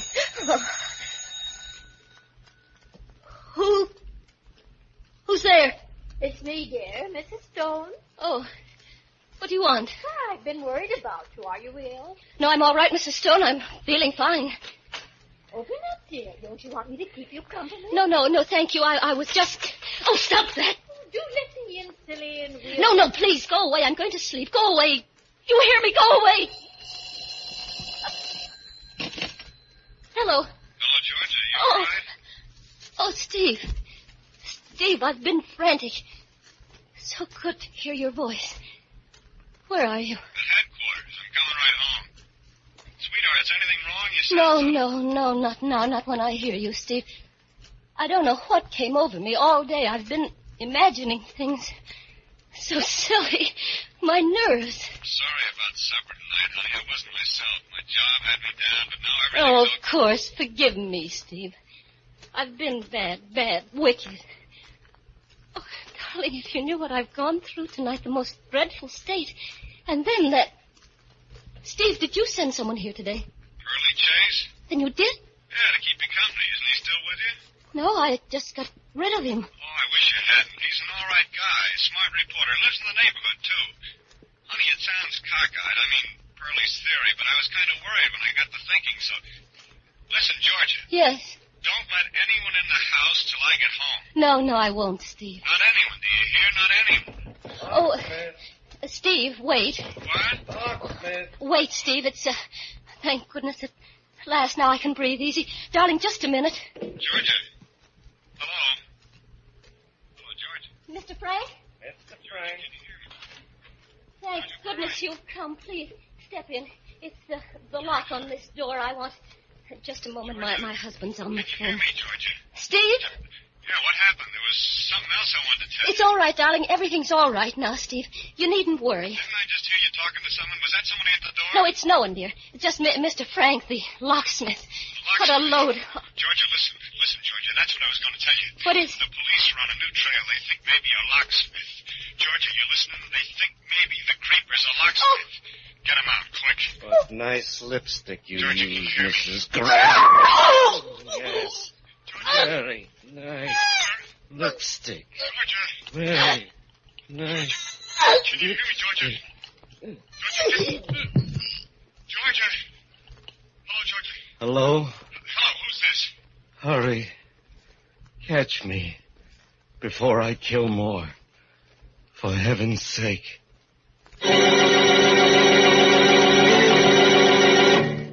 Soft footsteps hurrying down the corridor. Away from the door with the broken lock, now standing ajar. The body of a red-headed woman. And still, should she not have known that her only visitor would be death? When the clocks struck 12 for... murder at midnight.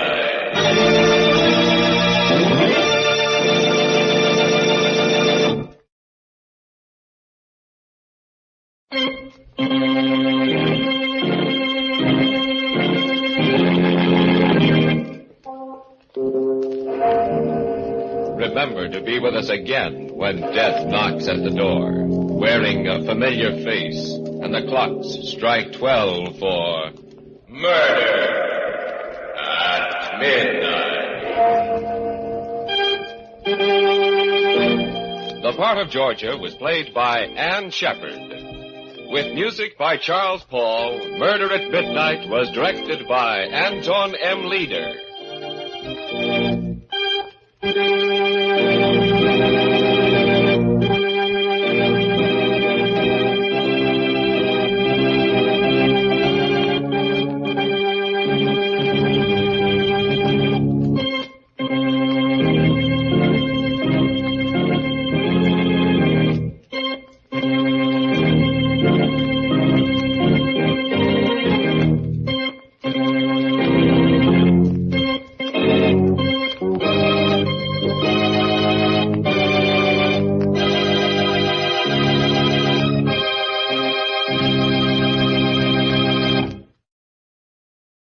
Lux presents Hollywood.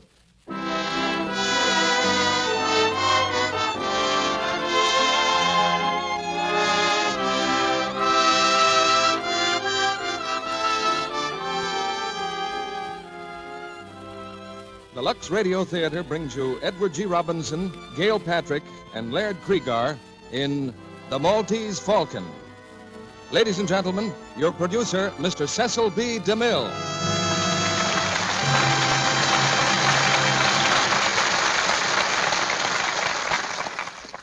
Greetings from Hollywood, ladies and gentlemen. Some people like mystery stories because of the intellectual challenge they present. Personally, I'm seldom able to figure out who done it without skipping to the back of the book. But give me a good detective story, and like presidents, bankers, housewives, and chorus girls the country over, I find that my own troubles fold up their tents like the Arabs and silently steal away.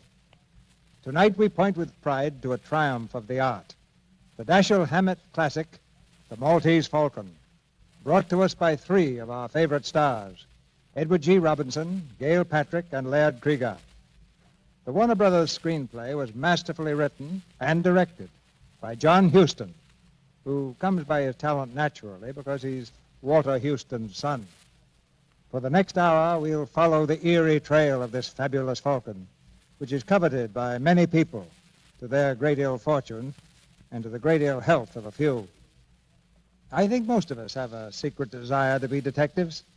At least that seems to be very true of this audience, because you've done some good practical detective work by discovering dozens of different ways to use Lux Flakes. And that doesn't make any of us unhappy. Nowadays, many familiar materials are doing a wartime job. Nylon and silk are going into parachutes, cotton, rayon, and wool into uniforms, and many other wartime uses. That means that we on the home front must make the things we have last longer, so that our boys on the fighting fronts will have what they need. You're all trying to track down ways and means to make washable fabrics last. And the clue that's giving you domestic detectives the solution is Lux Flakes. But now let's track down the Maltese Falcon, because here's the first act, starring Edward G. Robinson as Sam Spade, Gail Patrick as Bridget, and Laird Krieger as Gutman.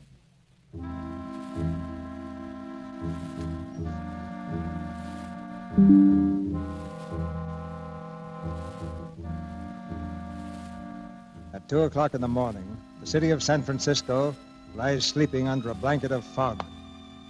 Along a lonely street, a man walks slowly, his footsteps ringing hollowly against the wet pavement. He passes a deserted alley and stops. The man turns and peers for a long time into the shadows. Suddenly, one of the shadows moves. The man stumbles backward. His hands reach out to shield his body.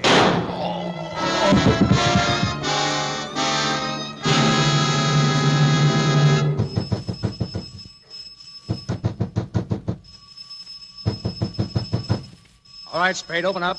We know you're in there, Spade. Come on. Who is it? It's Dundee and Polehouse. Want to speak to you. Come in, Lieutenant. Nice time to make a call. Yeah. 4 in the morning. Where did your watch stop? We don't have any hours on the force, Spade. Got a couple of questions to ask you. Sure. Hi, Tom. Hello, Sam. What do you know about this killing, Spade? Very little. Archie was your partner, wasn't he? That's right. Spade and Archie, private detective. I guess you'll have to change that name. Yeah. From now on, it's just Sam Spade. Yeah. You don't seem very broken up over this, Spade. Miles Archie gets shot dead 2 hours ago, and you toss it off like a scotch and soda. Oh, excuse me. Will you have one, Lieutenant? No, I won't. Okay. Mind if I have one, Lieutenant? No. You don't like me, do you, Dundee? I don't like any cops who aren't on the force. I asked you what you knew about Miles Archie getting killed. Well, once again, very little. Your boys called me at 10 after 2. I understand they found a Webley automatic in the alley with one bullet out of it. Yeah. Was Archie out on a job last night? Well, sure. He was supposed to be tailing a fellow named Floyd Thursby. Thursby? What for? Come on, Spade. What for? We were trying to find out where he lived. Spade, suppose you answer once without thinking so hard. I don't like this, Dundee. What are you sucking around for? Tell me or get out. I asked you why you were tailing Thursby. I wasn't. Miles was. For the swell reason that we had a client who was paying good United States money to have him tailed. Who's the client? Well, I'm sorry. I can't tell you that. Be reasonable, Sam. Give us a chance. How can we turn up anything on Miles' killing if you won't tell us what you've got? Okay. It was a girl who wanted us to tail Thursby. What girl? She came into the office yesterday afternoon. I didn't know who she was. Effie announced her about 3 o'clock. Said there was a girl to see me, a girl named Wanda.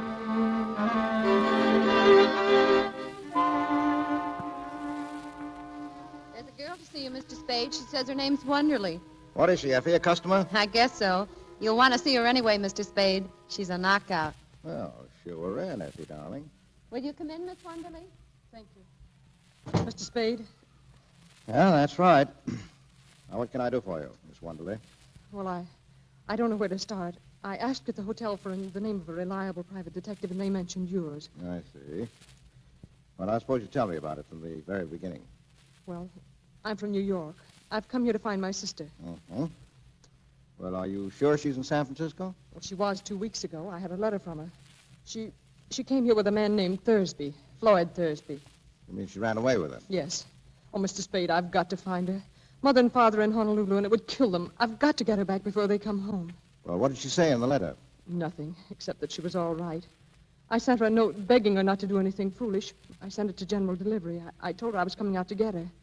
I shouldn't have done that, should I? Well, it's not always easy to know what to do. You haven't found her? No. No, I told her I'd be at the St. Mark for her to meet me there. But I've waited 3 whole days. She didn't come, didn't even send a message. Well, go on. Oh, it was horrible, waiting. But yesterday afternoon, I went to the post office. Corinne didn't come for her mail, but Floyd Thursby did. Well, did you speak to him? Yes. He wouldn't tell me where Corinne was, but he promised to bring her to the hotel this evening. Hi, Sam. Say, Oh, excuse me. Oh, it's all right, Miles. Miss Wonderly, this is Mr. Archer, my partner. Well, how do you do? Mr. Archer. Anything I can do, Sam? Well, Miss Wonderly's sister ran away from New York with a fellow named Thursby. Miss Wonderly has seen Thursby and has a date with him tonight at the St. Mark. Maybe he'll bring the sister with him, but the chances are he won't. Miss Wonderly wants us to find the sister and get her away from him and back home, right? Yes. But I want you to know that he's a dangerous man. I don't think he'd stop at anything. I don't believe he'd hesitate to kill Corinne if he thought it would save him. But at what time is he coming to see you? Between 8 and 10. All right, Miss Wonderly, we'll have a man there. Oh, no, Sam, no. This is too important for that. I'll look after it myself, Miss Wonderly. Oh, thank you. Not at all. Oh, here, I've brought some money. Will $200 be enough? No, to begin with, yes. Oh, by the way, it would help some if you'd meet Thursby in the lobby. Oh, I will. You don't have to look for me, Miss Wonderly. I'll see you all right. Thank you. Goodbye. Goodbye. Goodbye, Miss Wonderly. See you tonight. Yes, goodbye. Well, Miles, what do you think of it? You saw her first, Sam, but I spoke first. I wasn't talking about a figure. What about a story? Huh? Oh, what about it? Well, you got a great brain, Miles. Yes, you have.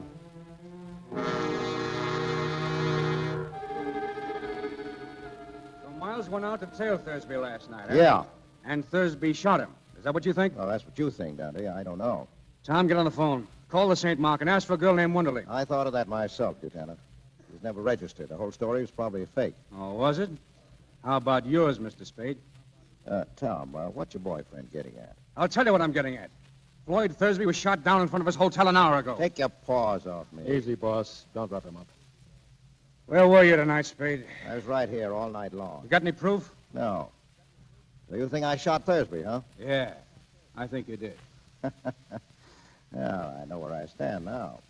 Did Thursby die? Yes. How did I kill him? I forget. He was shot 3 times in the back with a .44. Hotel people know anything about him? Nothing except he'd been there a week. Alone? Alone. Well, did you find out who he was, what his game was? Nope. We thought you could tell us that. I've never seen Thursby, dead or alive. Now, look, Spade. If you did get Thursby, you'll get a square deal out of me and most of the breaks. I don't know that I blame you a lot, the man who killed your partner, but that wouldn't keep me from nailing you. Well, fair enough. But I'd feel better about it if you'd have a drink with me. No? No. Well, good night, gentlemen. I'm tired.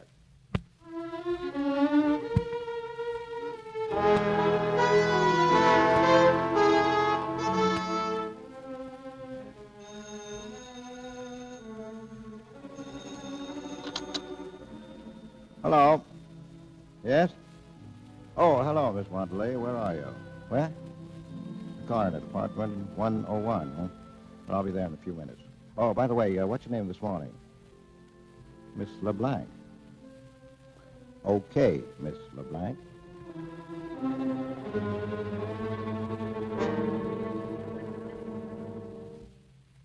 Spade, I have a terrible confession to make. Yeah? Well, go ahead, Miss LeBlanc. Well, that story I told you yesterday was all a story. Oh, that's all right. I didn't believe your story anyhow. I believed your $200. Oh? You paid too much for someone who was telling the truth. Oh, I see. Now, let's clear up one thing first, Miss LeBlanc. What? Your name. Now, what is it? Not LeBlanc. No, it's really Shaughnessy. First name? Bridget. Bridget Shaughnessy.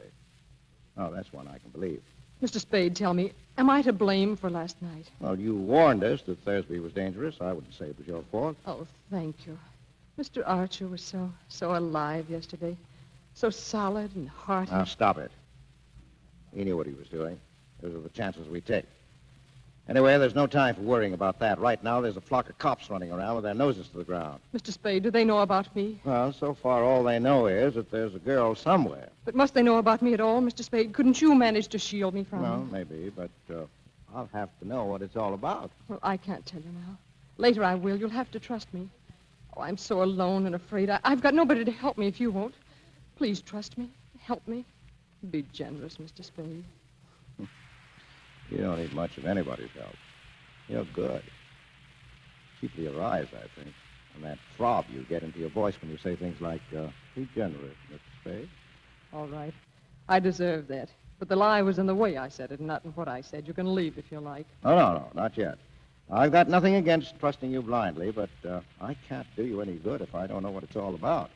For instance, I've got to have some sort of a line on your friend Thursby. I met him in Hong Kong. We came here just last week. Where? Not from Hong Kong? No. Where? Well, I can't tell you. Well, go on. I needed him. I was completely dependent on him. He knew it, and he took advantage of it to double-cross me. How? I can't tell you that either. Well, why'd you want him shadowed? I wanted to learn how far he'd gone, whom he was meeting. Did he kill Archer? Yes, certainly. Well, Thursby had a Luger in his shoulder holster. Archer wasn't killed with a Luger. Floyd always carried an extra revolver in his overcoat pocket. Well, why all the guns? He lived by them. Picked a nice playmate. All right, let's have it now. How bad a spot are you in?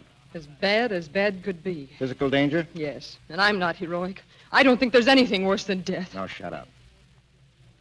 You mean someone who might kill you? Yes, and they'll get me unless you help. You've got to help. Do you hear? You've got to. I said shut up.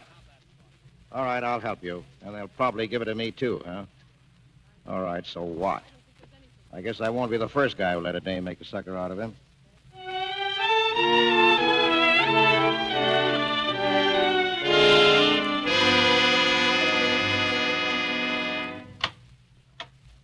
He's back again, Mr. Spade. Who, Effie? The fellow was here this morning. Here's his card. Joel Cairo. Is he a character? Mm-hmm. Foreign type. He smells like gardenia. Gardenia, huh? Well, shoot him in, Effie. Right. Will you come in, Mr. Cairo? You're very kind. Thank you. No, sit down now, Mr. Cairo. Thank you. I'm Sam Spade. Something I can do for you, Mr. Cairo? Yes, thank you. But first, may a stranger offer condolences for your partner's unfortunate death. Thank you. And may I ask, Mr. Spade, if there is a certain relationship between that and the death of the man Thursby? May I ask that? No. I beg your pardon. Mr. Spade, I'm trying to recover an ornament that has been, shall we say, mislaid. I thought and hoped you could assist me. Yeah? The ornament is a statuette, the black figure of a bird. Yeah? And I'm prepared to pay on behalf of the figure's rightful owner the sum of $5,000 for its recovery, and what is the phrase? No questions will be asked. Well, $5,000 is a lot of money. Come in. Is there anything else for me, Mr. Spade? Oh, no. Good night, Effie. And lock the door when you go, will you? Good night. Yes, Mr. Cairo. $5,000 is a very... What do you think you're doing? I'm pointing a revolver at a spot directly between your eyes. You will please clasp your hands together at the back of your neck and do not move. I intend to search your office, and if you attempt to prevent me, I shall certainly shoot you. All right, go ahead. You will please stand. I shall make sure you are not armed. Certainly. All right, Mr. Cairo. Drop the gun, please. Drop it. Drop it, or do I twist your arm off at the elbow? You, here. Take it. Yeah. Thanks. Now sit down over there and behave yourself. You have bruised me, Mr. Spade. Well, I'm sorry. I guess I got a little annoyed. I don't like guys who make a phony offer of $5,000. You are mistaken, Mr. Spade. That was and is a genuine offer. Yeah? And I am prepared to pay $5,000 for the figure's return. You have the figure? No. Then why did you risk serious injury to prevent my searching for it? Well, I should sit around, let people come in and stick me up. So the offer still goes, huh? Most certainly. All right. Now, let's put the cards on the table. Your first guess was that I had the bird. Now, there's nothing to that. Now, what's your second guess? That you know where it is, or at least that you know it is where you can get it. Well, you're not hiring me to do any murders or burglaries for you, but simply to get it back, if possible, in an honest, lawful way. If possible, and in any event with discretion. I'm at the Hotel Belvedere when you wish to communicate with me. Good evening, Mr. Spade. So long. Oh, wait. You know a girl named Wanderley? No, I do not. LeBlanc? No. Well, how about Bridget Shaughnessy? The Hotel Belvedere, Mr. Spade, room 655. Okay. Oh, by the way, may I have my revolver back, please? Oh, yeah, sure. I'd forgotten it. Yeah, here you are. Thank you. Now, you will please keep your hands behind your head. I still intend to search your office. Well, I'll be. All right, go ahead. Thank you.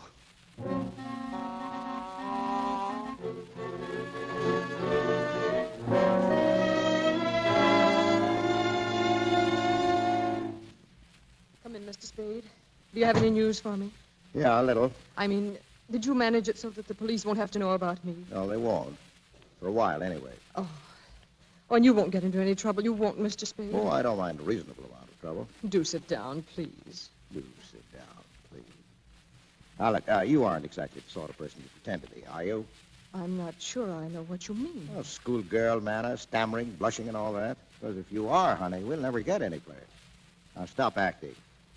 All right, I'm sorry. Good. I saw Joel Kyra tonight.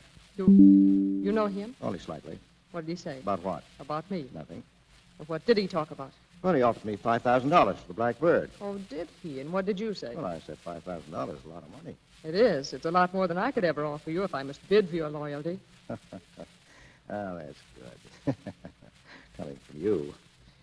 Now, what have you given me besides $200? Have you given me any of your confidence, any of the truth? Can't you trust me a little longer? Well, how much is a little? What are you waiting for? Well, I must talk to Joel Cairo. Well, you can see him tonight. He can't come here. I can't let him know where I am. I'm afraid. Well, my place, then. What about it? All right. Your place. Good. But wait. You'll have to let me go about this in my own way. You mustn't interfere. Well, I'll just sit and listen while you talk over old times. You're a strange person. I like you. Yeah? Well, don't overdo it.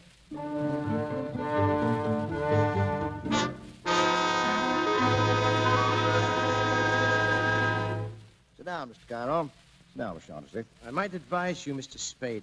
There's a boy outside who seems to be watching the house. Yes, I know. I spotted him. What boy? Who is he? Oh, I don't know. A gunman, I guess. He's been telling me around town all evening. Did he follow you to my apartment? No, I shipped him before that. Well, let's start the meeting. I'm delighted to see you again, Miss Shaughnessy. I was sure you would be, Joel. Well, I'll mix a drink. Just go ahead, Bridget. Mr. Spade told me about your order for the Falk, and how soon can you have the money ready? It is ready. In cash? Oh, yes. You're ready to give us $5,000 if we turn over the Falcon to you. I should be able to give you the money at, say, 10:30 in the morning. But I haven't got the Falcon. What? Oh, don't worry. I'll have it in another week at the most. Why must I wait a week? Well, perhaps not a whole week. And why, if I may ask, are you willing to sell it to me at all? I'm afraid, after what happened to Floyd. I'm afraid to touch it except to turn it over to somebody else right away. Tell me, exactly what did happen to Floyd? He was murdered by the fat man. Fat man. Is he here? I don't know. I suppose so. What difference does it make? It might make a world of difference. Yes, you might be able to get around the fat man, Joel, as you did that one in Istanbul. What was his name? The one you did away with. That is a lie, you dirty little... Get away, fella. Get away, do you hear? Oh! Now, cool down. This is the second time you've put your hands on me, Mr. Spade. I'll try and make it the last.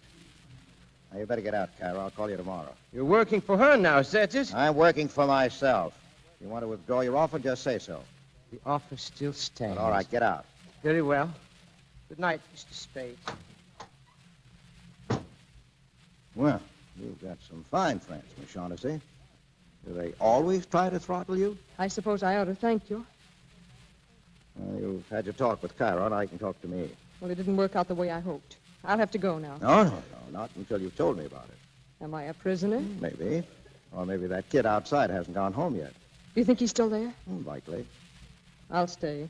For a while, anyhow. Okay. Now, What's this bird, this falcon that everybody's all steamed up about? It's a black figure of a bird, a hawk or a falcon, about a foot high. Well, what makes it so important? I don't know. They wouldn't tell me. But they promised me $5,000 if I helped them get it from the man who had it. That was in Istanbul. Yes. Well, go ahead. That's all. They promised me the money to help them, and I did. And then we found out that Joel Cairo meant to desert us, taking the falcon with him and leaving Floyd and me nothing, so we did exactly that to Mr. Cairo. But then I wasn't any better off than before, because Floyd hadn't any intention of keeping his promise to me about sharing equally. I learned that by the time we got here. What's the bird made of? Porcelain or black stone, I don't know. You're a liar. What? A liar. Yes, I am. I've always been a liar. Now, don't brag about it.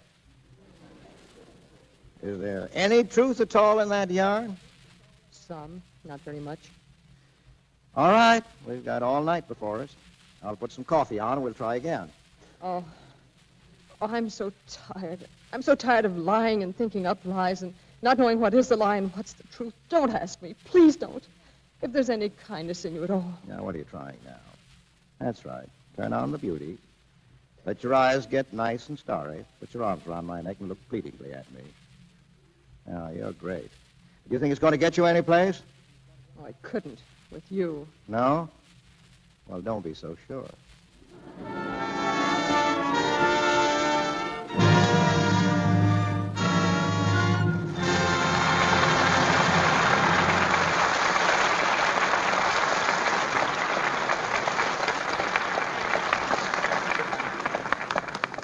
We'll hear Act Two of The Maltese Falcon, starring Edward G. Robinson, Gail Patrick, and Laird Cregar, in just a moment.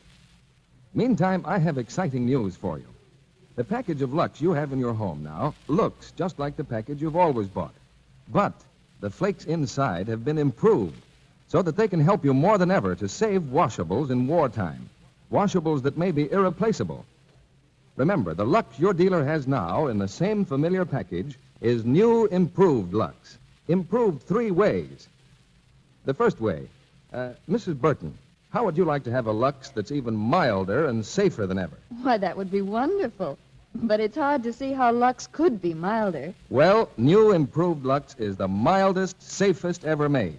To give today's precious washables the super safe care they need to make them last longer. Now, Mrs. Johnson, suppose I told you suds from new improved Lux are even richer, more cleansing than before. Why, that's just what I need for the children's things. A soap that's really mild, but that really gets after the dirt. And Mrs. Sutherland, how would you like a Lux made with suds that are even longer lasting? Even longer lasting than before? Why, that would make Lux thriftier than ever. Yes, new improved Lux is better than ever for every soap and water job you have to do. First, it's the mildest, safest Lux ever made. Second, its suds are richer, more cleansing. Third, they're longer-lasting suds that do more work. Give more of your washables this super-safe Lux care. Not only silks and woolens and rayons, but gay cottons, all your colored things. New improved Lux comes in the same familiar box. Your dealer has it now. Now, our producer, Mr. DeMille. Act Two of The Maltese Falcon, starring Edward G. Robinson as Sam Spade, Gail Patrick as Bridget, and Laird Cregar as Gutman.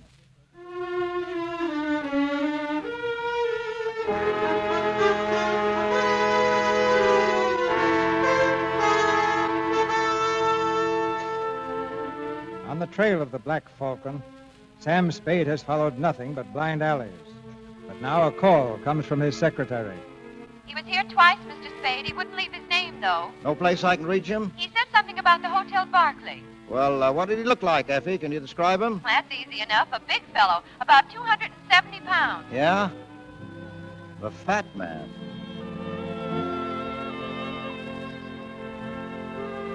In the lobby of the Hotel Barclay, Sam Spade watches for the fat man. But he sees only the boy who has followed him for the last 3 days.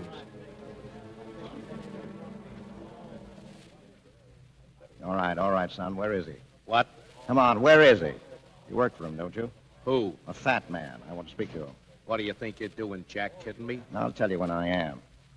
You've been tailing around after me for 3 days, and I'm getting a little sick of it. You can tell the fat man I said so. Shove off.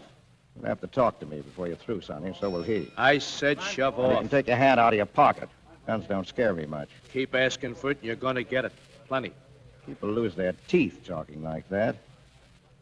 If you want to hang around, be polite. Now tell the fat man to call me and leave his name.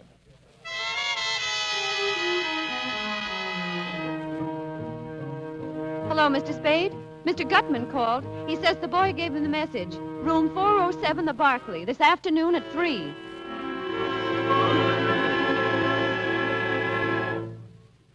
Ah, Mr. Spade. Delighted to see you, delighted. How do you do, Mr. Goodman? Sit down, my friend. We'll have a little drink. Well, I can't stay long. Sorry, I've got an appointment at the district attorney's office. So? It's interesting. Say when, Mr. Spade? I'll leave it to you.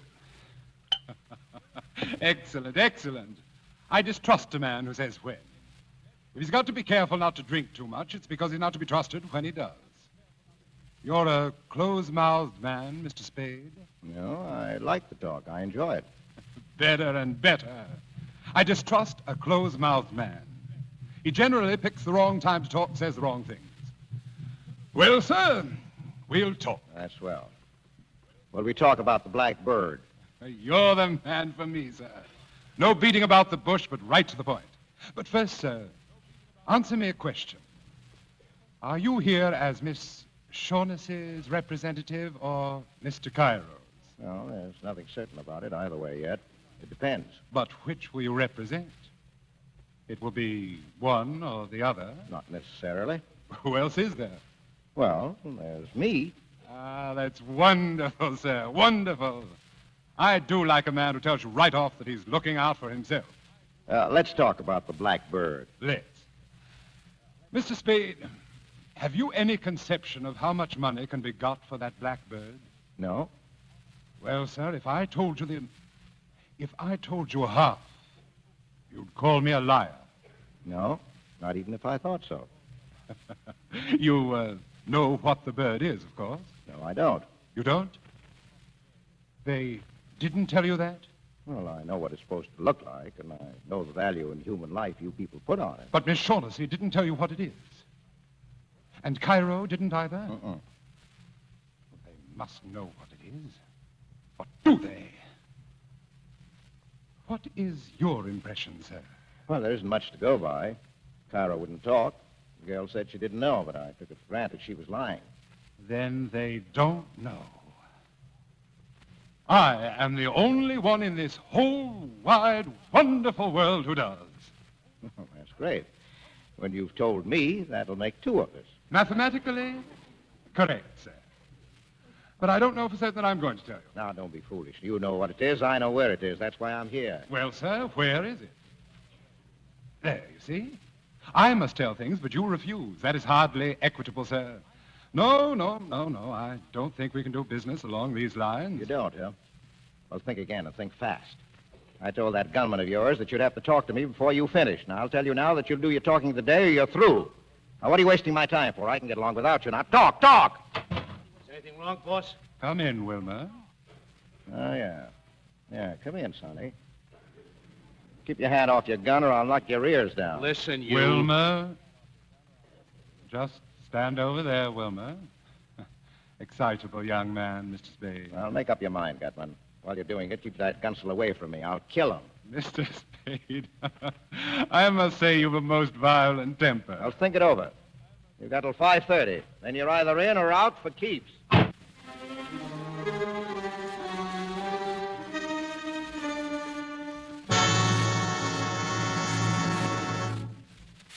Look, Mr. Spade. Well, my guess might be excellent or it might be crummy, but Mrs. Spade didn't raise any children dippy enough to make guesses in front of a district attorney and a stenographer. Mr. Spade, I wish you wouldn't regard this as a formal inquiry. And please don't think I have any belief in those theories the police seem to form. You see, they think you killed Thursday. Yeah? Well, what's your theory? Simple. Tell me who Archie was shadowing Thursby for, and I'll tell you the murder. Oh, that's where you're wrong. Whether or not I'm wrong isn't for you to judge. I'm a sworn officer of the law, Mr. Spade. My duty I is... thought this was an informal talk. It is, Well, then but listen. The Police think I'm mixed up in those killings. Well, my best chance of clearing myself is to bring in the murderers all tied up. My only chance of ever tying them up is by keeping away from you and the cops, because you'd only gum up the work. Now, just a minute. And Mr. I don't Spade, want any more of these informal talks.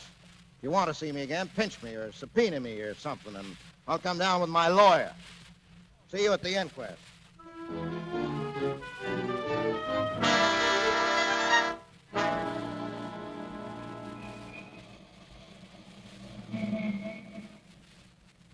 Hey. You. Well, hiya, son. Didn't expect to see you until 5:25. I hope I haven't kept you waiting. Keep on riding me, and they'll be picking iron out of your liver. The cheaper the crook, the gaudier the patter. Is Gutman ready to talk? He's waiting at the hotel. Get going.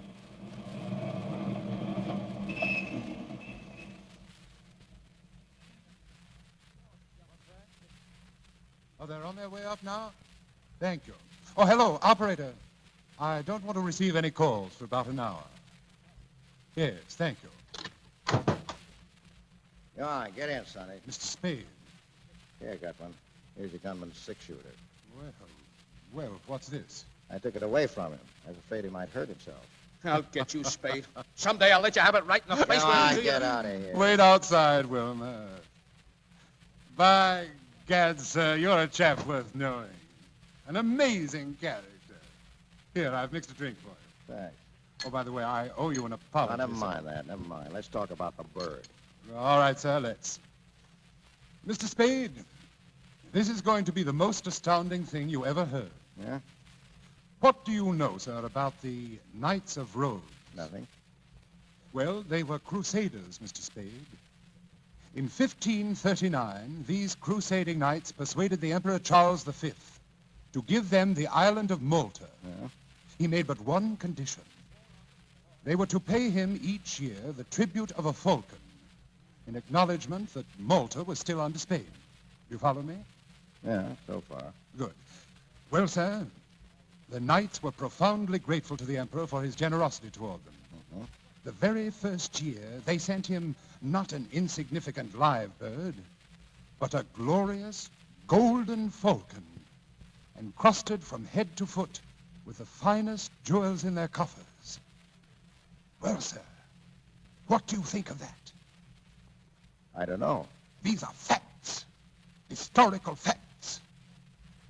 They sent this jeweled bird to Charles, who was then in Spain, but it never reached Spain. The famous admiral of buccaneers took the knight's galley and the bird. Mm-hmm. In 1713, it turned up in Sicily. In 1840, it appeared in Paris. Oh. It had, by that time, acquired a coat of black enamel so that it looked like nothing more than a fairly interesting black statuette. Then in 1922, a Greek dealer named Charaleos found it in an obscure shop. No thickness of enamel could conceal value from his eyes. Drink up, sir. Yeah, well, go on. Well, sir, to hold it safe, Charaleos re-enameled the bird. Okay. I got wind of his find, but when I arrived in Athens, I discovered that the bird was gone, and Charaleos murdered. That was over 20 years ago. Well, sir, it took me 20 years to locate that bird, but I did. I traced it to the home of a Russian general, one Kemidov, in Istanbul. I sent some agents to get it. Well, sir, they got it, and I haven't got it. Where's Kemidov? Oh, Kemidov? He died. Very suddenly. Yes. His heart. And was there a knife in it or a bullet? Your glass, sir? Thank you. Now, before we start to talk prices, how soon are you willing to produce the falcon? A couple of days. Now, that's quite satisfactory. Well, sir, here's to a fair bargain. Drink up. Ah. Well, what's your idea of a fair bargain? $25,000 when you deliver the falcon to me, and another $25,000 later on, or I'll give you 1/4 of what I realize on the falcon. That would amount to a vastly greater sum. Well, how much greater? Who knows? Shall I say 100,000? That would be the minimum. And what's the maximum? What would you say to $250,000? Well, then you think the dingus is worth $1 million, huh? At least.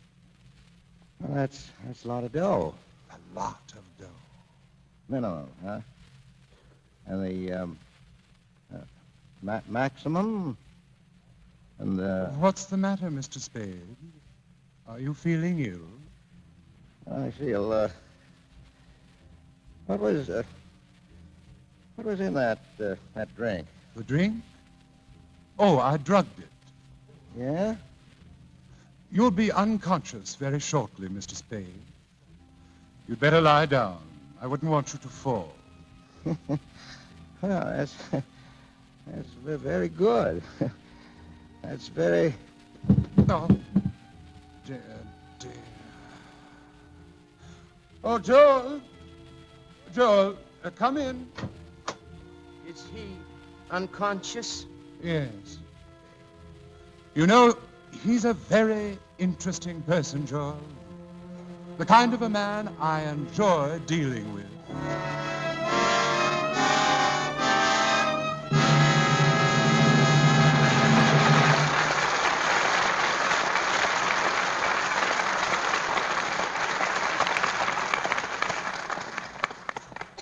We pause now for station identification. This is the Columbia Broadcasting System.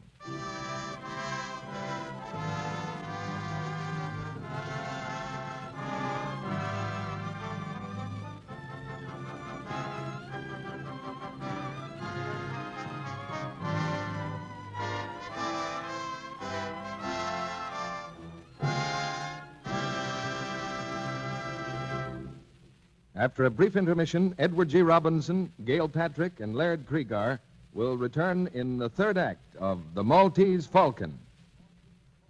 Now, here's a question for the women in our audience. If you could make your stockings last far longer just by doing one very easy thing, would you do it? Of course you would. Then listen to this. Recent tests show how to cut down stocking runs over 50%. Yes, a famous laboratory, the United States Testing Company Incorporated, repeatedly washed rayon stockings different ways, then tested them on an almost human machine, a sort of mechanical leg that strains stockings the way you do in actual wear. Here's what they found. Washing with new, improved Lux cut down runs over 50%. Yes, the Lux stockings tested on the machine didn't go into runs nearly as easily as stockings washed with a strong soap or rubbed with cake soap. They lasted ever so much longer. You see, new improved Lux saves elasticity, so stockings can take extra strain without breaking into runs so easily. And here's what girls find in actual experience. Why, I got over twice the wear from my Lux stockings. Lux cut my runs almost in half. That means a lot now that stockings are so precious. Better stick to Lux and avoid those enemies of stockings, cake soap rubbing and strong soaps. One special hint about rayons. They need 24 to 48 hours drying time. Get new improved Lux tomorrow. It's in the same familiar box, and your dealer has it right now. Now, Mr. DeMille returns to the microphone. One of tonight's stars flew the Atlantic recently. We'll hear about it right after the play. Now the third act of The Maltese Falcon, starring Edward G. Robinson, Gail Patrick, and Laird Kriegar.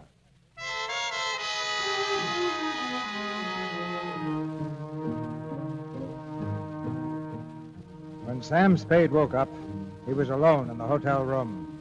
Pale and still shaking from the effects of the drug, he's gone to his office, where Effie stares at him in alarm. Mr. Spade, what happened to you? I wouldn't know. I went visiting this afternoon with red knockout drops and came to just a little while ago, all spread out on a man's floor. Who did it? A fat man. But why? Didn't have a chance to ask. Evidently, he wanted to get me out of the way for something. But I don't get it. You... Hello? Yes? What? I can't hear you. Who is it? Give it to me again. Yes, I've got that. Captain who? Jacoby? Yes, Hello? Hello? She's gone. Who's gone? Who? It was the Shaughnessy girl. She wants you. Here's the address. 36 Ancho Street. She's in some kind of trouble, Mr. Spade. She was telling me something about a ship captain named Jacoby. And then something happened to her. What happened? I don't know. Like she was being choked. Listen, is that the outside door? I'll see. Yes? What do you... Oh! Mr. Spade. Who is it, Effie? I don't know. It's... Mr. Spade. Yes? This package. For you. She told me. For you. What's the matter with you? For you. Mr. Spade! Mr. Spade! Shut up. Lock the door. Yes. Yeah. Give me the scissors from the desk, will you? I want to see what's in this package. Here. Is he dead? Got about 4 slugs in him, that's all. Oh. Come on, pull yourself together. Oh, I'm all right. Well, now we'll see. Here, this is what I think it is. Yeah? Yeah. What is it? You've got it, Angel. We've got it. The Maltese Falcon. The Falcon? Look at it. The Blackbird. $1 million under a coat of enamel. She sent him with it. That's what he tried to tell us. He must be Captain Jacoby. Now, listen, I've got to get to her. As soon as I've done, phone the police. Tell them how it happened. But forget he brought a bundle. Here, get it straight now. Yes. I'll leave the bird in the safe. When I call you, bring it to that Ancho Street address. Got it? Yeah. And after you bring it to me, go out and call Dante. Tell him to come on the run with about 6 cops. No mistakes, Effie. I may need them.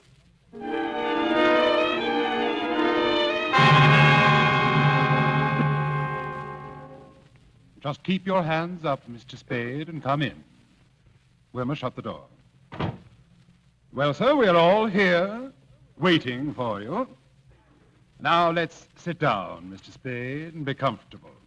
Sure. Sam, I tried to call you. I wanted to tell you. Oh, it's all right, honey. Take it easy. But they've been holding me here all last night and today. But you've come to no harm, Miss Shaughnessy, as yet. Oh, Mr. Spade, I believe you know Mr. Cairo. Yeah. How'd you do? And Wilma, of course. You carrying a rod? Let me see. Now, get away. You're not going to frisk me. Stand still. Put your paw on me, and I'm going to make you use that gun. Ask your boss if he wants me shut up before we talk. Sit down, Wilma. Mr. Spade, you're certainly a most headstrong individual. Well, let's talk. Yeah. You ready to make the first payment and take the Falcon off my hands? You're sure you have it? Sam, have you? I didn't this afternoon, but I have now. Then I am willing to pay. Joel, the money, please. Yeah, wait. There's another thing to be taken care of first. We've got to have a fall guy. I beg your pardon? Well, the police have got to have a victim. Somebody they can stick for those 3 murders. 2. Only 2 murders, Mr. Spade. Thursby undoubtedly killed your partner. All right, 2. The point is, I've got to come through with somebody, a victim, when the time comes. If I don't, I'll be it. And whom do you recommend as this victim? Oh, well, I'm not fussy. How about giving them Wilma here? He'll do. Why, you... Get away, punk. By gad, Mr. Spade, you are a character. Well, it's our best bet. If we turn him over, the cops will be happy. We'll be free as the air. Well, what do you think of this, Wilma? Mighty funny, huh? Yeah, mighty funny. Well, anyway, he killed Thursby, didn't he? He's made to order for the part. Get up on your feet. Go away, punk. I've taken all the riding for you. I'm going to take it up and shoot it out. Calm yourself, Wilma. Mr. Spade, your plan is not at all practical. Let's not say anything more about it. All right, I've got another suggestion. Want to hear it? Most assuredly. I'll give them Joel Cairo. Suppose we give them you, Mr. Spade, or Miss Shaughnessy. How about that? Now, look, you people want the Falcon. I've got it, and the fall guy is part of the prize. As for Miss Shaughnessy, well, if you think she can be rigged for the part, I'm perfectly willing to discuss it with you. Sam, What's the matter? you don't mean it. You couldn't. No, because I don't think the cops would be happy, Angel. Well, personally, I see only one guy who's really right. That's Wilmer. I'll kill him. I'll kill him. Stop it! Stop it, do you hear? Oh, let him go. I told him to lay off me. I warned him. I hated to do that, but the punk had it coming to him. There's your fall guy, Mr. Gutman. What do you say? I don't like it, sir. Well, either you'll say yes right now, or I'll turn the Falcon and the whole lot of you in. All right. You can have Wilmer. Carry him inside, Joe.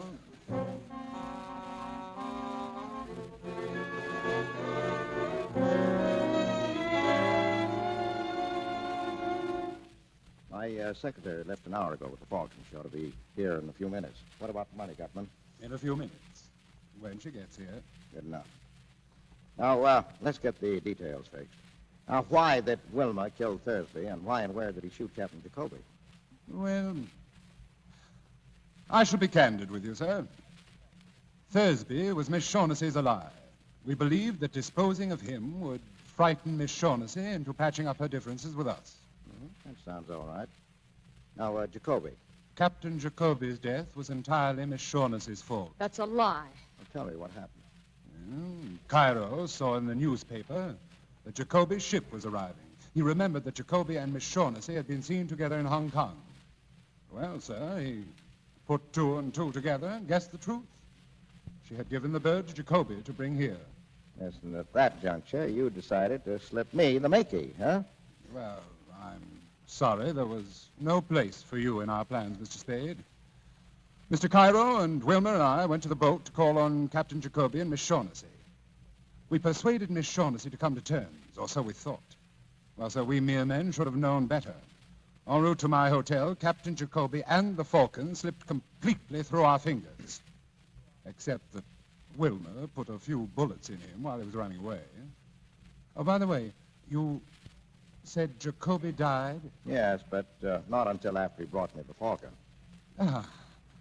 Well, there's a bright side to everything, isn't there? I'll get it. It's my secretary. You don't mind if I go to the door with you? All right, come on.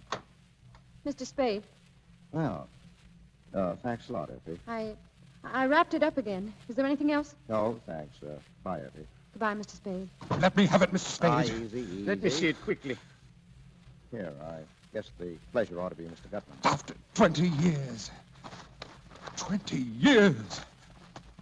Yes, there it is. There you are, beauty. Is it the Falcon, the original? We will make sure. Your knife, Joel. Here. Thank you. Just a tiny cut in the enamel, and underneath we find... Gutman, what's the matter? It's a fake! It's lead! It's a fake! But it can't be. All right, Shaughnessy, you've had your little joke. Now tell us about it. But no, Sam, no. That's the one I got from Kemidorf, I swear. You bungled it, Gutman. You and your stupid attempt to buy it. Kemidorf caught on how valuable it was. He put a fake in its place. Yes, that is Kemidorf's hand. There's no doubt of it. Well, Joel, what do you suggest? Shall we stand here and shed tears and call each other names? Or shall we go to Istanbul? Istanbul? You are still going to look for the Falcon? For 20 years I have wanted that little item and have been trying to get it. I'll go on trying. Very well. I'll go with you. Get Wilmer. We'll start tomorrow. Yes, tomorrow. Wilmer, Why, he's gone. What? The window is open. He's gone. Swell lot of thieves. We have little enough to boast about, sir. But the world hasn't come to an end just because we've run into a little setback. I'm sorry about your money, Mr. Spade, but of course you didn't earn it. Well, I held up my end. You got your Falcon. Your hard luck, not mine, that it wasn't what you wanted. My hat, Joe. Now, wait a minute. Mr. Spade, it will do you no good to argue. I haven't the money with me anyhow. Well, I had an idea that was it. Now, sir, we'll say goodbye to you. And since the shortest farewells are the best, adieu. And to you, Miss Shaughnessy, I leave the lead falcon as a little memento. Adieu. Sam, what are you going to do? Nothing. But those murders, you're mixed up in them. You said yourself the police needed a victim. Call them now. Tell them about Gutman. I don't have to call him. Gutman will be nailed before he goes a block. But when he's nailed, he'll talk about you. Now, we're sitting on dynamite, and we've only got a couple of minutes to get all set for the cops. Now, give me all of it fast. Talk. Well, where shall I begin? Well, the day you first came to my office, why did you want Thursby shadowed? I told you, Sam. I suspected him of betraying me, and I wanted to find out. Now, that's a lie. You had Thursby hooked, and you knew it. You wanted to get him out of the way before Jacoby came with a bird. Isn't that so? Yes. What was your scheme? Well, I thought that if he saw someone following him, he might be frightened into going away. Well, then you must have told Thursby that Archie was following him. Yes, I told him. But please believe me, Sam. I wouldn't have told him if I'd thought Thursby would kill him. Well, if you thought he wouldn't kill Archie, you were right, Angel. Didn't he? No. Archie had been a cop too long to be caught like that, up a blind alley with his gun tucked away in his hip and his overcoat buttoned. But he would have gone up there with you, Angel. He was just dumb enough for that. Sam! And then you could have stood as close to him as you liked in the dark and put a hole through him with a gun you'd gotten from Thursby that night. Don't talk to me like that, Sam. You know I didn't. Oh, shut up. This isn't the spot for the schoolgirl act. Why did you shoot him? No, I didn't mean to at first. I didn't really, but when I saw that Thursby couldn't be frightened, I... Oh, Sam, darling. Go on. When you found that Thursby didn't mean to tackle Archie, you borrowed the gun and did it yourself, right? Yes. You didn't know then that Gutman was here hunting for you until you heard Thursby had been shot. And then you knew you needed another protector, so you came back to me. Yes, but Sam, it wasn't only that. I would have come back to you sooner or later. From the very first minute I saw you, I knew that I... Oh, you angel. Well, if you get a good break, you'll be out of San Quentin in 20 years, and you can come back to me then. What? Oh, no, you're not going to... I'm going to send you over. Oh, no, don't, Sam. Don't say that. You're taking the fall, darling. You're doing this to me?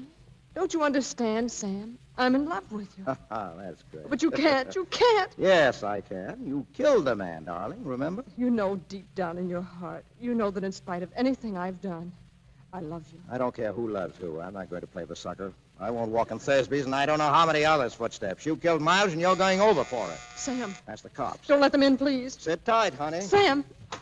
Hello, Spade. Come in. Did you get the fat boy? We got them. The kid, too. Swell. Here's another one for you. She killed Miles. Can you prove it? Can I, Miss Shaughnessy? Can I prove it? Go on, tell them. Yes. All right, come on. So long, Miss Shaughnessy. This doesn't mean anything to you, does it? Maybe. But you're going anyway. The chances are you'll get off for 20 years. If you do, I'll wait for you. And if they hang you, Angel, I'll always remember you. Our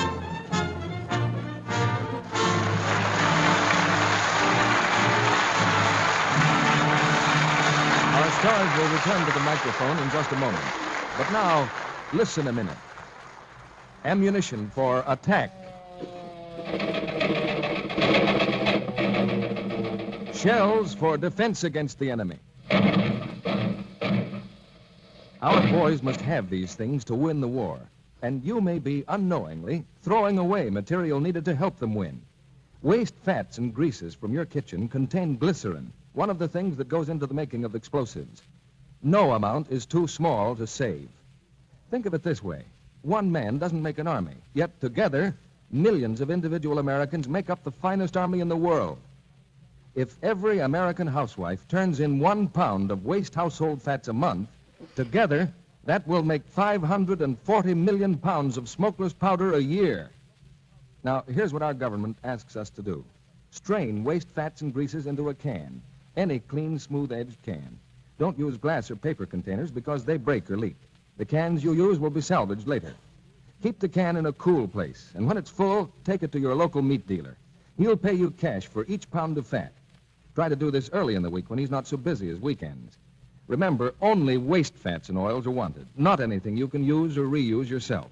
Every bit is precious. Save it carefully. Within 21 days of the time you turn it in to your butcher, it will be on its way to send your message to the Axis. Now, here's Mr. DeMille. Next week's play asks a very vital question. So vital, I'm taking it to the man on the street for an answer before I introduce our stars. The question, are husbands necessary? Now, here's a man who's just come in from the street. What do you think, sir? Are husbands necessary?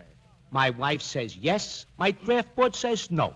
Me, I just do what they tell me. Now let's see what this young lady has to say. In your opinion, miss, are husbands necessary? Are you kidding?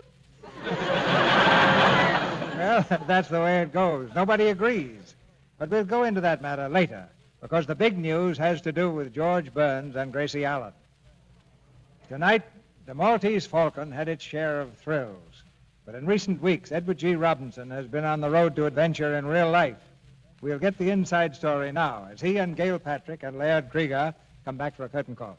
It must have been pretty exciting crossing the Atlantic in wartime, Eddie. Well, we went over by plane, Gail, and as we approached the other side, it was nip and tuck there for a few minutes. I wasn't sure whether I'd make it or not. Nazi planes go after you? No, we were playing bridge, and I made the bid doubled and redoubled. Did you fly back too, Eddie? I came back on a ship, Laird. I was sure I got a chance to see a submarine, but nothing happened. The word must have gone out that Little Caesar was aboard. Now, don't kid about that, CB. Purely because of Little Caesar, I received a great distinction. The fellows made me an honorary member of the gun crew. So seriously, Eddie, in entertaining our soldiers in England, how did you find them? Are they cheerful? Cheerful and determined, CB. As for the English people, nothing seems to bother them. They've had rationing so long, it isn't the topic of conversation now. That great clock, Big Ben, was symbolic of the whole country to me. Every time it strikes, it seems to be saying, it's later than you think, Adolf Hitler. I suppose you did some broadcasting yourself while you were there, Eddie. Well, one afternoon I broadcast 6 messages to the continent in French, Spanish, Romanian, German, Danish, and Italian. What, no Greek? Well, I'm working on Russian at the moment, Gail. I want to be able to say thank you to all the Russians I meet from now on. Now, you've had many successes on the screen, but in years to come, I think you'll value most the success you achieved in this job for your country. Oh, thank you, CB. What are you doing here next week? Well, that's when the big question comes up again, Eddie. Because next week, our play is the Paramount comedy hit, Our Husbands Necessary.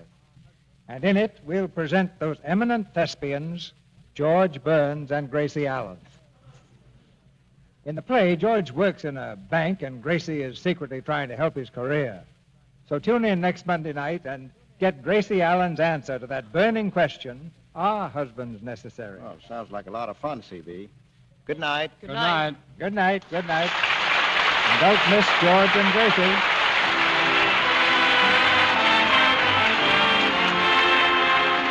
Our sponsors, the makers of Lux Flakes, join me in inviting you to be with us again next Monday night when the Lux Radio Theater presents George Burns and Gracie Allen in Are Husbands Necessary?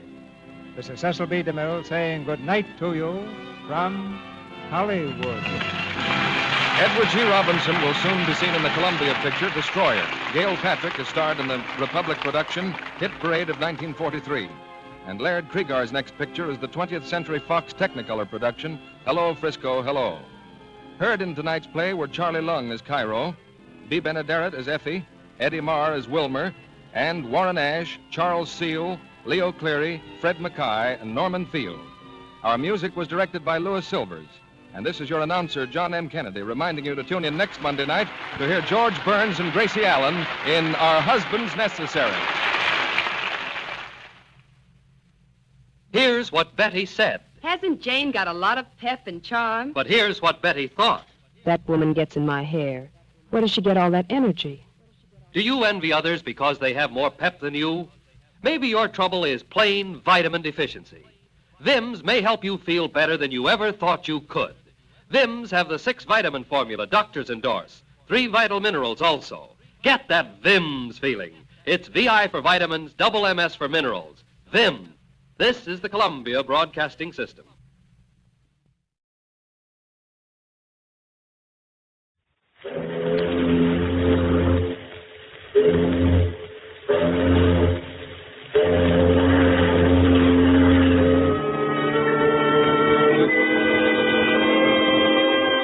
Cabin B-13.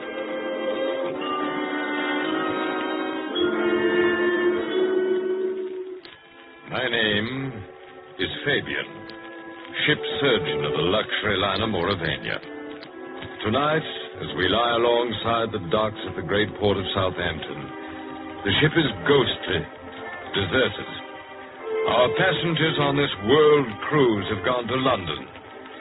And as I sit here in my cabin, B-13, I'm reminded how the tides and storms of 1,000 voyages have wrought nothing more strange, more sinister than man's desire for adventure in the strange ports and lands we touch. I remember Bill and Brenda Leslie.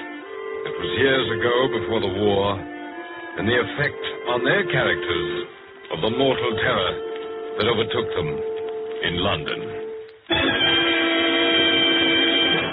CBS brings you John Dixon Carr's famous Dr. Fabian, ship surgeon, world traveler, and host in Cabin B-13 for strange and incredible tales of mystery and murder, directed by John Dietz.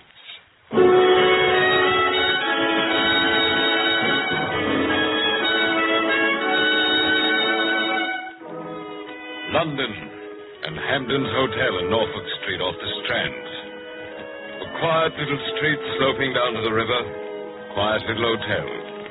So dingy with its stuffiness of old carpets and yesterday's tea trays, but you'd never suspect how fashionable it is, or how expensive. Can't you hear the lift whining as its two latest arrivals, the husband American, the wife English, go swaying up to a bumpy stop? This way, sir. Come on, Brenda.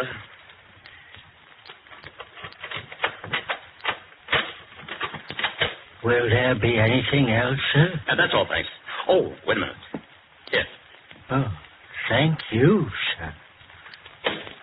Bill, darling, please don't look so bewildered. Was I looking bewildered? I know the furniture's red plush and dates back to the 1860s. I know we can't get a private bathroom. By George, the waiters look as old as the furniture. But if only we'd gone to Claridge's or the Savoy or any one of a dozen places I suggested. Darling, you don't understand. No? Who the devil wants to go to Claridge's or the Savoy? This is London. Oh, Bill, I'm afraid I still don't understand. I've been in the diplomatic service for 7 years. I've been stationed in 3 capitals, but I've never been here. It's a lovely old town. Oh, it's home. It's home to me, too, in a way. It's put a spell on my imagination ever since I was a boy so high. Sherlock Holmes, Dr. Fu Manchu, hansom cabs rattling through the fog. Darling, you don't think we'd still ride about in hansoms. No, but it's the spirit of the thing. Here, look out of this window. Yes? Gray and black buildings. Twilight coming down. And yes, look down there. Where? I don't see anything. It's one of your famous barrel organs. Here, let's have the window up. It's under our windows, Brenda. What's the tune, dear? Do you know it? Oh, something about she was a lassie from Lancashire. It's a very old one. But it's right, don't you see? Everything's right. And if I crane out of the window sideways like this, I can see down to the river. That's where the bodies fall off walls and the police launches go out. Oh, Bill, please listen to me. Yes? Put your arms around me. Look down at me. There. I have a funny face. I admit I have a funny face. I love you terribly, Bill. I don't mean any words like very much or a lot.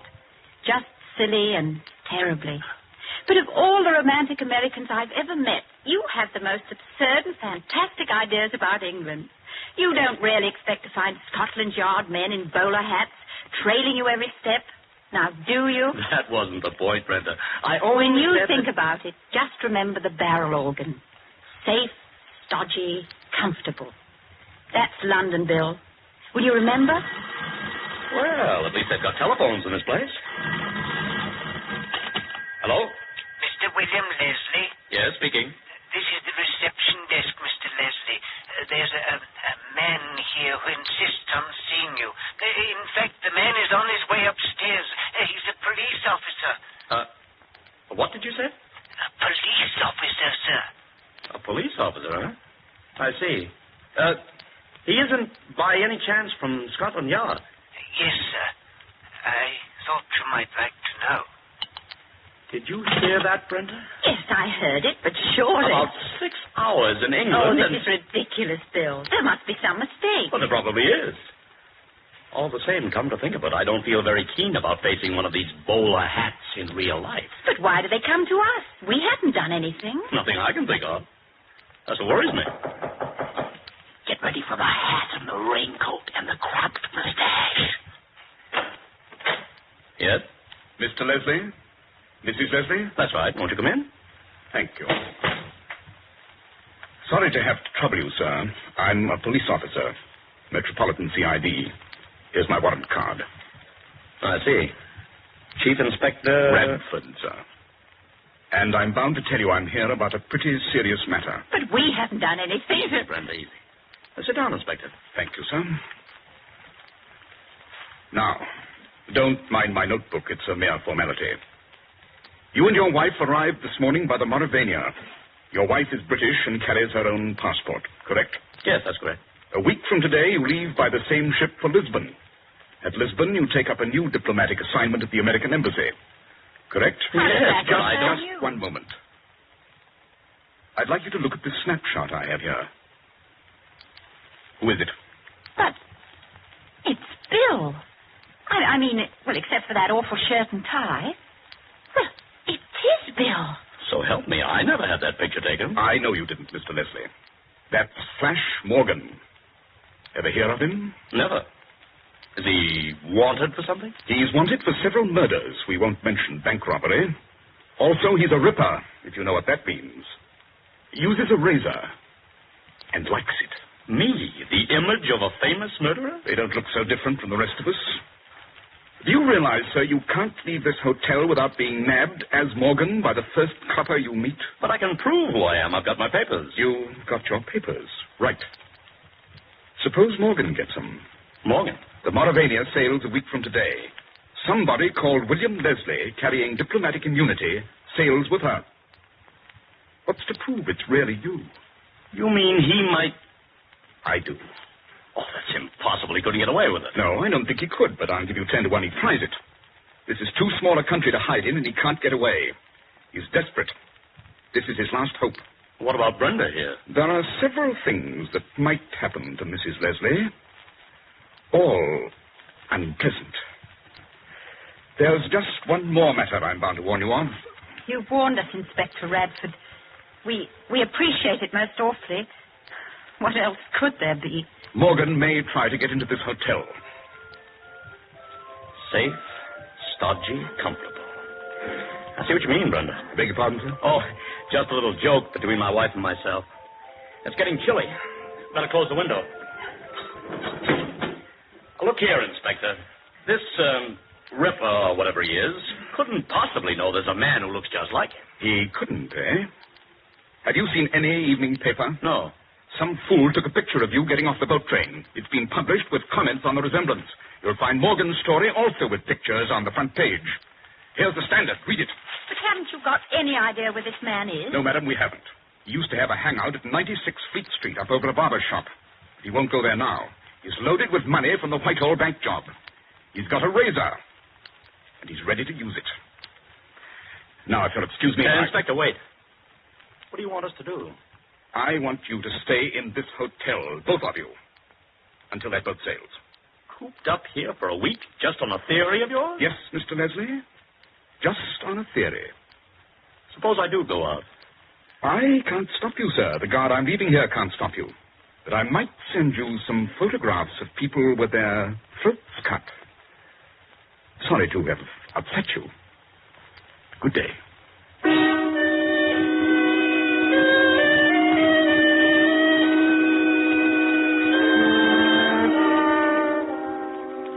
Hardly any change yet in the purplish-white tinge of early evening.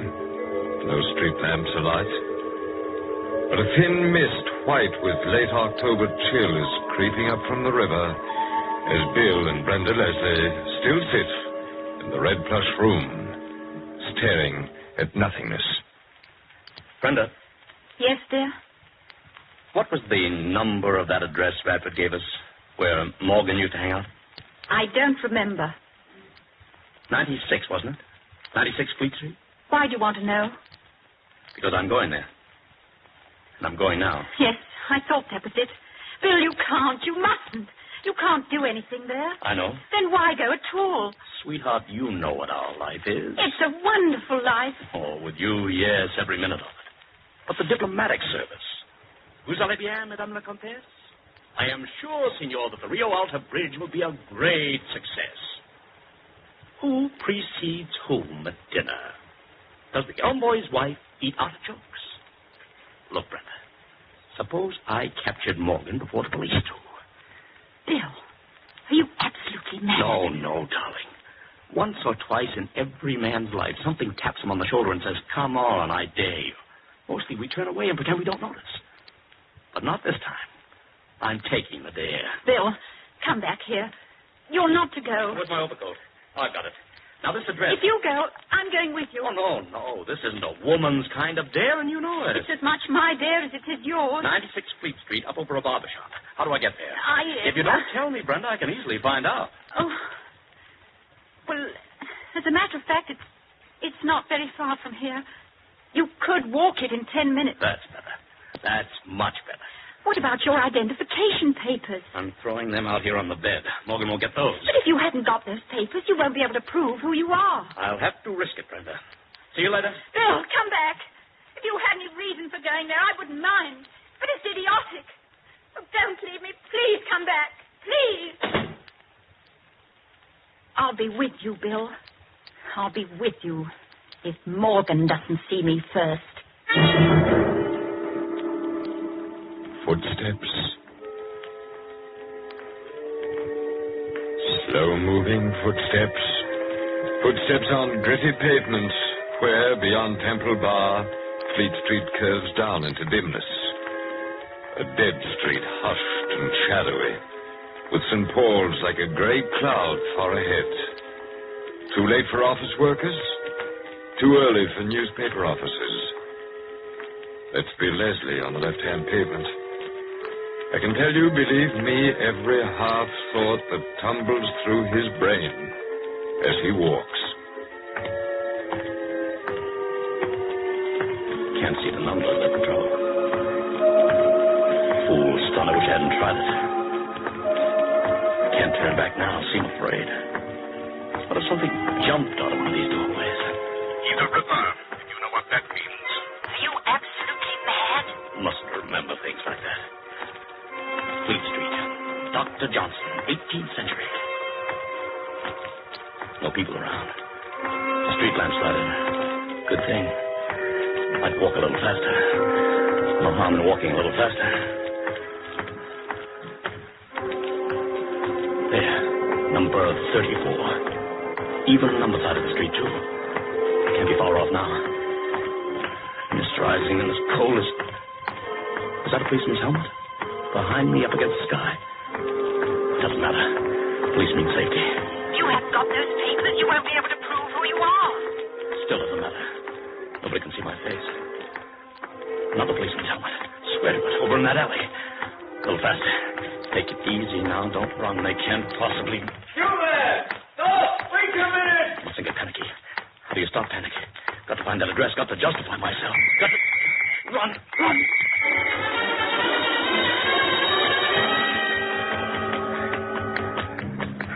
96. Little entry. No door. Flight of steps. Easy on the jump now. Run up quiet as you can. Door with glass panel. Henry M. Jenkins, barber. Door open and...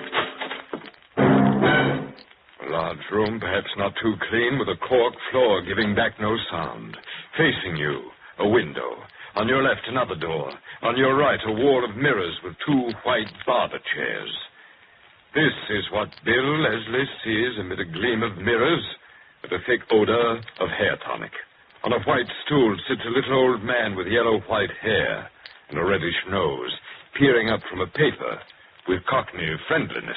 Why, I beg your pardon. I didn't mean to crash in like this. Not a bit of it, sir. Nobody here, sir. Glad to have you come up any way you like. I've come about something important. Oh, I want a shave, please. And I'll just close this door. Shave, sir? Very good, sir. If you'll just come over here. That's it.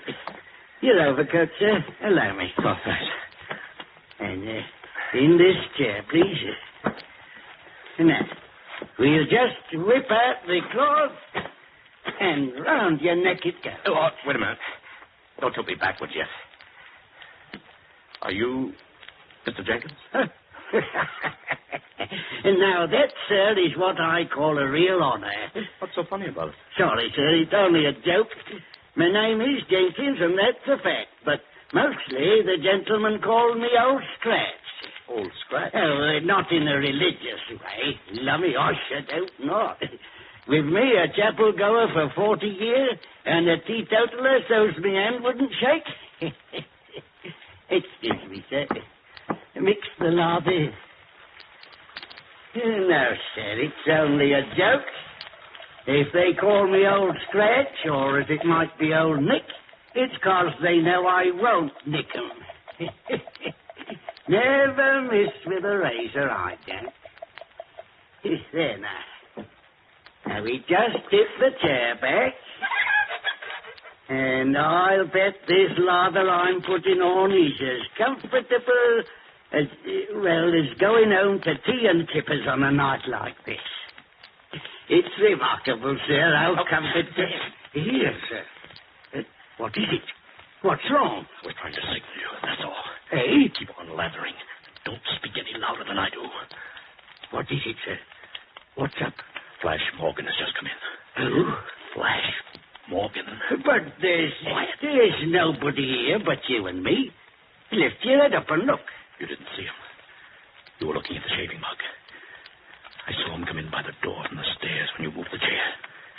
You sure you don't know who Morgan is? So help me, Harry, I don't. He's a killer. Wanted by the police. The police?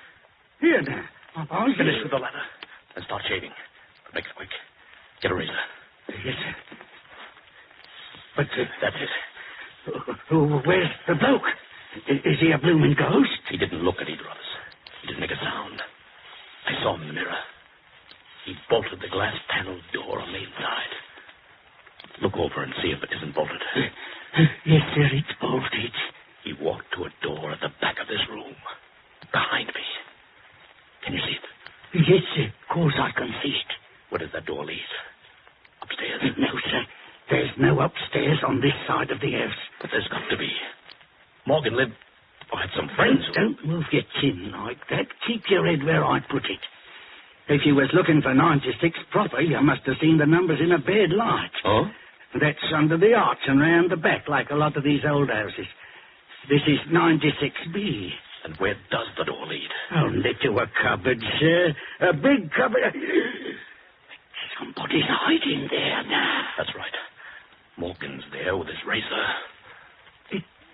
That's the end of the shave, sir. I trust it's satisfactory. Hot towel, sir. Yes, thanks. Hot and steaming. Hang on to your nerve, Old Scratch. We'll get him in 2 minutes. Towel satisfactory, sir.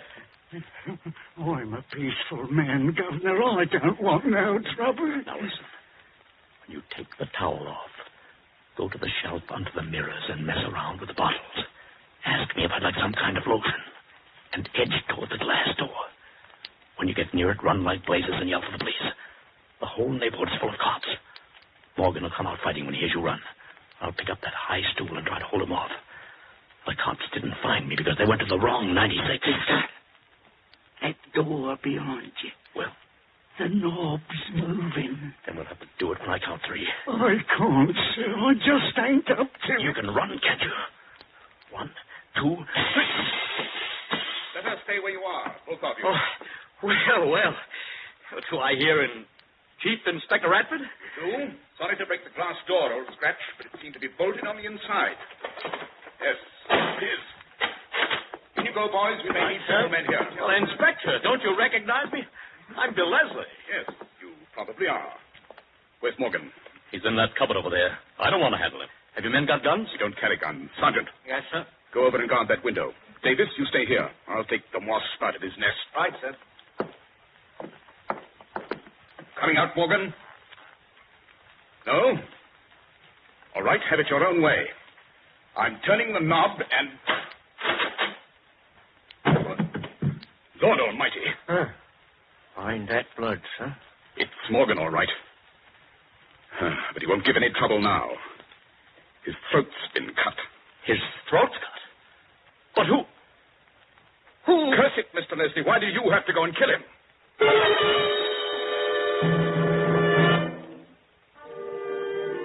It was a famous building on the Thames embankment.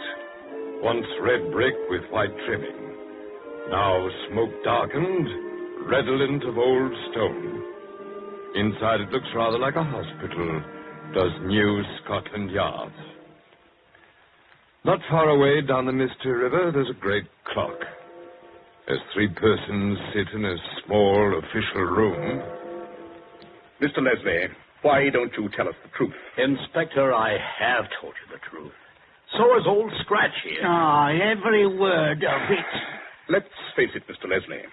You killed Morgan, and you don't seem to understand the law here. How do you mean? To kill a wanted man, even a murderer, is just as serious an offense as killing the Prime Minister. I can't help you if you say you didn't kill him, but I can get you off scot-free if you admit you did it in self-defense. Look, Inspector, I never set eyes on Morgan except when he walked through that shop. Scratch never saw him at all. I never stirred out of the chair for 1 second. Scratch never left me. Never even took his hands off me for a second. Neither of us did it. Then who killed Morgan? I don't know. The door was bolted on the inside. The window was locked. How could anyone get in? I just don't know. You don't think a ghost got in and killed him? Well, what do you think happened? I know what happened. Oh? Oh, yes. You rather thought you and Morgan would try to corner each other. You were both in Fleet Street within 20 yards of each other when those police whistles blew. And you lost both of us. What happened in the meantime? You and Morgan met at the barber's. There was a fight, and you killed him unintentionally. I killed him with what? With his own razor. We found it in the cupboard. Then you bribed old Scratch to keep his mouth shut. Here now, Inspector. Easy, Scratch. Stop rocking back and forth. I'd like to tangle up my hair and pull it out by the roots. I'd like to stand on the track with a engine coming. I'd like to... Lummy, ain't there any justice? Morgan was loaded with money, carried 1,000 quid in an oil-thin tobacco pouch. It wasn't on his body. If you gave it to Scratch and Scratch hid it in the confusion after we broke in... You know, Inspector, I've been wrong about this whole thing. Oh, that's better. Oh, not the way you mean. I thought my big trouble would be to prove my identity. But you don't doubt my identity. Or do you? I don't know. But officially, until your wife identifies you... That's what I've been asking all night, and you won't answer. Where is Brenda? Well, sir, the fact You is... haven't got her locked up somewhere. No, of course not. The fact is, we can't find her. Isn't she at the hotel? No, your wife left the hotel just after you did. Brenda left the... Where'd she go? To 96 Fleet Street. How do you know that? The real entrance to 96 is at the back, up a flight of stairs past the barber's window. One of our men saw her there, then lost her. You mean Morgan may have seen her before he came into the shop and attacked her? Mr. Leslie, you're the one who's got to take it easy. Just sit down, gentle-like. Do you see now why you've got to give up this crazy story that you didn't kill Morgan and that you and old Scratch were never out of each other's sight? But it's true. Don't you see what I want to know? Did Morgan kill your wife? I want to know whether there was any blood on the razor before you fought Morgan. This, as they say in the nursery books, is an office. That's a filing cabinet. You're smoking a pipe. I better hold on to things because they're getting blurred. Blast you, I never fought Morgan. Want to think it over for a while? Brenda's dead. That's what you're saying. Don't start to object. That's what you're intimating. And if Brenda's dead, on the course of it. Chief Inspector. Sergeant, keep out of here. I told you not to... Yes, sir, but I couldn't help it. She's here. She's been in the anteroom listening to every word you've said. Who's here? Mrs. Leslie. She says she wants to give herself up. Bill! Bill! Please stay where you are, Mrs. Leslie. You want to give yourself up? No, not for murder. Oh, I'm so horribly frightened and mixed up. I don't know what I did say. But I had to talk to you because I saw the murder committed. You saw it from where? From outside the window, on the back stairs. Oh, Bill, darling, I got there before you did. You had to ask directions at the beginning. I saw you come in. Into the barber shop? Yes. But I think I'd have known what happened even if I hadn't seen it. Are you one of our women detectives, Mrs. Leslie? Oh, please, Mr. Radford. It's because I am a woman that I'd have noticed. You're too used to it. Bill thinks that man you call Old Scratch was never out of his sight for a moment. But he's forgotten something. Forgotten what?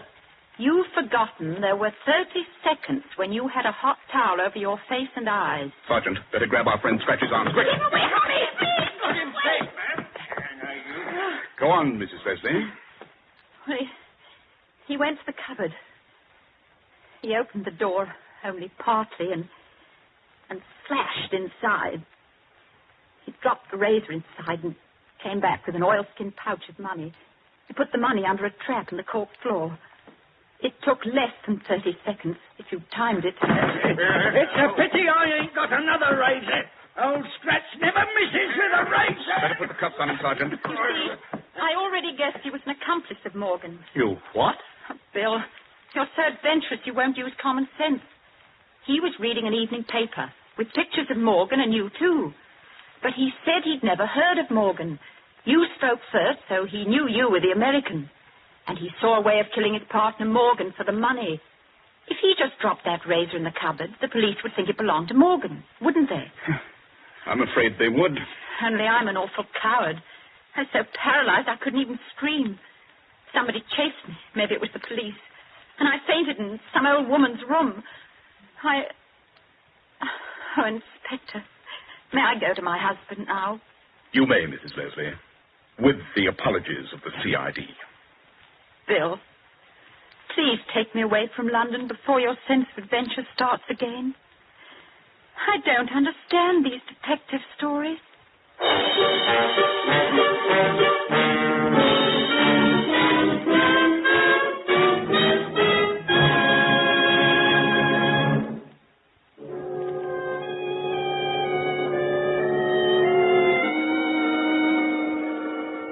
And so, in rather a pleasant vein, I end my story of the husband who sought trouble and the wife who got him out of it. And as I, Dr. Fabian, ship's surgeon of the Mauravania, sit here in my cabin, B-13, remembering this story, I wonder what other memories of strange and sinister happenings will come back as we touch at the other ports of our world cruise. I hope to greet you again next week in cabin B-13.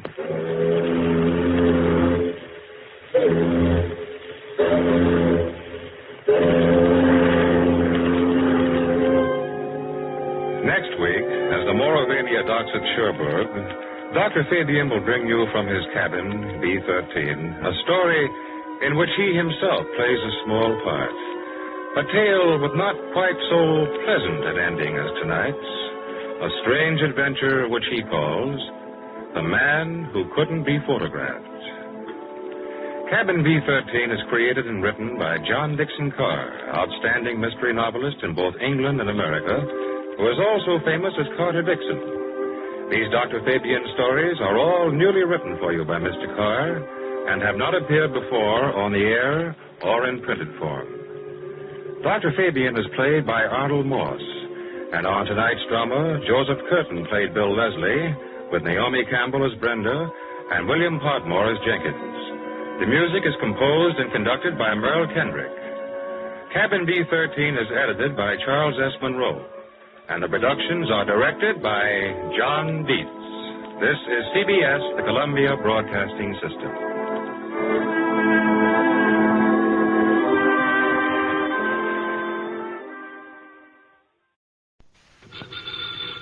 Ladies and gentlemen, the ringing of that phone bell brings you mystery, adventure. Nero Wolf's office, Archie Goodwin speaking. Willie Inch, did you say? Just a second. Do you want to talk to a fellow named Willie Inch, which I doubt? No. He says he's got to see you. Got to. Who is he? I'll ask. Mr. Wolf doesn't recognize your name, Mr. Inch. He wants to know who you are. Just a second, I'll tell him. Mr. Inch says he's a sneak thief. He says you never heard of him, but he's heard of you. Should I tell him to get lost? Wait a minute, Archie. Ask him what he wants. Inch, Mr. Wolf wants to know what you want to see him about. A phony murder rap. Says a phony murder rap. It'd have to be, wouldn't it, Archie? How do you mean? Phony, I mean. Did you ever hear of a sneak thief committing murder if it could possibly be avoided? Yes, Archie. Tell Mr. Inch. I'll listen to his story.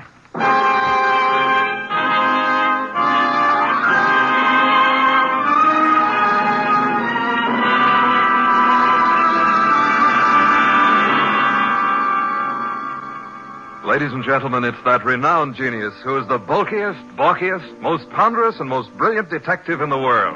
Yes, none other than that chair-borne mass of unpredictable intellect, Nero Wolfe. Created by Rex Stout and brought to you in a new series of adventures over this NBC network, in the person of Mr. Sidney Greenstreet.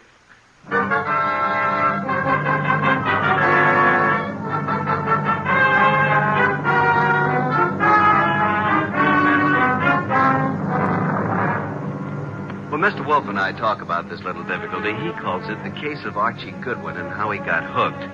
However, I call it the case of the disappearing diamonds. I prefer my title. He prefers his. Anyhow, it started with an improbable character named Willie Inch. That'll be our sneak thief, Archie. Let him in. Okay, boss. Okay? Inch? Yeah. Come in. In there. I'll follow you. Mr. Wolf, this is your client. Mr. Inch? Yeah. Tall fellow. Must be over 6'6". Sit down. Where? Archie? Here, Mr. Inch. This ought to be comfortable. Well, Mr. Inch? Look, Mr. Wolf, they're going to claim that I killed a woman I never even touched. And I'm going to fry for something I never even done. All right, Mr. Inch, how did you kill her? I didn't. I never killed nobody in my life. Mr. Inch, you say you're a thief. Can you prove it? I got a record. Why? I was wondering about that bulge in your pocket. Oh, here? It's a silver cigarette lighter, ain't it? I guess it sort of dropped into my pocket as I was going by. You see the way it happened? Never mind, Mr. Inch. Now tell me how you didn't kill the woman for whose murder you will fry. Well, Mr. Wolf, sir, it was like this. There was a window half open, you see, and I happened to crawl inside the house. But hey, now. Well, Mr. Inch? This is just between us, ain't it? Possibly. How do you mean? Explain, Archie. Mr. Wolf said possibly. Oh. Well, okay.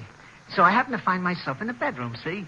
So I happen to sort of roam around, and I hear there's like a party going on. You know, people and music. So I lock the door. So go on. Let him tell it his own way, Archie. Well, Mr. Inch? So that's the mistake I make. Mistake? Maybe I leave my fingerprints on the door. So? So later, a dame gets herself knocked off in the same room, and they look for fingerprints, and they find mine. I'm it. That's all. I got a record. So the chair. I see. Pitiful case, isn't it, Archie? Very, very mournful. Inch. Yes, sir? I presume you came away with some souvenirs? Oh, nothing. It wasn't worth the trouble. You know, just odds and ends, junk. Have you got the junk with you? Yeah. Let me see. Here. Cigarette case, platinum. Lighter, gold. Vanity case, gold. That's all? Positively. Junk, the man says. I promise nothing, Mr. Inch, but it might be better if you told the truth. Me? You. Oh, well. One square-cut emerald ring. I just happened to find it. Here's something more. A pewter ashtray. Look, the room is dark. I can't see. Piles of coats under beds and hats and handbags. I take what I find. Why didn't you turn on the lights? One of these big standing lamps. You know what I mean. Go on. I bump into it, and it scares the living... it scares me. So? I turn the switch. It don't work. Archie. That sounds like the law, boss. The law. Stay right where you are, Willie. May I suggest that there is a way to find out, Archie? Okay. We don't want any. Good morning, Goodwin. You remember me, your old friend, Inspector Kramer? Two gentlemen with me are also with the department, Pearlie and Ostrakovich. May we come in? What do you want? We want a murderer, and we want some rocks worth $250,000. Does that answer your question? What makes you think you'll find all those goodies here? Come in, men. We know Willie Inch is here. Where is he? Now, just a second. We're coming with you, Goodwin. Okay, Inspector, come along. Archie? The law. That's Willie Inch. Frisk him. No weapons? Okay, just put the cuffs on him. Inspector Kramer. Oh, yes. Hello, Wolf. I want to tell you something about this man whom you and your men have so bravely captured in my office. You don't need to tell me about him, Wolf. We know about him. Do you indeed? Yes. We know he killed Mrs. Florence Avery March and stripped $250,000 worth of diamonds off her. That's all we need to know. I didn't do no such a thing. Where's the ice, Willie? I never even seen none, honest. Take him away, boys. I'll make the charge when I get back to my office. Wait. Mr. Wolf, sir. Take him. Look, I ain't done nothing, I tell you. Inspector Kramer. Yeah. We're going to have a little talk now, aren't we? If necessary. How do you mean? Explain, Archie. Mr. Wolf means you're going to have a little talk, if necessary. Very funny. I will now draw up a chair and show you why it's necessary. In the first place, $250,000 worth of diamonds makes it necessary. Archie, if you please, a bottle of beer. Okay. Will the inspector name his poison? You know I never drink on duty. And just for me, Archie, please. On my way.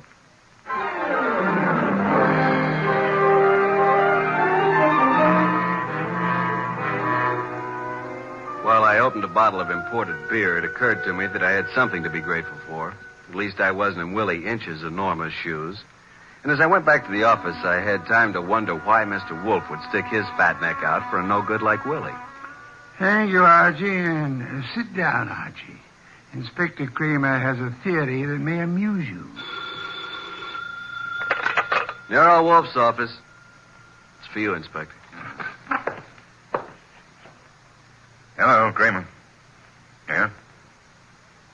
A gold cigarette holder? That's all? Okay. Inspector, do you realize that you have already taken a great deal of my time? Archie. Yes, Inspector? The great Mr. Wolf just said I had a theory that might amuse you. Would you care to hear it? I can hardly wait. Okay. My theory is that both Wolf and you are receivers of stolen property and possibly guilty of murder conspiracy. So far, you got me in stitches. Willie Inch, with a record as long as your arm, robs the home of Mrs. Florence Avery Marsh. He strangles her with a silk scarf, takes the diamond she's wearing, grabs everything else that's lying around, and then what? Is it a question? I'll tell you what. He will, too.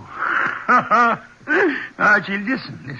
Then Inch brings the stuff here, the stuff that's piled on Wolf's desk, and the diamonds. You want me to tell you where the diamonds are? They're in that safe right there. Inspector Kramer, I know nothing about the diamonds. They are not in the safe, and they are not in the house. Now, you can take my word for it, or you can get a search warrant and make a fool of yourself. I'm going to have lunch.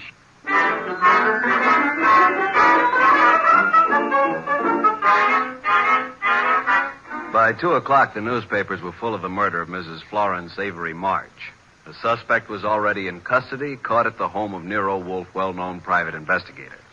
Some of the stolen jewelry had been recovered, but not the diamonds. Then we had a visit from Mr. Anson Stark, who had opened Mrs. March's door and found her dead. Stark was a big athletic guy of about 30 or so, with the large, capable hands of a surgeon or a laboratory worker. He seemed annoyed at the inconvenience we caused him, but that was only natural. That's the story, Mr. Wolf. I don't see how I can add anything more to it. You had known Mrs. March for several years, huh? Casually. When you broke the door open, was it difficult? Not very. You were the first into the room? There were 3 or 4 of us. We pushed in together. You saw the body of Mrs. March immediately? She was lying across the bed that was heaped with coats and hats and handbags. You knew she was dead? Of course not. In fact, somebody else discovered that she had been choked to death. And who discovered that the diamonds were gone? I don't know. I didn't. Were there many diamonds, Mr. Stark? No, just a few, but big ones. She wore them on a pendant around her neck. Mr. Stark, I want to thank you again for having been so patient. I have been patient, Mr. Wolf. I have my own business to attend to. Which is? Oh, I have a small but hopeful enterprise. Electronics, tubes for radio and television, mostly experimental. Oh, that reminds me, Mr. Stark. When you entered the bedroom, was the light on or off? Let me see. Of course, it was on. It must have been on. Why? Just curiosity, Mr. Stark. Oh? Anything more? That's all, except thank you for coming here. Archie, will you take Mr. Stark to the door?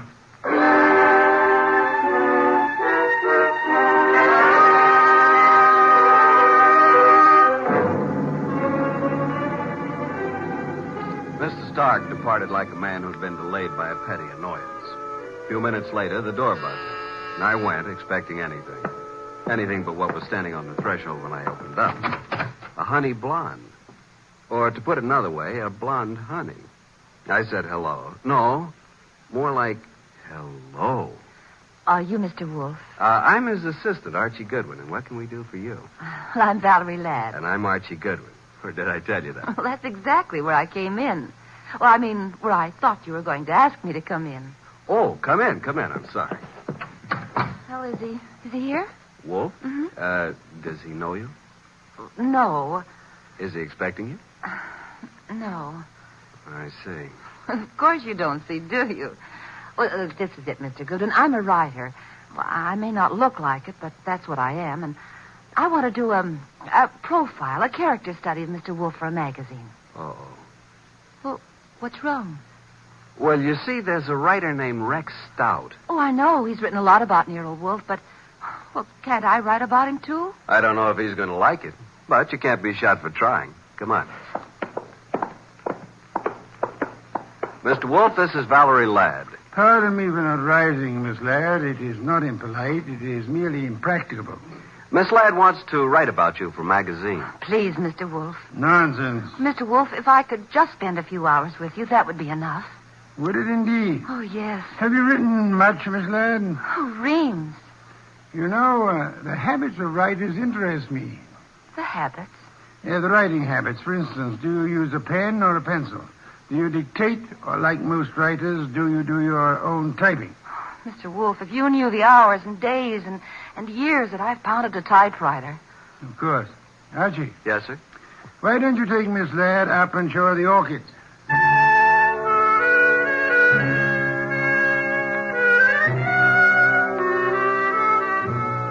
You never know about Nero Wolf. At least I never do. This was something I would have bet against 1,000 to 1. I couldn't understand it. But I certainly couldn't complain. Archie, look at this one. Oh, did you ever see anything so gorgeous? Very pretty. They're all just beyond belief. Yeah? But you're not even looking at them, Archie. What? Oh. Archie, are you always like this?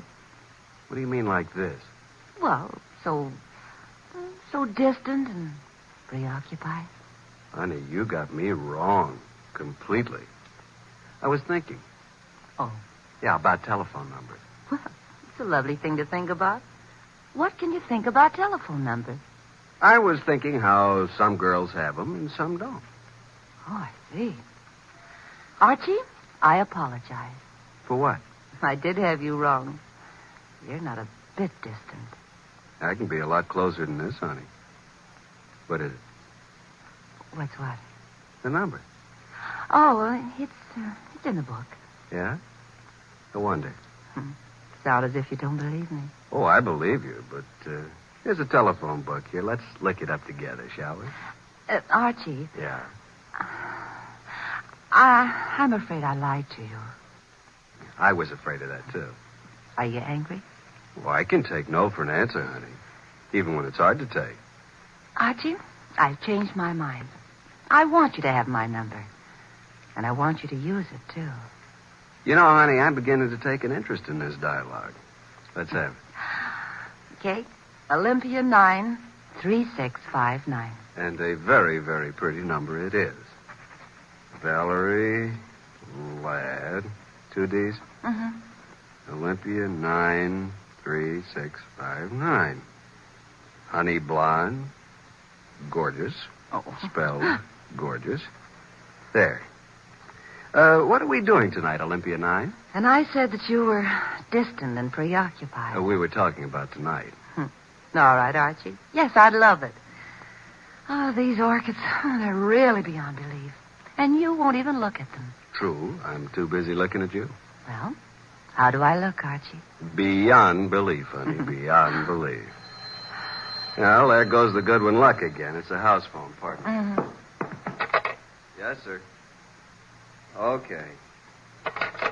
He wants us to come down. Archie? Yes, dear. Even if he says no, we still have a date? Honey, though the heavens fall.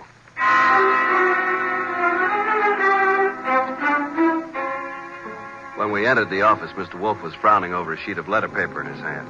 He looked up and tossed the paper to me. That is a peculiar thing, Archie. The sheet of letter paper just arrived. Since Miss Ladd is interested in detection, show it to her. Thank you. Well, some sort of code, isn't it? QWERTYUIOP. That's all. What do you suppose it means? You're kidding. Archie. Oh. What? Did I say something wrong? No. Miss Ladd, I'm sorry, but I'm afraid I haven't time for an interview just now. Goodbye, Miss Ladd. Oh, but Mr. Wolf. Goodbye. Archie? Say goodbye to Mr. Wolf and let's go, honey. Goodbye. That's the way things can be around here. Well, here's the door, and shall we pause for station identification?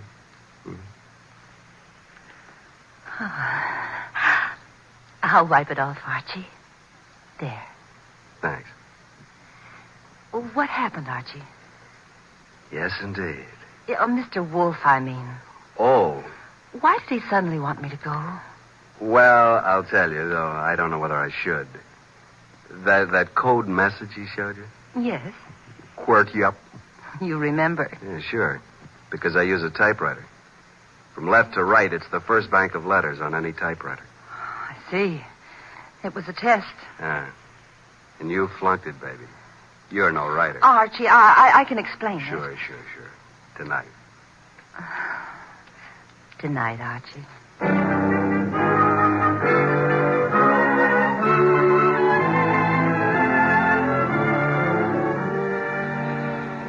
You do believe me, don't you, Archie? Oh, of course, baby, of course. Well, it's just that I was there at the party, I mean, when poor Florence was murdered. Then I read in the paper about, how they caught the man at Nero Wolf's. And I always wanted to be a writer, so I thought if I could get an exclusive interview and, that would be a good way to start my career, wouldn't it? Yes, it would. Pardon me a second, will you, Valerie? I got to make a phone call. There's a booth. It'll only take a minute or two.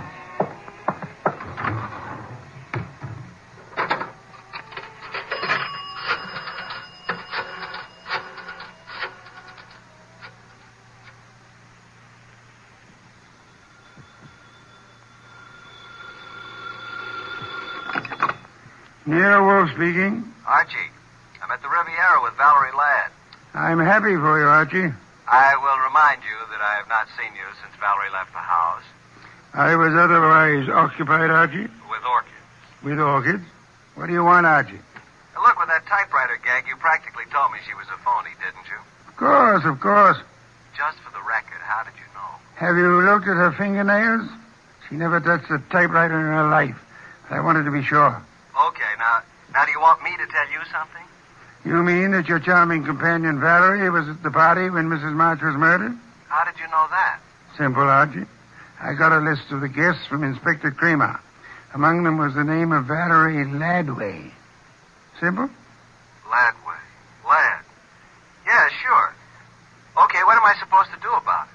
Just hang on, Archie. Just hang on.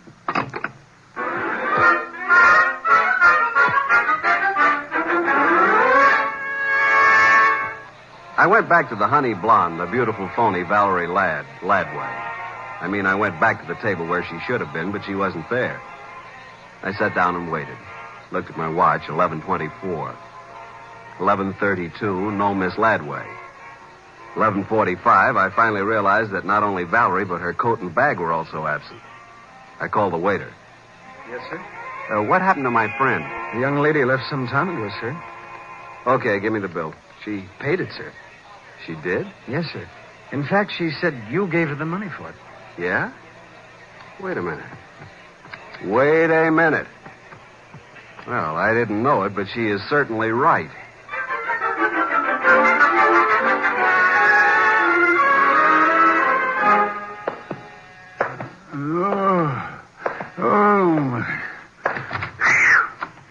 Well, Archie, this is most thoughtless of you. Sorry, I lost my keys. My money, too. Your keys, Archie? Yeah. Glad you were still up. You lost Miss Ladway, too? Definitely. I'm going to bed. Good night, Archie. You think it's funny, don't you? Yes, Archie. Yes, I do. Good night, Mr. Wolf. Archie. Yeah?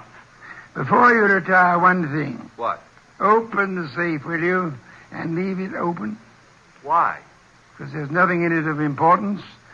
And it's a valuable safe, and I don't want it damaged. Good night, Archie.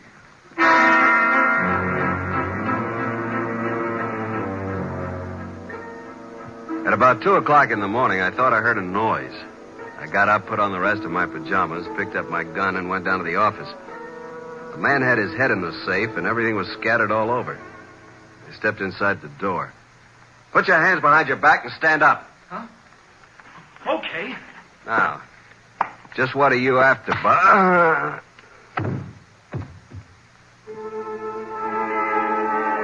When I woke up, I was alone on the office floor. I did not feel good. The place looked as if a hurricane had struck it. Every file drawer had been emptied. I felt a draft from somewhere. Got to my feet, trying not to joggle my head too much. There was the front door standing open. I closed it gently. Then very, very gently, I groped my way to the kitchen for ice, water, and towels. Archie. What? Oh, didn't you hear me scream? No. Is it bad? It's better. You're angry, aren't you? Nuts. What, Archie? I said nuts, Mr. Wolf. Nuts. I'm sorry about what happened. Yeah, you expected it. But I didn't expect you to be caught by somebody behind you. You must have known there would have been two of them. Now, how would I know that? How? Think of Mr. Ladway's delicate hands. Do you believe she intended to open the safe herself? You think she stole my keys and so on. Well, let me tell you... Hey, wait. That guy was digging in the safe that... Then who hit me in the head? Gee, someday you'll be the death of me. In the morning, will you tell Inspector Kramer I'd like to see him here?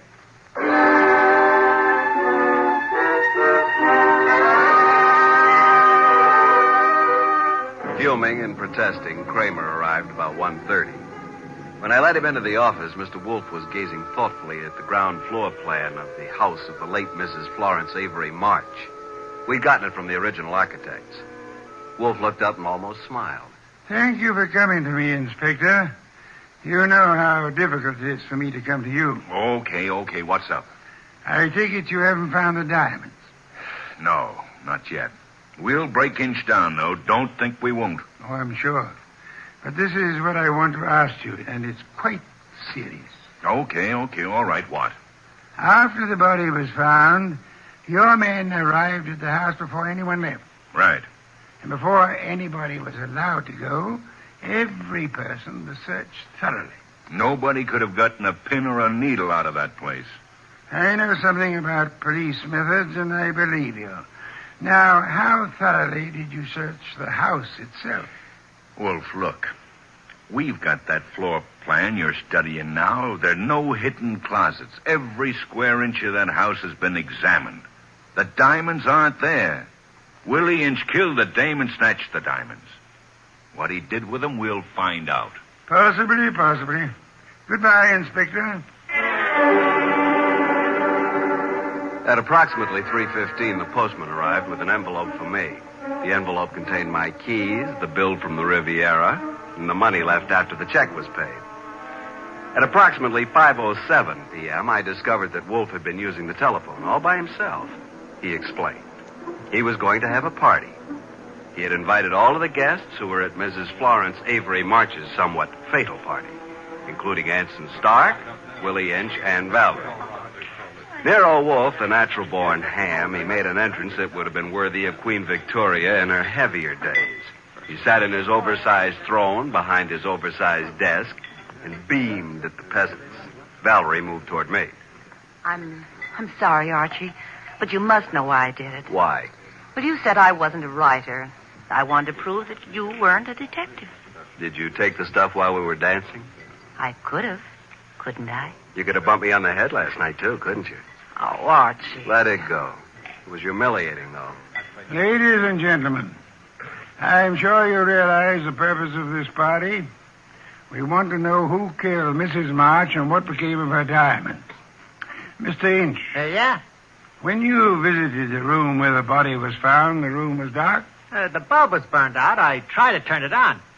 If there had been a body on the bed, would you have seen it? Maybe. With all those coats, maybe not. Sure. Mr. Stark? Yes, I said the light was on. Perhaps I was wrong. What of it? You're engaged in the manufacture of tubes for radio and television, huh? I told you that. Inspector Kramer. Yeah, what? A light bulb was found in the wastebasket in the room where Mrs. March died. Yeah. Like you said, we tried the bulb in the socket and it worked. So what? One more question. Does anybody remember whether Mr. Stark was carrying a bundle or a package under his arm when he arrived at Mrs. March's party? Oh, I do, Mr. Wolf.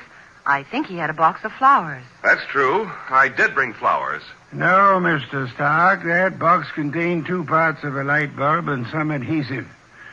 During the party, you strangled Mrs. March, put the diamonds into the light bulb, assembled the thing, and screwed it into the lamp socket.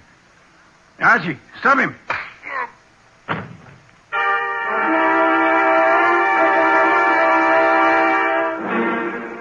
Really, Archie, it was quite simple. Light bulbs are only a stem glass bowl and a brass sheath. Yet nobody, including the police, would think of looking inside one. And Mr. Stark could come back and collect his treasure any time after the excitement had died down. What's the matter, Archie? I got a headache. Valerie Ladby, poor girl. She and whoever the man was with her must have thought the diamonds were here. That bump on your head will be better in the morning. A bottle of beer, please, Archie. I'm going to bed. Yes. Why must you place such confidence in women? Remember what happened to Mark Antony and Samson and Archie Goodwin. Good night, Archie.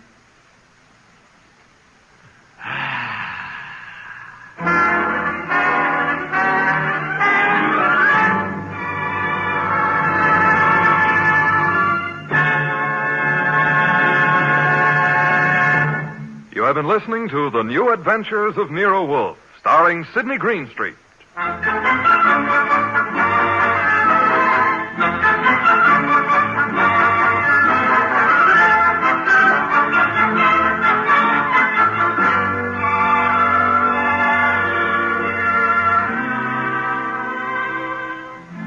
Tonight's transcribed story by Mindred Lord was based on the characters created by Rex Stout, produced and directed by J. Donald Wilson.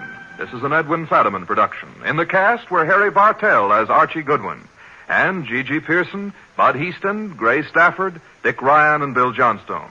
Next week at this same time, Nero Wolfe and Archie will bring you The Case of the Midnight Ride. Don Stanley speaking. 3 chimes mean good times on NBC.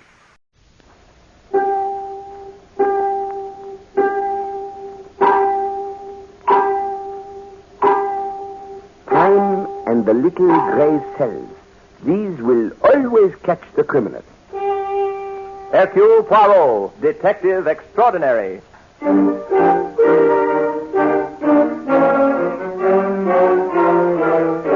From the thrill-packed pages of Agatha Christie's unforgettable stories of corpses, clues, and crime, Mutual now brings you, complete with bowler hat and magnificent mustache, your favorite detective, Hercule Poirot, starring Harold Huber in Murder is a Private Affair.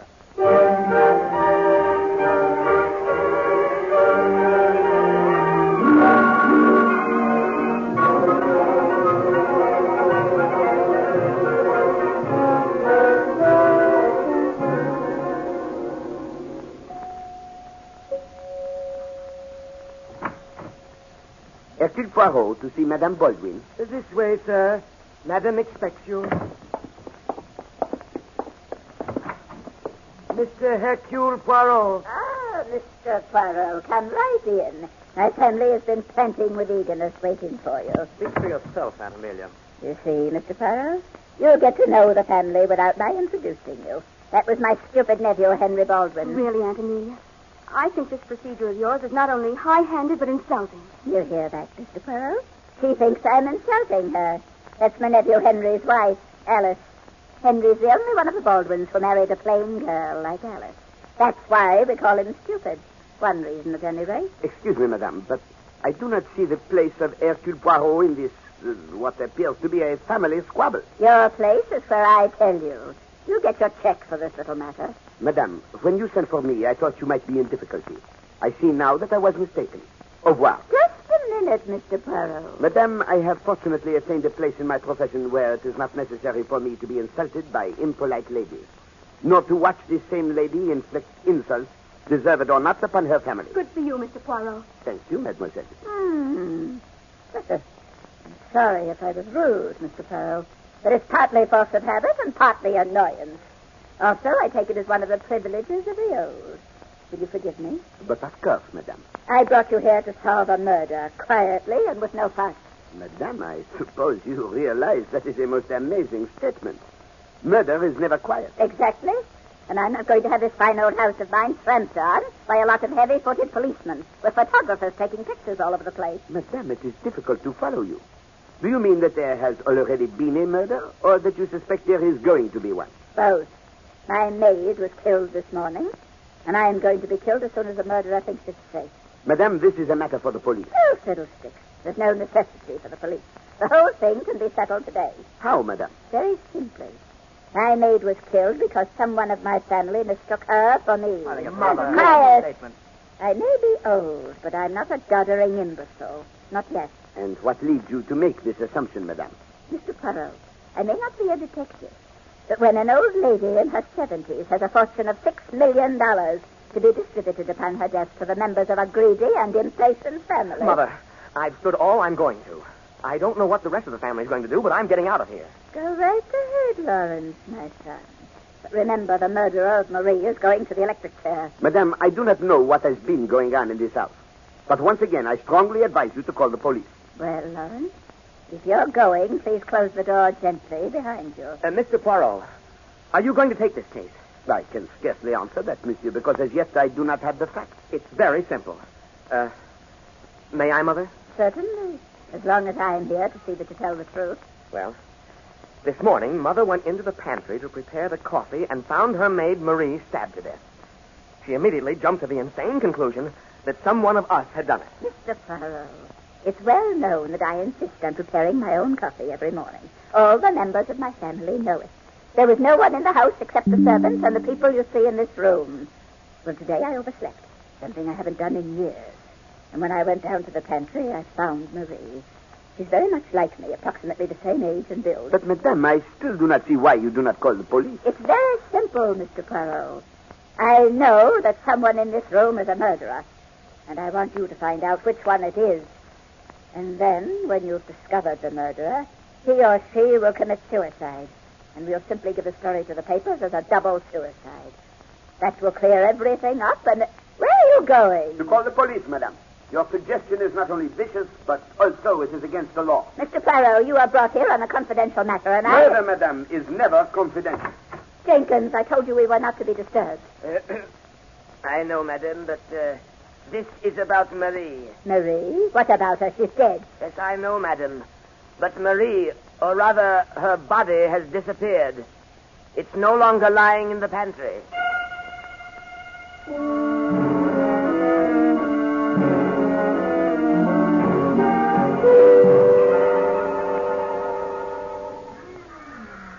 Don't feed the animals, miss. It's against the rules. Lawrence, look at that magnificent beast. Look at the way he walks up and down the cage. Tigers do have power in their walk, don't they, Olivia? They're beautiful. This is vaguely reminiscent of you, darling. That same feline grace. Why, Lawrence, you improve each time I see you. You couldn't, Olivia. You were too overwhelming the first time I met you. When I was engaged to Henry Baldwin, you mean? By the way, how is dear Henry and that stupid little wife of his? Worried, Olivia. Very worried. How did it go? Are you sure it's all right to talk here? In the Central Park Zoo, my dear. No one's around but the tigers and the children. Well, I don't know quite how to say. Oh, Mother blew up, of course. I knew she would. Oh. Don't jump, Lawrence. He can't get at you. Well, I'm nervous.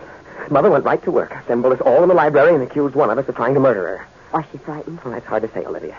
You know, in many ways, Mother is like you. You're both strong women. Maybe that's why I love you so much. Oh, never mind that, Lawrence. Go on about Amelia. She called in Hercule Poirot. Poirot? That's right, Tiger. I don't like it either. Poirot's about the only one smart enough to see through this. Then you think we ought to drop it, huh? No. No, we'll just have to watch our step, Lawrence. I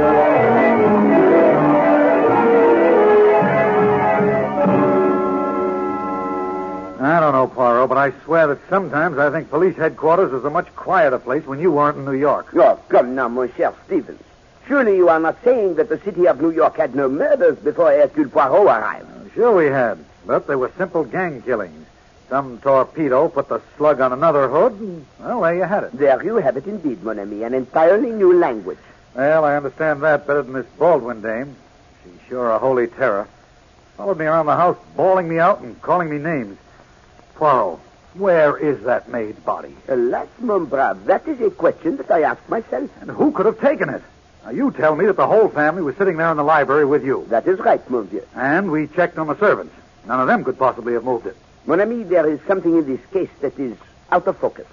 Observe, we are seeing it in a distorted light. I'm not seeing it at all. We checked every inch of that pantry for bloodstains, and not a one. Everything washed clean, which means that whoever took the corpse away also had time to clean up the pantry floor. Poirot, I'd give my eye teeth if you'd gotten a look at that body. It is not the body that bothers me so much as the feeling I have that unless we are careful, there will be another murder. So you believe the old lady's story that someone's out after her? I neither believe nor disbelieve it, Stephen. There is something that we have missed. Something that is in the back of my mind. Something that would open up this whole case for us. Now, look, give me something to go on, will you, Poirot? Do you think that the old lady Baldwin is in danger, or don't you? But of course she is in danger, mon ami. But from what source, I cannot yet tell. Sometimes I almost feel as if... As if what? As if she were in danger more from herself than from anyone else.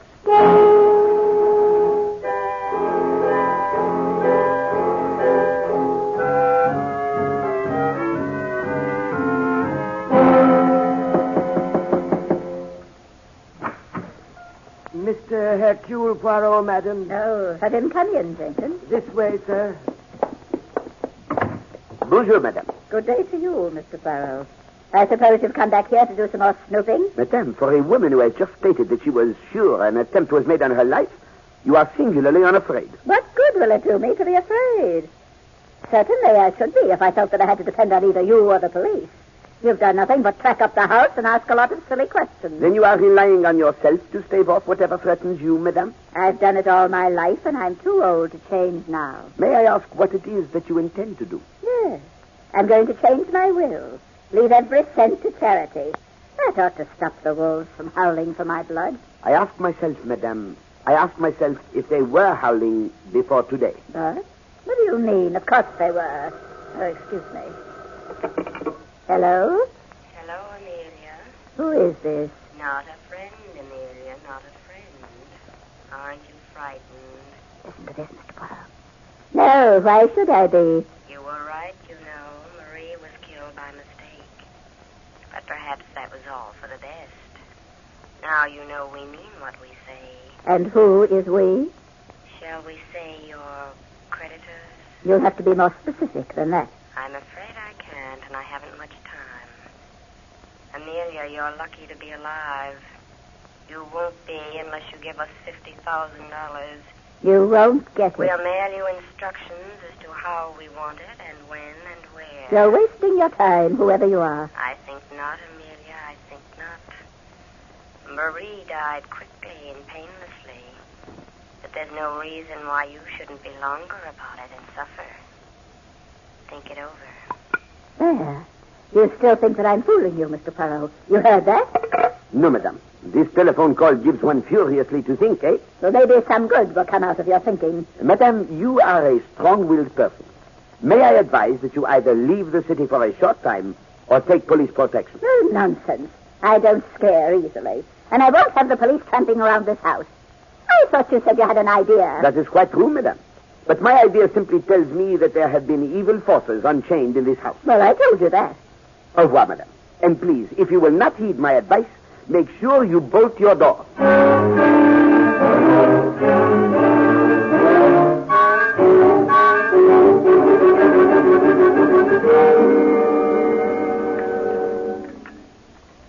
Henry. Yes, dear? Say, this is exceptionally good coffee tonight. Thank you, darling. I married a good cook, didn't I, Alice? Yes, Henry. You married a good cook. Henry. Yes, dear? Oh, nothing. come on. There's something bothering you. I can see it with that little worry line between your eyes. Henry, why did you marry me? Oh. So we're back to that again, huh? Yes, we're back to that again. I was Alice Lennox, a plain little girl, and you were Henry Baldwin, nephew of the great Amelia. Oh, it was all wrong. You mean you don't love me, Alice? Not love you. Henry, you know I'm so mad about you it hurts. It's just that I can't understand why you married me. Because I love you, darling. And what about Olivia? Oh, Alice, that's just part of my wild oats. Every man who's worth his salt is entitled to a few wild oats, darling. I never should have married you, never. But, Henry, you don't know what it meant to me. You don't know what you meant to me. Here I was, perfectly resigned to living out the rest of my life as an old maid, and then someone beyond my wildest dreams falls in love with me. Darling, it happens sometimes. I feel that is, dear. I'm afraid. I'm afraid to let anyone in. I'm so sure that every time I open that door, someone will be standing there who'll take you away from me. Now, don't worry, darling. Bonsoir, madame. Bonsoir, monsieur. May I intrude for a little while? Oh, yes, come in. Oh, but I see that I interfere with your dinner. That is unforgivable. No, Mr. Poirot. We're just finishing. Did you have some coffee? No, thank you. I will be brief, eh?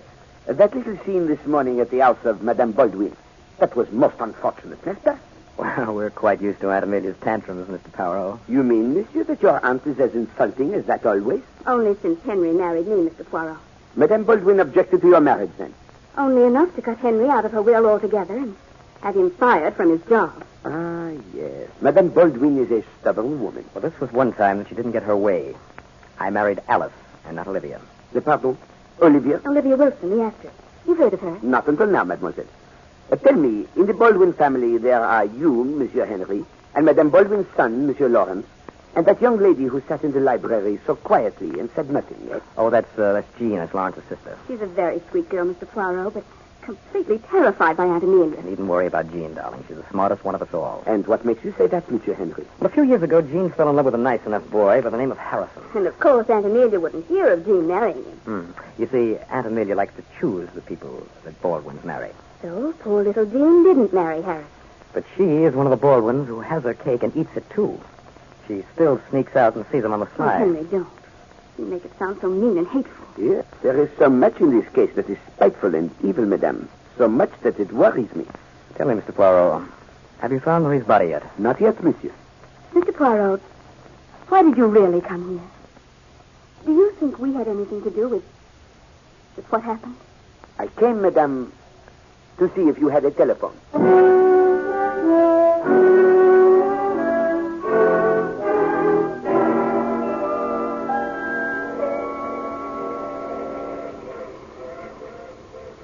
Poirot, will you please tell me why we're on this train heading for a little town like Boonville? Because, mon ami, as I have already pointed out, Boonville is the home of Madame Baldwin's maid, Marie. Now, look, Poirot, there are some things I just won't believe.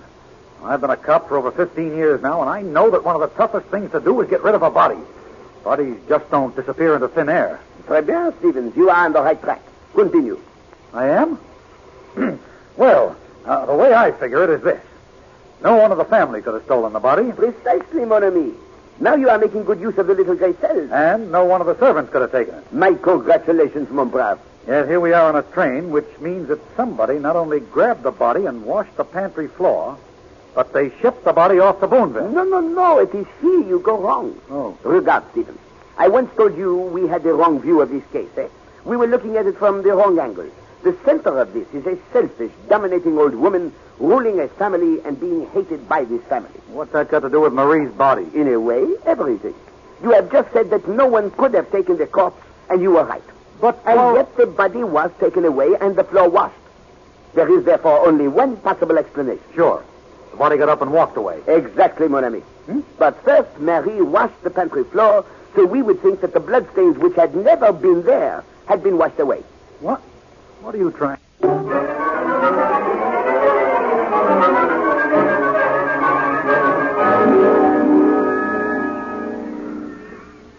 Well, good morning, Lawrence. Good morning. I've been waiting here for you for some time. I rather expected you'd be late after reading the morning papers. What do you mean by that, Olivia? So you really did it, darling. You know, I'm beginning to admire you more and more. Now, stop it, Olivia. You know I had nothing to do with Mother's death. Oh, Lord. You can break down and tell me the truth. After all, it's strange that it should happen just the way we planned it so many times. Stabbed in a bedroom, no one around. Olivia, you're crazy. I tell you, I didn't do it. Have it your own way, Lawrence, but he doesn't seem to believe you either. Olivia, I won't have you talking this way. Well, then, Lawrence, darling, tell me who did do it. And don't say it was a burglar. I don't know. I swear that's the truth, Olivia. I don't know who did it. And what are the police doing about it? Oh, they've been all over the house. Told the family that none of us could leave town. They even had Henry and Alice over and questioned them thoroughly. Was Poirot with them? Yes, but he didn't say much. Just went around shaking his head and peering into corners. But why are you so interested? You... Olivia. What, darling? Olivia, where were you last night? You broke a date with me. So I did. Olivia, where were you? Oh, Lawrence, you're stupid to ask me. You won't like it when I tell you. I want to know, where were you? All right. I had dinner with your biggest rival for my affections, Stuart Charles. And a very interesting dinner, too. I don't believe you. It's easy enough to check. Just call Stuart, not? Lawrence, that man over there with the mustache. Quick, who is he? Where? What? Why, that's it. Poirot, of course. Yes. Oh, you fool, you stupid, blundering fool. You let him follow you here. But, Olivia, I didn't know. You can't Shut blame me. up and listen. We're going to walk out of here together. When we get to Fifth Avenue, you can turn downtown. I'll turn uptown. After that, I don't care what happens to you. But I promise you one thing. Mr. Poirot won't be able to stay with me. But, Olivia... Come on.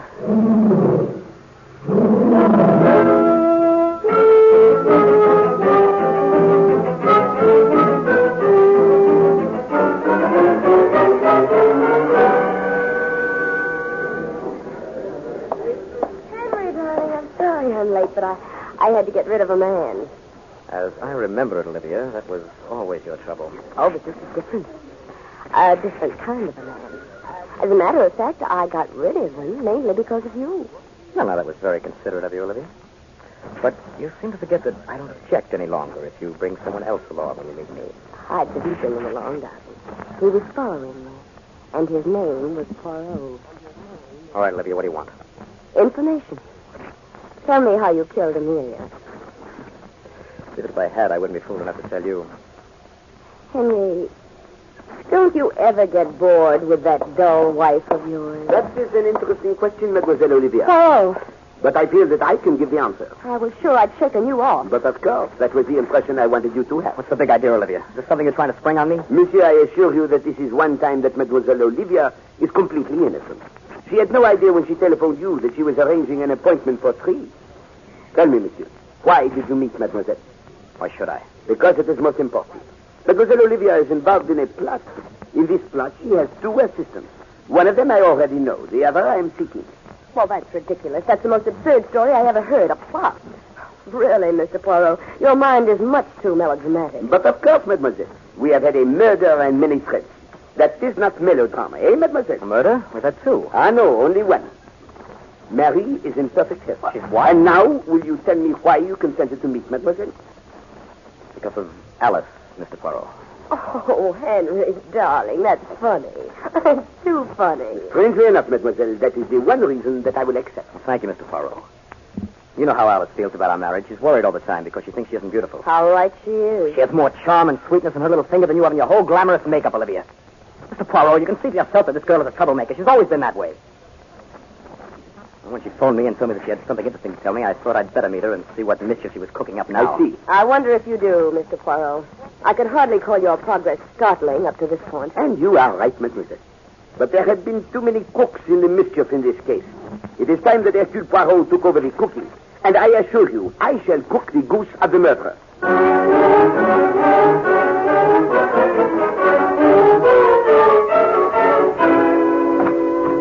Stephen, take your feet from the desk and come with me. Where are we going? What are you up to, Poirot? I have been making assignations. What are you talking about? We have a murderer to catch. Precisely, mon ami. A murderer who killed for hate and love. And therefore, I, Hercule Poirot, have been playing Cupid. Excuse me, Poirot, if I say this is the first time I've ever seen Cupid with a mustache. But of course, mon Dieu. And I assure you that I am not particularly proud of the role. In this case, I am bringing together 2 people whom I dislike. But come, I have set events in motion which should catch the criminal. All right, but I wish you'd tell me what you're going to do. There are too many suspects in this case, Poirot. Any one of the family could have done it. Not one of them has an alibi for last night. And do not overlook Mademoiselle Olivia. She is a most dangerous woman. Now, look, if you know who did it, let's arrest him and get it over with. A miracle, a taxi. Huh? Taxi! Where are we going? 298 Preston Drive, please. That's where Henry Baldwin lives. Is he the guy who did it? Mon ami, I do not think that Monsieur Baldwin is at home. Poirot, will you please tell me what's going on? Monsieur Stevens, I told you that I am not proud of what I have done, eh? But murder is a crime which calls for any action. And what did you do? I think, Stevens, I have sent out an invitation to murder.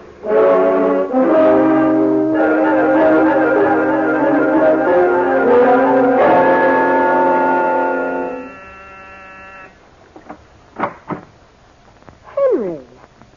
Why, what on earth brings you here? I'm so surprised I'm forgetting my manners. Come in. Stop acting, Olivia. You know very well you sent for me. Darling, you out of your mind? I did nothing of the sort. I'd hardly send for you when I expect Lawrence in a very few minutes. And I don't think he'll be very pleased to find you here. Well, then what's this, a gag? It's a telephone message, obviously. It says that you're to come over here right away. Henry, I swear to you I didn't call you. Olivia, if you're lying to me... All right, twist my arm. But look at me. Henry, I didn't send that message. All right. I believe you. But who did? I don't know. Somebody is trying to involve us in something. I better get out of here before Lawrence shows up. It couldn't have been Lawrence. I don't care who it was. I don't want Henry, him... Do you think Poirot could have done it? What? Why would he do a thing like that? I don't know, unless he thinks that... Thinks what? That I killed Amelia. Why would he send me a message to bring me here? I don't know. But, Henry, I'm glad. Aren't you? I'm getting out of here. What are you afraid of, Henry? I'm afraid of a lot of things. Of course you are. You've always loved me, darling. You know, in your heart, you'd have married me in a minute if only Amelia had had the brains not to object to our marriage instead of trying to throw us together. Well, that's not true. Isn't it? Isn't it, Henry? Oh, darling. Lawrence. No, it's not Lawrence, Henry. Me, Alice. I can explain, Alice.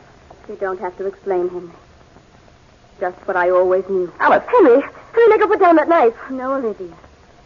I used this knife once before. No, don't say it. Yes, Henry. I killed Aunt Amelia. I always hated her. She was evil. And she hated me for marrying you. She tried every way she could to ruin our life. I never thought of killing her until that dreadful day when someone put the idea in my mind. With Marie. I did that, Alice. We wanted to frighten Amelia into giving us some money. We never thought of murder. Funny, isn't it? You should put the idea of murder into my head. I'm going to kill you, Olivia. You'll never have Henry. You're not going to live, Olivia. Put the knife down, Madame Alice. Let's drop it. So it was you. It was you all the time. It was you who sent me the note telling me I'd find Henry here. Yes, Madame. I had to make you drop your mask and come out in the open.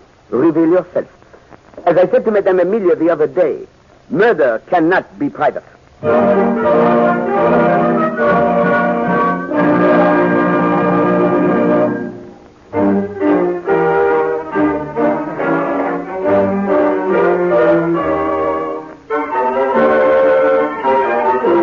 Be sure to listen next week when Agatha Christie, America's favorite mystery writer, brings you her favorite detective, Hercule Poirot, starring Harold Huber in The Bride Wore Fright. Music for Hercule Poirot is composed and conducted by Sylvan Levin. The program is directed by Carl Eastman. This is the Mutual Broadcasting System.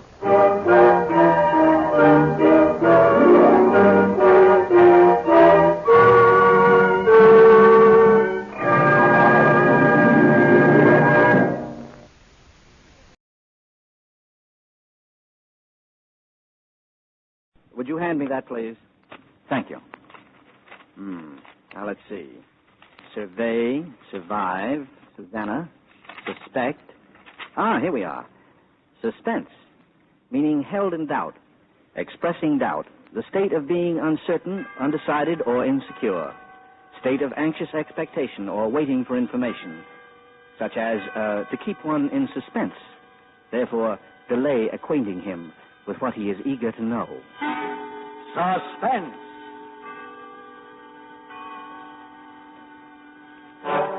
An hour of suspense now. A full 60 minutes at this time. And with the distinguished actor-director Robert Montgomery as your host. Tonight, our star is Howard Duff, famous wherever radio is heard as Sam Spade, detective. And as Spade, he will appear in The Candy Tooth, a suspense play produced, edited, and directed by William Spear.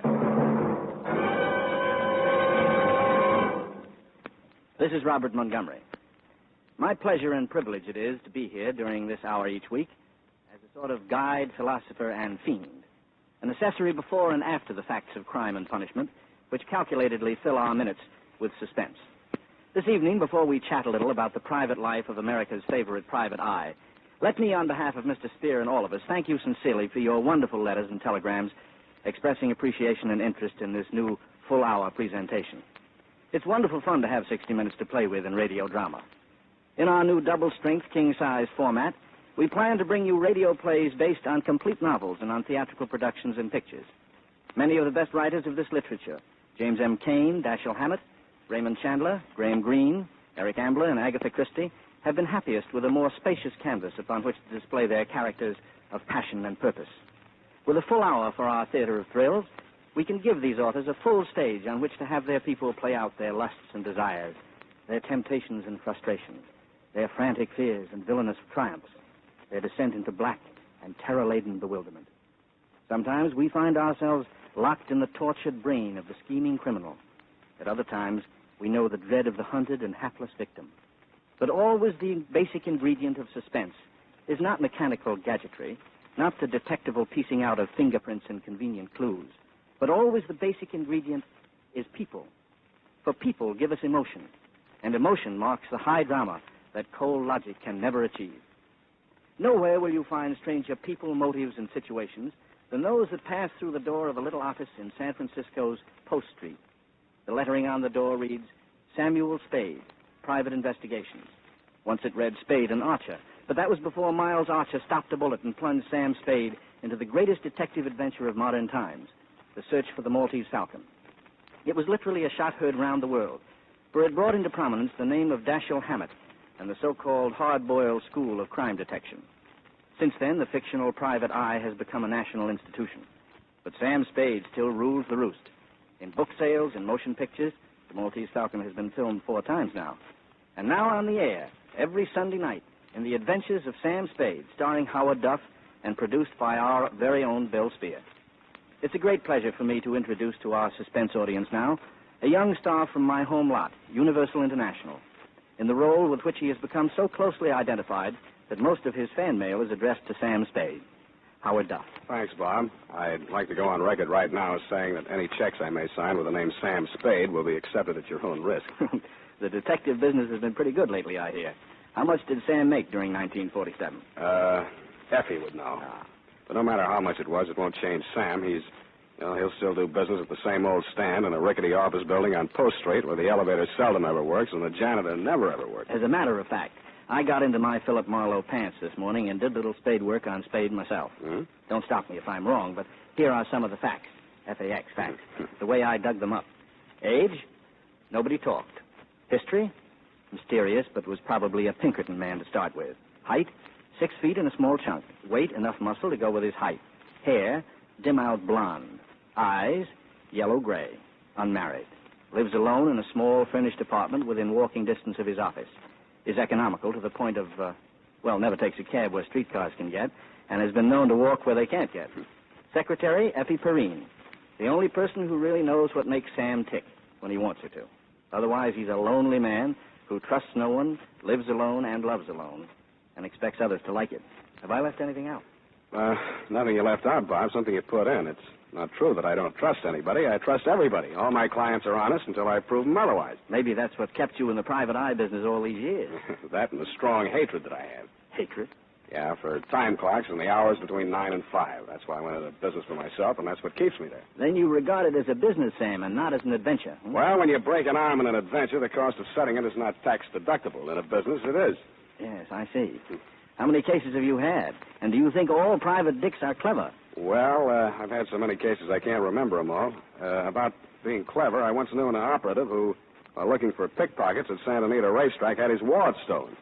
He later became a lieutenant of detectives in Glendale. Sam, tell me, what was the most surprising thing that ever happened to you?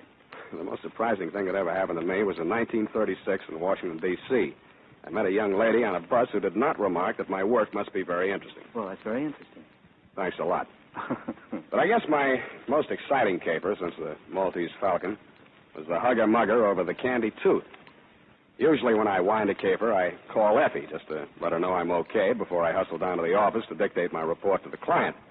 But this time it was 4:30 in the morning before I could get to a phone.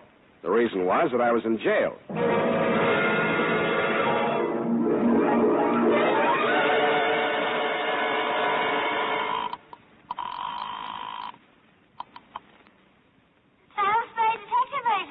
Wake up, Angel. You're home in bed, not at the office. Sam, is that you, Sam? Mm-hmm. What time is it? 4:30 in the morning. Are you up already? Effie, pull yourself together. Get dressed. Hustle down to the city jail. Sam, what happened? Well, that's what I got to get on the record now while I'm still alive to do it. Grab a taxi and hustle on down. Bring a book, pencils, the encyclopedia that has the letter K in it, and any old $20,000 you got laying around. Sam, where am I going to get pencils at this hour?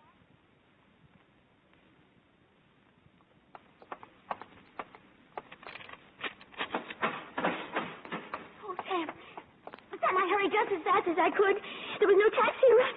What are you doing in jail? My apartment's being redecorated. Did you bring your book? Well, of course I did. And pencils, too.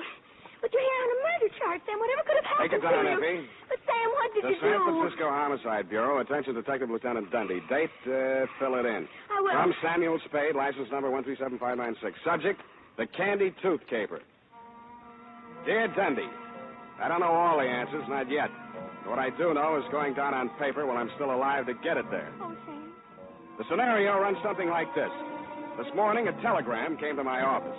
It was addressed to Samuel Spade, Esquire, and it was signed Casper Gutman. Gutman, the fat man.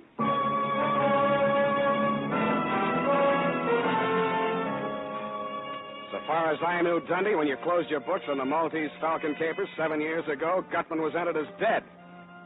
First, I thought the telegram was somebody's idea of a joke.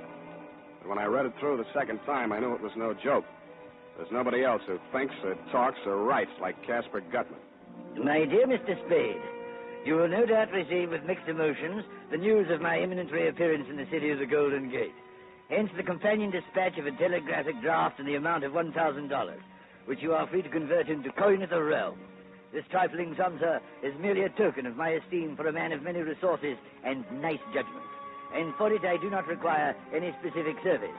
However, if you feel so disposed, sir, you are free to accept my considered advice in the matter of an invidious pair of rogues. To wit, one Lawrence Laverne, DDS, and or Hope Laverne, whose charms and aliases are far too myriad to enumerate in this necessarily abbreviated communication. Should either or both of these persons approach you, beware the hidden tooth. Believe me, sir, they are untruthful, unreliable, and totally devoid of all moral sensibility. I count upon you to make no commitments to them or anyone else until you have heard my proposition. This I hope to lay before you when I arrive in San Francisco this very evening. Dear Joel, send regards. I remain your obedient servant, Casper Gutman.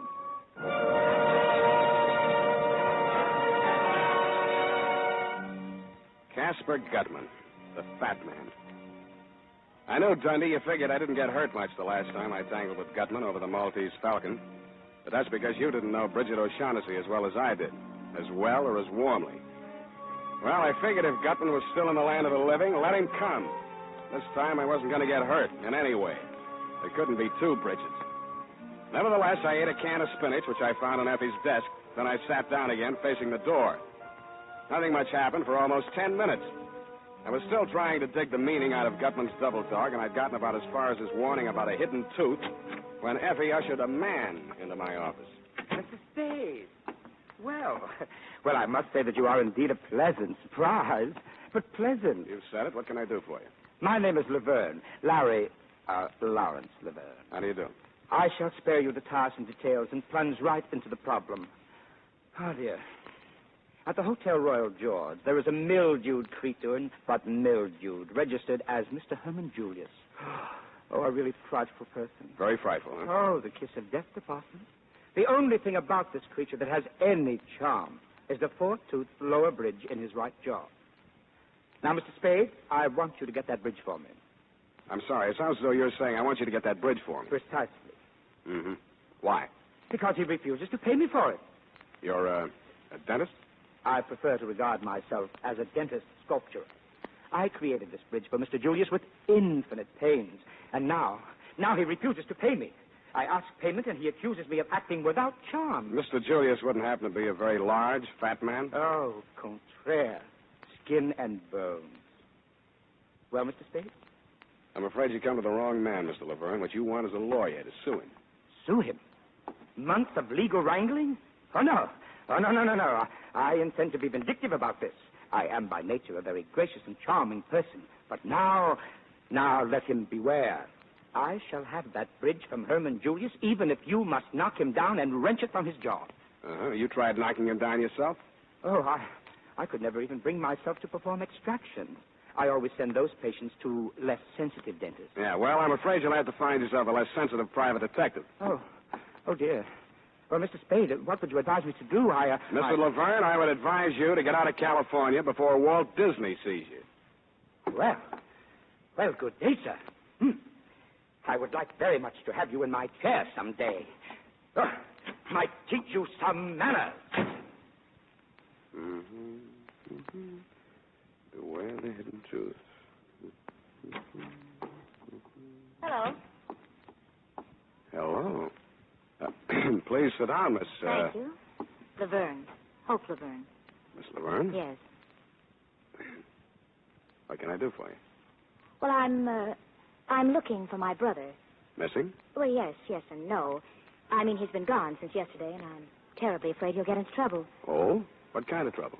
Well, you see, it just isn't easy for me to talk about this, Mr. Spade. Well, now, Miss Laverne, suppose you just lean back in that chair, close your eyes, and... Yes, thank you. Yes, it's easier like this. I thought you'd like.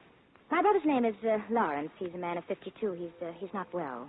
I mean, he gets spells, and he acts peculiarly. He suffered a nervous breakdown some years ago, and he spent most of his life in sanitariums. Where are you from, Miss Laverne? Kansas City. During the past year, Larry was in a rest home in Palo Alto, and I arrived 2 days ago to take him home. Yesterday morning, Well, I don't know how it happened, but he's gone. These spells you mentioned, what are they like? Oh, well, he assumes different personalities. His favorite seems to be that of a dentist. He becomes obsessed with the thought that he's done some work, a bridge or something, for someone who refuses to pay him. He'll walk up to a perfect stranger and create a scene. He's been arrested a few times, nothing serious, public nuisance.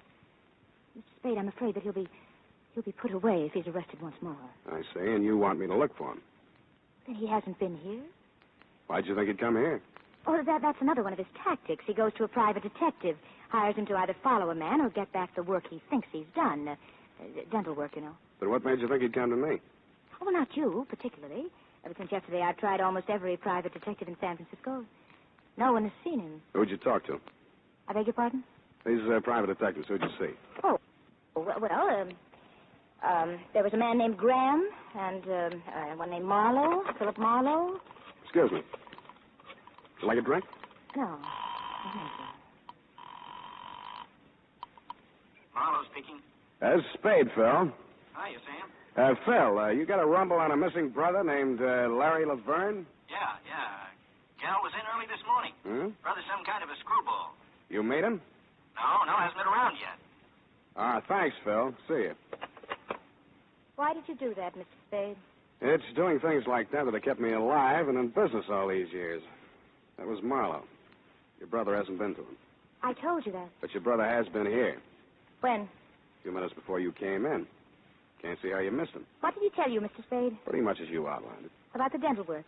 And some man owing him money. Yeah, some man named Julius. Herman Julius, he said. You know him? I never heard of him. He's probably just another figment of Larry's imagination. Mr. Spade, I'm terribly worried about Larry. I got that impression. Will you try to find him for me? Can you give me any idea where I might start looking? Well, I think I know how Larry's mind works when he's in the midst of one of these spells, and if you find this Mr. Julius, you'll probably find Larry close by. So you want me to find Mr. Julius first? Oh, well, I only thought it would be simpler checking on this Mr. Julius' movements than on Larry's unpredictable whims, you see. Don't you think that makes good sense, Mr. Spade?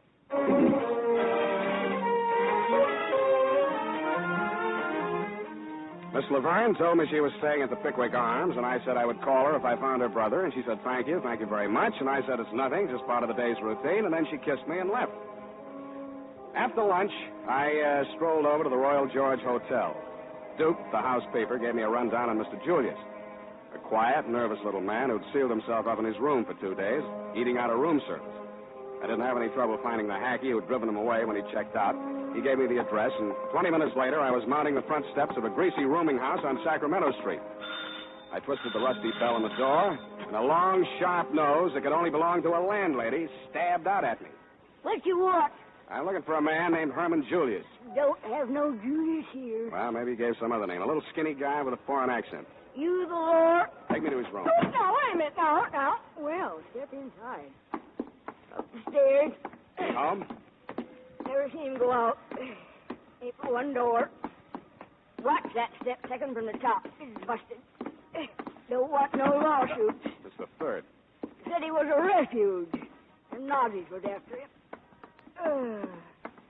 Another fight. Never knew he was in a tangle with the Lord. Smell that? Certainly do. Cooking in the rooms. I got a rule, too. Sneaking electric plates, they do. Runs up the bills. Buzzards. Here's his room. Mr. Julius! Mr. Julius! Mr. Julius, you second that? They drink, some of them. Then they don't cook in their rooms. They drink. Get DT, some of them. Oh, go on in and get him. I don't want no part of it. Oh, they say. I didn't see who it was right away. His face was the color and consistency of crushed strawberries. I helped him up and over to the wash basin in the corner of the room. With his face washed, he looked a little better, but he still looked like Larry Laverne. Oh, am I ever glad to see you? I thought it was them coming back to kill me. Did you find Julius? No, he got away, the wretch, down the fire escape as I came in. Who did this to you, a big fat man? To tell the honest truth, Mr. Spade, I never even got a good look at him. He was all over me before I even... Julius? What's in his bridge work? I'll tell you everything, but please, first, let's get out of this horrid room. Oh, it smells like cabbage. Larry Laverne was tougher than he looked. After the going over he'd gotten, you or I would have been hospital-bound, Gundy. But he did a late take. We were on the way back to his hotel, walking toward Market, when he crumpled in the middle like a sack of flour. I grabbed him and held him upright, looked wildly around for somewhere to park him. We were standing in front of a newsreel theater. I bought 2 tickets and piloted him inside. We sat down.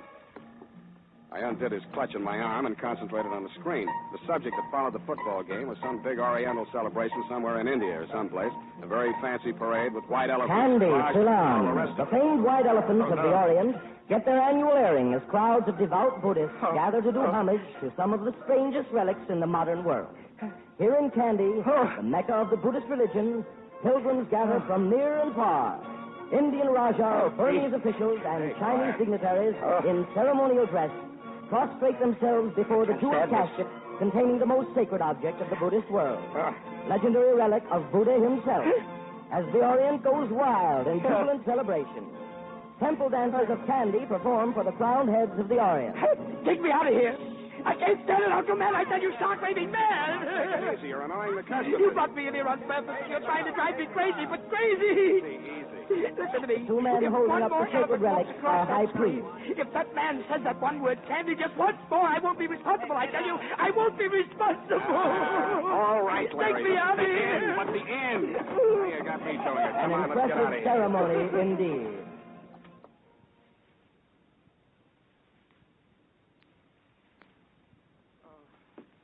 I promise you, Mr. Spade, all I need is just one night's sleep and I'll be a new man. Yeah. Why, I haven't even dared to take 40 winks since I arrived in this town for fear those monsters might murder me in my bed. Yeah, I know. It's tough. Sit down. So this is your apartment? That's what I laughingly call it. Living room, bedroom, icebox. Here, have a drink. Me too. Oh, thanks. Oh, Oh, did I ever need that? Help yourself to the bottle. I don't touch alcohol as a rule, but after what I've been through... Well, now, drink all you like. You deserve it. Oh, thank you. Well, I hardly know where to begin. It's all so strange. And there I was in Lisbon, Mr. Spade, the only English-speaking dentist worthy of the name in the entire diplomatic colony. Well, you must have read in the papers about Dom Constantino's tomb being violated. It was the scandal of the season. Oh, it's all so horrible, Mr. Spade. I just can't talk about it. Try a little more of this. Settles the nerves. Oh, I just don't know how I can ever thank you. Ever since I hit this berg, I've been feeling like the forgotten... Pardon, man. Yeah, you were saying something about a tomb being broken into. In Portugal, this was? Yes.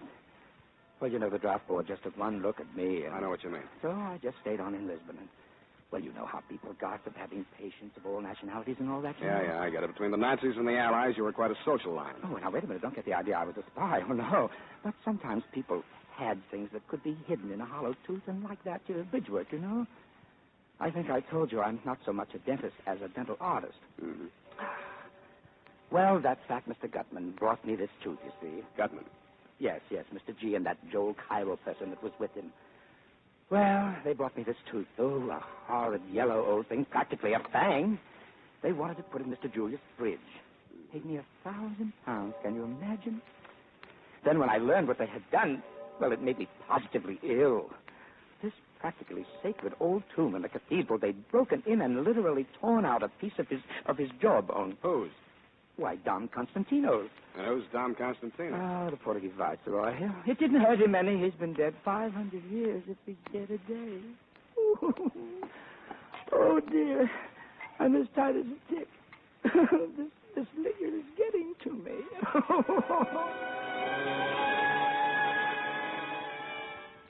And it was. I thought he'd open up some more, but I overplayed the bourbon.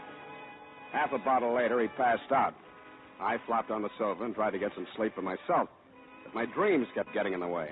I had newsreel dreams in Technicolor. I dreamed that a white elephant with a face like Casper Gutman was leading a parade down Market Street. The howdah that was strapped to his back looked like a dentist chair. Herman Julius was sitting in it, but this face seemed to be blanked out. Joel Cairo, wearing a surgeon's gown and a turban, was drilling Julius's tooth. The crowds were throwing diamonds and rubies from the peanut bags they were carrying, and Gutman vacuumed them up with his trunk. That was when the bells started ringing in the Buddhist temple that had been built on top of the Mark Hopkins.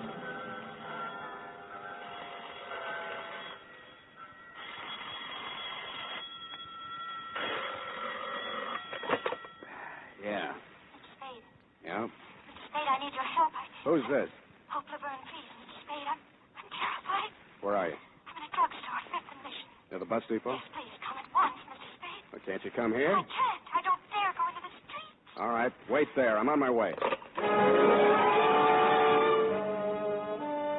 I took a quick gander at Laverne, saw he was still out cold, slipped into my topcoat, and left the apartment. I figured it would take me 11 minutes to hustle over to 5th and Mission. I never got any further than 50 yards from the front of my building. I sensed him behind me, wheeled suddenly, bumped him into a doorway, held the thumbs of his hands gripped tightly in my fist. Stand still or I'll tear him off. Let go. I'll kill you. Don't move and it won't hurt. You filthy beast. The boy twisted suddenly and violently, and I heard the crack of his left thumb breaking.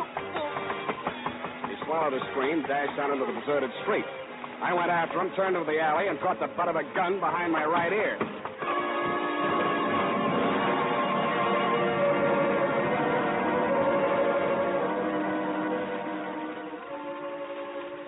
I don't know how long I was out, but I do know I came to at least 3 hours too soon. I needed much more rest. I opened my eyes, steadied a swaying ceiling, and then I heard his voice. Well, sir, this is indeed a jolly reunion.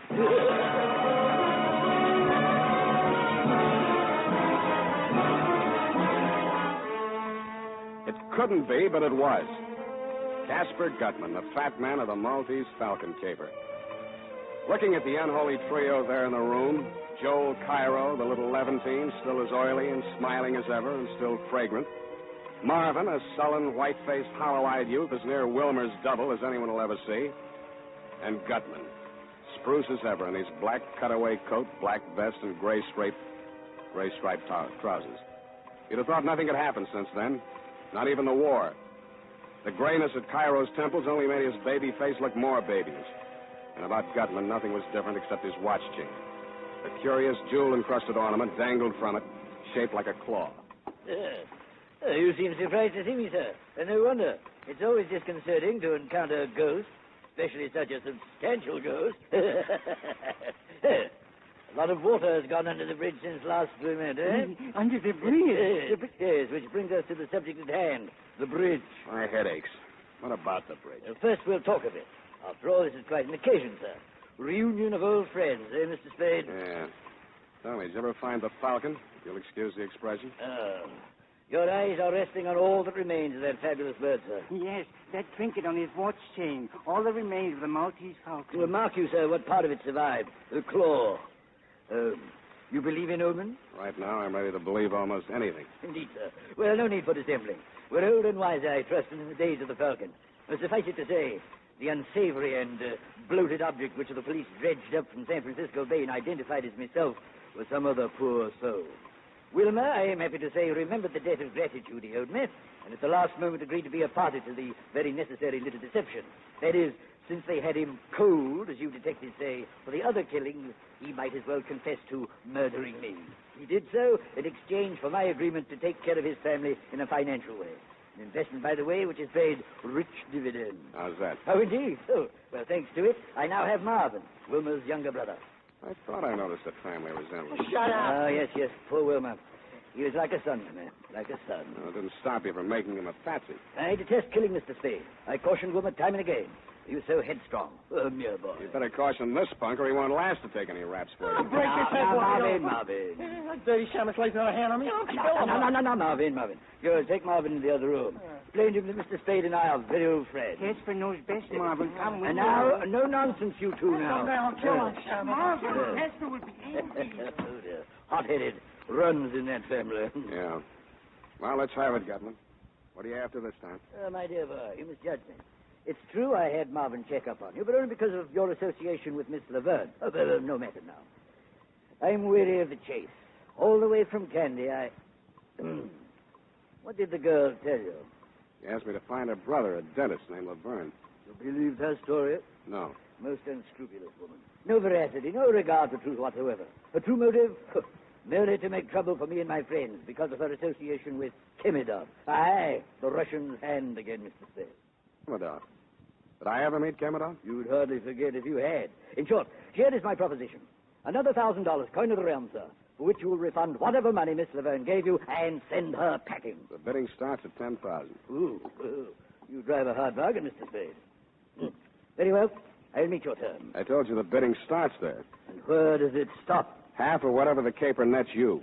I deliver Julius, you do the rest. Well, between you and me, Mr. Spade, I'm not as affluent as I once was. The Falcon pretty well wiped me out financially.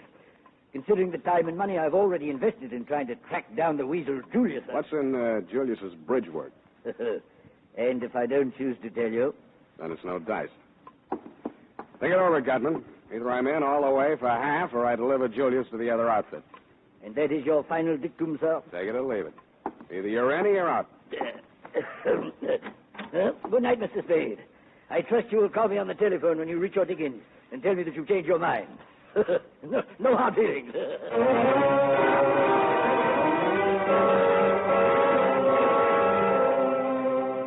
fog was clearing, and only a few white wisps of it were clinging to Twin Peaks when I walked home that morning. It was too late to worry about Hope. Or did she phone for Gutman to decoy me out so that I started walking faster?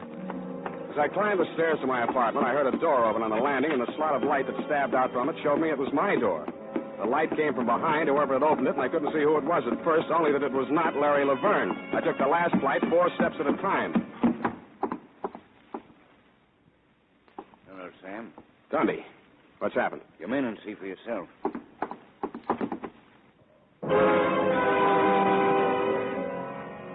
Well, I saw for myself. I wish somebody else had seen for me. Hysterical Larry was lying on his back on my bedroom floor. His eyes were wide open, and he had a crooked grin on his face. A very crooked grin. Whoever had killed him had wrenched his jaw out of place. I'm not saying you killed him, Sam. I'm only asking you who did. Don't be a child, Dundee. Why was he killed? No statement. What was he doing here? Who is he? The name he gave was Laverne. I let him flop here because he was afraid to go home. Afraid of who? A man named Casper Gutman. What?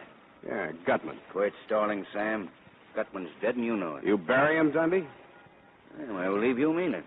Where Gutman's concerned, it doesn't pay to kid around. What's he after now? The bridge work out of a man's mouth. The man's name is Julius. What's in this Julius bridge work? Maltese Falcon? Something like that. I'm sorry, Sam. It's not good enough. I'll have to take you in.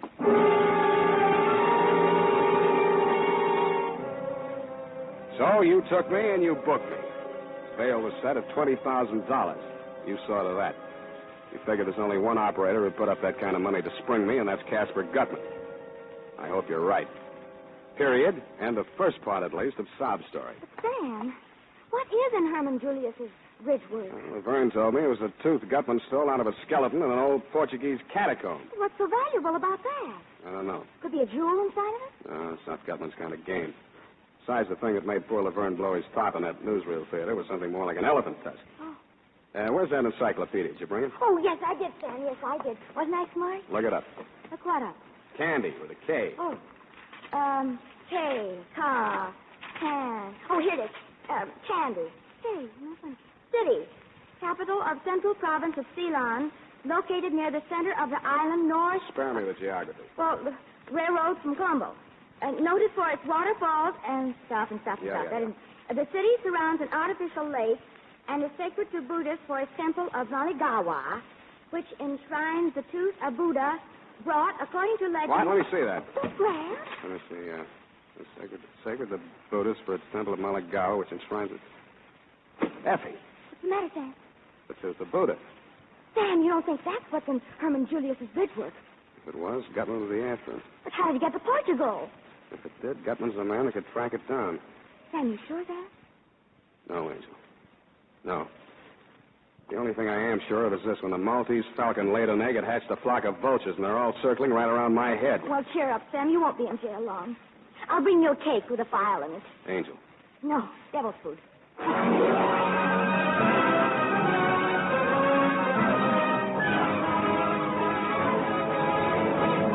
In tonight's full hour of suspense, Howard Duff, our star, appears as Sam Spade, with Joseph Kearns as Casper Gutman, in William Spear's production of The Candy Tooth. Tonight's study in suspense.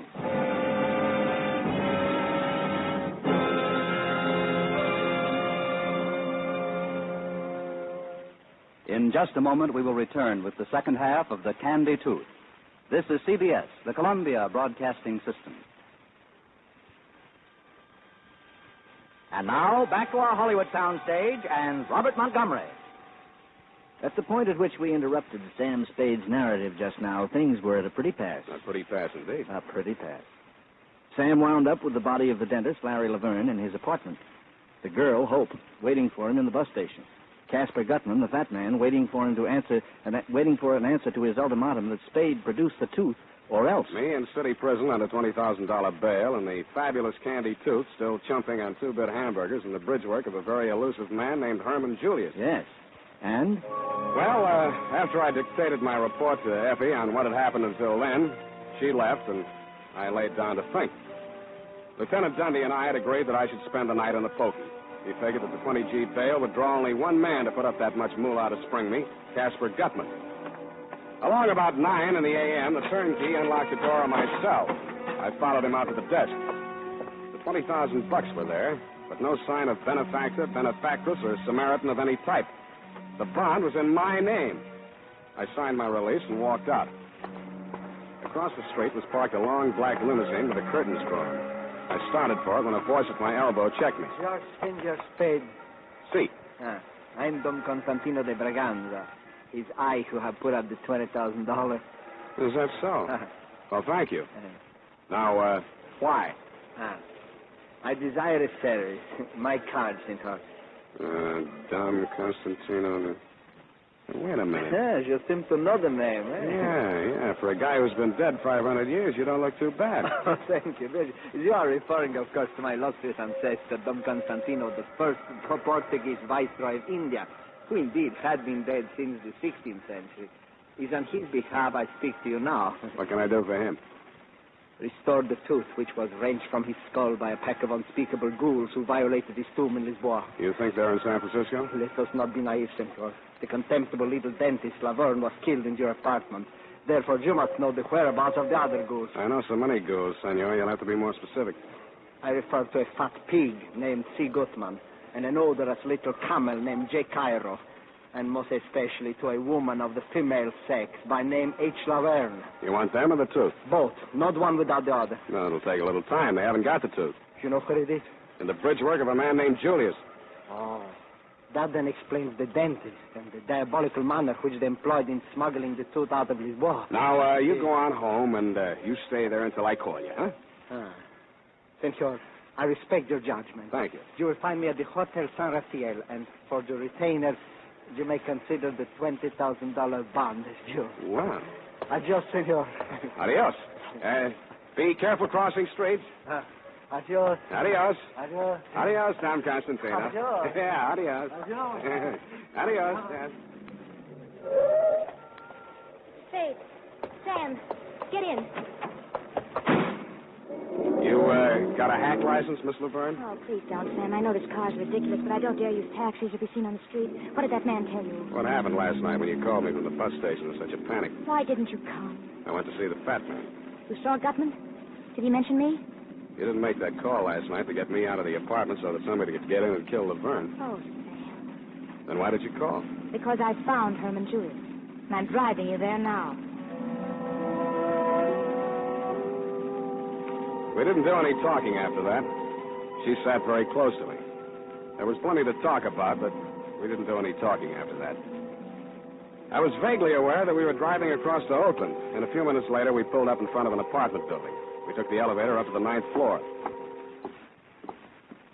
This is it, Sam. 9B.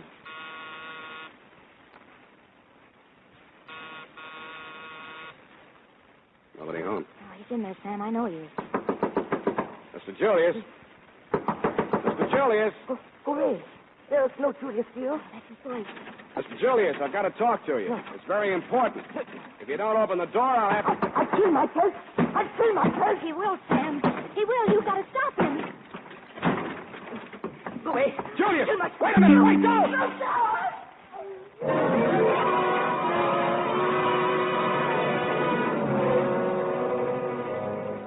It was the 9th floor he started from.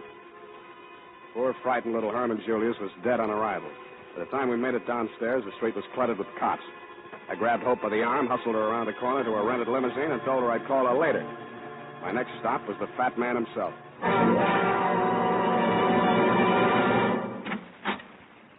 Well, sir, so you reconsidered. You found Julius. I know where he is. And your terms, sir. What are your terms? $100,000, cash on the line. Oh, out of the question, Mr. Spade. No cash, no tooth. You found another buyer? Yeah. A man named Constantino de Braganza says the tooth belongs in the head of his ancestor by a previous marriage. Oh, acquaintances are very true.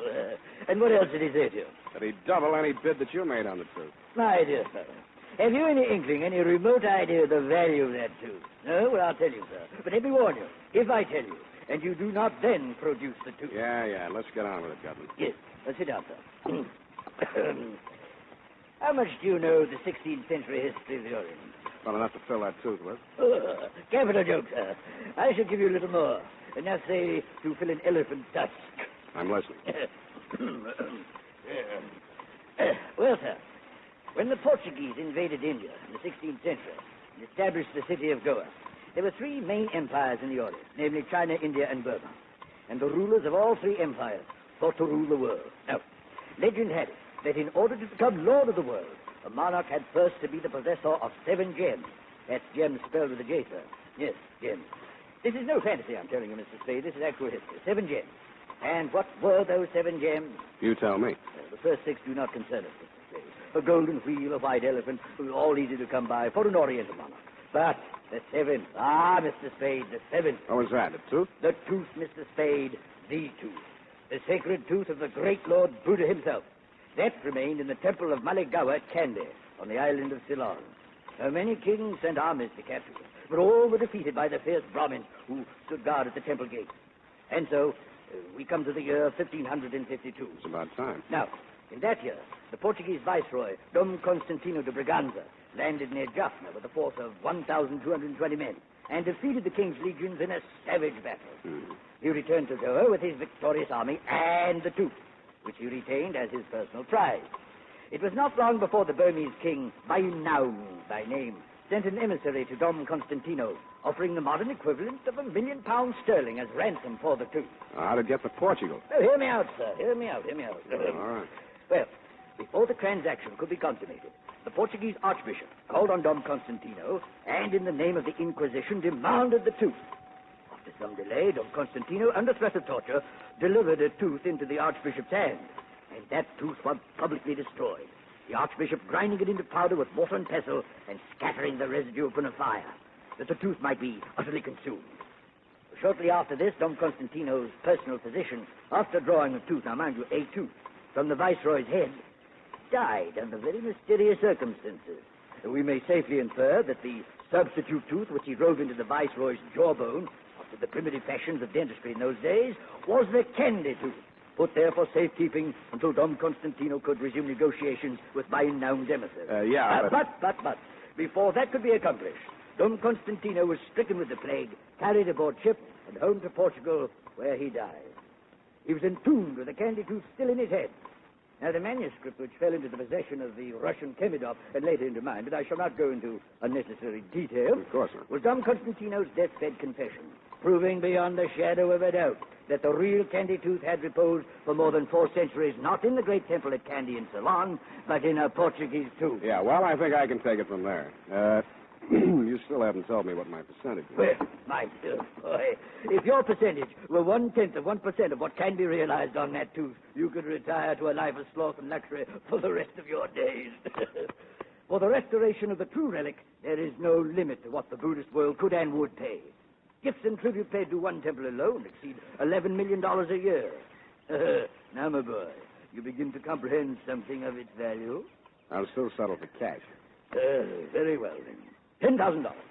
It's a deal. You understand, Mr. Spade. Now that you have my secret, the affair must be gotten over quickly, for good and all. If it is not, believe me, this time I shall not bargain with you for my life. You shall bargain with me for yours.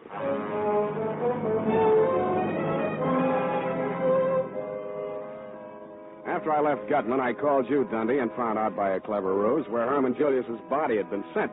You told me. Then I hustled on over to the mortuary.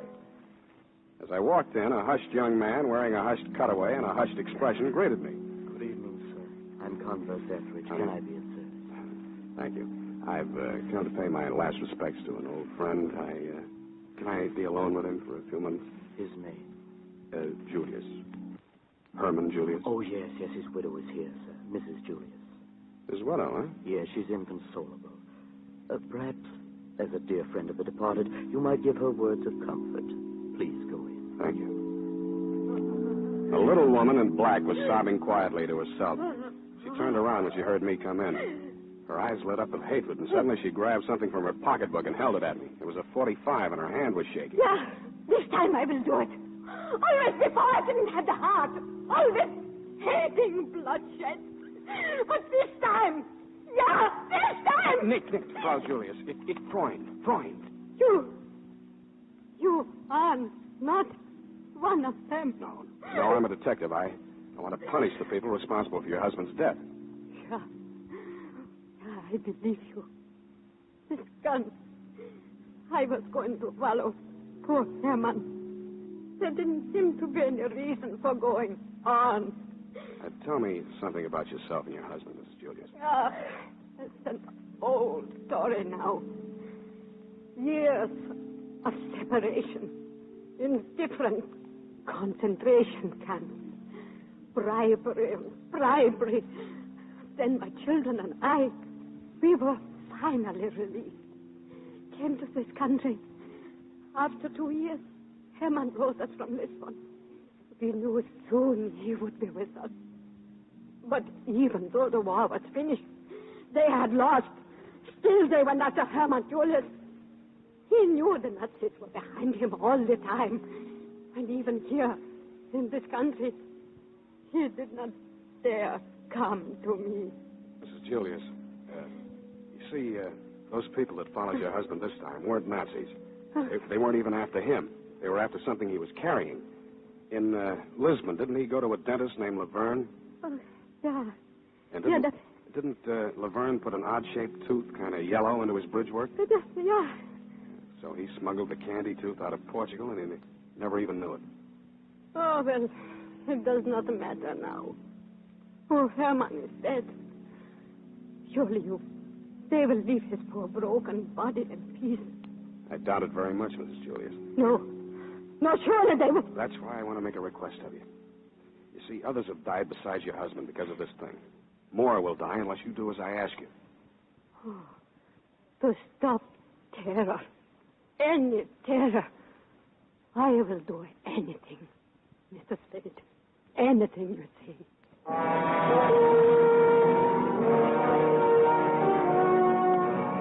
I told her what I wanted done, and she agreed to do it.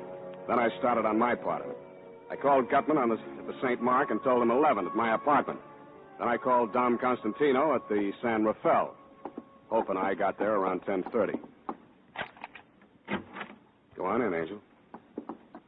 Well, this is where you live, Sam? Where I sleep. Must be lonely for you. Sorry, no vacancy. Sam, listen. There's so much I want to tell you about myself. I'm listening. Well, listen.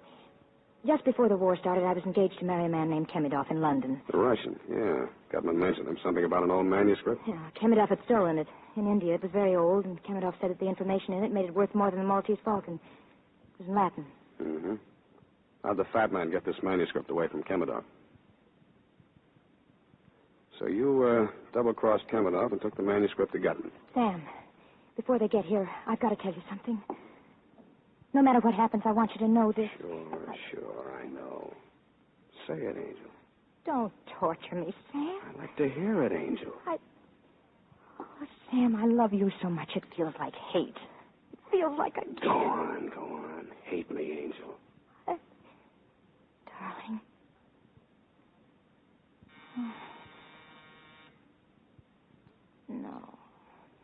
No, don't answer it, Sam. Relax, Angel. You'll be okay. Sam? Yeah? Only you, Sam. All I want out of... Only you.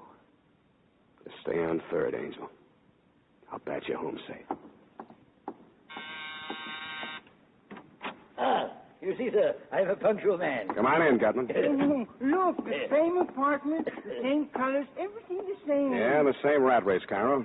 Hello, Marvin. Killed anybody since lunch? You want me to give it a Sherman? Oh, please, Marvin. No unpleasant talk. Mr. Gutman, please tell Marvin. In here, gentlemen. Yes, Marvin.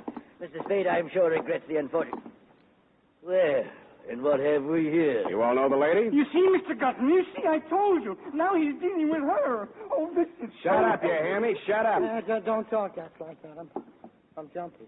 I don't feel good. I don't know why. You shut up, too. Always fighting, violence, unpleasantness. I'm getting too old for this. Now, Mr. Spade, to the business at hand. You have the truth. I want some answers first. Did you have our dentist friend Laverne killed? No.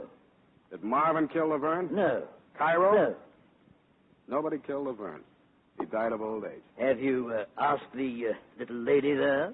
Sam. I gotta ask you, baby. Oh, Sam, how could you? Answer me. No, Sam, you know I didn't. Well, it doesn't matter.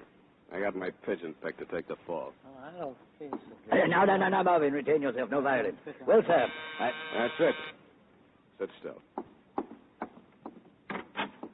I have a package from the Avalon mortuary for Mr. Spade. Oh, hello, sir. Yeah, let's have it. Mrs. Julia said to tell you... Yeah, thanks. Well, Gutman, this is it. This little package. The candy tooth. The tooth, at last. Give it me, sir. Give it me. Oh, Mr. Gutman, it's all over. We've got it. We have. Come, sir. No more teasing. Put those fat lunch hooks down before I chop them off. I rather thought this wasn't all. What now, sir? I told you there was another bidder. And here he is. I would advise you not to reach for your gun, Mr. Spade. You're pointing that gun at the wrong belly. The fat man's inside. Mr. Gutman, Mr. Cairo, Dom Constantino de Braganza of Portugal. Portugal, indeed. It's the Russians. Chesterton. Do not be so formal, Hope, my darling. You may call me Sergei Ivanovich. All right, let's get off the Kopeck. We're all here. You see, Mr. Spade, you are an unmitigated cad, sir. You all along this man was an imposter. That was the name he gave me. Well, what matter? There's enough for all. Atchison Mujik, Mr. Spade, you'll please give me that package. Now, Marvin, now!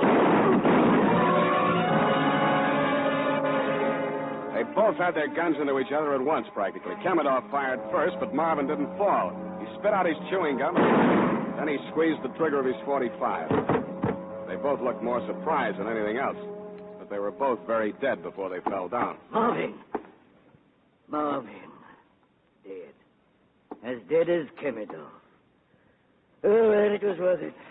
You know, of course, it was he who killed Laverne. I told you I had my pigeon picked with the fall. By gad, man, you are a winner. Poor Marvin. He looks so dead. You can have the package now. Oh, yes. The truth, He seized the package with his fat little fingers. They were trembling so he could hardly undo the strings. He tore the outer wrappings, exposed a small metal jar. He looked at me and wrenched the lid off it. He dumped the contents onto the table. The truth, what is it? There's nothing here. Ashes, sir, ashes. That's it, Gutman, ashes. The tooth is there, along with the rest of Herman Julius. He was cremated this afternoon. Cremated? The truth, it was cremated. No, it cannot be, no. But it is the truth. Oh, you idiot. I'll tell you I'm the idiot. Why do I stay with him? Why? Well, come, Joe. Shall we stand here weeping and bemoaning a curious quirk of fate? Or shall we defy all fates? Were we not well underway to finding the Romanov scepter when this charming lady detoured us with her romantic notions? Come. What say you, Joel, eh? You mean we go to... Yes, Joel, to Samarkand. Mr. Button, do not say it. He is listening. Yes, a wise precaution. Then we go, eh? Yes, Mr. Gutman, yes, we go. Adieu, Mr. Spade. Oh, sound. It's like the stage of the Old Vic at the final curtain of Hamlet. Alas, poor Marvin, I knew him well. Oh, well, many slipped twixt the cup and the tooth.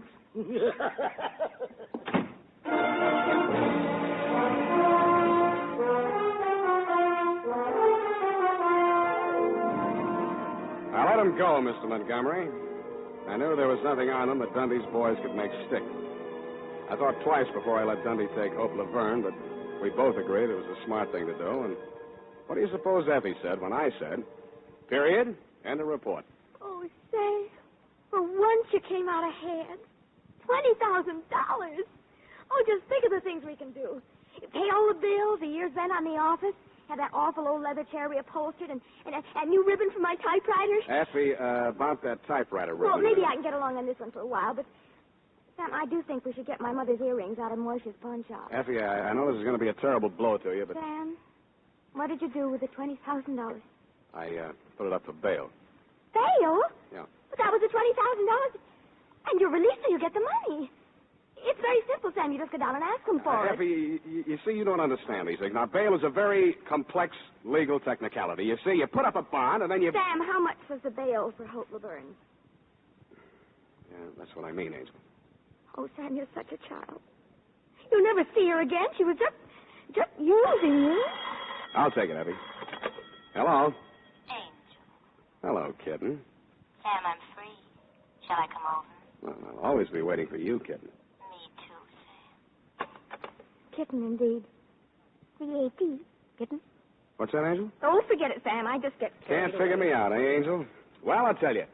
I've lived without faith, and I lived without charity, but I've just got to have... Out here's where I say, oh, good night, Sam. Good night, sweetheart.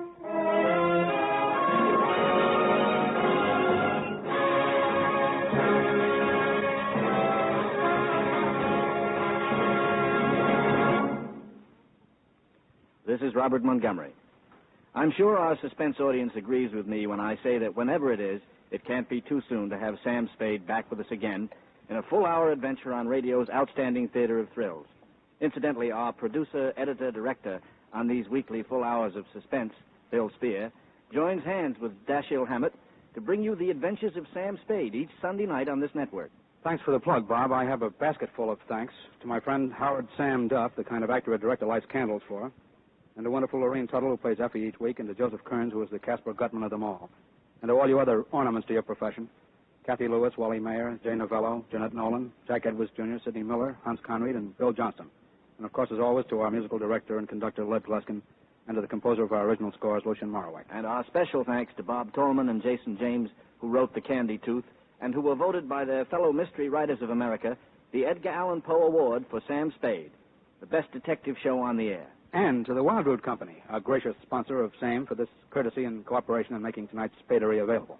Now tell about next week, Bob. Next week, we will bring you another great American master of suspense, the author of The Postman Always Rings Twice and Double Indemnity, James M. Cain. It's a full hour of Mr. Cain's very wonderful novel, Love's Lovely Counterfeit. This is Robert Montgomery, who will welcome you once again next week to radio's outstanding theater of thrills, Suspense. Don't forget, next week at this same time, a full hour of Suspense. This is CBS, the Columbia Broadcasting System.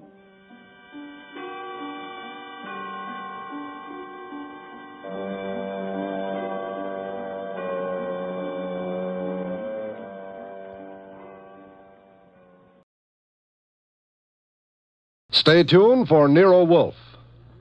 If the chimes shudder a little on Sunday afternoon, well, they know there's mystery in store Sunday with men of action like Mike Waring, better known as the Falcon, who brings his fearless and romantic touch to the solution of another mystery. After the Falcon, it's high adventure. Then the big guy steps in. The new private eye Charlie Wilde concludes with a few casual homicides.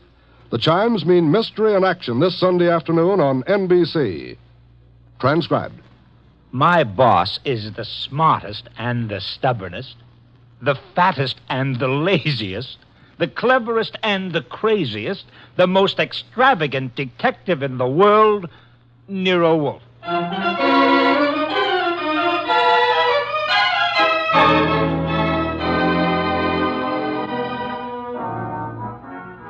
It's the adventure of Stamped for Murder, with that brilliant, eccentric private detective, orchid fancier, and gargantuan gourmet, Nero Wolfe, starring Sidney Greenstreet.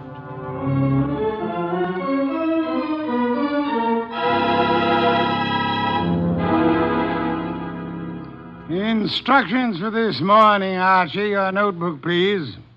First, Mr. Salinsbeck. Inform him that the Long Island peafowl he sent were most unsatisfactory. Peafowl's breast flesh is not sweet and tender unless it is well protected from all alarms, especially from the air, to prevent nervousness.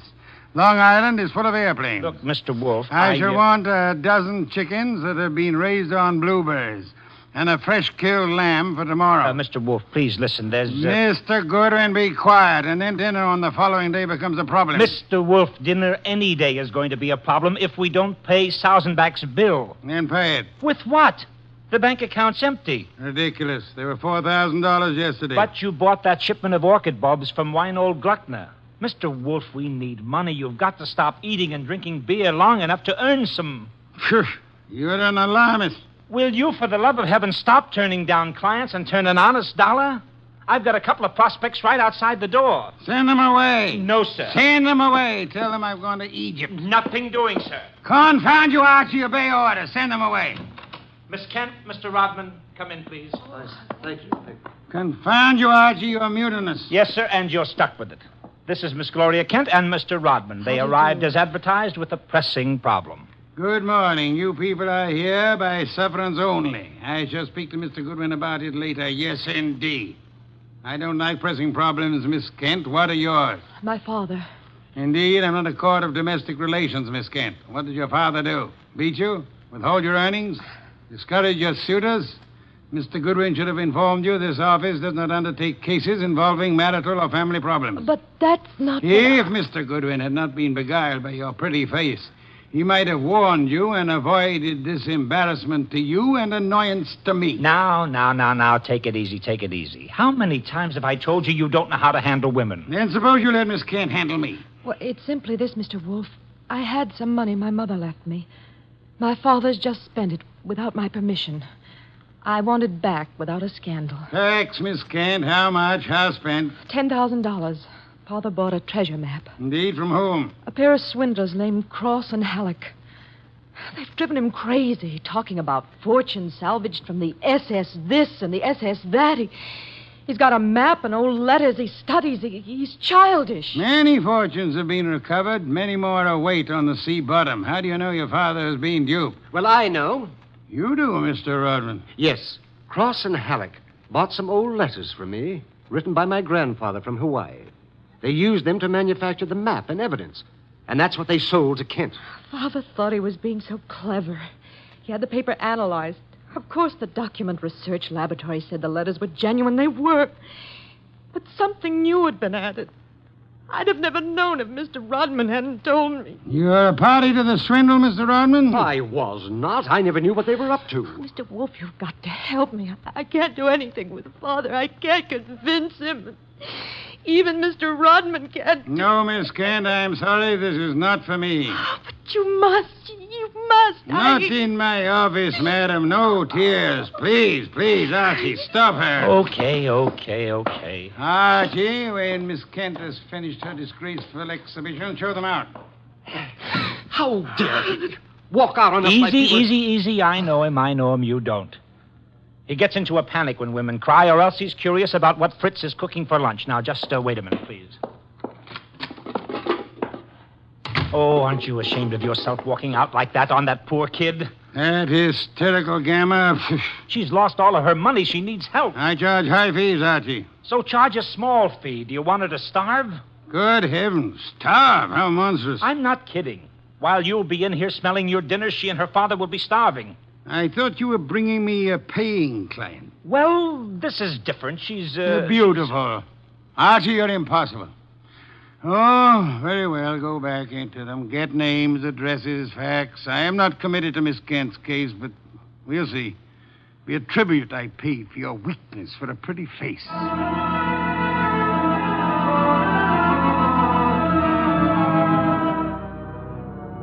Rodman and Gloria Kent were gone, however. So all I had were the few facts they'd given me before they met Wolf.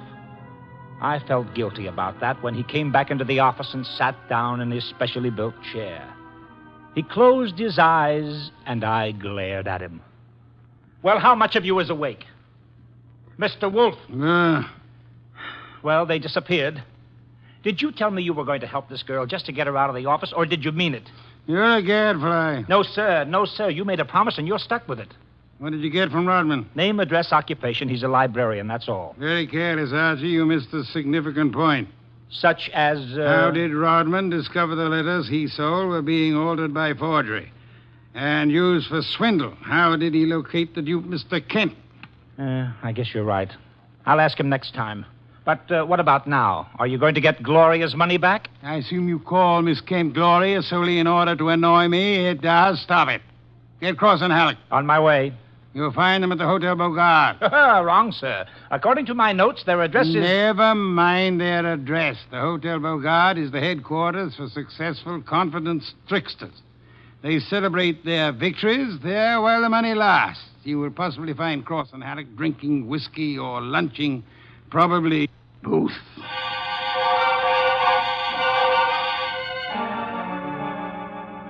I located Cross and Halleck in the hotel bar and lured them back to our place on 35th Street. Wolf was sitting behind his desk with his hands crossed on his impressive middle, at peace with his lunch and the world when I ushered them in. He sat bolt upright and scorched me with a look. Good afternoon, Mr. Wolf. The tall one's name is Cross, the short one is Halleck. They want to help me invest my money. Gentlemen, Mr. Nero Wolf. What? Who? Nero Wolf. Hey, what is this? Confound you, Archie. How drunk are they? Not too drunk for business. Let's get out of here. Come on. Wait a minute. You want me to keep him here, Mr. Wolf? Not by violence, Archie. Come back here, gentlemen. Unless you want 7 years in the state penitentiary. Unless what? You got nothing on us, Wolf. Nothing. I have the Kent case. The Kent? That's a laugh. We're sitting pretty. You are not, sir. You imagine you possess legal immunity. Mr. Kent believes you are grotesque balderdash and will not sue for fraud. Miss Kent cannot sue because she is reluctant to accuse her father of wrongfully obtaining her money. Ergo, You think you're invulnerable. Now, listen. But you forget me. I'm a detective with a fee to earn. A big fee. Quiet, Archie. I am determined to get that fee. Therefore, as Miss Kent's agent, I can and will bring action against you. I'm indifferent to her tears or her father's disgrace. I'm indifferent to anything outside of money. You will return the $10,000 to me at once, sir, or you will be in jail by morning. You mean that? I do, Mr. Cross. Halleck. Yeah? Come here.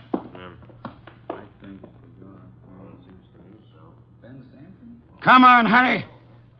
Okay. Here, Mr. Wolf. Halleck and I have decided we don't want to get in any trouble with you. Here's your $10,000. Let's have it. Give the dough to Kent, Mr. Wolf, and get the letters and map back for us. You've got a reputation for being tricky, but honest. We trust you. Come on, Halleck, let's go. Yeah, Well, how about that? Preposterous. No, sir. Take a look. $10,000, genuine coin of the realm. That man Cross is a fool. Does he imagine I'm to be fooled so easily? What do you mean he left the money? He surrendered too quickly, Archie. Too easily. And that money in the envelope he was carrying all ready to refund. Why? Well, maybe he's got a better sucker. I heard him mention a Ben Sanford. Nonsense. Does he need Kent's forged letters and map to cheat this Ben Sanford? Couldn't he prepare another set? I guess you're right. Something's fishy. In any event, it's no concern of mine, thank heaven. Why not? I'm not committed to Miss Kent in any way. As a favor to you, I undertook to regain her money. I have done that. You may take it back to her and obtain the forged papers in return. But, Silence, Mr. Goodwin. Go to your redhead charmer. Leave me in peace. I intend to spend this afternoon with my New World Atlas.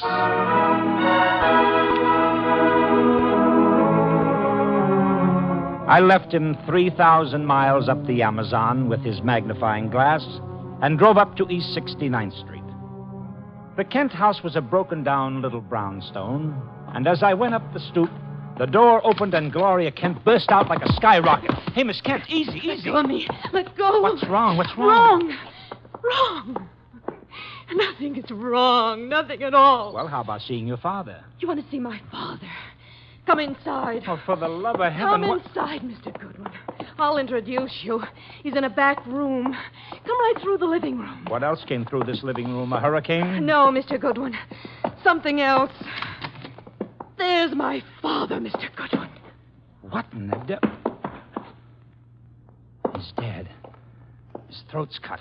Father, this is Archie Goodwin from Nero Wolf's office. He and his boss refused to help while they could. Maybe he can help you now. Stop it. All I'm good for now is revenge. That's all. Stop Father. it. Stop it and look at me. When did it happen? I don't know. When did you find him? Just now. Keep looking at me. Who went through this house like a hurricane? You? No. Where did you go after you left the office? To the laboratory. What lab? Document research. The place that checked the map. How long were you there? Until an hour ago. I was with Mr. Rodman. Keep looking at me. And then? I had lunch. With Rodman? Alone. And then I came home. All right. All right, now listen to me. I want you to go to Mr. Wolf's house right now. Have you got cab fare? Yes. All right, take a cab. I've got to stay here, but I'll call Mr. Wolf and tell him you're on the way. Now, get.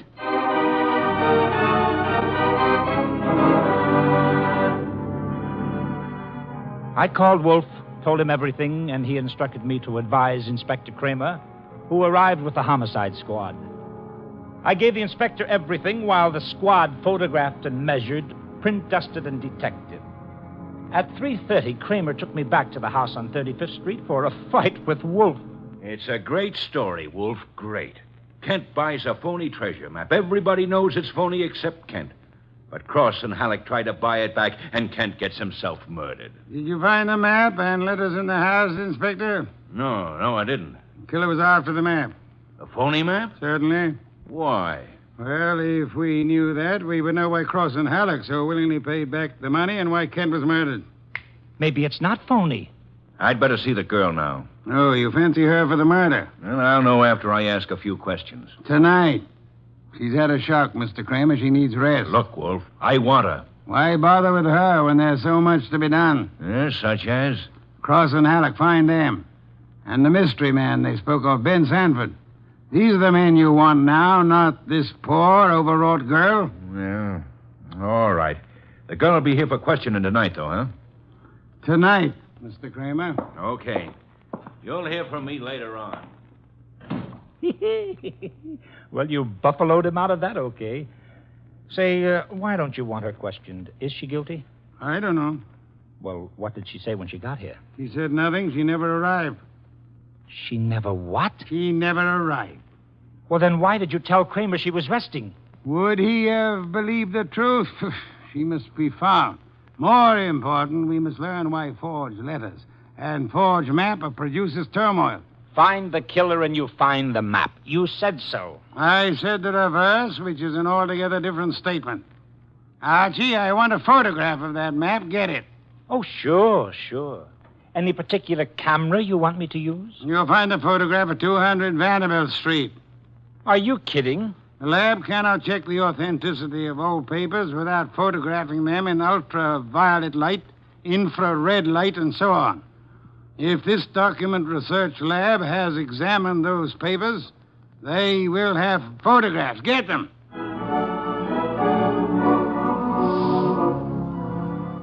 He got out of his chair and waddled back to the house elevator. It was 4:00 and time for his regular afternoon session with the orchids.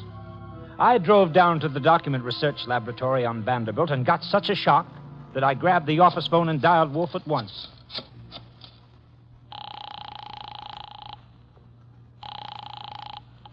This is Nero Wolf. Mr. Wolf, Archie here. What's the matter? You lost? No, sir, but I found something. Photographs? No, Mr. Wolf, I don't think you'll ever see any photographs of the Kent map. I don't think any were taken. Indeed. But guess who runs the document research laboratory? No, don't guess. You probably know. A man named Ben Sanford, and he's sitting right here looking at me. Bring him home with you. Home? But it's 4 p.m. This is the sacred hour when you pray over your orchids. Then Mr. Sanford can join the ceremony.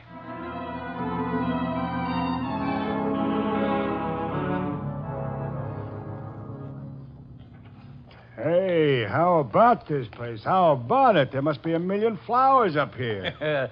No, not flowers. Orchids only. Mr. Wolf has 10,000 plants. Never saw anything like it. And you never will again, brother. Hey, what kind is that on the bench? Oh, that's our pride and joy. Odontoglossum harryanum. Above them, the Van Petersirana, and the pink ones are the Coelogiani panduratas. Now, the large object, mulching flower pots, is Nero Wolf. Mr. Wolf, Ben Sanford. Good afternoon, sir. Hi. I came along to be obliging. I've got nothing to say about anything. How much have you offered Cross and Halleck for their treasure map? No comment. Mr. Sanford, I'm going to make some assumptions. I assume that you are not, in fact, a document expert, but an accessory to the fraud of Halleck and Cross. No comment. That you actually prepare fraudulent maps for those swindlers, and then, in the guise of an expert, guarantee their authenticity. No comment. But this you must answer. You did guarantee the authenticity of the map and letters Kent bought. It's on record. All right, I did. Then will you admit they were forged? What are you, a comic? No. You guarantee the value of the Kent map? Yes. As an expert? Yes. Then you've convicted yourself of murder. What? Murder? What is this? Mr. Kent was murdered, sir. Evidently for the map and letters he bought. But of all persons involved, you alone believe in the value of the map. No one else does. Therefore, you alone would have murdered Kent for the map. For the love of... Now, wait a minute. Chew it over, brother, chew it over. Either way, he's got you. Okay, you want me to level? Here it is. Level, Archie? Okay, boss. Thief-type talk. It means tell the truth. It's like you say. The letters were bought from Rodman. I forged the map and evidence onto them. I guaranteed them to Kent. It was a swindle. The letters are without value? Oh, sure, they're old, that's all, from 1851. Just tired family gossip and stuff. Indeed. There we have the problem again, Archie. Mr. Kent is swindled with a map and letters that are known to be worthless. He alone believes the fantasy of the treasure. There isn't any treasure, never was. Yet Cross and Halleck refunded the swindle money so eagerly. It is obvious they want those worthless documents back badly. Someone else wants them so bad he murders Mr. Kent. Why? I don't know. Archie, we must find the girl. There's a chance she turned to Mr. Rodman for refuge. I'm sorry you'll have to go there at once. If the girl isn't there, bring Rodman.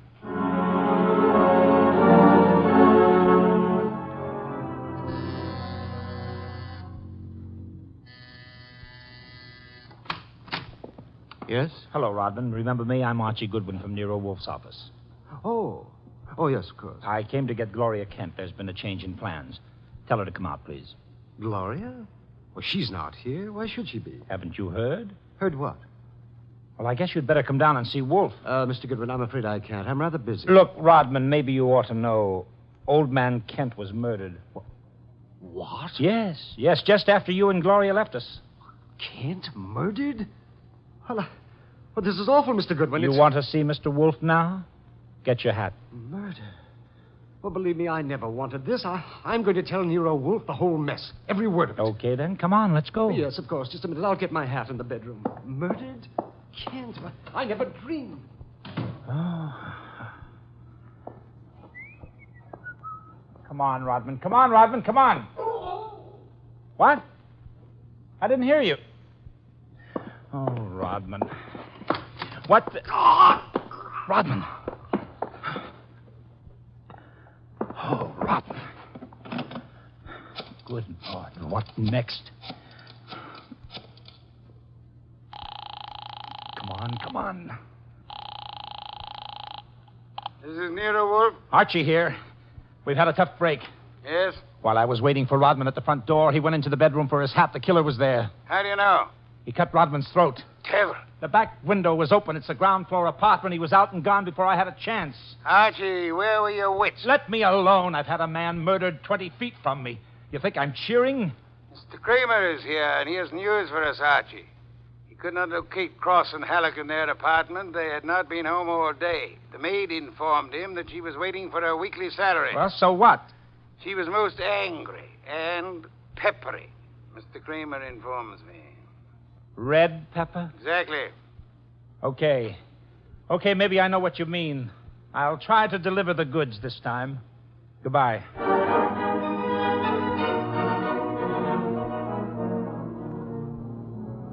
I drove down to the apartment house on Gramercy Square where Cross and Halleck lived, took the elevator up to the 10th floor, found the right door, and slipped in with a pass key.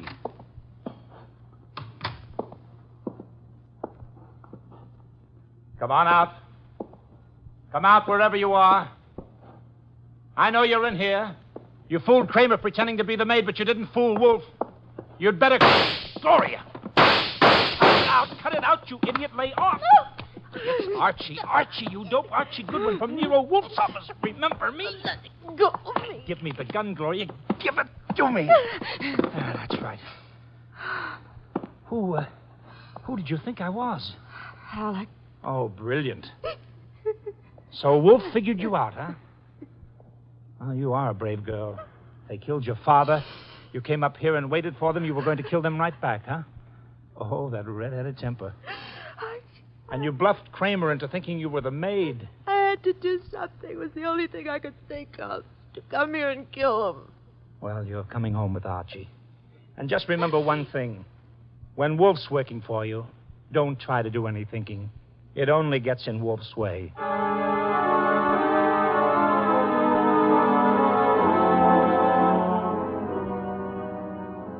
I got Gloria Kent back to the house at 7 o'clock. I parked the car, brought her into the office, and got the shock of my life. There was a convention on. Wolf was there, with Inspector Kramer representing the cops. Cross, Halleck, and Sanford were there representing the crooks. When Kramer saw Gloria, he scowled first at her and then at Wolf. So it was a slick one after all, Wolf. You didn't have the girl. You had no intention of producing her. Please, Mr. Kramer, that can wait. There are other matters more important. I dine at 8. That leaves me 1 hour to solve your murders. Murders? More than one? Yes, 2. Elmer Rodman. By heaven, Goodwin, if you... Please, Mr. Kramer, not now. First, Miss Kent. Good evening, Miss Kent. I presume you have met these gentlemen, Cross, Halleck, and Sanford? Yeah, I'll take your purse, please. Huh? Well, why? Don't think me as naive as Mr. Goodwin, miss. When you left your home after the murder of your father, you took the map and letters with you. They're in your purse well, now. That's not true. Archie, the purse. Thank you. We have here an interesting situation.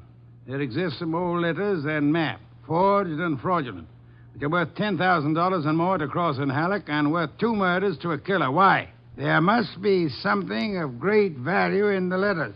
Such as? Something which Mr. Sanford could not see, although he worked on the document closely. Yet something which could be made manifest. What is the answer, Miss Kent? You know it? I swear I don't. Secret writing, Archie. Bring the chafing dish from the dining room. Right. Secret writing? I saw nothing when I worked on those letters. Naturally, Mr. Sanford, the writing is invisible. That heat is an agent.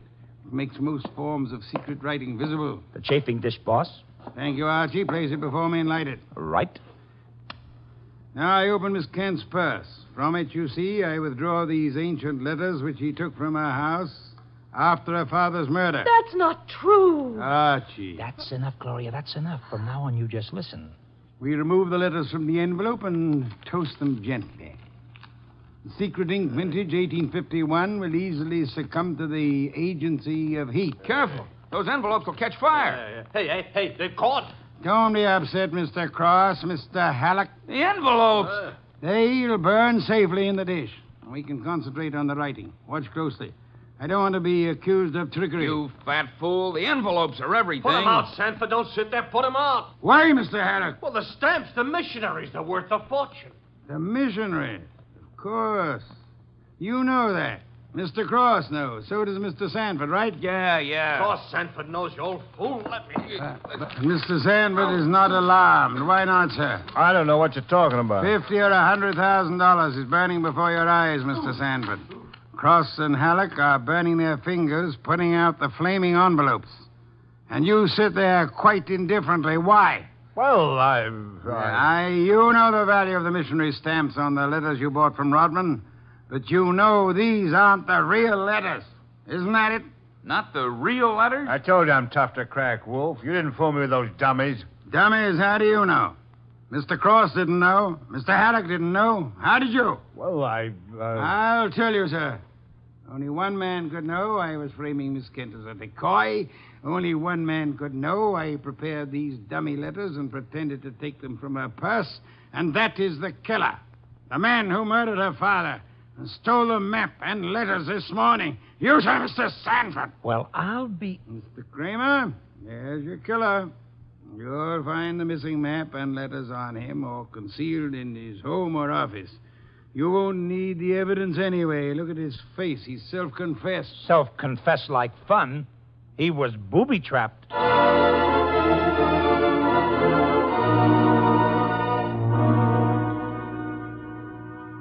No, Mr. Craner. Not a complicated case, really. Very simple. Elmer Rodman sold a packet of old family letters to the swindlers for a small sum. They used the letters to perpetrate their fraud on Miss Kent's father. And the stamps on the letters were valuable? They were a special Hawaiian issue 1851, Miss Kent. Nicknamed missionaries, because missionaries used them for writing home. They are extremely rare stamps worth upward of $25,000 each. Hey, no wonder they were worth 2 murders. We found 5 of them on Sanford. Excellent. Somewhere or other, Rodman discovered the value of the stamps after he sold the letters. In his effort to get them back, he communicated his discovery to the swindlers, Cross, Halleck, and Sanford. So that's why they refunded the money so fast. Precisely, in an effort to have the sale rescinded. Rodman sought out Kent and tried to convince him of the fraud. Alas, he would not listen to the truth, Mr. Kramer. Oh, I get it. And while the others were hassling around, Sanford tried to steal a march and quietly resorted to murder. There you have it. Ha-ha! Great job, boss. Great job. So Gloria not only gets her 10 grand back, but 5 times 25, which is about 125,000 worth of goodies.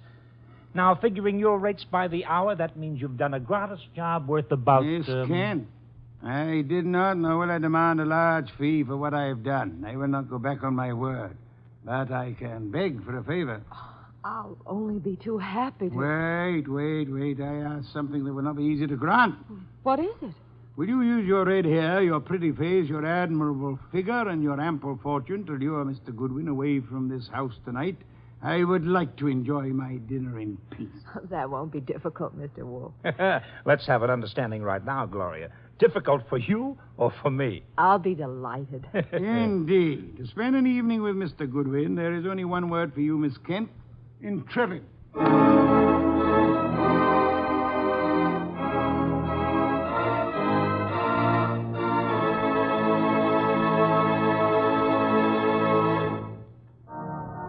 You have been listening to The New Adventures of Nero Wolfe, starring Sidney Greenstreet. Tonight's story by Alfred Bester was based on the famous characters created by Rex Stout, produced by Edwin Fadiman, and directed by J. Donald Wilson. In the cast were Wally Mayer as Archie Goodwin, and Gene Bates, Howard McNair, Jay Novello, Larry Dobkin, Bill Johnstone, and Herb Vigran. Music by Joseph Enos. Next week at this same time, Nero Wolfe and Archie will bring you The Case of the Careworn Cup. Don Stanley speaking. The preceding was transcribed. 3 chimes mean good times on NBC. The chimes ring for Dennis Day and Judy Canova tomorrow night on NBC. Also, Judy Canova prepares to go operatic tomorrow because her special guest is Ezio Pinza. This is Chester William Bendix Riley. The Man Called X follows on NBC.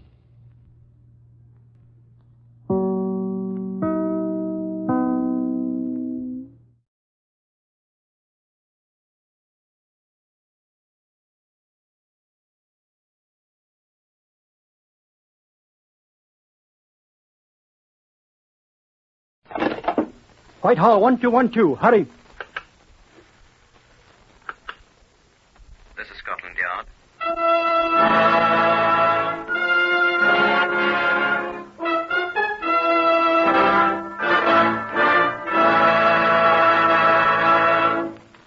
For the first time, Scotland Yard opens its secret files to bring you the authentic, true stories of some of its most baffling cases. These records are drawn from the Scotland Yard files, and only the names of the participants have been changed. The research has been prepared by Mr. Percy Hoskins, chief crime reporter for the London Daily Express. The stories for radio are written and directed by Mr. Willis Cooper. Here are the principal participants in Scotland Yard case number 397 MR381. Stanley Russell, shop clerk. Mr. Russell is not to be found. Mrs. Hope Russell, his wife. Mrs. Russell was reported missing on the day before Good Friday. Adolf Hitler's Luftwaffe.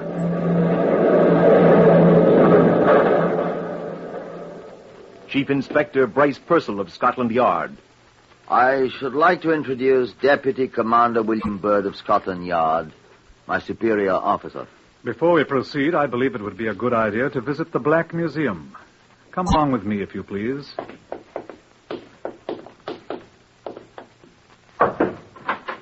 After you, sir. Good afternoon, John.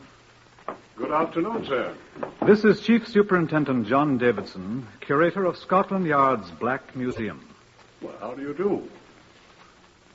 You came about case number 397 MR381, I believe you said, sir? Right. Will you tell us about it, John?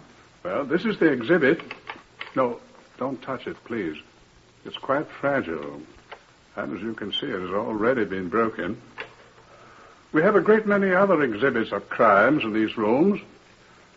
Murder weapons, blood-stained garments, bullets that have snuffed out many lives, death masks and many notorious criminals. Almost every instrument of violence that can be conceived. I should explain that these gruesome objects about us are not merely souvenirs. Many of them have aided our men in solving other crimes and bringing the perpetrators to justice. Now, this one. Tell us what this thing is, John. This is Mrs. Hope Russell.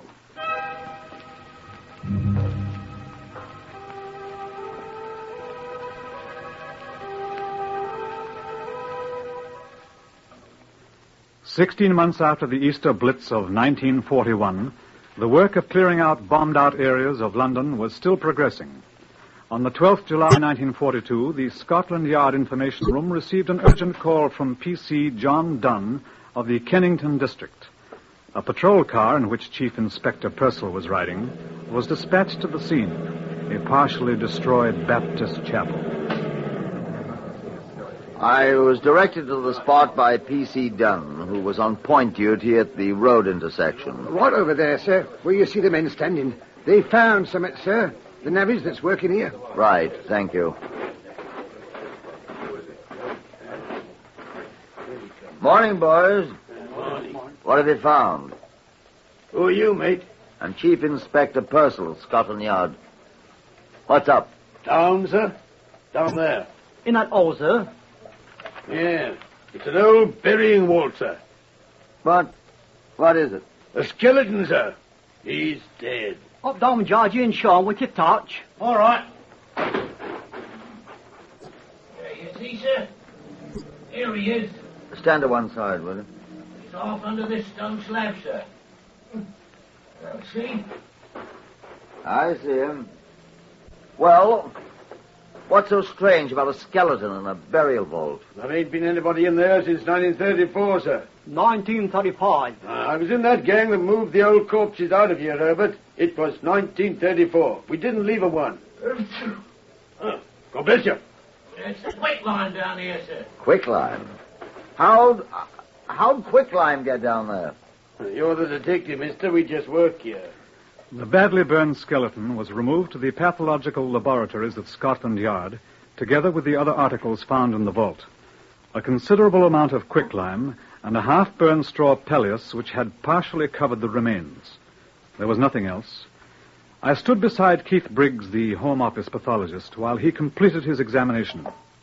What do you think, Keith? I asked. Well, she's dead. She? Well, it's a woman, all right. No question about that. The hip bones are characteristically a woman's. So is the sacrum here, and... How old a woman? Oh, middle-aged, I'd say. See, the bones are fully developed, so we know she was full-grown. And there were one or two strands of long gray hair adhering to the skull. Here they are. And then the teeth here. What about them? Well, you see, they're pretty well worn. Now, you see here, in the upper jaw, 7 of the uppers are missing. Now, see these ridges? Yes. Well, they were caused by a dental plate, which probably consisted of 7 teeth, and then... What are you looking for? The measuring tape. Oh, here. The lady was lying on it. What are you going to do now? See how tall she was. She's rather jumbled about. And the feet, where are they? Oh, the thigh bone's all I need. Oh, hold it, please, sir. This one. Now, let's see. 43 centimeters. Well, that's all right, sir. Now, 43 centimeters multiplied by 3.6. What are you doing? On Sediment scale, you multiply the length of the thigh bone by 3.6. Man's, that's 3.7. And you get the exact height. Now, see, that's 154.8 centimeters. We'll call it 1 meter 55. Meters 39.37 and 55 hundredths of 39.37 is 21.65. Now, 39.37 plus 21.65, that's 7, 5, 12, 6, 9, 10, 9, 10, 11, 3, 5, 6, 61.02 inches. There. She was 5 feet 1 200 inches tall. In a word, 5'1". What was her name? Whatever her name, sir, she was murdered. Consider that I've asked the question. Eh? Oh, how do I know? Well, this bone here. Where does it fit? This is what she talked with. It's the voice box, the trachea, the throat. Look, see these little wing things up here? Now, you see this one? See, it's broken. Well, this is one of the most significant fractures in all forensic medicine, sir. Why? There's only one way to do it. Oh, come on, man. Don't come Sherlock Holmes on me. How do you do it? Well, I was about to say by manual pressure on the throat, sir. Strangulation, you mean? Intentional strangulation, sir. There's no other way. And then there's the quicklime. Surely you know that quicklime will not destroy a body, sir. Yes, I know it, Keith. But murderers seldom do.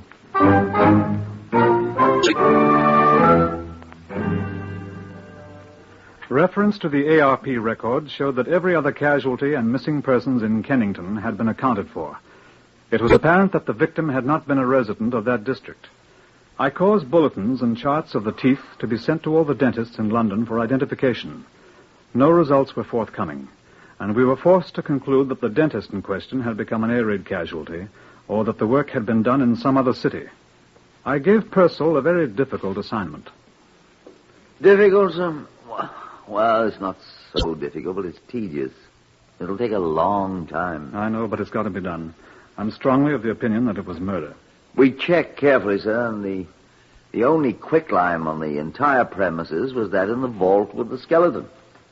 I thought they might have dusted the entire place with quicklime for sanitary purposes, but they hadn't.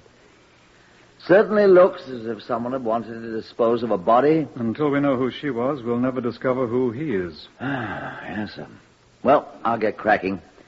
I'll need men to go over the missing persons registers, sir, to find the names and addresses. Every woman 5 feet tall, of middle age with gray hair, who is still missing now. And then I'll need more men to make inquiries of all the next of kin to see which of them wore false teeth. And to find out which one wore an upper plate that matches the one in Briggs's chart here. It'll take a good many men and a good bit of time, sir. You can get the men, Purcell, and we've got the time.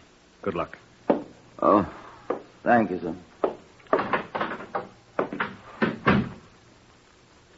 Nothing whatever happened for 2 weeks except for the unrewarded activities of Purcell's men. I had a minor inspiration about the 7th day. Put me through to Sergeant Bowles, please. Commander Bird here, Sergeant. I should like you to send me all the file copies of the Metro operations for the period 2 weeks before to 2 weeks after the Easter Blitz of last year, please. Yes, at once, if you please.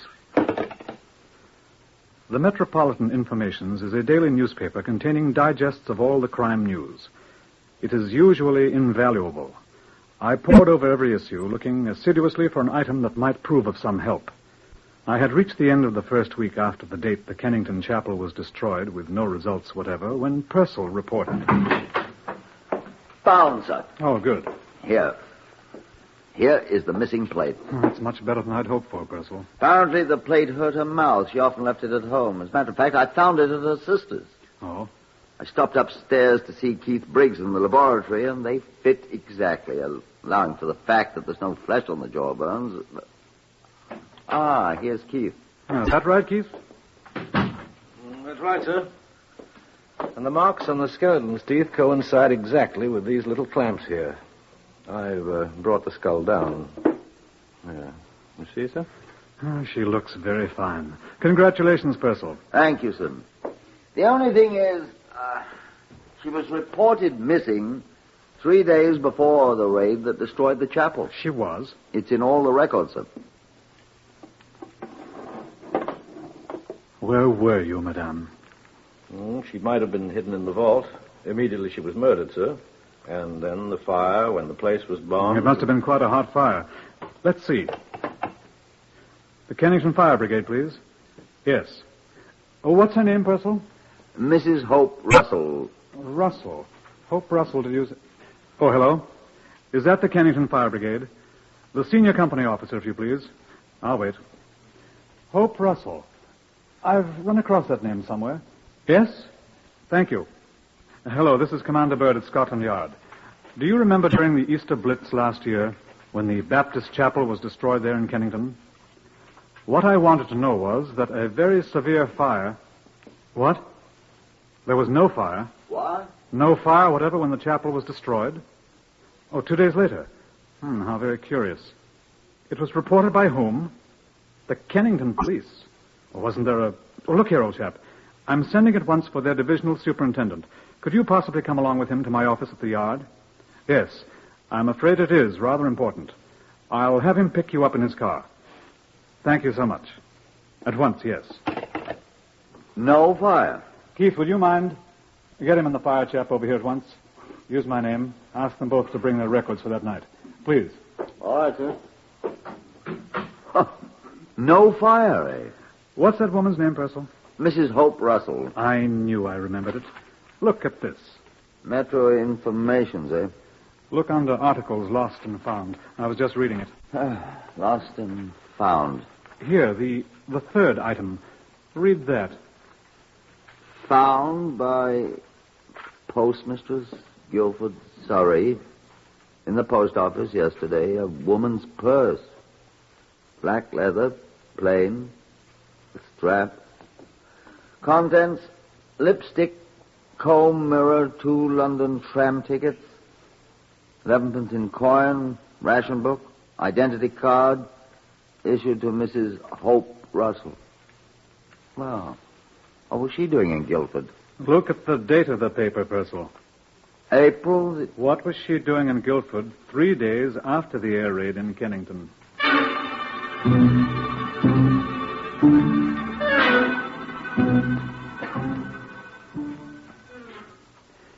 The divisional superintendent and the fire brigade officer from Kennington sat in my office with Purcell and me.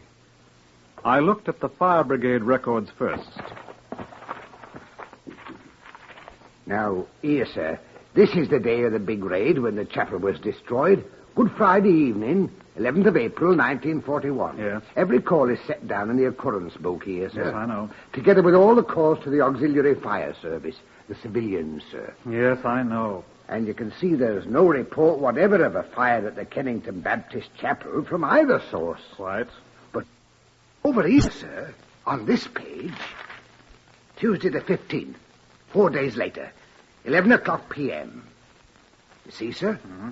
Chapel and so forth. Report telephoned in by Kennington Police Station. Do your records correspond, Superintendent? I'll read it to you, sir. 10:57 p.m., Tuesday, 15th of April. P.C. Allison telephoned to report a fire at the ruins of the Baptist Chapel. Alarm telephone to Kennington Fire Brigade at 11 p.m. You rang us up yourself, Robert.